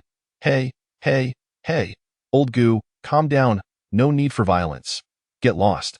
When did I say I would resort to violence? Luo Chen intervened, attempting to restrain Gu Yun, only to be pushed away with a look of disdain. This left him feeling rather agitated. Observing the situation from across the way, Su Yunfeng shook his head and remarked, Junior brother Gu, you are merely at the early stage of foundation building. I estimate you can barely be considered a second-tier alchemist, if at all that I am already a third-tier alchemist. Engaging in a martial contest, regardless of the outcome, would hardly convince anyone of my superiority. Let us proceed with a literary contest. All right, I shall concede to your wishes. Jiu Yun grumbled internally about the unnecessary complications of alchemy. Yet he complied. A literary contest in alchemy. It has been quite some time since I have witnessed one. Indeed. The mention of the literary contest in alchemy sparked lively discussions among the onlooking disciples. It is well known that alchemical contests can be categorized into literary and martial. The martial contest is straightforward and brutal. The alchemist who produces the higher quality elixir is deemed the victor. However, the literary contest is markedly different. Each participant must concoct an elixir, and the opponent must accurately articulate its properties and effects. If both can do so without error, the winner is determined based on the quality of the elixirs produced. Moreover, in a literary contest, the grade of the elixirs becomes a detriment. If the outcome remains inconclusive, the participant with the lower grade elixir is declared the winner. Thus, compared to the straightforward nature of martial contests, literary contests in alchemy are far more captivating. Junior brother, since it is a literary contest, I shall not hold back. Please. As he spoke, Su Yunfeng produced his alchemical furnace, seated himself, and summoned flames to ignite the furnace. My heavens, is that the warm sun flame of the flame-tailed sparrow? Upon the emergence of Su Yunfeng's flames, some knowledgeable onlookers gasped in astonishment. It is widely recognized that the warm sun flame of the flame-tailed sparrow is the most suitable for alchemical processes. Moreover, with a stroke of fortune, this flame may even evolve into the celestial-grade sun flame. Although the sun flame is rated as low-grade celestial fire, in terms of alchemy, it can rival even high-grade earthly flames, making it a rare commodity. Most importantly, the flame-tailed sparrow is known for its fierce nature. If captured, it will immediately self-destruct, extinguishing the warm sun flame in the process. To extract the flame, one must harvest fire from dozens of flame-tailed sparrows, making the warm sun flame one of the most difficult flames to obtain. When did senior brother Su acquire the warm sun flame? His odds of winning have significantly increased. Come on, have you considered the conditions of senior brother Su's family? The Su family holds a third of the wealth in Qingshan City. Not to mention, my friend, you shouldn't speak of such matters at the entrance of Luo men. The remaining 70% of the wealth is in the hands of the Luo family. While the surrounding disciples engaged in fervent discussion, Gu Yun simultaneously ignited his furnace, summoning the sun flame, which instantaneously overshadowed Su Yunfeng's flames. What is this flame? It appears even more suitable for alchemy than senior brother Su's. Indeed, it seems to be a high-grade mysterious flame. And no wonder Gu Yun is so confident. Chapter 58. Do you have confidence? Absolutely none. The sight of Gu Yun's flame piqued the curiosity of the onlookers, all noting the striking resemblance between the two flames. Indeed, and it appears to be of superior quality compared to senior brother Su's. Could this possibly be the legendary sun flame? Impossible. The sun flame is a low-grade celestial fire. How many individuals in the entire Qingshan mountain possess such treasures? That may be true, but junior brother Gu's flame is undoubtedly rarer than the warm sun flame. The surrounding crowd buzzed with speculation, including the 7 faction leaders who whispered among themselves. Only Su Yunfeng remained wholly absorbed in his alchemical work, seemingly oblivious to the external chatter. Seeing Su Yunfeng so engrossed in his alchemy, Gu Yun nodded to himself. Su Yunfeng's mastery of fire control was indeed as proficient as rumored, placing him among the foremost alchemists in the inner sect. What was even more commendable was his unwavering focus, as he had not cast a glance at Gu Yun's sun flame since its emergence. With this thought in mind, Gu Yun chose to disregard the idle gossip and fully immerse himself in the alchemical process. The elixir he intended to concoct was known as the He Dao Pill, a unique formulation from the esteemed alchemist of the secret chamber. The effect of the He Dao Pill is straightforward. It allows cultivators to gradually harmonize their frequencies with the heavens and earth during their training, thus providing a chance to enter the legendary state of unity with the cosmos. Of course, the probability of achieving such a state is exceedingly slim. However, aside from facilitating entry into that realm, this elixir also enhances sensitivity to spiritual energy, allowing practitioners to achieve twice the result with half the effort. It is no wonder that the master alchemist is regarded as the foremost figure in Qingshan Mountain over the past several millennia. Originally a 5th-tier elixir, the He Dao Pill was transformed into a 1st-tier elixir through the master's ingenious modifications. Had it not been for the master's relatively low cultivation level, which led him to focus solely on alchemy rather than personal advancement, he might have achieved widespread renown across the continent. The primary reason Gu Yun chose this He Dao Pill was due to its complex principles. Su Yunfeng would likely struggle to comprehend it even if he tasted it. After all, in a literary contest, one's alchemical mastery is of little consequence. Ji Yun secretly hoped for a martial contest, where he could simply produce a 6th-tier elixir and astonish the crowd. However, the literary contest purely tests each participant's understanding of the alchemical arts. As they diligently concocted their elixirs, Kong Lin watched on with a bemused expression. Such a technically demanding endeavor felt beyond his capabilities. His style was one of boldness and flair. Despite selling foundation-building elixirs, he did not actually concoct them himself. He merely needed to assess their quality. Hey, brothers, do you think old Gu can win? Why does Su Yunfeng appear to be in a much better state while refining elixirs than old Gu? Kong Lin raised this question, prompting the others from Luomen, as well as Qin Chuan, to turn their attention to Gu Yun. Indeed, Su Yunfeng appeared utterly focused, while Gu Yun seemed relaxed and casual, as if merely toying with the process. Qin Chuan, ever well-informed, smiled and offered an explanation. Old Kong, you fail to grasp the essence of alchemy. It is akin to unraveling a puzzle. Some individuals may appear earnest but lack insight, while others may seem distracted yet possess a well-thought-out strategy. Upon hearing this, the 4 from Luomen nodded in agreement. Old Qin, your explanation, though somewhat tangential, is nonetheless valid. Old Kong's intellect may not be equipped to comprehend it. Bai Yu chuckled softly before continuing. Literary and martial contests differ significantly. If it were a martial contest, junior brother Gu might not emerge victorious. However, in a literary contest, our young junior has received the legacy from that esteemed predecessor. If he is willing to set aside distractions and study diligently, he will undoubtedly outperform Su Yunfeng's own explorations. That is indeed the case. As the members of Luomen engaged in animated conversation, Gu Yun merely scoffed to himself. Your analysis is utterly nonsensical. I have received a legacy, but have you given me the time to delve into it? I have been toiling away at alchemy since returning from the autumn hunt competition. And now you suggest that with sufficient dedication, I may not lose? With that thought, Gu Yun dismissed the banter of Bai Yu and summoned the He Dao Pill, which soon materialized. Goodness, Gu Yun has actually completed the elixir? Indeed, He has finished even more swiftly than senior brother Su. Could it be that Gu Yun is truly a genius? As the surrounding disciples buzzed with excitement, the four from Luomin and Qin Xuan were equally stunned. Old Gu, you've finished already? Luo Chen asked, his eyes wide in disbelief. Ian chuckled lightly. Senior brother Luo, what are you saying? It's merely a first-tier elixir. How long could it possibly take me? But this is incredibly fast. Before Luo Chen could finish his sentence, Su Yunfeng also successfully produced his elixir.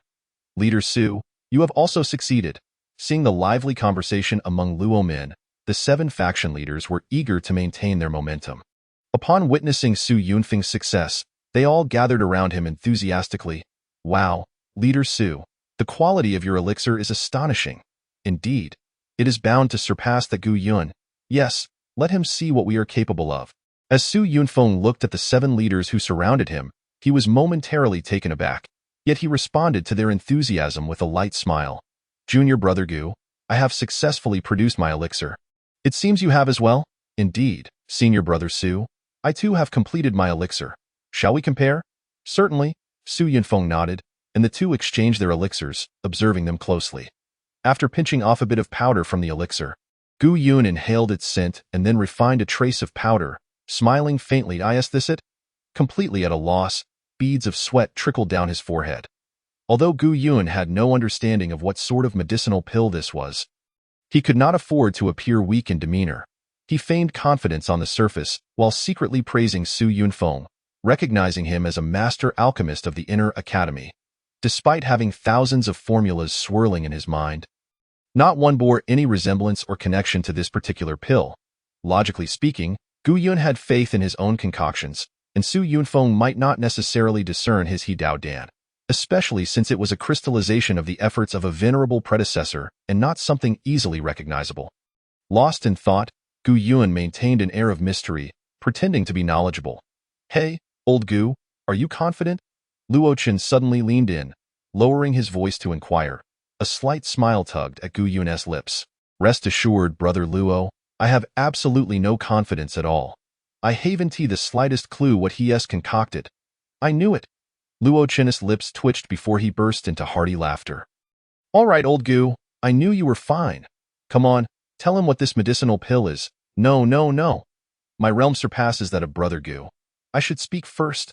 Su Yunfeng smiled slightly and stepped forward, clasping his fists. Upon hearing this, Luo Chen inwardly scoffed, believing it only right that Su Yunfeng should speak first. He doubted Su Yunfeng would allow Gu Yun to take the lead, viewing this as a tactical retreat to gain an advantage. At that moment, Su Yunfeng held the He Dao Dan in his hand, elaborating smoothly, Brother Gu, your medicinal pill appears to be a 5th-grade pill. The Rongling Dan hearing this, Gu Yun's mouth curled upwards. It seemed he would not be the one to evaluate the pill in his hand at it. Was indeed impressive that Su Yunfeng could recognize the prototype of the He Dao Dan as the Rongling Dan. However, mistaking a 1st-grade pill for a 5th-grade one could only indicate a lack of true skill. Yet, just as Gu Yun reveled in his secret glee, Su Yunfeng spoke again. However, this medicinal pill has been modified and is now merely a 1st-grade pill. Though its effects are nearly indistinguishable from those of the 5th-grade Rongling Dan, the principles behind the two, however, differ significantly. Listening to Su Yunfeng articulate the effects and refining methods of the He Dao Dan as if reciting a treasured family recipe, Gu Yun was left utterly stunned. Luo Chen was equally astonished. There was simply no basis for comparison. Gu Yun felt increasingly helpless, for Su Yunfeng had even accurately analyzed the probability of achieving the state of unity with heaven and man upon consuming this medicinal pill. Demonstrating a complete understanding of the He Dao Dan, brother Gu, what I have discerned is essentially all there is. Do you have anything to add? Hearing this, Gu Yun's lips turned upward as he shook his head in response. What brother Su has said is entirely accurate. I have nothing to supplement. Upon hearing this, Su Yunfeng chuckled lightly. In that case, I invite brother Gu to analyze my pill. If your assessment proves equally precise, then according to the rules of our literary duel, I shall concede defeat. After all, your medicinal pill, among 1st-grade pills, is among the most rudimentary, indeed a rare gem. At this declaration, both the onlooking disciples and the 7 faction leaders erupted in laughter. They could easily discern that Su Yunfeng was mocking the inferior grade of Gu Yun's pill, deeming it too simplistic. Only a handful of disciples well-versed in alchemy nodded silently, recognizing that Su Yunfeng was not merely being sarcastic. Such potent efficacy paired with such a low grade, Su Yunfeng's words were, in fact, humble. This was a true treasure among treasures.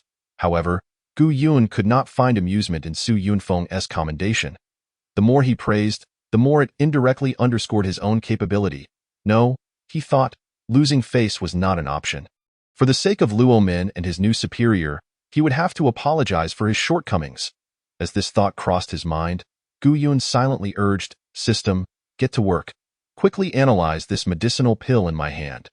Analysis successful. This medicinal pill is named Fengling Dan. The user will exhibit a light and agile physique after consumption. Upon receiving the system's response, Gu Yun finally felt a sense of relief. Ahem, Brother Su.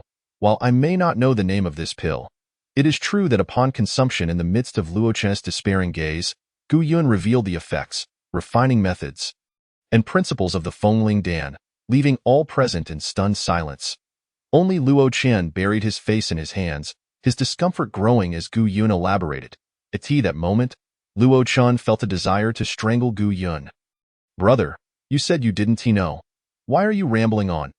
Aren't you just giving them an opportunity to ridicule you? The onlooking disciples were oblivious to this internal struggle. They were captivated by Gu Yun's well-reasoned analysis. Nodding in agreement. Who would have thought that Brother Gu's alchemical skills were so formidable? Indeed, to engage in a literary duel with Brother Su and maintain such a back and forth, it would be difficult to find a rival within the entire inner academy. Brother Su has truly encountered a worthy opponent today. As the onlookers voiced their opinions, Luo Chen's expression darkened further. Once Gu Yun concluded, he chuckled lightly. Brother Su, have I overlooked anything? Upon hearing this, Su Yunfeng sighed with a bitter smile, shaking his head slightly. What Brother Gu has said is utterly accurate. In this contest, I have lost. What? At Su Yunfeng's proclamation, the gathered disciples erupted in astonishment. Su Yunfeng has actually lost? Good heavens, Gu Yun's alchemical skills surpass even those of Brother Su? That can't be. It was merely a literary duel. Losing is losing. To have bested Brother Su in alchemy? It seems Gu Yun is destined for great renown within Qingwan's sect. Not just that, he has been a prominent figure of late. As discussion surged below, Luo Chen took a deep breath and approached Gu Yun, exclaiming helplessly, Old Gu, you frightened me to death. Whatever you say, I believe it. You sound like a complete fool. Though Gu Yun's teasing elicited no anger from Luo Chen, he merely responded with a silly grin directed at Luo Chen. To be honest, he did not care about winning or losing. As long as Gu Yun did not lose too disgracefully, there remained room for maneuvering. After all, with the vast business of the Dan building, even if they ceased operations, collaboration with the elders could yield profits comparable to the current ones. Now, seeing Gu Yun's decisive victory, Luo Chen's heart brimmed with joy. Brother Gu, the members of Luo Min, I accept defeat gracefully. From now on, the Yaohang shall no longer participate in the alchemical business openly. As for the other factions, I cannot dictate their actions, but I believe we all operate on a small scale, and thus it will not affect the Dan building. Therefore, whether this wager is honored or not is inconsequential. Upon hearing this, Luo Chen did not press further, merely nodding slightly. The other faction leaders, witnessing Su Yunfeng's defeat, sighed collectively. After all, they were all individuals of status. These leaders no longer lingered, expressing their intent to withdraw from the alchemical business. However, Gu Yun felt a twinge of guilt over his underhanded victory. Thus he addressed Su Yunfeng. Brother Su, it was merely a matter of pride. Should the Yaohang withdraw from the alchemical business, they would likely be on the brink of dissolution. Is that necessary? Let us all conduct our respective businesses.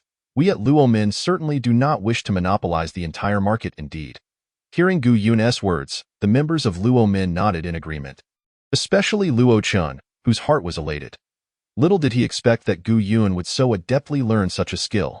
When Luo Min seized the market for foundation establishment pills and medicinal materials, Kong Lin and Chu Qing had expressed similar sentiments, yet Su Yunfeng could only smile bitterly and shake his head slowly. Brother Gu, there is no need for further discussion. After today's contest, the victor and the vanquished are clear, and the other disciples will naturally know where to procure their medicinal pills. With that, Su Yunfeng fell silent and turned to leave. With Su Yunfeng's departure, The 7 faction leaders saw no reason to linger and departed as well, and the crowd of disciples dispersed. Once the crowd had exited, Luo Chun, Chu Qing, Kong Lin, and Bai Yu exchanged glances, their expressions shifting to something more peculiar. Old Gu, who would have thought you could defeat Su Yunfeng? Impressive, impressive. Indeed, Brother Gu, your talent for alchemy is surprisingly high. Absolutely, Old Gu, you've brought great honor to your brothers today. Hearing the astonished remarks of his companions, Gu Yun could not help but roll his eyes. So, what you're implying is that you never expected I could win. Then why did you agree to the alchemical duel? Of course, if we hadn't he agreed. Wouldn't we have made fools of ourselves? Exactly, Kong Lin chimed in. Damn it, Old Gu, if you had returned a bit later, we would have given them a good beating. Right, Brother Gu, we had it all planned out. If you had lost, we would have found an excuse to thrash them. Listening to the 4 of them banter back and forth, Gu Yun truly felt inclined to turn away and ignore them.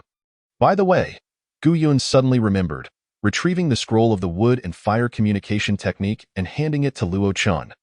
Brother Luo, this is the benefit the Beast Spirit sect promised us. I have no use for it, so I'll gift it to you. Ah? Luo Chun listened, smacking his lips in contemplation. He had already devised a plan for what to exchange for the earth-grade cultivation technique upon Gu Yun's return. But to his surprise, Gu Yun was exceedingly generous and offered it outright. Old Gu, this is rather inappropriate, isn't it? That is a reward intended for you, not for us. Moreover, as he verbally declined, Luo Chun accepted the scroll and tucked it away in his storage ring. Get lost. Before Luo Chun could finish his sentence, Chu Qing approached and delivered a swift kick, sending him sprawling. Junior Brother Gu, your kindness is duly noted by both Luo Chen and myself, but this cultivation technique must not be taken without due consideration. Oh, Sister Chu, why speak of such things? Did we not agree that when those from Luo men have wealth, we all prosper, and when there are good things, we share them? Gu Yun insisted, encouragingly. Take it, please, as Gu Yun spoke. Chu Qing attempted to voice further objections but was silenced by Gu Yun's incessant chatter. Bai Yu and Kong Lin chimed in one after the other. Old Gu, we truly thank you this time. If it weren't for your timely arrival, my father would have found it exceedingly difficult to break through. Oh, Brother Kong, are you saying your esteemed father has successfully broken through? Indeed, Kong Lin affirmed. My Kong family now boasts a Golden Dan cultivator, thereby begrudgingly entering the ranks of the quasi-first-rate powers of Qingcheng Mountain. This is largely thanks to everyone's assistance. Enough of this idle talk, Bai Yu interjected, leaning in to inquire, Junior Brother Gu? I take it you have successfully healed that divine beast? Indeed, allow me to clarify. That divine beast had no significant ailments. It was merely that no one could discern its condition, I see. The members of Luo men nodded in understanding. Brothers, please set the table. Junior Brother Gu must accompany me to the sect master to report our circumstances. We shall celebrate upon our return. Qin Xuan suddenly spoke. And the members of Luo men nodded in agreement. Yes, it is necessary to visit the sect master. We have all been there. Junior Brother Gu, Brother Qin, you may go. We will prepare the banquet and await your return. Upon hearing Chu Qing's words, Gu Yun nodded, recognizing the necessity of the visit to the sect master. As his journey to the Beast Spirit sect involved inter-sect interests, however, Gu Yun felt no concern. Zhang Wuji had informed him that before Zhang Wanqiu set out, he had already spoken with Qian Wandao regarding the matter.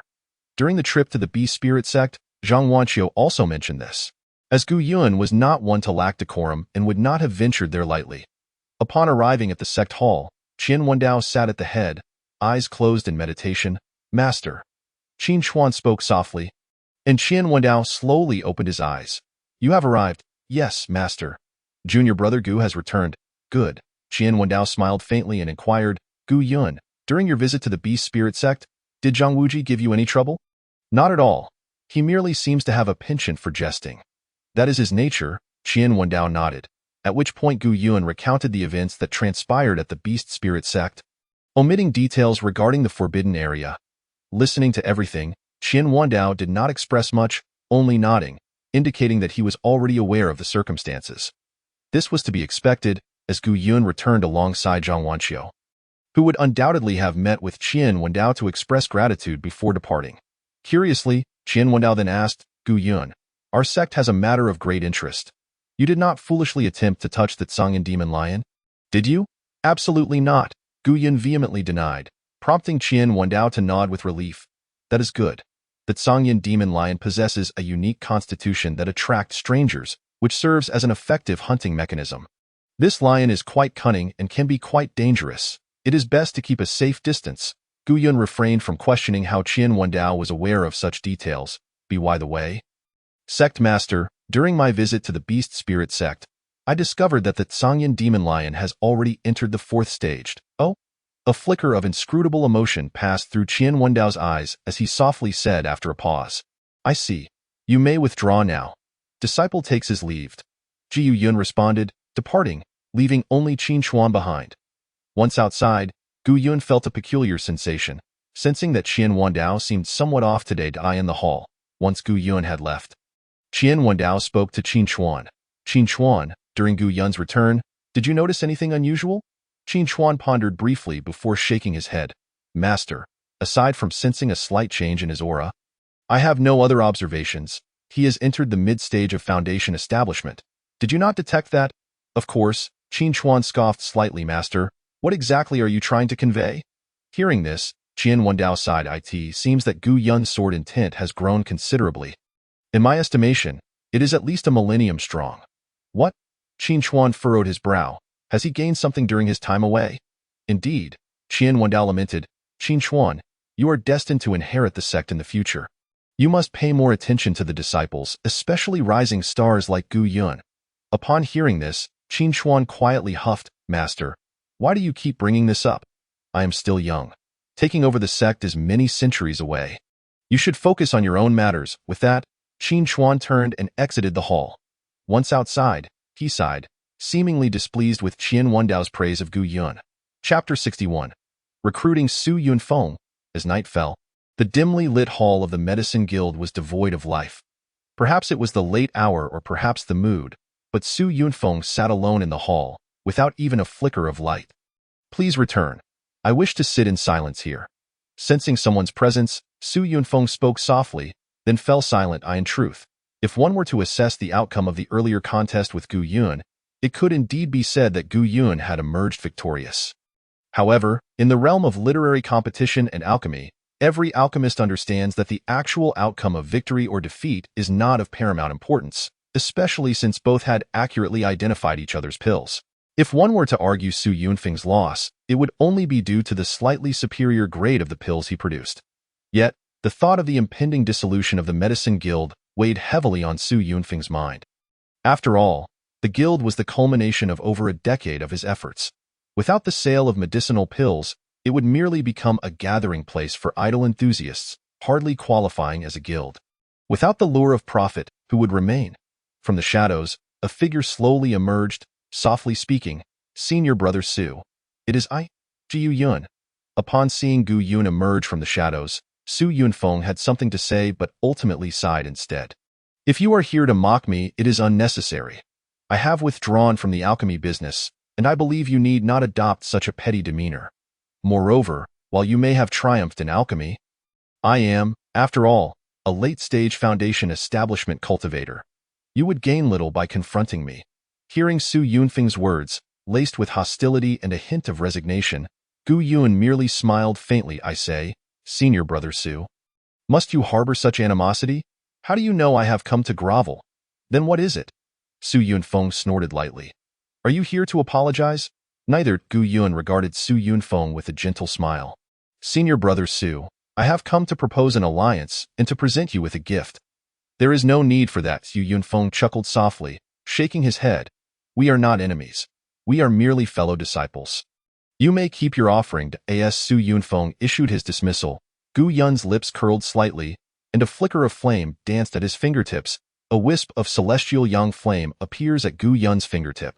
Senior Brother Su, are you certain you do not wish to accept such a wondrous gift?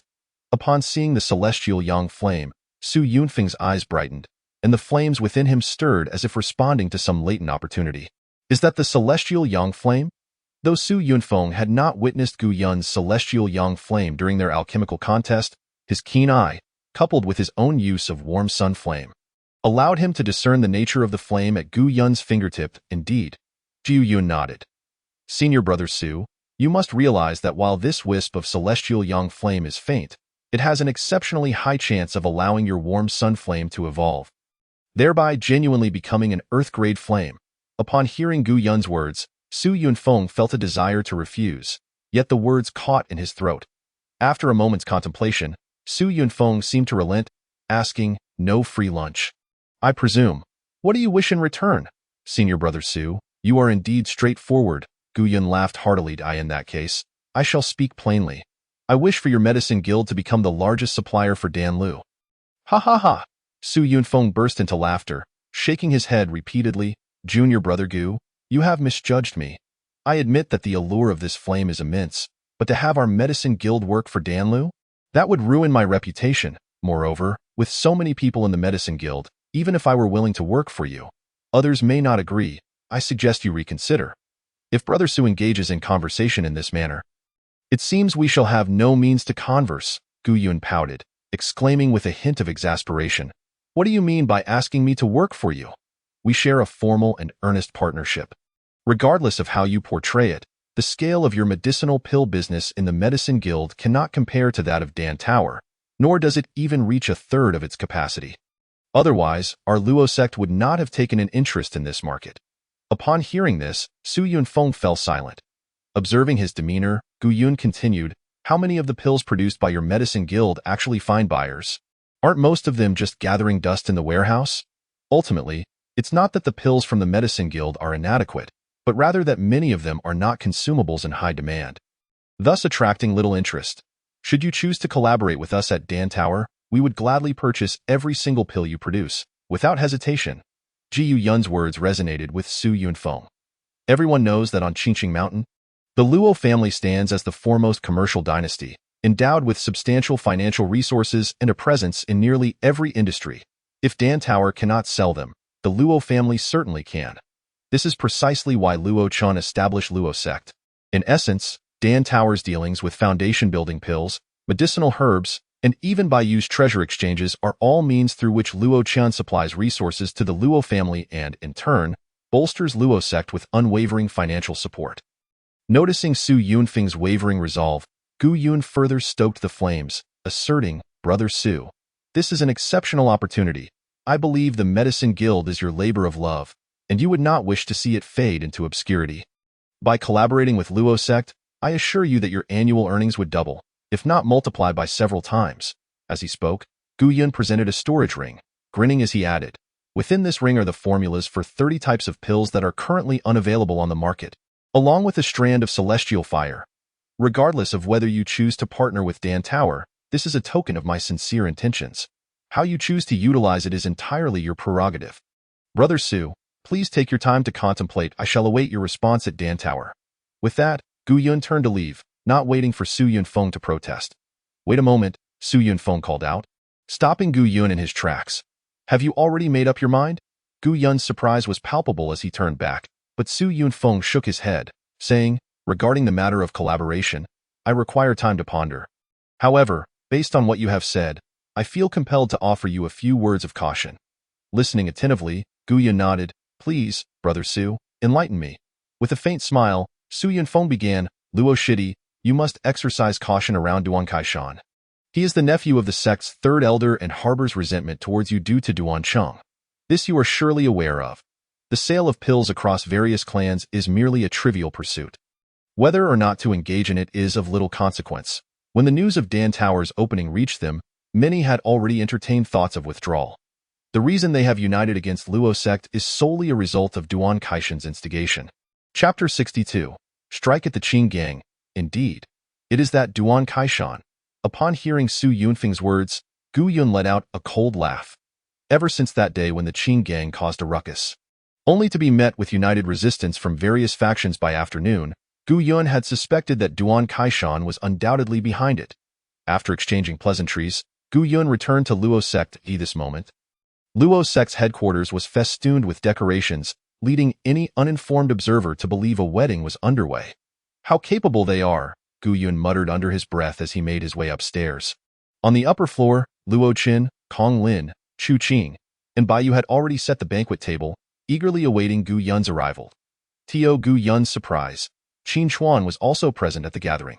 However, this was not entirely unexpected, as Qin Chuan enjoyed a close relationship with Bai Yu and had come to bolster Luo's sect standing. Not inviting him would have been rather impolite. Brother Gu, you have finally returned. Upon seeing Gu Yun ascend the stairs, the group greeted him with broad smiles. How did your discussion with Su Yunfeng go?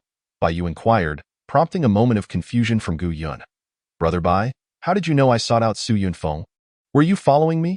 Come on, who has the time to tell you? Bai Yu retorted with a dismissive expression. Luo Chen chuckled, adding, indeed, Su Yunfeng showcased his alchemical prowess today. I observed your interest in him. So, did you seek a collaboration? Absolutely, Gu Yun laughed heartily. You all truly understand me. Brother Su's alchemical skills are remarkable. If the Medicine Guild truly collaborates with Dan Tower, the prospects could be immense. Precisely, Chu Qing nodded in agreement. Anyone would likely extend an olive branch to him, especially as he is currently in a downturn. Please, that downturn was caused by you all, Qin Chuan interjected, earning a roll of the eyes from Bai Yu. Who shot back, and you are in any position to say that? If I hadn't intervened, you would have resorted to violence after just a few words. As the group exchanged playful banter, Gu Yun chuckled. Dan Tower indeed requires some partners. Otherwise, I would exhaust myself trying to produce pills alone. How did your negotiations fare? Kong Lin queried. About 70 to 80% successful. I suppose Su Yunfeng mentioned he still needs to consider. But I don't believe he is unaware of what needs to be done, Du Yun replied, and the others nodded in agreement. Su Yunfeng is an astute individual. He surely knows how to proceed. All right, enough of this talk. Let us drink. Having spent ample time with the group, Gu Yun felt entirely at ease. As they engaged in conversation, Gu Yun savored a few dishes and sipped his drink. Suddenly, an idea struck Gu Yun, and he exclaimed, by the way, Su Yunfeng shared something with me. As soon as the words left his mouth, the others ceased their chatter, setting down their cups to focus on Gu Yun. Noticing their attention, Gu Yun continued while eating. Su Yunfeng revealed that it was Duan Kaishan who incited several major factions to conspire against us. I cannot ascertain the truth of it cannot be false. Su Yunfeng is a man of integrity and has no reason to deceive you, Qin Chuan remarked after a moment of contemplation. Upon hearing this, Bai Yu slammed his palm on the table, startling Gu Yun. Damn it! That Duan Kaishan has truly overstepped his bounds. We haven't even settled the score with him from our last encounter on Qingqing Mountain. Exactly, Luo Chen's eyes widened in indignation. To dare scheme against Luo's sect from the shadows, he must be courting disaster. Indeed, Kong Lin added grimly, we offered him a modicum of respect, and he took it as an invitation to disregard us entirely. Let us deal with him. Luo Chen stood up, shattering his wine glass in a show of fervor. Bai Yu echoed Luo Chen's sentiments with fervent agreement. Yes, let us dismantle the Qing gang and make them pay dearly. Observing the fervor radiating from his companions, Gu Yun couldn't help but feel a sense of disbelief. Wait a moment, Duan Kaishan's grievances are with me. Why are you all so worked up? Feeling a wave of frustration, Gu Yun sighed. But Chu Qing interjected with a huff. What do you mean you or I? He dares to provoke you? It signifies a lack of respect for us all at Luo sect. Let us take action. That evening, a group of uninvited guests arrived at the Qing gang headquarters. Luo Chen, Chu Qing, Kong Lin, Bai Yu, Gu Yun, and their ally Qin Chuan all advanced together. A formidable force. As they approached the entrance, the disciple on guard, upon seeing the imposing lineup, felt an unsettling anxiety wash over him. Among them, 3 were among the top 10 in the core rankings, and 2 were esteemed direct disciples. Such a prestigious assembly left the guard speechless. Ultimately, out of courtesy, the disciple stepped forward to inquire, esteemed brothers, may I ask what brings you to the Qing gang? Nothing much. We recently had a misunderstanding with your leader, and we are here to extend our apologies. Luo Chen replied with a jovial smile, prompting a sigh of relief from the disciple, who then led them into the Qing gang headquarters. The Qing gang headquarters was considerably larger than Luo sect's, featuring not just a gate and courtyard but also accommodations. In comparison, it truly resembled a proper gang headquarters. The disciple escorted the group inside, then said, Brothers, permit me to report your arrival. Report to your grandmother. Before the disciple could finish, Luo Chen launched a kick that sent him sprawling, then raised his arm and called out, Brothers, smash everything. As soon as Luo Chen's words fell, the group erupted into chaos. Wreaking havoc in the Qing gang hall, Within mere seconds, various porcelain decorations lay shattered across the floor. Standing amidst the chaos, Gu Yun felt a wave of frustration wash over him, 3 lines of sweat trickling down his forehead.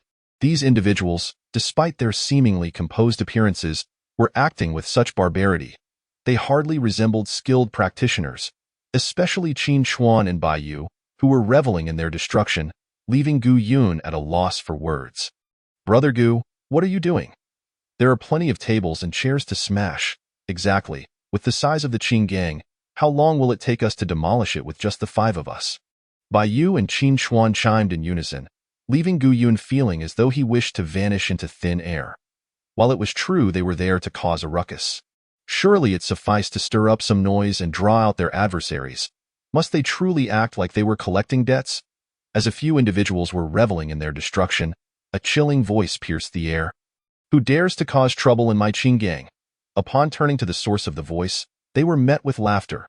A disciple at the late stage of Foundation establishment, accompanied by dozens of Qin gang members, gazed coldly at the ruffians, wearing a stern expression that suggested he was ready to resort to violence at the slightest provocation. Chapter 63. Transformation into a Dragon? The uncontrollable secret of the heavenly dragon upon noticing the arrival of reinforcements. The members of Luo Min ceased their actions, directing their gazes toward the newcomer. The person who had come was none other than the deputy leader of Qin Gang, the second-ranked contender on the core leaderboard. Dugu Batian. Seeing Dugu Batian approach with a crowd, Bai Yu chuckled. "Ah, Dugu Batian, do you require something?"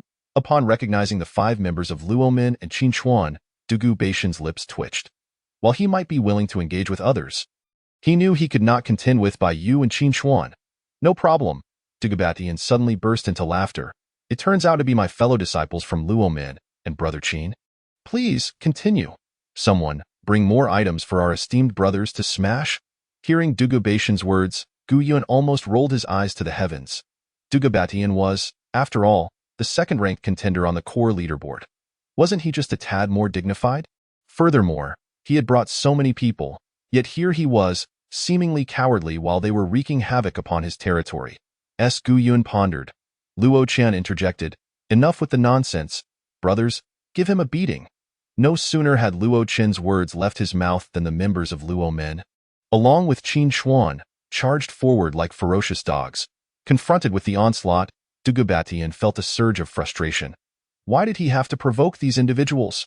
And as for Duan Kaishan, who bullied the weak, even Dugu Batian wanted to give him a thrashing. However, it was clear to everyone that the members of Luo Min had not come to resolve issues, but rather to create chaos. Fully aware of the slim chances of victory, Dugu Batian could only snort coldly, "Brothers, advance."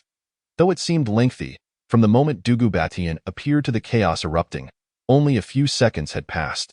Gu Yun stood rooted, barely comprehending the situation. In his mind, he had merely intended to summon Duan Kaishan and compel him to apologize, never expecting his companions to engage in genuine combat. Yet, with the melee already underway, Gu Yun brandished his Shen Yuan sword, a cold smirk on his lips, ready to join the fray. Unexpectedly, Luo Qian dashed over and grabbed Gu Yun. Hey, Brother Gu, wait. Why are you drawing your weapon? Just a friendly scuffle. We all fellow disciples. Let us not escalate to lethal force." Ridiculous. Gu Yun had previously witnessed the ruthlessness of their actions at the Kong family. They were truly merciless. However, this was the sect's interior. After all, and such extremes were unnecessary. Fair point, Gu Yun conceded, channeling his spiritual energy and targeting a Foundation establishment late-stage member of Qin Gang, landing a solid punch. Ji Yun recognized this disciple as Nan Fengqing, ranked 11th on the core leaderboard, and his strength was formidable. The reason Gu Yun chose this opponent was twofold. Firstly, he feared he might inadvertently injure the earlier Foundation establishment early-stage disciples if he became too carried away. Secondly, he wished to test his own capabilities without relying on the 3,000 years of sword intent and the Shen Yuan sword. As Gu Yun charged, Nan Fengqing responded with a mocking smile and swung his fist in retaliation. Boom! Their fists collided, creating a shockwave. Nan Fengqing staggered back 3 steps, while Gu Yun remained steadfast. "You've indeed learned the golden edge palm." Nan Fengqing sneered, "However, if you think that alone makes you my match, you are sorely mistaken."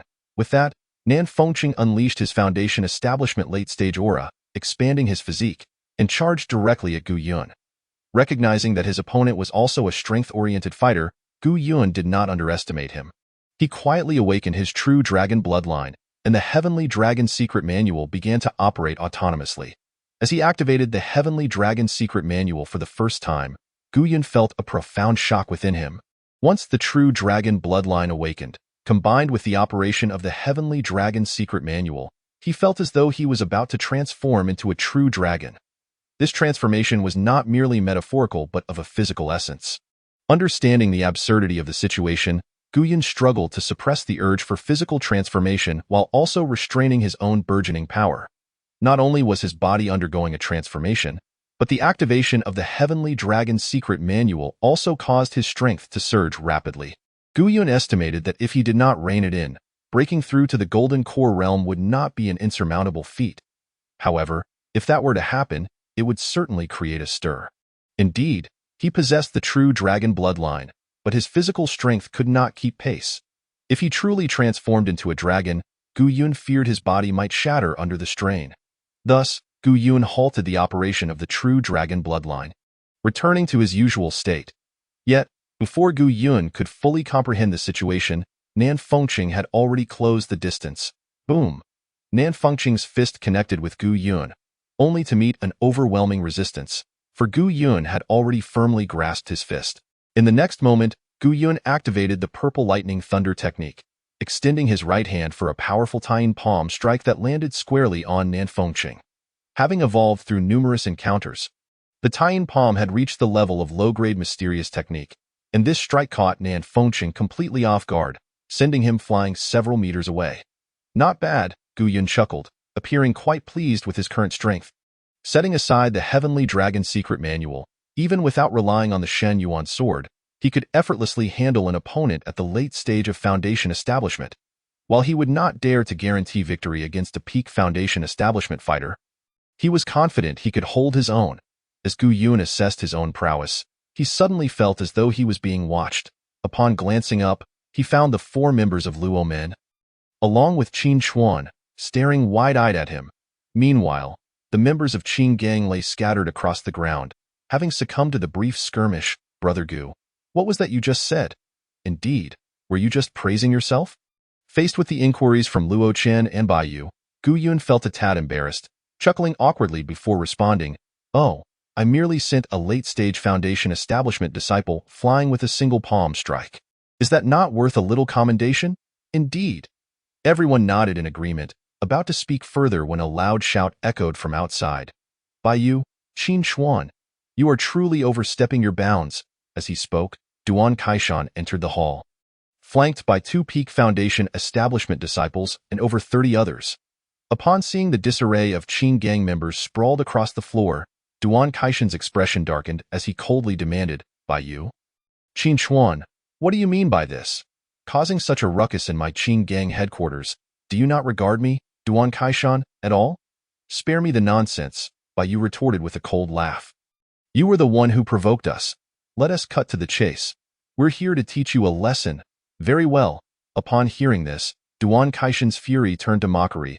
"Since you are so disrespectful, do not blame me for disregarding our brotherhood." "Disregard it, indeed." Qin Chuan sneered. "Do you think I would fear you just because you brought Guo Tianyu and Zhao Lei? Then let us see you stand against us together." Chapter 64, Dare You Take My Strike?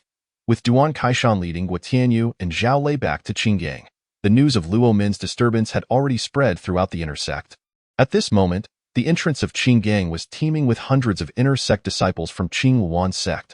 Although they were unaware of the specifics or the situation inside, they all awaited a resolution.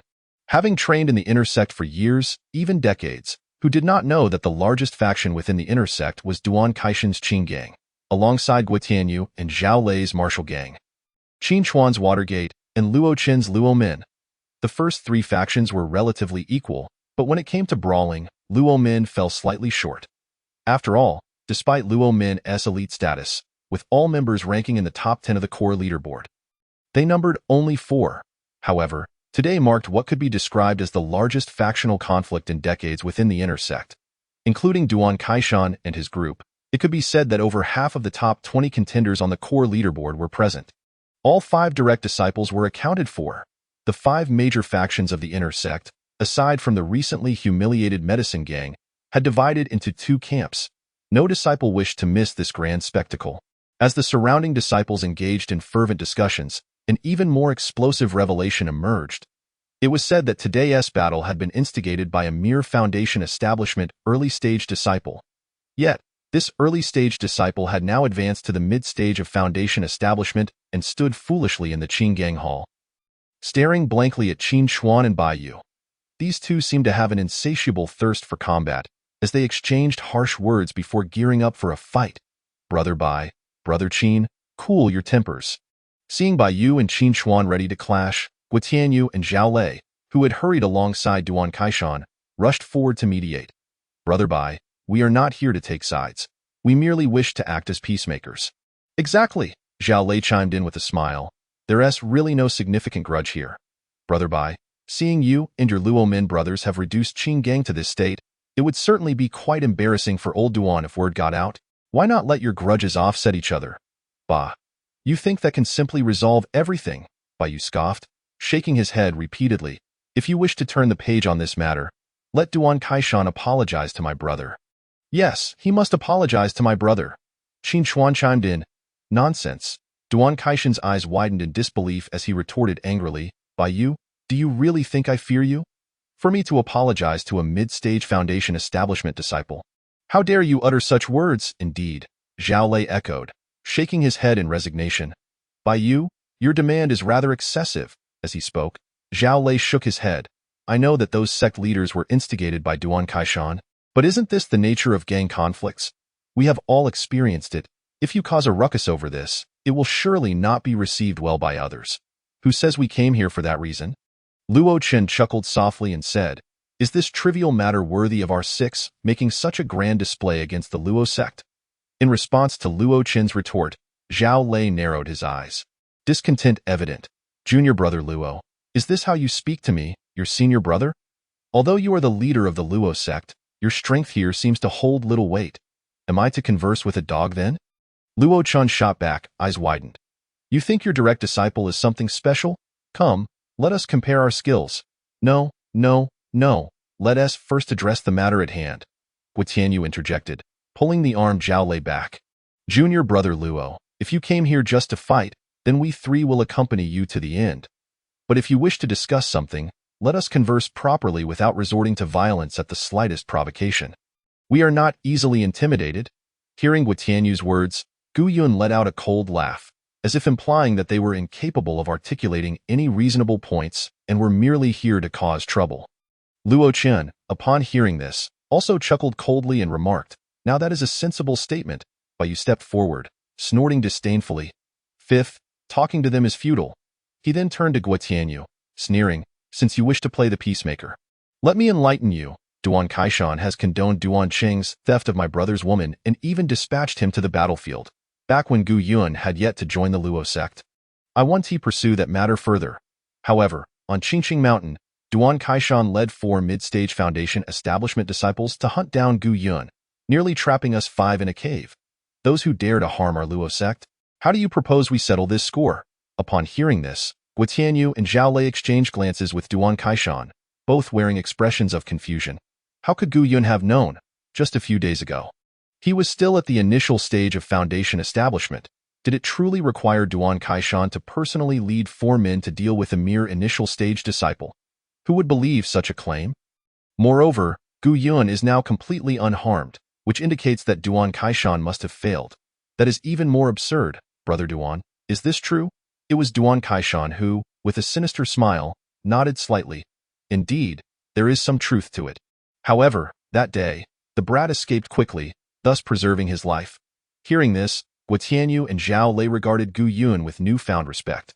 They were well aware of Duan Kaishan's prowess. Escaping from his grasp certainly indicated that Gu Yun possessed considerable skill. However, we cultivators know that mere background holds little value. Gu Yun may be weaker, but does that mean I restrained him from cultivating? If he is weak, then he ought not to act so brazenly and provoke forces beyond his reach. In this world, strength is the ultimate authority. Duan Kaishan's words exuded a sense of dominance and disdain, showing no inclination toward reconciliation. Upon hearing this, Bai Yu burst into laughter. Good. You assert that strength is the ultimate authority. Is that so? Very well. Let us see whose strength prevails. Come forth. With that, Duan Kaishan unsheathed his long sword, and the aura of his mid-stage foundation establishment surged forth, causing the surrounding disciples of the Qing gang to feel an overwhelming pressure. What is happening? Are they fighting inside? Meanwhile, within the Qing gang, as Duan Kaishan and Bai Yu unleashed their energy, Qin Chuan and Gu Yun stepped forward. Brother Bai, senior brother Qin, allow me to speak a few words. Without waiting for Bai Yu to respond, Gu Yun smiled amiably and said, Brother Duan, you claim that my strength is inferior and that I should be bullied by you? Very well, let us engage in a contest. What? Upon hearing this, Duan Kaishan burst into laughter. You wish to challenge me? Excellent, junior brother Gu. If you can withstand even one of my attacks, I will retract my previous statement. One attack? What of 10? Very well. Let it be 10. Chapter 65. Mastering the True Dragon Bloodline. 10 attacks it is. Junior brother Gu indeed has courage. The moment Duan Kaishan uttered this, a profound silence enveloped the crowd. Both the Qing gang members and those from the Luo sect cast scornful glances at him. To speak of 10 attacks is but a boast. At least show some restraint. It is as if they are afraid that Gu Yun might back out. Meanwhile, Duan Kaishan secretly smirked. Having sparred with Gu Yun before, he knew the lad possessed some skill, allowing for a 10-attack allowance. Of course, the most bewildered at this moment was Gu Yun. That was not my declaration, Gu Yun thought, glancing at Luo Chun with wide eyes. Whose side are you really on? Gu Yun, in his frustration, even laughed. You blurt out 10 attacks as if you would take the lead. Luo Chen, hearing this, felt his face flush. He merely wanted to bolster Gu Yun's confidence. Never expecting Duan Kaishan to agree so readily. Hey, old Gu, I'm just trying to instill some spirit in you. Don't worry. If you can't handle it, we will be there for you. Gu Yun felt utterly speechless. Henceforth, he would no longer refer to Luo Chen as fifth, but as sixth. Observing this, Duan Kaishan sneered and mocked, Junior brother Gu, shall we revert to a single attack agreement? No need, Gu Yun huffed lightly. Smiling point 10 attacks it is. Now that is gutsy. Duan Kaishan laughed heartily and continued. If you can withstand 10 attacks without defeat, then you must apologize to Gu Yun. Apologize to him, a mere direct disciple? By you truly jest. If he can endure 10 attacks, I shall offer 30,000 spirit stones.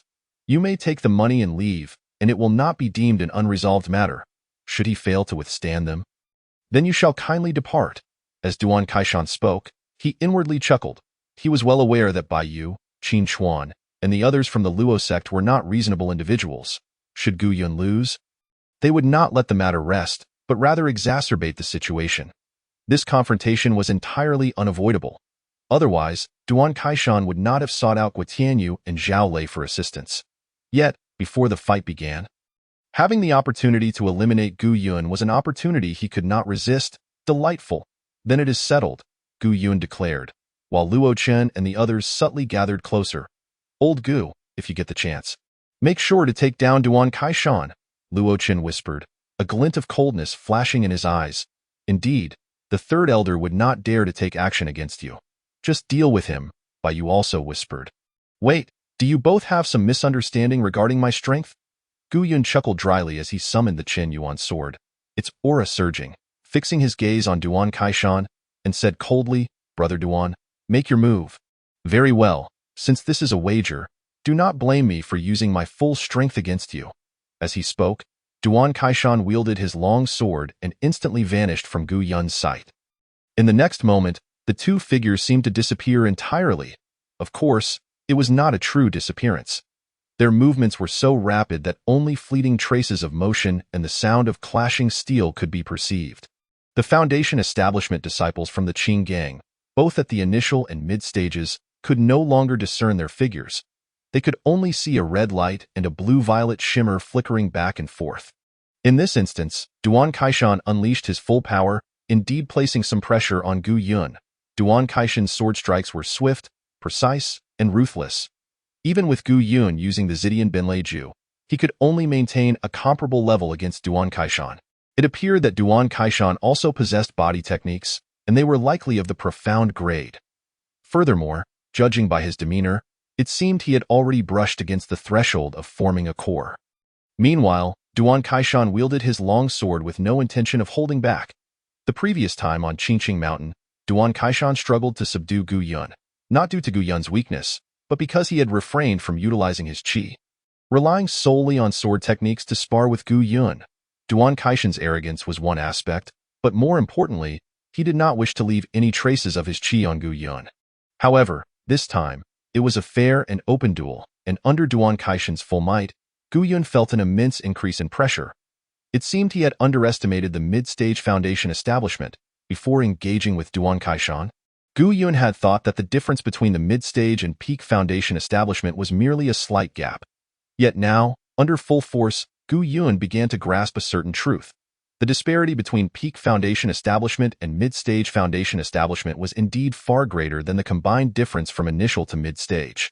Nevertheless, although Gu Yun's realm was slightly weaker, his 3,000-year sword intent meant that Duan Kaishan could gain no advantage. On the contrary, in terms of technique, Gu Yun held a slight upper hand. Finding himself at a disadvantage in swordsmanship, Duan Kaishan decisively sheathed his long sword, and the crimson aura surrounding him surged once more. It was indeed the Liuhua Zhenjing. To deal with a mere Gu Yun, Duan Kaishan had resorted to such a formidable technique. Zhao Lei and Guo Tianyu exchanged glances, shaking their heads in disbelief. The Liuhua Zhenjing was a unique high-level esoteric art of the Duan family, a technique so rare that there were but one or two copies even within the Qingyuan sect. As Duan Kaishan sheathed his treasured sword, the Xinyuan sword in Gu Yun's hand also vanished without a trace in the next instant. Duan Kaishan's red aura flared intensely as he unleashed a powerful punch aimed at Gu Yun. Gu Yun furrowed his brow, responding with a tying palm to counter Duan Kaishan's attack. Bang! A thunderous clap echoed through the air as Gu Yun was forced to retreat several steps, a hint of astonishment flickering in his heart. Indeed, Duan Kaishan's strength was formidable. Without relying on sword techniques, it was apparent that he could not hope to defeat him. Gu Yun's earlier palm strike, infused not only with tying power, but also with the momentum of the Zidian Binlei Ju, had still proven to be insufficient. In comparison to his own retreat, Duan Kaishan had merely staggered back slightly. Before Gu Yun could contemplate further, Duan Kaishan's subsequent punch came barreling towards him in the blink of an eye. The two transformed into streaks of crimson light and violet lightning, clashing fiercely. Continuing in this manner, the odds of victory appeared slim. Gu Yun mused, revealing a fierce smile as he partially unleashed the power of his true dragon bloodline. Drawing from his previous experience, Gu Yun did not fully release it this time but rather unlocked only one-third of it. Yet, the effect was overwhelmingly powerful. With the true dragon bloodline activated, Gu Yun's strength surged by at least 30%. Coupled with an overwhelming surge of spiritual energy, Gu Yun finally understood that his current limit was to harness one-third of the true dragon bloodline. It seemed he needed to enhance his physical strength soon. Feeling the surge of his own power, Gu Yun took the initiative to launch an assault. In that moment, Gu Yun's fists and legs morphed into weapons, relentlessly striking at Duan Kaishan. Observing Gu Yun's sudden increase in strength and his shift from defense to offense, Duan Kaishan's heart was immediately filled with a sense of crisis. Chapter 66. Accepting the bet and facing the consequences. This Gu Yun, merely in the mid-stage of foundation building, already possessed the strength to contest with him so fiercely. If allowed to grow, what would become of the situation? Contemplating this, Duan Kaishan spared no effort as the crimson aura around him surged once again. In the next moment, his momentum escalated, seemingly approaching the realm of core formation. As Duan Kaishan's aura and intent reached their zenith, a ferocious punch, imbued with overwhelming might, flew towards Gu Yun. Upon witnessing this, Guo Tianyu and Zhao Lei shook their heads in unison. Duan Kaishan had actually resorted to his ultimate technique, the Falling Star Fist. Just this single move would pose a challenge even for them, let alone Gu Yun. Regardless of the outcome, it was impossible for Gu Yun to withstand this attack, yet Duan Kaishan would also find it difficult to claim victory. A fierce confrontation was undoubtedly unavoidable on Gu Yun's side. As he beheld the oncoming punch, a glimmer of excitement crossed his face. Indeed, he would likely find it challenging to counter this blow. However, if this was all Duan Kaishan had to offer, Gu Yun believed he could defeat him without even reaching the late stage of foundation building. With that thought in mind, Gu Yun summoned his dragon energy and unleashed a technique from the Tianlong secret manual. Trading defense for offense, the twin dragons emerged from the sea. In that instant, Gu Yun's fist resembled two dragon heads, crashing directly towards Duan Kaishan. Even if this move did not defeat Duan Kaishan, Gu Yun was confident that he would not be vanquished. Boom! Deafening explosion resonated. As the gathered disciples outside Qingbang felt the intense fluctuations, some even struggling to believe their eyes. Were the direct disciples truly risking their lives in this duel?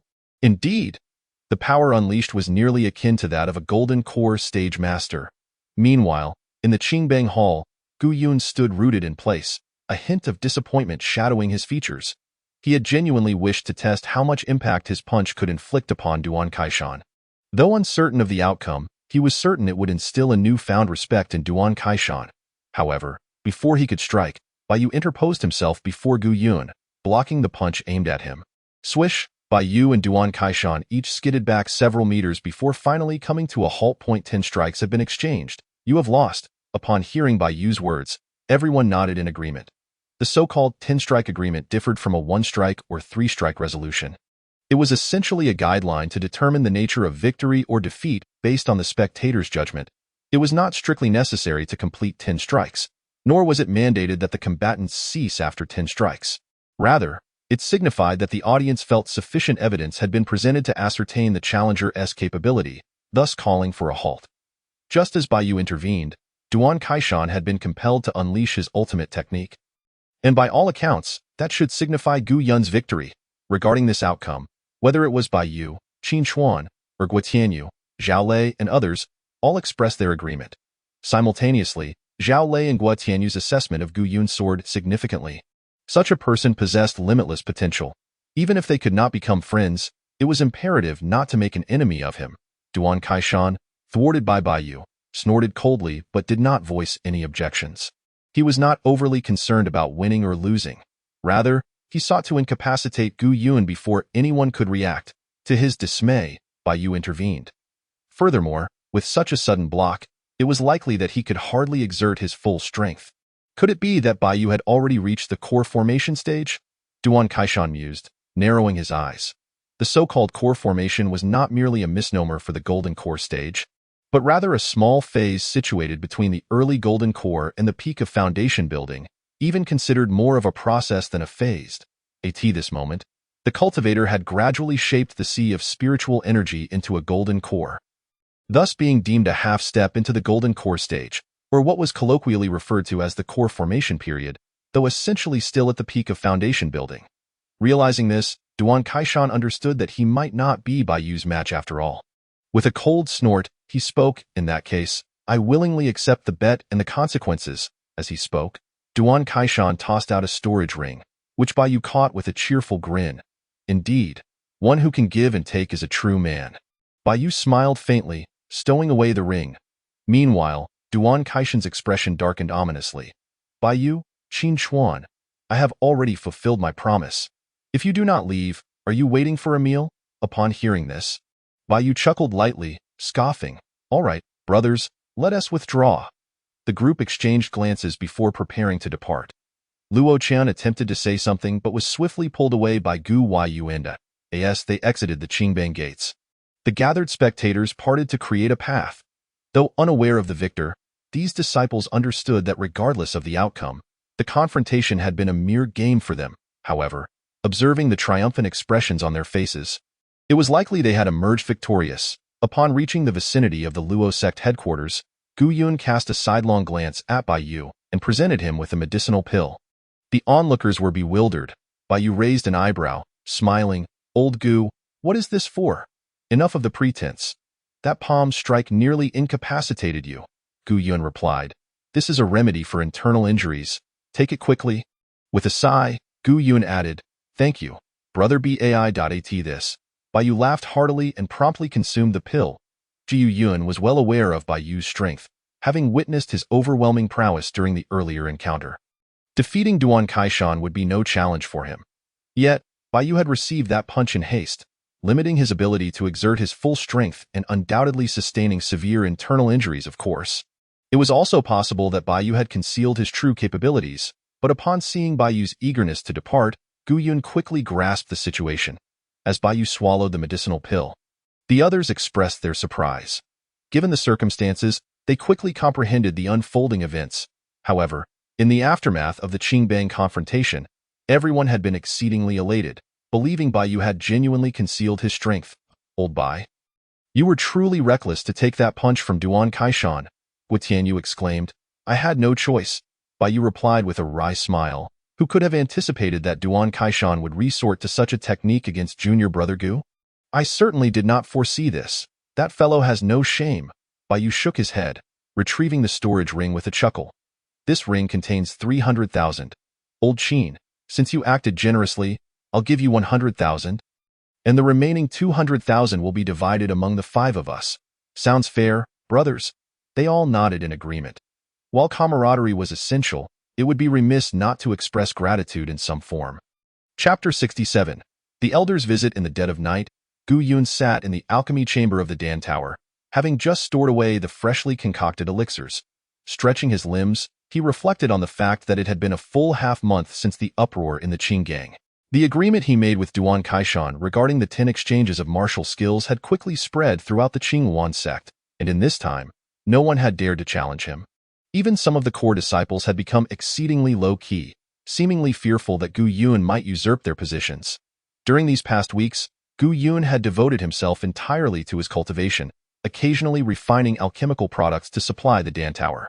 Thanks to the collaboration with the Medicine Guild, the business of the Dan Tower had stabilized significantly, requiring Gu Yun only to fulfill a few custom orders.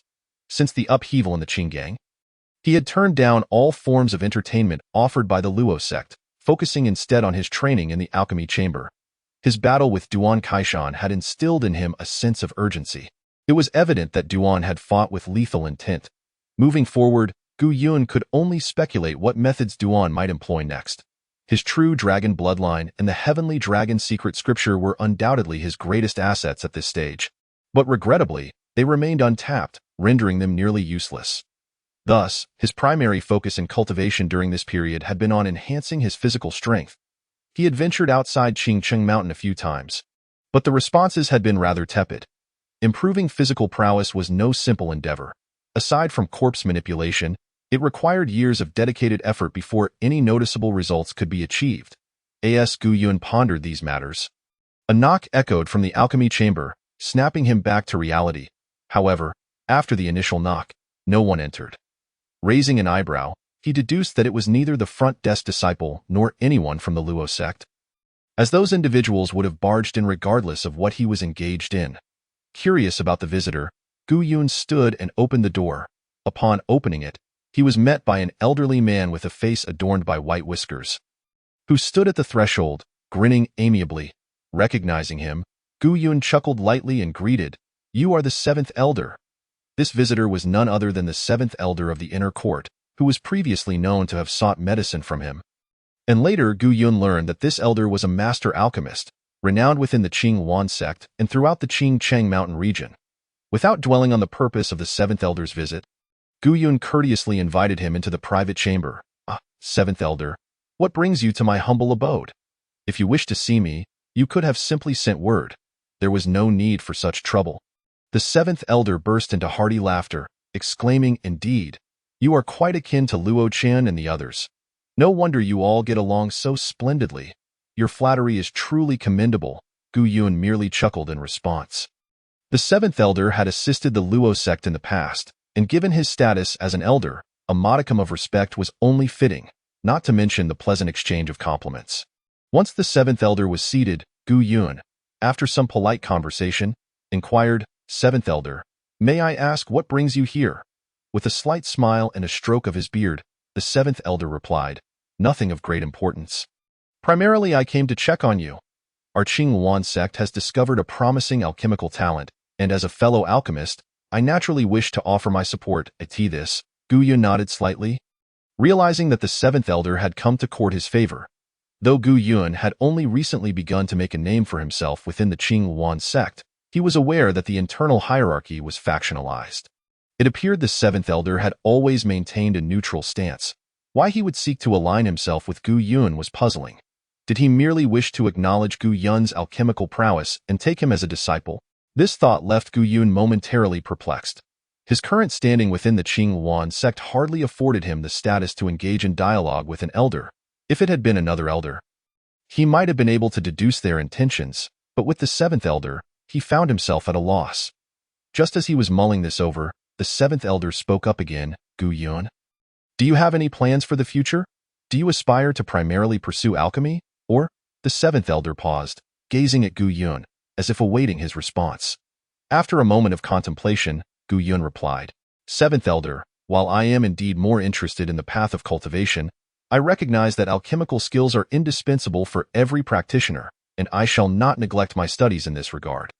The seventh elder nodded slightly, comprehending that Gu Yun's words indicated he did not intend to specialize in alchemy. Hearing this, the seventh elder shook his head subtly. Originally, he had hoped to take Gu Yun as a disciple, but it now appeared that this was unlikely. He already had a disciple who showed no interest in alchemy, despite possessing exceptional talent. Quan Qing had devoted himself to higher-level techniques, leaving his alchemical skills at a mere first-tier level. Glancing at Gu Yun, who expressed interest in not neglecting alchemy, the seventh elder felt a mix of frustration and admiration for his own disciple. While lost in thought, his gaze wandered, and suddenly, he spotted a small jade vial beside the alchemical furnace, unmistakably containing the elixirs just produced by Gu Yun. Ah, you are still refining elixirs at this late hour. It seems you have not only talent but also diligence, the seventh elder remarked, extending his hand to summon the vial. Upon witnessing this, Gu Yun furrowed his brow. How could he have forgotten to put away the vial? Inside it was a potion that could solidify the foundation of his physical strength, a fourth-tier elixir. Gu Yun chuckled awkwardly as the seventh elder opened the vial and inhaled the fragrant aroma, raising an eyebrow. Well, young one, a fourth-tier elixir? Your alchemical skills have reached such a level? And no, I merely got lucky with a few elixirs. Gu Yun stammered, hastily denying the claim. Seventh elder, you jest? I possess no such capability to concoct fourth-tier elixirs. The seventh elder stroked his beard, looking at Gu Yun with interest and chuckled. Enough of your pretense. I have been refining elixirs longer than you have lived. This elixir is clearly freshly made, likely not more than 10 minutes old. Faced with this assertion, Gu Yun ceased his attempts at denial, simply offering a sheepish grin in hopes of evading further scrutiny. Yet, the seventh elder, upon examining the elixir, took a deep breath, lost in thought. Chapter 68. The negotiation for the transformative elixir. Observing the seventh elder's expression, Gu Yun felt a sense of resignation. If the truth were to be revealed, so be it. After all, the Beast Spirit sect was already aware of his alchemical capabilities. Given that Zhang Wuji had close ties with Qian Wandao, Gu Yun's skills were likely no longer a secret.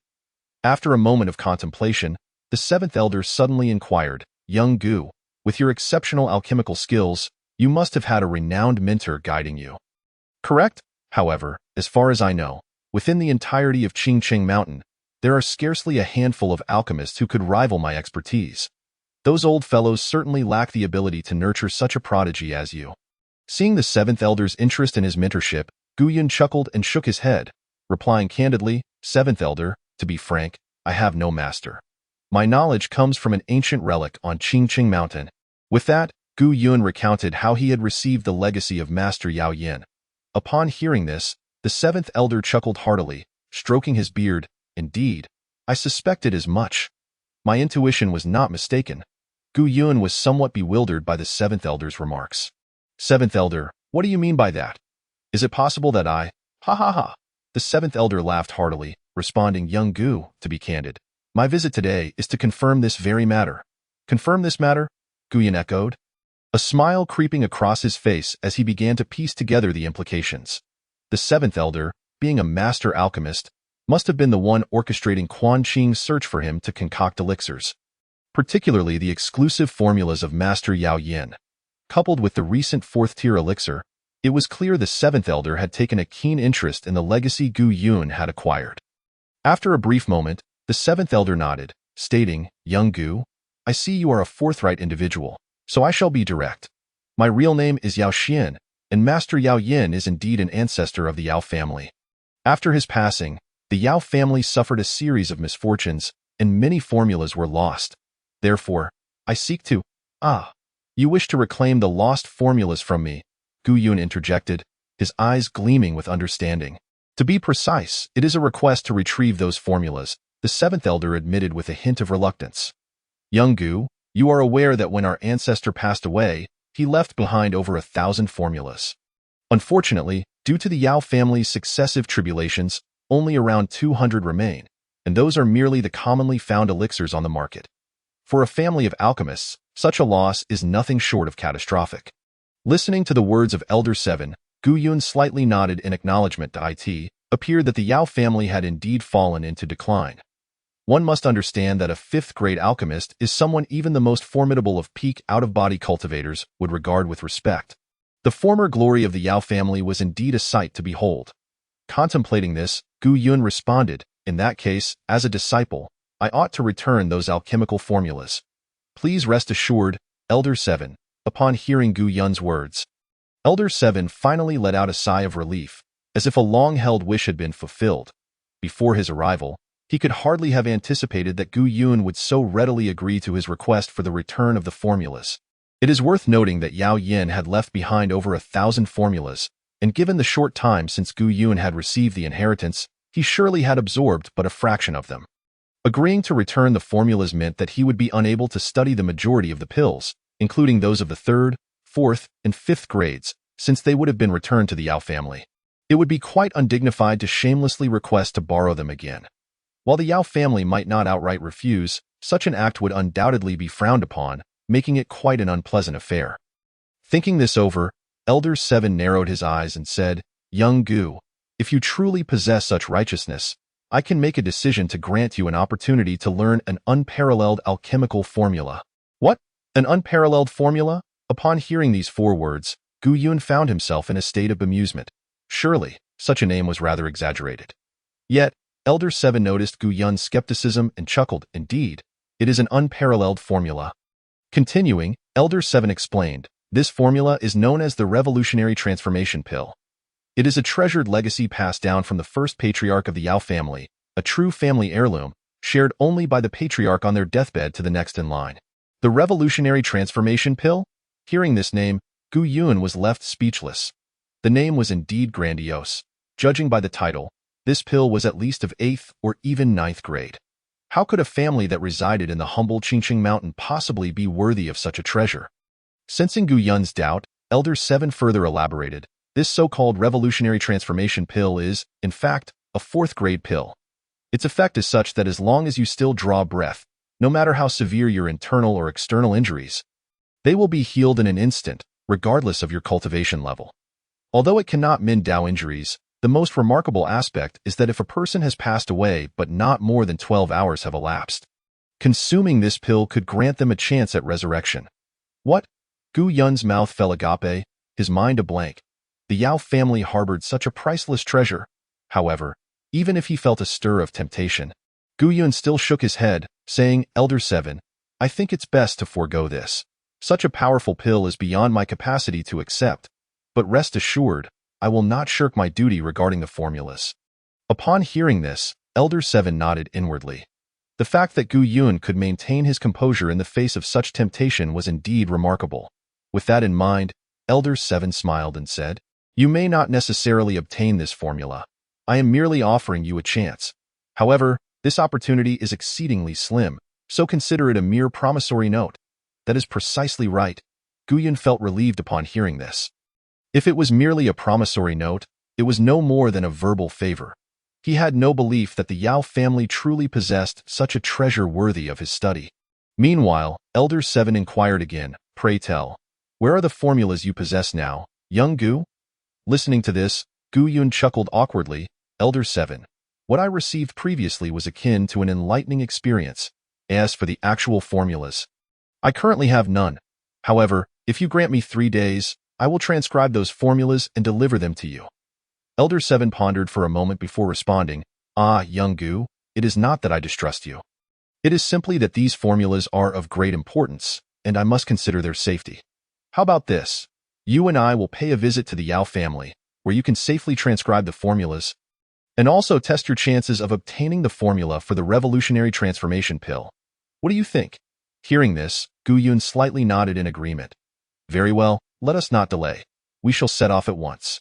Chapter 69, Journey to the Yao Family, Secrets of the Yao Family. In response to Elder Seven's invitation, Gu Yun did not hesitate.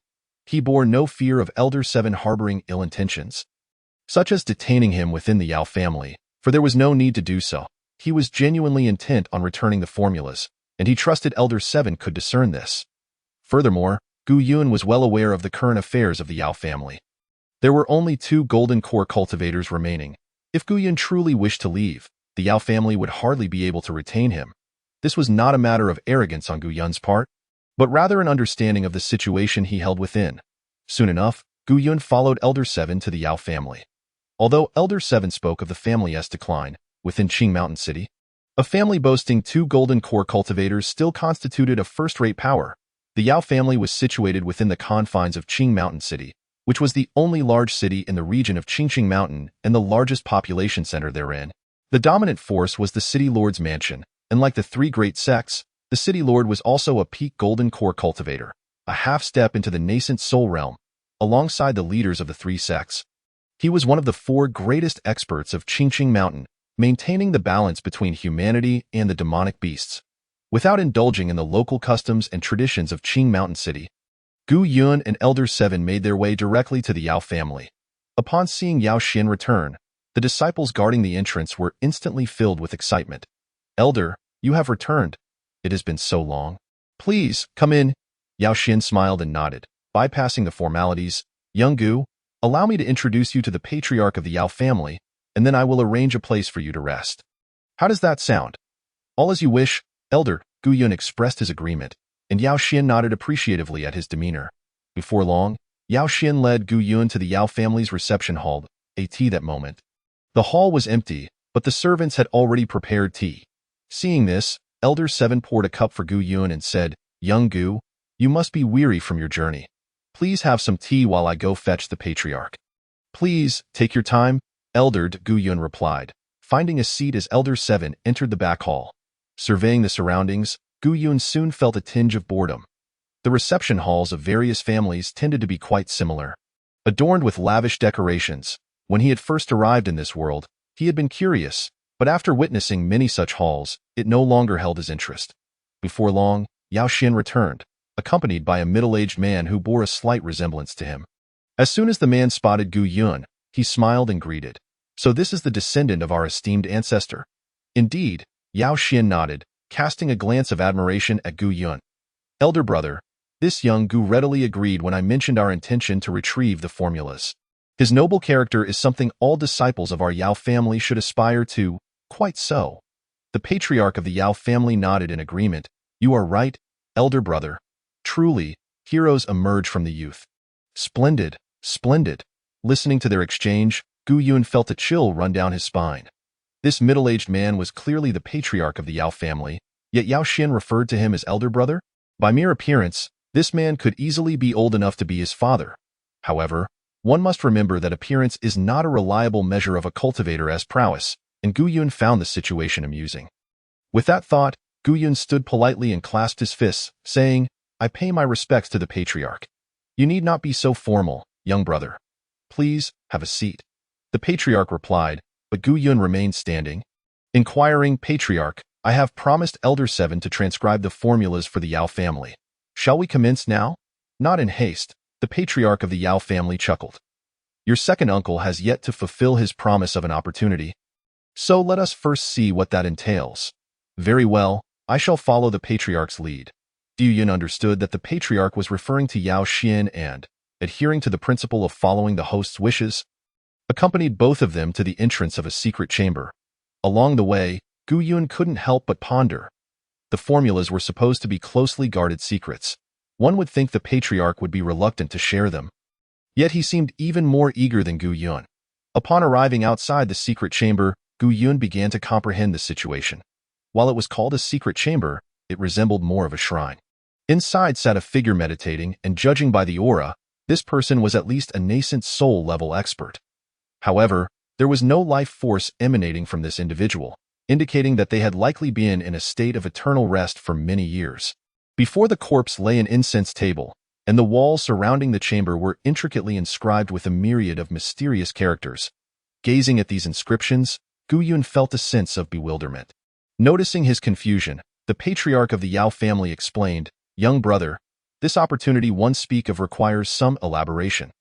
Your second uncle must have mentioned the revolutionary transformation pill. Regrettably, due to this very pill, our Yao family became a target of envy, attracting many powerful families from outside Qing Mountain City who sought to seize it, even drawing the attention of unparalleled experts in the spirit-severing stage. To prevent the formula from falling into the wrong hands, the patriarch of that era took his own life within this chamber, leaving behind a riddle for future generations to solve. The monks, unable to decipher the enigma for a prolonged duration and wary of the oaths binding the human race, ultimately departed from Qingshan City. Sighing, the head of the Yao family lamented, "Yet this matter has lingered for a millennium. The riddle remains unsolved by our clan for 1,000 years. Having lost that formula, the Yao family has forfeited its competitive edge against the powers beyond Cheng Mountain, relegating us to merely a first-rate force within this vicinity." So that was the case. Upon hearing this, Gu Yun nodded in understanding. It became evident that this so-called opportunity was to unravel the mystery. In a wonder, the members of the Yao family seemed indifferent. It turned out they themselves were devoid of this formula. "It seems the head of the Yao family summoned me here for this very purpose. Little brother, immerse yourself in contemplation within this ancestral hall. Whether or not you achieve enlightenment depends solely on your own efforts. If you truly manage to decipher this formula, merely sharing it with the Yao family will suffice." With that, the head of the Yao family and Yao Xian slowly withdrew from the ancestral hall, leaving Gu Yun alone to gaze at the cryptic characters, letting out a soft sigh. Those scoundrels of the Yao family, allowing me to transcribe their formula was one thing, but now they wish for me to toil in deciphering it for them. Gu Yun mused with a resigned smile. Fine, after all, I am quite intrigued by this formula myself. Chapter 70. Unveiling Secrets, the original formula. Goodness, this truly is a celestial script. After half an hour had elapsed, Gu Yun pored over the peculiar characters, still grasping no semblance of clarity. To be frank, although he was now a 6th-tier alchemist, surpassing even Yao Yan's previous rank, Gu Yun ultimately recognized the truth. His innate talent for alchemy was, in fact, rather mediocre. Sighing, Gu Yun sat before the remains of the Yao ancestor and spoke to himself. "Esteemed ancestor, what was the purpose of your elaborate setup, resulting in the loss of this formula even within your own family?" Shaking his head, he concluded that since he could not attain it, it would be wiser to relinquish the pursuit. After all, this so-called revolutionary transformation pill, though it sounded formidable, might not genuinely possess the ability to transcend realms and heal all wounds, let alone resurrect the deceased. To claim it was a 5th-tier elixir? Impossible. Absolutely impossible. Comforting himself with these thoughts, Gu Yun picked up 3 incense sticks and placed them upon the incense altar. "Esteemed ancestor, forgive my intrusion." With that, he circumnavigated the altar and approached the remains of the Yao ancestor. Though he could not acquire this elusive elixir, he could not overlook the remains of a Yuan Ing-level powerhouse. In this world, Gu Yun harbored no other obsessions except for a fascination with corpses, particularly those from ages long past. Such remains, due to their elevated realms, had endured the test of time, potentially holding ancient secrets. Just as before, on the battlefield from an era long gone, Gu Yun had uncovered some long-forgotten esoteric techniques. However, these techniques had proven ineffective without accompanying methods or had their efficacy significantly diminished. As he pondered, Gu Yun made a grab and the system chimed. "Congratulations, host. You have extracted cultivation. Your realm has risen to the late foundation establishment stage. Congratulations, host. You have extracted alchemical experience from the corpse. Your alchemy skill has slightly improved, currently at 6th tier." Had he truly grasped some cultivation? Gu Yun's eyes brightened at the system's announcement. After such a long time, he had finally managed to touch upon his cultivation. Although he had frequently encountered lower-tier corpses in the past, their realms were so feeble, often inferior to his own, resulting in a slow advancement. Yet this time, with a Yuan Ing-level corpse, wait. Upon sensing that his strength had not transformed as dramatically as he had anticipated, Gu Yun furrowed his brow and away. Why is it only at the late foundation establishment stage? System, you had better clarify. The attributes extracted from the corpse touching technique should be related to the corpse's prior state. Right? Since I touched upon the cultivation, Why hasn't my strength risen to the Yuaning stage? Returning to the host, the corpse perished by self-determination, having dissipated all its cultivation before death. Thus, the host has only extracted a minuscule remnant of its cultivation. By the heavens! After a brief silence, Gu Yun nearly erupted in a torrent of curses. After enduring the arduous quest for a Yuan-level corpse, not only did he fail to extract any substantial cultivation, but his alchemical skills were also inferior to his own. This was hardly an opportunity. It felt more like a fruitless endeavor. Of course, it couldn't be deemed entirely fruitless. At least, he had ascended a small realm in cultivation. Ah, one cannot have their cake and eat it too. Esteemed ancestor, I apologize. Offering a rather insincere apology, Gu Yun prepared to take his leave. After all, lingering in this hidden chamber held little significance. However, just as he was about to depart, it struck him. While he may not discern the secrets within these characters, he did possess a system. As his devoted assistant, surely the system could unravel what he could not. With a mischievous grin, Gu Yun declared, "System, analyze the characters inscribed upon the wall for me." Approximately 2 seconds later, the system provided a response. Returning to the host, these characters bear no meaning, nor do they exhibit any discernible patterns or arrangements. Thus, no information can be extracted. What? Gu Yun was momentarily taken aback. If the system stated there was nothing, then indeed there was nothing. Could it be that the ancestors of the Yao family were merely engaging in trickery? As Gu Yun pondered this, the system chimed in again. Ding. Based on system analysis, utilizing Yao Yan's fire control technique to incinerate these characters may yield other inscriptions. Yao Yan's fire control technique?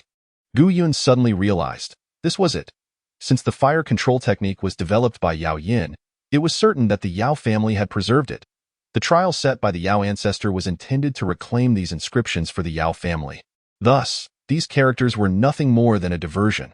It was no wonder that those powerful cultivators of Ur could not decipher them, nor could the Yao family of subsequent generations unravel them over hundreds of years. Given the Yao family's emphasis on these characters, it was likely they would remain a mystery even after a millennium. With this realization, Gu Yun waved his hand, igniting a fierce blaze within the hidden chamber. In the midst of the flames, the remains of the Yao ancestor slowly turned to ash, dispersing throughout the chamber.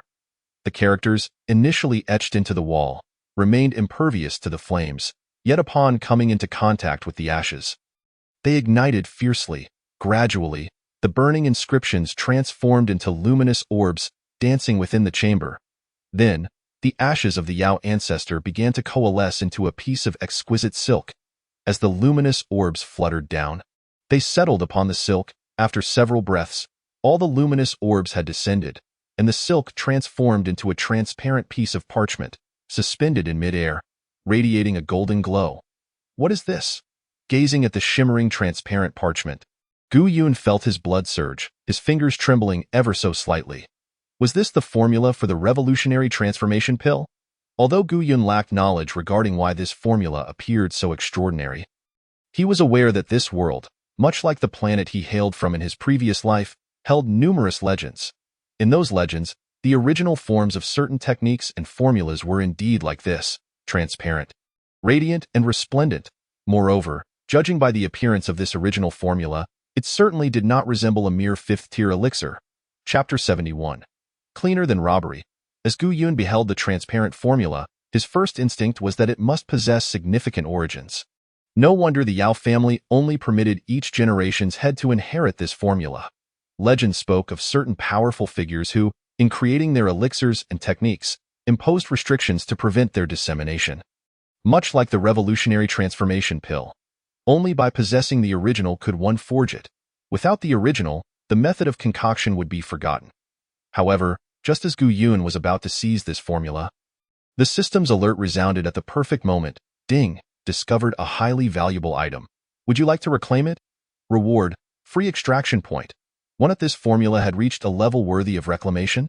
Observing the formula alongside the system's notification, Gu Yun stroked his chin. An elixir capable of resurrecting the dead was indeed tempting. Yet compared to the extraction points, it warranted careful consideration. Should he take the formula? Or should he opt for the extraction points? After much contemplation, Gu Yun ultimately made his decision. Reclaim it, system. As Gu Yun spoke, He simultaneously uttered an apology in his heart.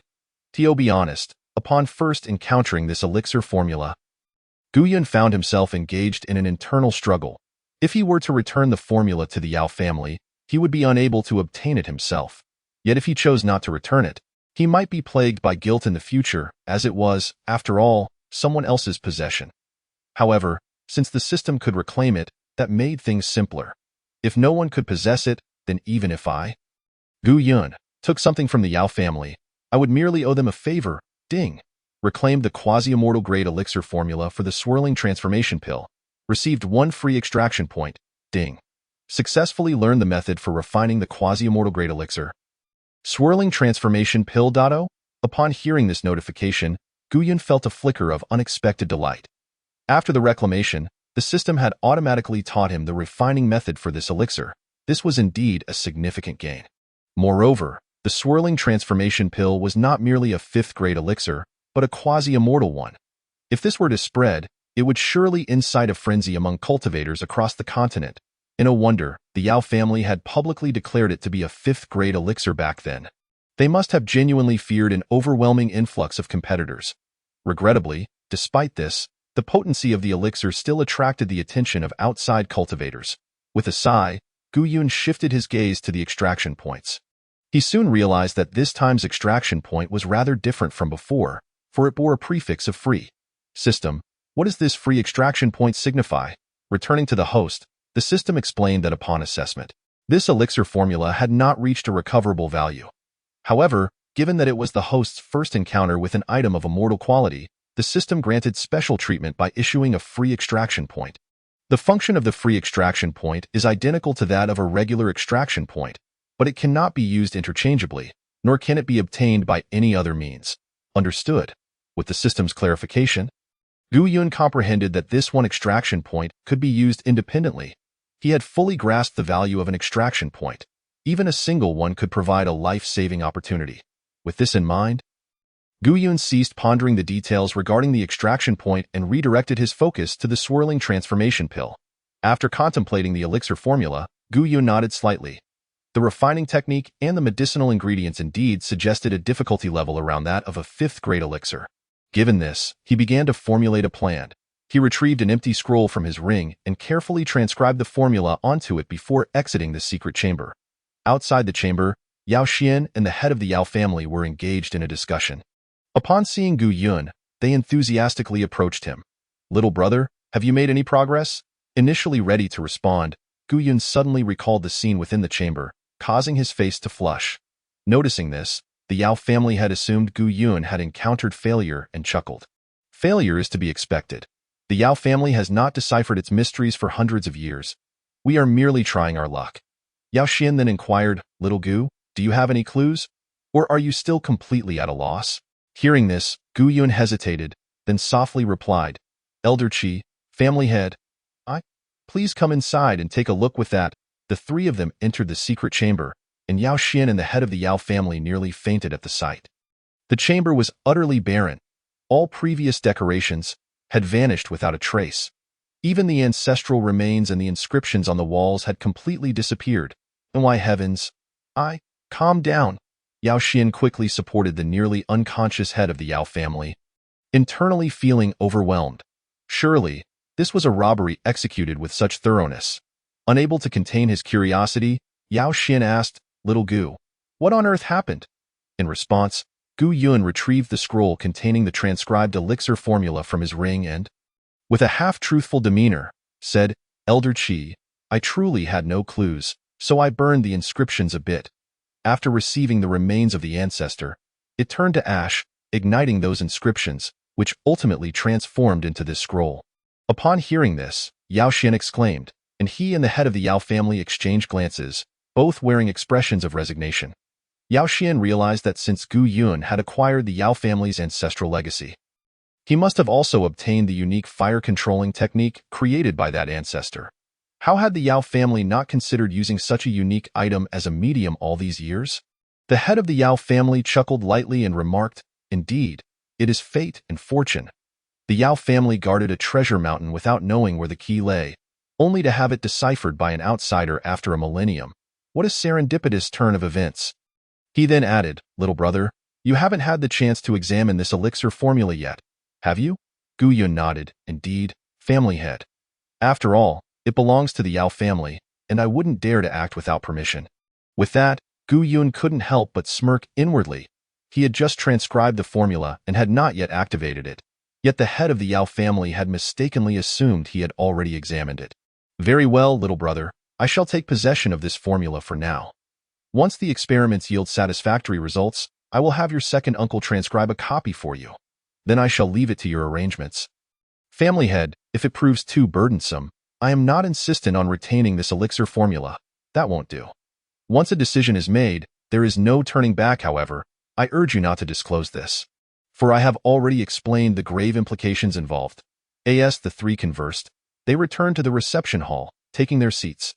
The head of the Yao family once again expressed his gratitude, saying, "Little brother, you have rendered an immense service to the Yao family this time.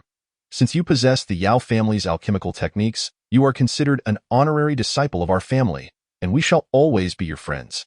Hearing this, Gu Yun slightly cupped his fists and replied, "It is an honor for me to befriend a prominent family like the Yao." The head of the Yao family smiled and continued, "Little brother, I believe you must be weary after today as night falls. Allow me to arrange for you to rest. Please enjoy your stay at the Yao family. There is no rush regarding the elixir formula." "That's unnecessary, family head. I believe we should settle matters swiftly."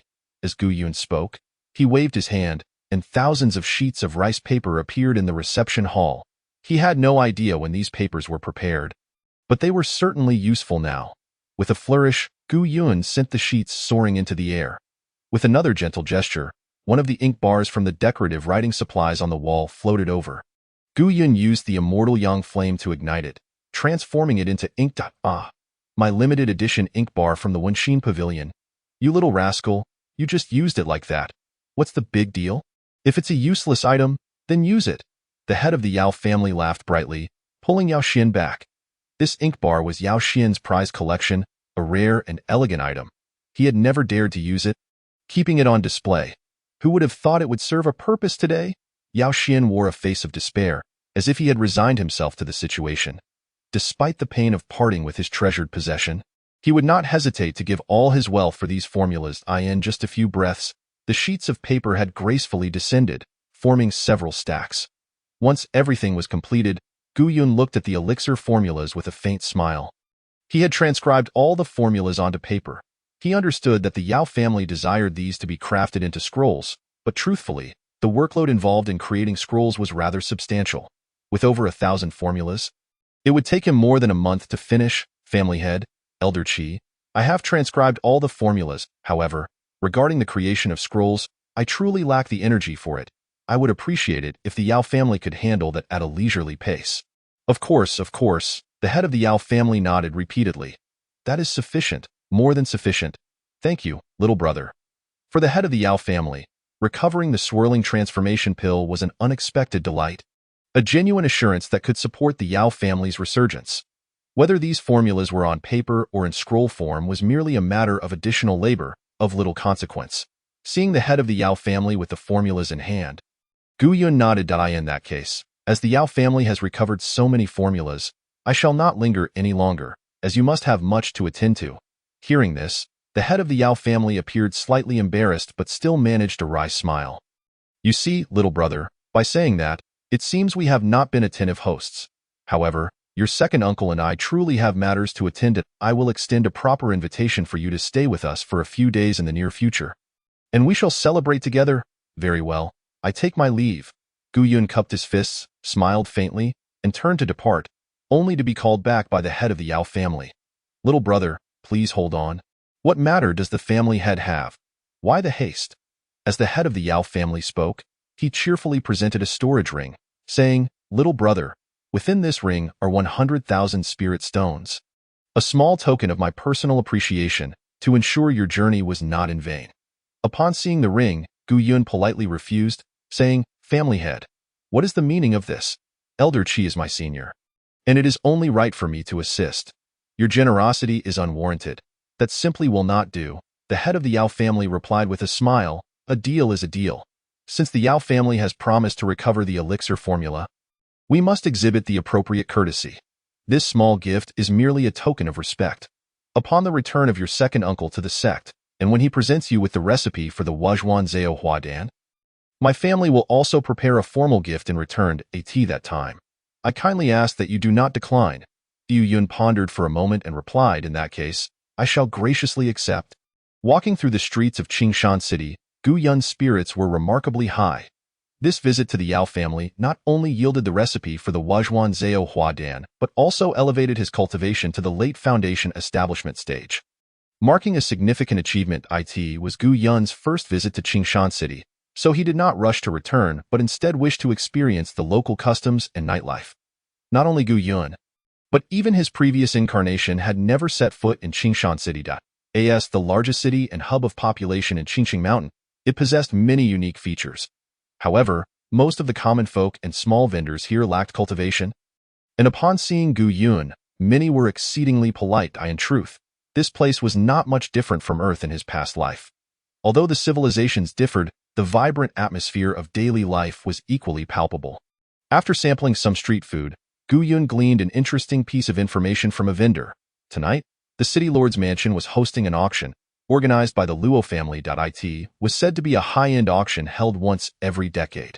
Since he was already in Qingshan City and had yet to experience the excitement of an auction, he decided to join in the festivities. Upon arriving at the venue, the auction was already in full swing. The hall was packed to capacity, with many attendees lacking seating. Ji Yun had no choice but to find a suitable spot to stand. However, shortly thereafter, a Qi refinement stage cultivator offered their seat to him.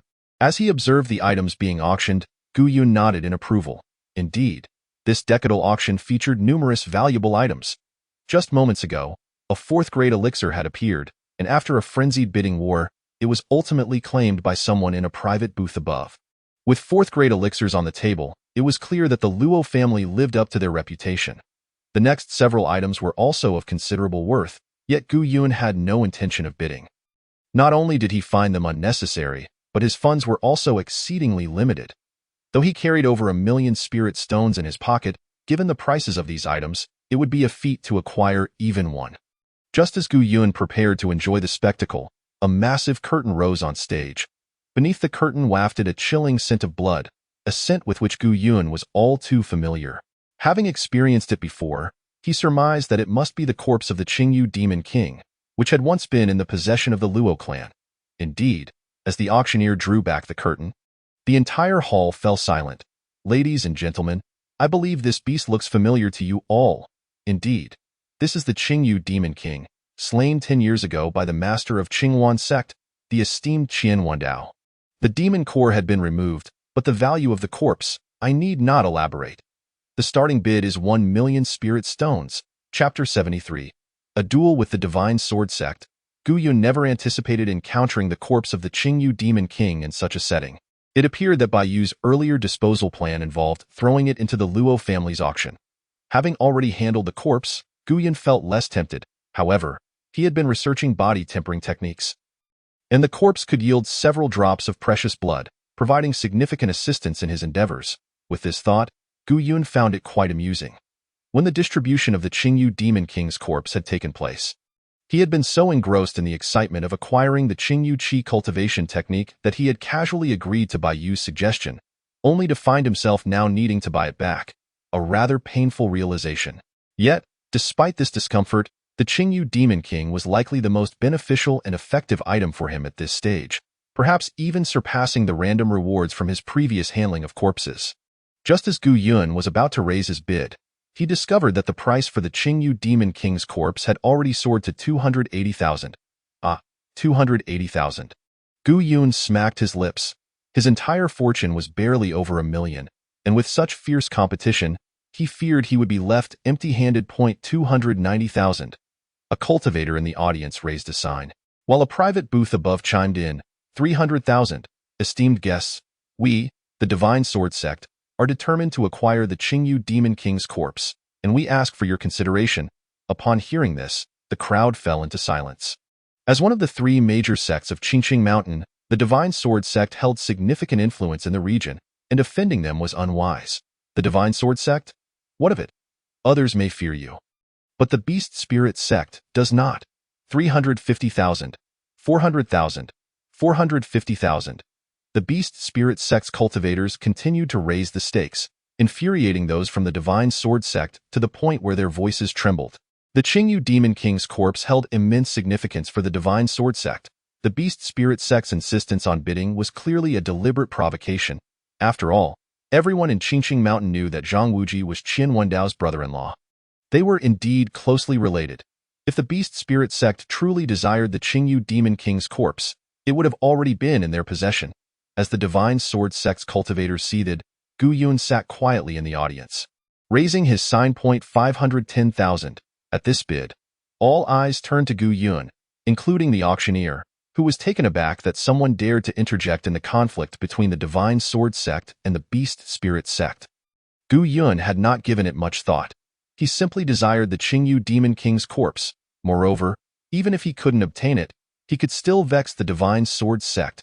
After all, the first adversary he encountered upon arriving in this world was a cultivator from the Divine Sword sect. Meanwhile, in the private booth of the Divine Sword sect, Gu Yun's audacity incited fury within Gu Tianchen, who exclaimed, "Has the Divine Sword sect been in seclusion for too long, allowing even a mere nobody to provoke us? Friend, do you dare contend with the Divine Sword sect? Are you not afraid of facing consequences on your nighttime travels?" Gu Tianchen's voice dripped with disdain. "Enough, Gu Tianchen," Gu Yun thought, just as he was about to retort.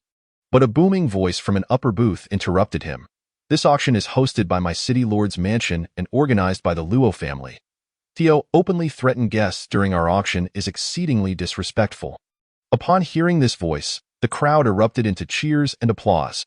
This was not born from indignation against the Divine Sword sect, but rather, the speaker was the city lord of Qingshan City, the esteemed 5th Qingyun, a fully realized golden core cultivator. 5th Qingyun's reputation in Qingshan City was exceptionally high. It could be said that in any restaurant, the owner would eagerly treat him to a meal. The saying, "He who wins the hearts of the people wins the world," held true here. Hearing 5th Qingyun's words, Gu Tianchen could only force a smile and respond, "Apologies, City Lord. It was my junior who was presumptuous." "Hmph." 5th Qingyun scoffed, ignoring Gu Tianchen, and continued, "Young friend, feel free to raise your bid as you see fit. Should the Divine Sword sect trouble you, I shall support you." Gu Yun was astonished. He had merely intended to annoy the Divine Sword sect, yet it had drawn the city lord's attention. He immediately clasped his fists and expressed his gratitude. "Thank you, City Lord." Seeing the situation escalate, Gu Tianchen was even more furious and retorted coldly, "We in the Divine Sword sect offer 1 million. You fellows, if you have the courage, bid against us." "Ha ha ha, Brother Gu, since you say so. Then I, the Beast Spirit sect, shall yield." Zhang Yuqing laughed heartily and remarked sarcastically, 1 million for a corpse without a demon core. Even for a 4th-grade beast, it's a tremendous bargain, ha ha ha ha. Upon hearing this, Gu Yun understood Zhang Yuqing's implication. Frankly speaking, without the demon core, the Qingyu Demon King's corpse was worth no more than 500,000. Now that the bid had reached 1 million, he not only lacked the funds, but even if he had them, he would not compete. With a sigh, Gu Yun conceded, "Indeed, the Divine Sword sect is quite prosperous. It seems I have overestimated my capabilities." Upon hearing Gu Yun's words, Gu Tianchen felt as though he might shatter a tooth in rage. Were it not for this young man, he would have secured at most 6 or 7 million. After all, the Beast Spirit sect was clearly trying to vex him, and it was improbable that they would pursue him indefinitely. Conversely, this demon corpse belonged to the sect master of the Sacred Sword sect, who had issued a death order. No matter the cost, it must be obtained.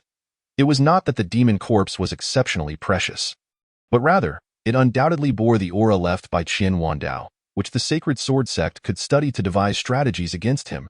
Chapter 74. Earth-rank long spear? Quite possible. After all, Qian Wandao was the most formidable figure in the Qingqing Mountain. Whether or not he was merely a figurehead, he remained the greatest adversary of the Sacred Sword sect. Particularly in recent years, the relationship between the Sacred Sword sect and the Qingwan sect had soured, and it was uncertain when conflict might erupt. As a personally taught disciple, Gu Tianchen was naturally privy to some insider information. The sacred beast guarding the Beast Spirit sect was likely no longer viable. For the Sacred Sword sect had made ample preparations. waiting for that great lion to perish so they could strike with full force and obliterate the Beast Spirit sect. Given the relationship between the Beast Spirit sect and the Qingyuan sect, Qian Wendao would surely take action. Thus, the corpse of the Qingyu Demon King could not be overlooked. Fortunately, despite the exorbitant price offered, the corpse of the Qingyu Demon King was ultimately secured by the Sacred Sword sect. However, in the meantime, within the private room of the Luo family, for young individuals exchanged glances, their expressions a mixture of amusement and exasperation. These four were Luo Chun, Chu Qing, Kong Lin, and Bai Yu. They had come to this auction not only to bid on the demon corpse, but also to obtain something else that they were determined to acquire. Prior to their arrival, they had sought out Gu Yun, but he had left a note stating he was attending to some matters, prompting the four to come on their OWN. Oh, their surprise! They encountered Gu Yun here again. This time, he was there to bid on the corpse of the Qingyu Demon King. Oh dear, this old Gu could have just said he wanted that corpse instead of bringing it here to auction. Luo Qin and Bai Yu chimed in, causing Chu Qing to scoff repeatedly. You two are truly heartless. Look at Gu Shidi. Not only does he help Old Kong in battles, but he also provides us with earth-rank techniques. And you two fools dare to call him untrustworthy? Why not reflect on your own actions? Perhaps you haven't shown him enough care, making him feel estranged from our collective. Indeed. Luo Qin feigned indifference, countering, what have we done to wrong Gu? Stop right there. Before Luo Chan could finish, Chu Qing pinched his side playfully. If you continue, I'll give you a beating. Seeing Chu Qing's fierce demeanor, Luo Chen merely clicked his tongue and fell silent. After a moment, he suddenly spoke up, Hey, steward, please invite the person who just placed that bid to come up here. Be polite. We're all on the same side. The steward complied, and the auction resumed with fervor. During this time, Gu Yun refrained from bidding again until the penultimate item was presented, at which point he felt a stir of interest. It was a pure white long spear, seemingly carved from jade. The moment this spear appeared, it radiated brilliance, causing many spectators to shield their eyes. After a moment, as the light dissipated, the auctioneer began his introduction. Ladies and gentlemen, for the final auction item. I shall not keep you in suspense, as you can see, it is a weapon. Those with discerning eyes should be able to recognize or deduce its significance. Indeed, this long spear is of earth rank. Upon this announcement, the auction hall erupted into excitement. Earth-rank weapons were exceedingly rare throughout Qingqing Mountain. According to the customary collaboration between the Luo family and the City Lord's mansion, an Earth-rank treasure or fifth-grade elixir was expected to emerge in the decade's auction. Unexpectedly, this year, the Earth-rank treasure was a weapon. It must be noted that while weapons may not surpass techniques in their utility, they can directly enhance one's strength. After all, techniques can be passed down. If one possesses an Earth-rank technique, it can be said that the entire family can benefit. Moreover, Earth-rank techniques are not easily cultivated. Possessing one does not guarantee swift mastery. However, weapons are different. The more, the merrier. Gazing at the jade-long spear on the stage, Bai Yu immediately stood up. He had come specifically for this and was determined to acquire it. As the foremost treasure merchant of the Qingyuan sect, Bai Yu was quite wealthy and confident in his ability to secure it. Meanwhile, Luo Chun sighed. Since the long spear was consigned by the Luo family, there was no room for negotiation, and once the bidding commenced, its price was bound to skyrocket. Ladies and gentlemen, the starting bid for this earth-rank long spear is 5 million spirit stones, with each subsequent bid not to be less than 500,000. Please place your bids. 6 million. An elder from the Feixian sect was the first to call out. The Feixian sect was a minor sect, a subordinate to the Beast Spirit sect, and the elder was a mid-stage golden core expert, proficient in the use of long spears. 7 million. The Zhao family from Qingshan City followed suit, their patriarch also a spear wielder. As the bidding war escalated, the price soon soared to 10 million. The Sacred Sword sect had just endured significant losses. Being merely a spear, they refrained from further bidding. Bai Yu remained silent. Their initial bids were futile, as he intended to strike decisively at the right moment. At that moment, Gu Yun, seated below, raised his placard. 15 million. Faced with such a substantial increase in price, many factions withdrew from the bidding. The Sacred Sword sect and the Beast Spirit sect were taken aback. Surprised that this young man possessed such wealth, the four from the Luo family were utterly dumbfounded. Wait, why is Gu Shidi also bidding? What does he want with this long spear? Kong Lin scratched his head in confusion, while Chu Qing shot him an exasperated glare. Of course, it's a gift for old Bai.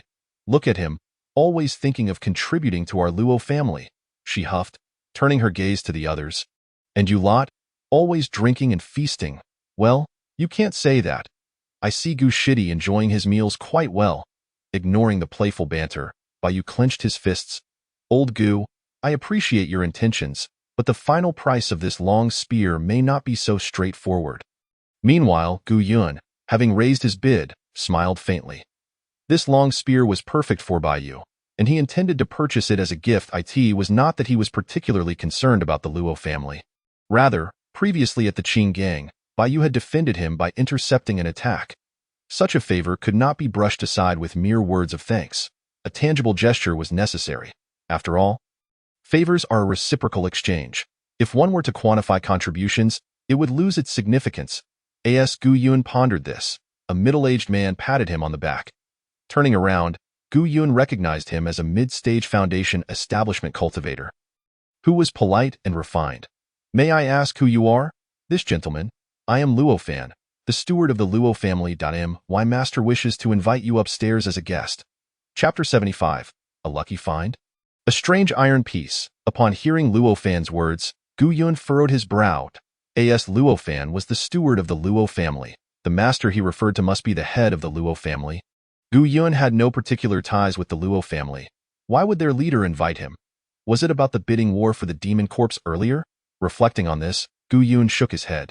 While he had a good relationship with Luo Chun, the head of the Luo family might not recognize him. It would be better to avoid unnecessary trouble and wait until after he secured the long spear.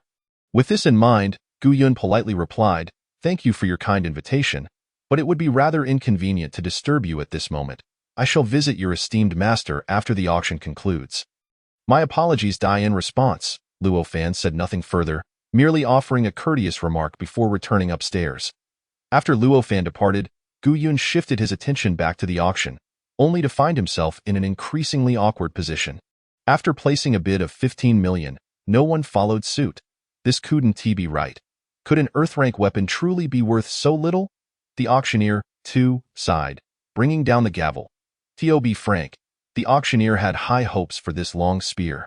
Not to mention, the Beast Spirit sect and the Qingyuan sect were potent potential buyers.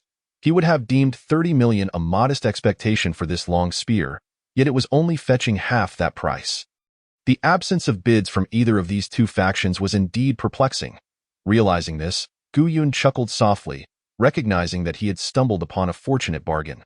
With the long spear concluded, the final auction item was slowly brought forth.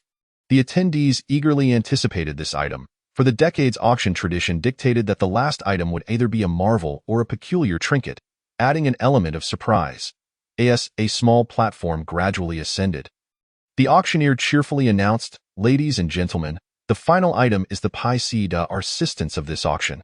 I must advise you, however, that this item is not a rare treasure, but rather a small novelty." Upon hearing this, the audience below erupted into a fervor of excitement.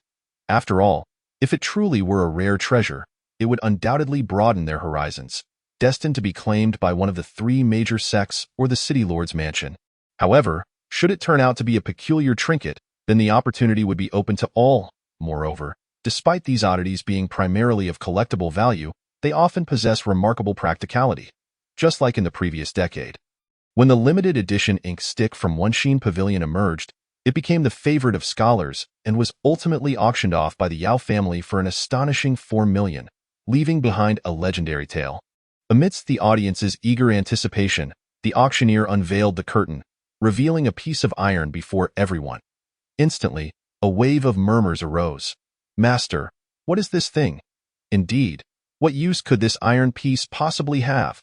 Perhaps just to prop up a table leg. Ladies and gentlemen, please remain calm." Sensing the crowd's dissatisfaction with the iron piece, the auctioneer teased, "To be honest, I have no idea what this piece of iron is either." A chorus of hisses erupted from below. Yet the auctioneer chuckled, "However, I assure you, this is no ordinary piece of iron. It has been personally appraised by our esteemed city lord, Mr. Wu Qingyun, who, like myself, cannot discern its nature. So, You might as well purchase it and take it home for your own research, treating it as a delightful final highlight of this auction. Indeed, at that moment, Wu Qingyun, seated in the private box, spoke up, "This iron piece is certainly not mundane. I can only ascertain that it harbors some secrets. Yet I cannot uncover them. I've also shown it to the sect master of Qian Window, who similarly could not identify its essence." With Wu Qingyun's words, the audience's enthusiasm surged. If two great masters could not discern its nature, it indicated that only those with fate could unravel its mysteries. What if one were the fated individual? As the excitement rose once more, the auctioneer exclaimed with a smile, "Everyone, there is no starting bid for this iron piece. Feel free to call out your prices. Let's just enjoy ourselves. I bid 500 spirit stones. Brother, are you joking? You say there's no starting bid, yet you really offer 500. I bid 3,000 spirit stones. I bid 8,000. The audience below began to call out their bids, while Gu Yun's eyes widened in astonishment. Ding. High-value item detected. Would you like to recycle? This iron piece had actually triggered the system's recycling prompt, indicating it was indeed extraordinary. However, if he were to recycle it outright, it would vanish, undoubtedly disrupting the city lord's mansion and the Luo family's affairs. After all, the city lord had just spoken on his behalf, and such an action would be rather unscrupulous. Contemplating this, Gu Yun resolved to compete. Although he lacked funds, he had previously encountered two types of fourth-grade elixirs, both of which sold for a million-level price. He could simply refine a few to settle his debts with the Luo family. Yet, as he pondered, Gu Yun suddenly realized something was amiss. System, you didn't mention any rewards just now. What rewards are there for recycling? Extraction points? Host, this item does not meet the recycling criteria. However, the system has determined that it is highly suitable for the host, hence the recycling request. Recycling this item will yield no rewards. Gu Yun replied. Slightly pouting, he had anticipated this. How could one encounter such fortuitous opportunities twice in a single day? If that were the case, extraction points would lose their value. Nevertheless, what Gu Yun needed most at this moment was the item that was most fitting for him. Just as he was about to place a bid, a cultivator from the Beast Spirit sect spoke up. "Everyone, we at the Beast Spirit sect are also quite interested in this iron piece and are willing to offer 1 million spirit stones. Would you be so kind as to consider our offer?" Upon hearing this, the crowd lost interest, but the auctioneer found joy in the situation. The estimated value of this item was merely around 80 to 100,000 spirit stones. As purchasing it involved risk, not merely enjoyment, 1 million spirit stones was indeed a significant overbid. "All right, then, wait."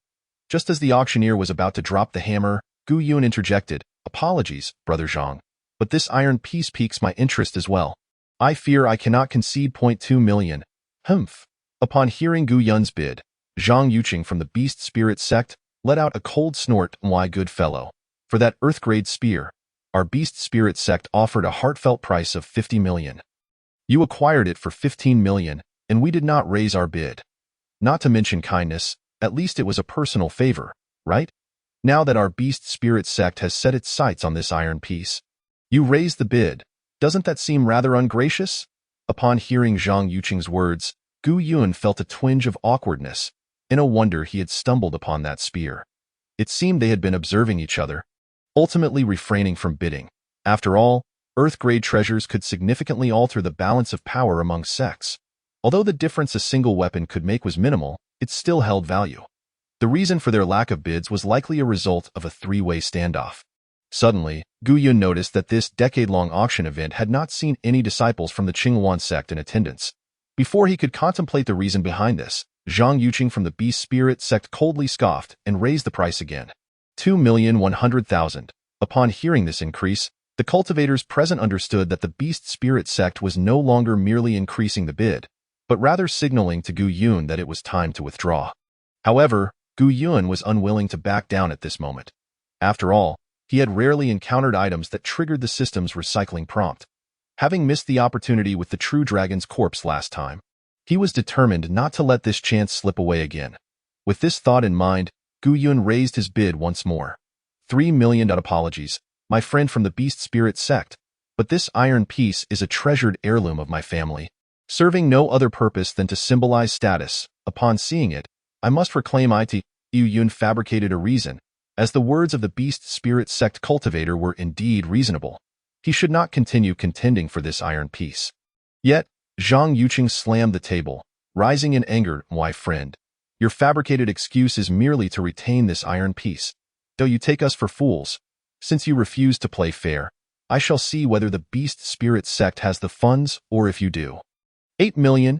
Hearing this direct doubling of the bid, all the cultivators present shook their heads, including Wu Qingyun, who merely sighed. This was no longer about the value of the iron piece. Zhang Yuqing was clearly asserting the beast spirit sect's pride. 90 million. Friend from the beast spirit sect, this iron piece holds great significance for me. Very well.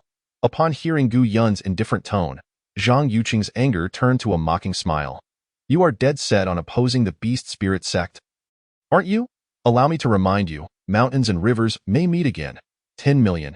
Faced with Zhang Yuqing's blatant threat, Wu Qingyun did not intervene this time, recognizing that the young man below was in the wrong and that there was no need for him to interfere.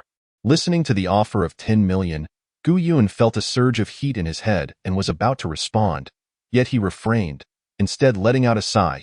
He was still indebted for the 15 million from the spear. That 15 million was a burden he had yet to figure out how to cover, and now adding another 10 million would require him to sell to the Luo family. Moreover, seeing the determination of the beast spirit sect's disciple was evidently to uphold the dignity of their sect. It was uncertain how much this iron piece could ultimately be acquired for. Pondering this, Gu Yun rubbed his chin. Meanwhile, in the Luo family's box, Luo Chun and Baiyu exchanged bewildered glances as they observed Gu Yun's intent to raise the bid.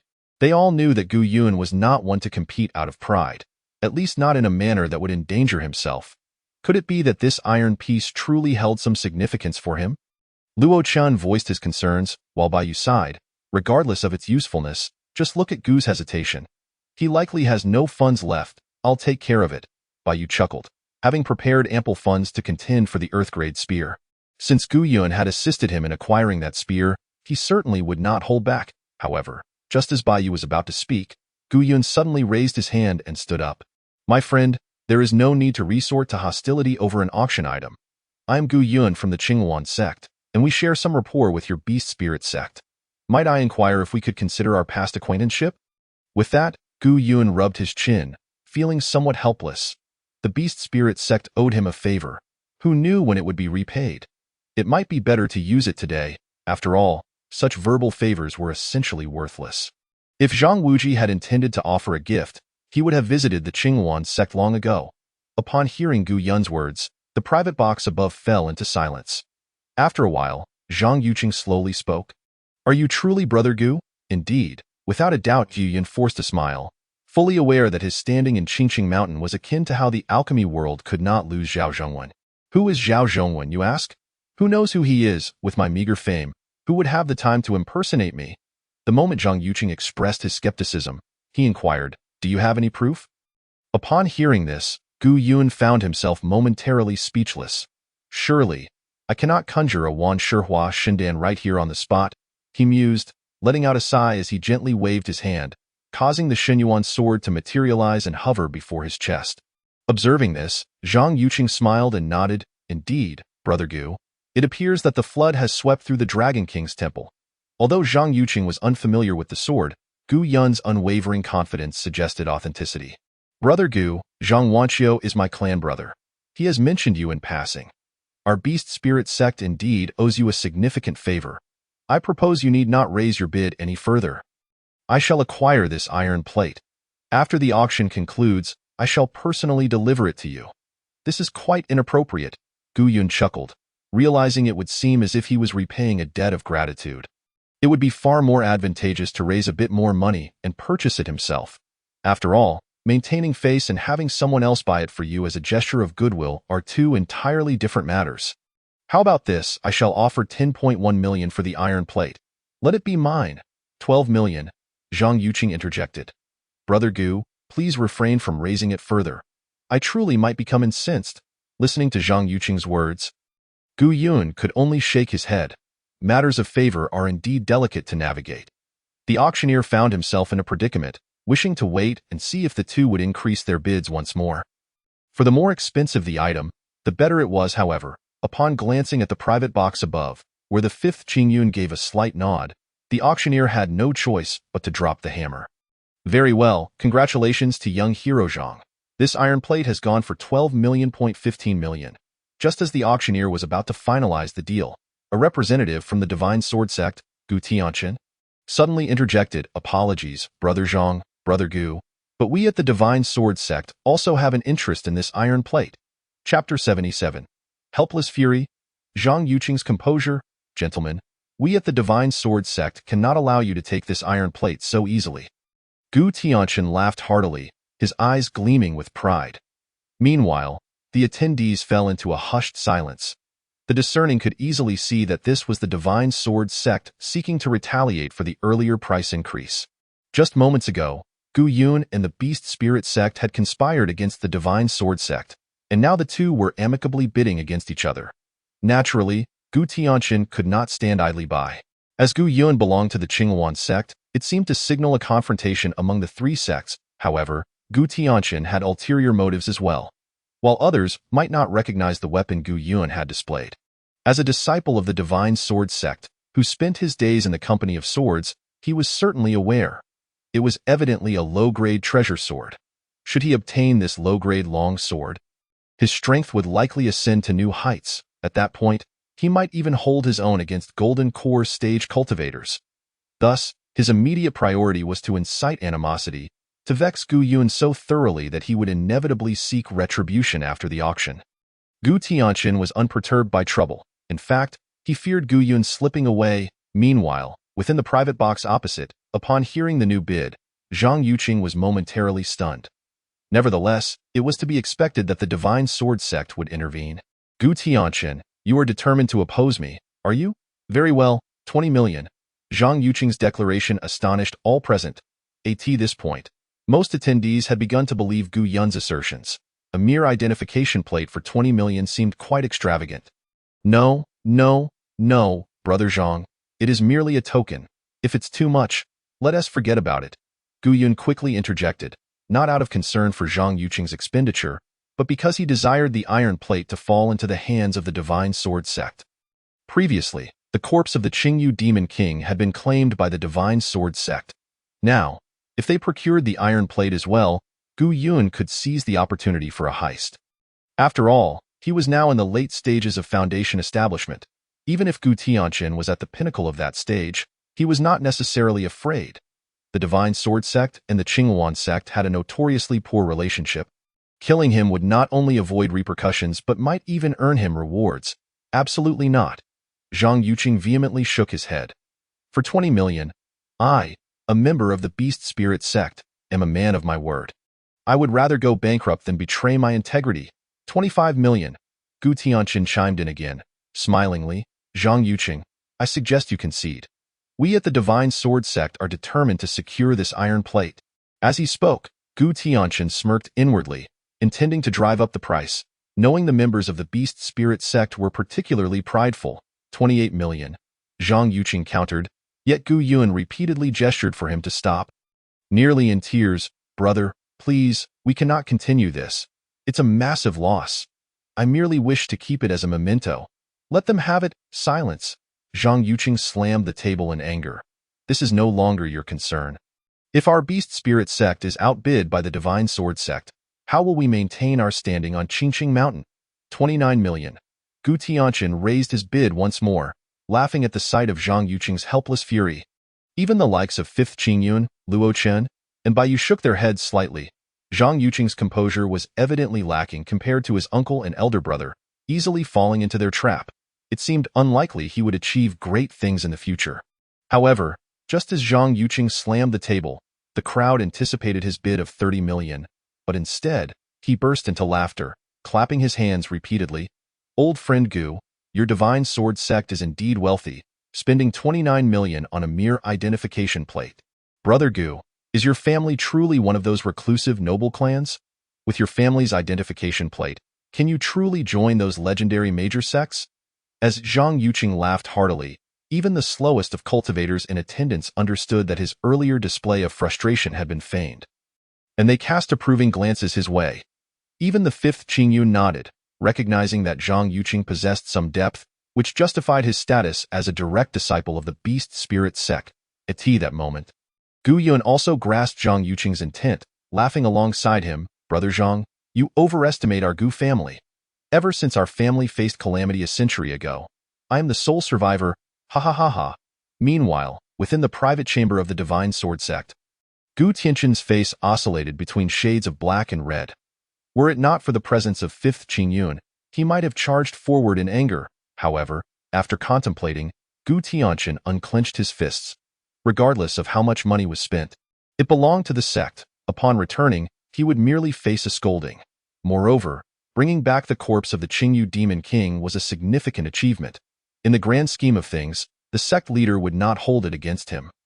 Yet, if he could capture this Gu Yun and obtain that sword, it would be a tremendous windfall. With that thought, Gu Tianqin sneered coldly and declared, Beast Spirit sect, Qingwan sect. Very well. Let us see how long you can maintain this fade of laughter. With that, Gu Tianqin stormed out in the auction hall. Gu Yun lowered his head, his face flushed, remaining silent.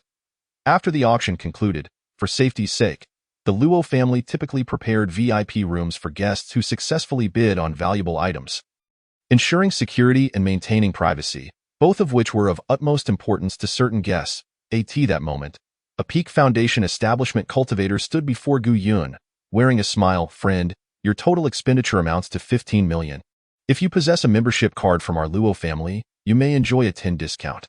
Would you like to pay by card or in spirit stones? Gu Yun opened his mouth, hesitating for a while before stammering. I do not possess any spirit stones. The cultivator, taken aback, quickly regained composure, smiling again. So you wish to use a card? Please hand me your spirit stone savings card, and I can process it swiftly. I do not have a card either. Upon hearing this, the Luo family cultivator was momentarily stunned, and his expression darkened immediately. Friend, this is not a joke. I suggest you refrain from jesting. I truly do not have one. Then are you here to cause a scene? The cultivator asserted, his Peak Foundation establishment aura flaring up as he fixed his gaze on Gu Yun. Confronted with a late-stage Foundation establishment cultivator, he was quite confident in subduing him. Chapter 78. Paying with pills, the 5th-rank Mantion pill. In that moment, the Luo family cultivator's entire demeanor shifted dramatically. The consequences of causing a disturbance at the auction house were easily foreseeable by anyone. Saying this, Gu Yun quickly waved his hands. Brother, please do not become agitated. While I may lack funds, I can offer alternative forms of payment. I possess some valuable 4th and 5th grade pills. Would you like to consult your family head to see if we can negotiate? Upon hearing this, the cultivator finally relaxed his imposing demeanor, smiling once more. Why did you not mention this sooner? You startled me. I shall seek approval. As he spoke, the monk turned and exited the VIP room. In an auction house such as this, it is quite customary to exchange treasures for cash, for it is not uncommon for items to reach astronomical sums in the millions. Thus, the circulation of spirit stones is rather limited. The practice of bartering, using spirit stones as a standard of value, is perfectly reasonable. Before long, an elderly gentleman hurried back alongside the aforementioned monk. This young hero, he began, I am Luo Qingtian, the 3rd elder of the Luo clan. I have heard that you wish to exchange medicinal pills for spirit stones. Indeed, Gu Yun replied courteously, nodding in affirmation. Politeness is essential after all, for this elder might very well be a prominent figure in the Luo family. Perhaps even an uncle or grandfather of Luochun. It is always prudent to be respectful. Upon hearing this, the elder smiled and nodded. Wonderful. I happen to delve into the art of alchemy myself. Might I inquire what kind of medicinal pills you can offer? Gu Yun pondered for a moment before responding with a smile. Esteemed elder, I can produce the 2 4th-tier pills that appeared at the auction. The Dragon Power Pill and the Spirit Suppression Pill. I can present 10 of each. Would that suffice to exchange for this Earth-grade spear? The 2 types of pills Gu Yun mentioned had indeed been auctioned off for 100,000 spirit stones each. But it is well known that auction prices often include a markup, so one cannot simply convert their value based on auction prices. Luo Qingtian stroked his beard thoughtfully and shook his head. Young hero, while the Dragon Power Pill and Spirit Suppression Pill are excellent, as you know, rarity dictates value. If you were to present 10 at once, their worth would diminish significantly. Here's what I propose. You need only offer 3 of each, along with 3 other 4th-tier pills of different varieties, 3 of each, and we shall consider it a pleasant collaboration. Alternatively, if you can provide an additional 5th-tier pill, I can make an exception. Although it may not be entirely equitable, it would serve as a gesture of friendship. Upon hearing this, Gu Yun contemplated briefly before nodding. I do possess a 5th-tier pill that is particularly suitable for auction. It is called the concealment pill. Have you heard of it, Elder? What? The concealment pill? Upon hearing the name, Luo Qingtian's eyes widened in astonishment. The concealment pill is a 5th-tier medicine, renowned among its kind. It is said that upon consumption, it appears to have no immediate effect. However, should the practitioner meet their demise due to external forces, be it poison, injuries from combat, or other causes, provided they have not yet exhausted their lifespan, there exists a 30% chance of resurrection 7 days after their passing. This resurrection is not mere revival from a state of false death, but a genuine return to life. Moreover, if one possesses Earth attribute spiritual roots, the probability increases by an additional 20%. Although this pill is only effective when taken during the nascent soul stage or prior, once ingested, it remains potent regardless of future advancements in cultivation. The concealment pill is indeed a legendary elixir known throughout the continent. Alas, the method for its creation has long been lost. Even if a recipe exists, it is held by the most prestigious families and powers on the continent. The concealment pill that circulates in the world is exceedingly rare. Young brother, do you truly possess this concealment pill? Come now, Elder, would I deceive you? Just confirm if the concealment pill will suffice. Indeed, it will do splendidly. Luo Qingtian responded eagerly, nodding vigorously. If you can truly present this concealment pill, then the 2 4th-tier pills will no longer be necessary. Just this one concealment pill will be ample. Upon hearing this, Gu Yun nodded gently. Then I shall trouble the Elder. As he spoke, Gu Yun took out a piece of paper and wrote down a list of medicinal materials. Handing it to Luo Qingtian, I would also appreciate it if you could assist me in gathering these materials. Just a single set will suffice. Understood. Luo Qingtian accepted the paper, glancing over it. While it is not a requirement to provide one's own materials for alchemy, it is simply a matter of basic courtesy. However, upon a cursory glance, Luo Qingtian found himself somewhat perplexed. Young brother, the ingredients listed here are quite commonplace. Could it be that you have the main ingredient on hand? Not at all. The concealment pill, as its name suggests, implies that one must utilize the most ordinary of materials to obscure the heavenly secrets. That is precisely what makes it the concealment pill.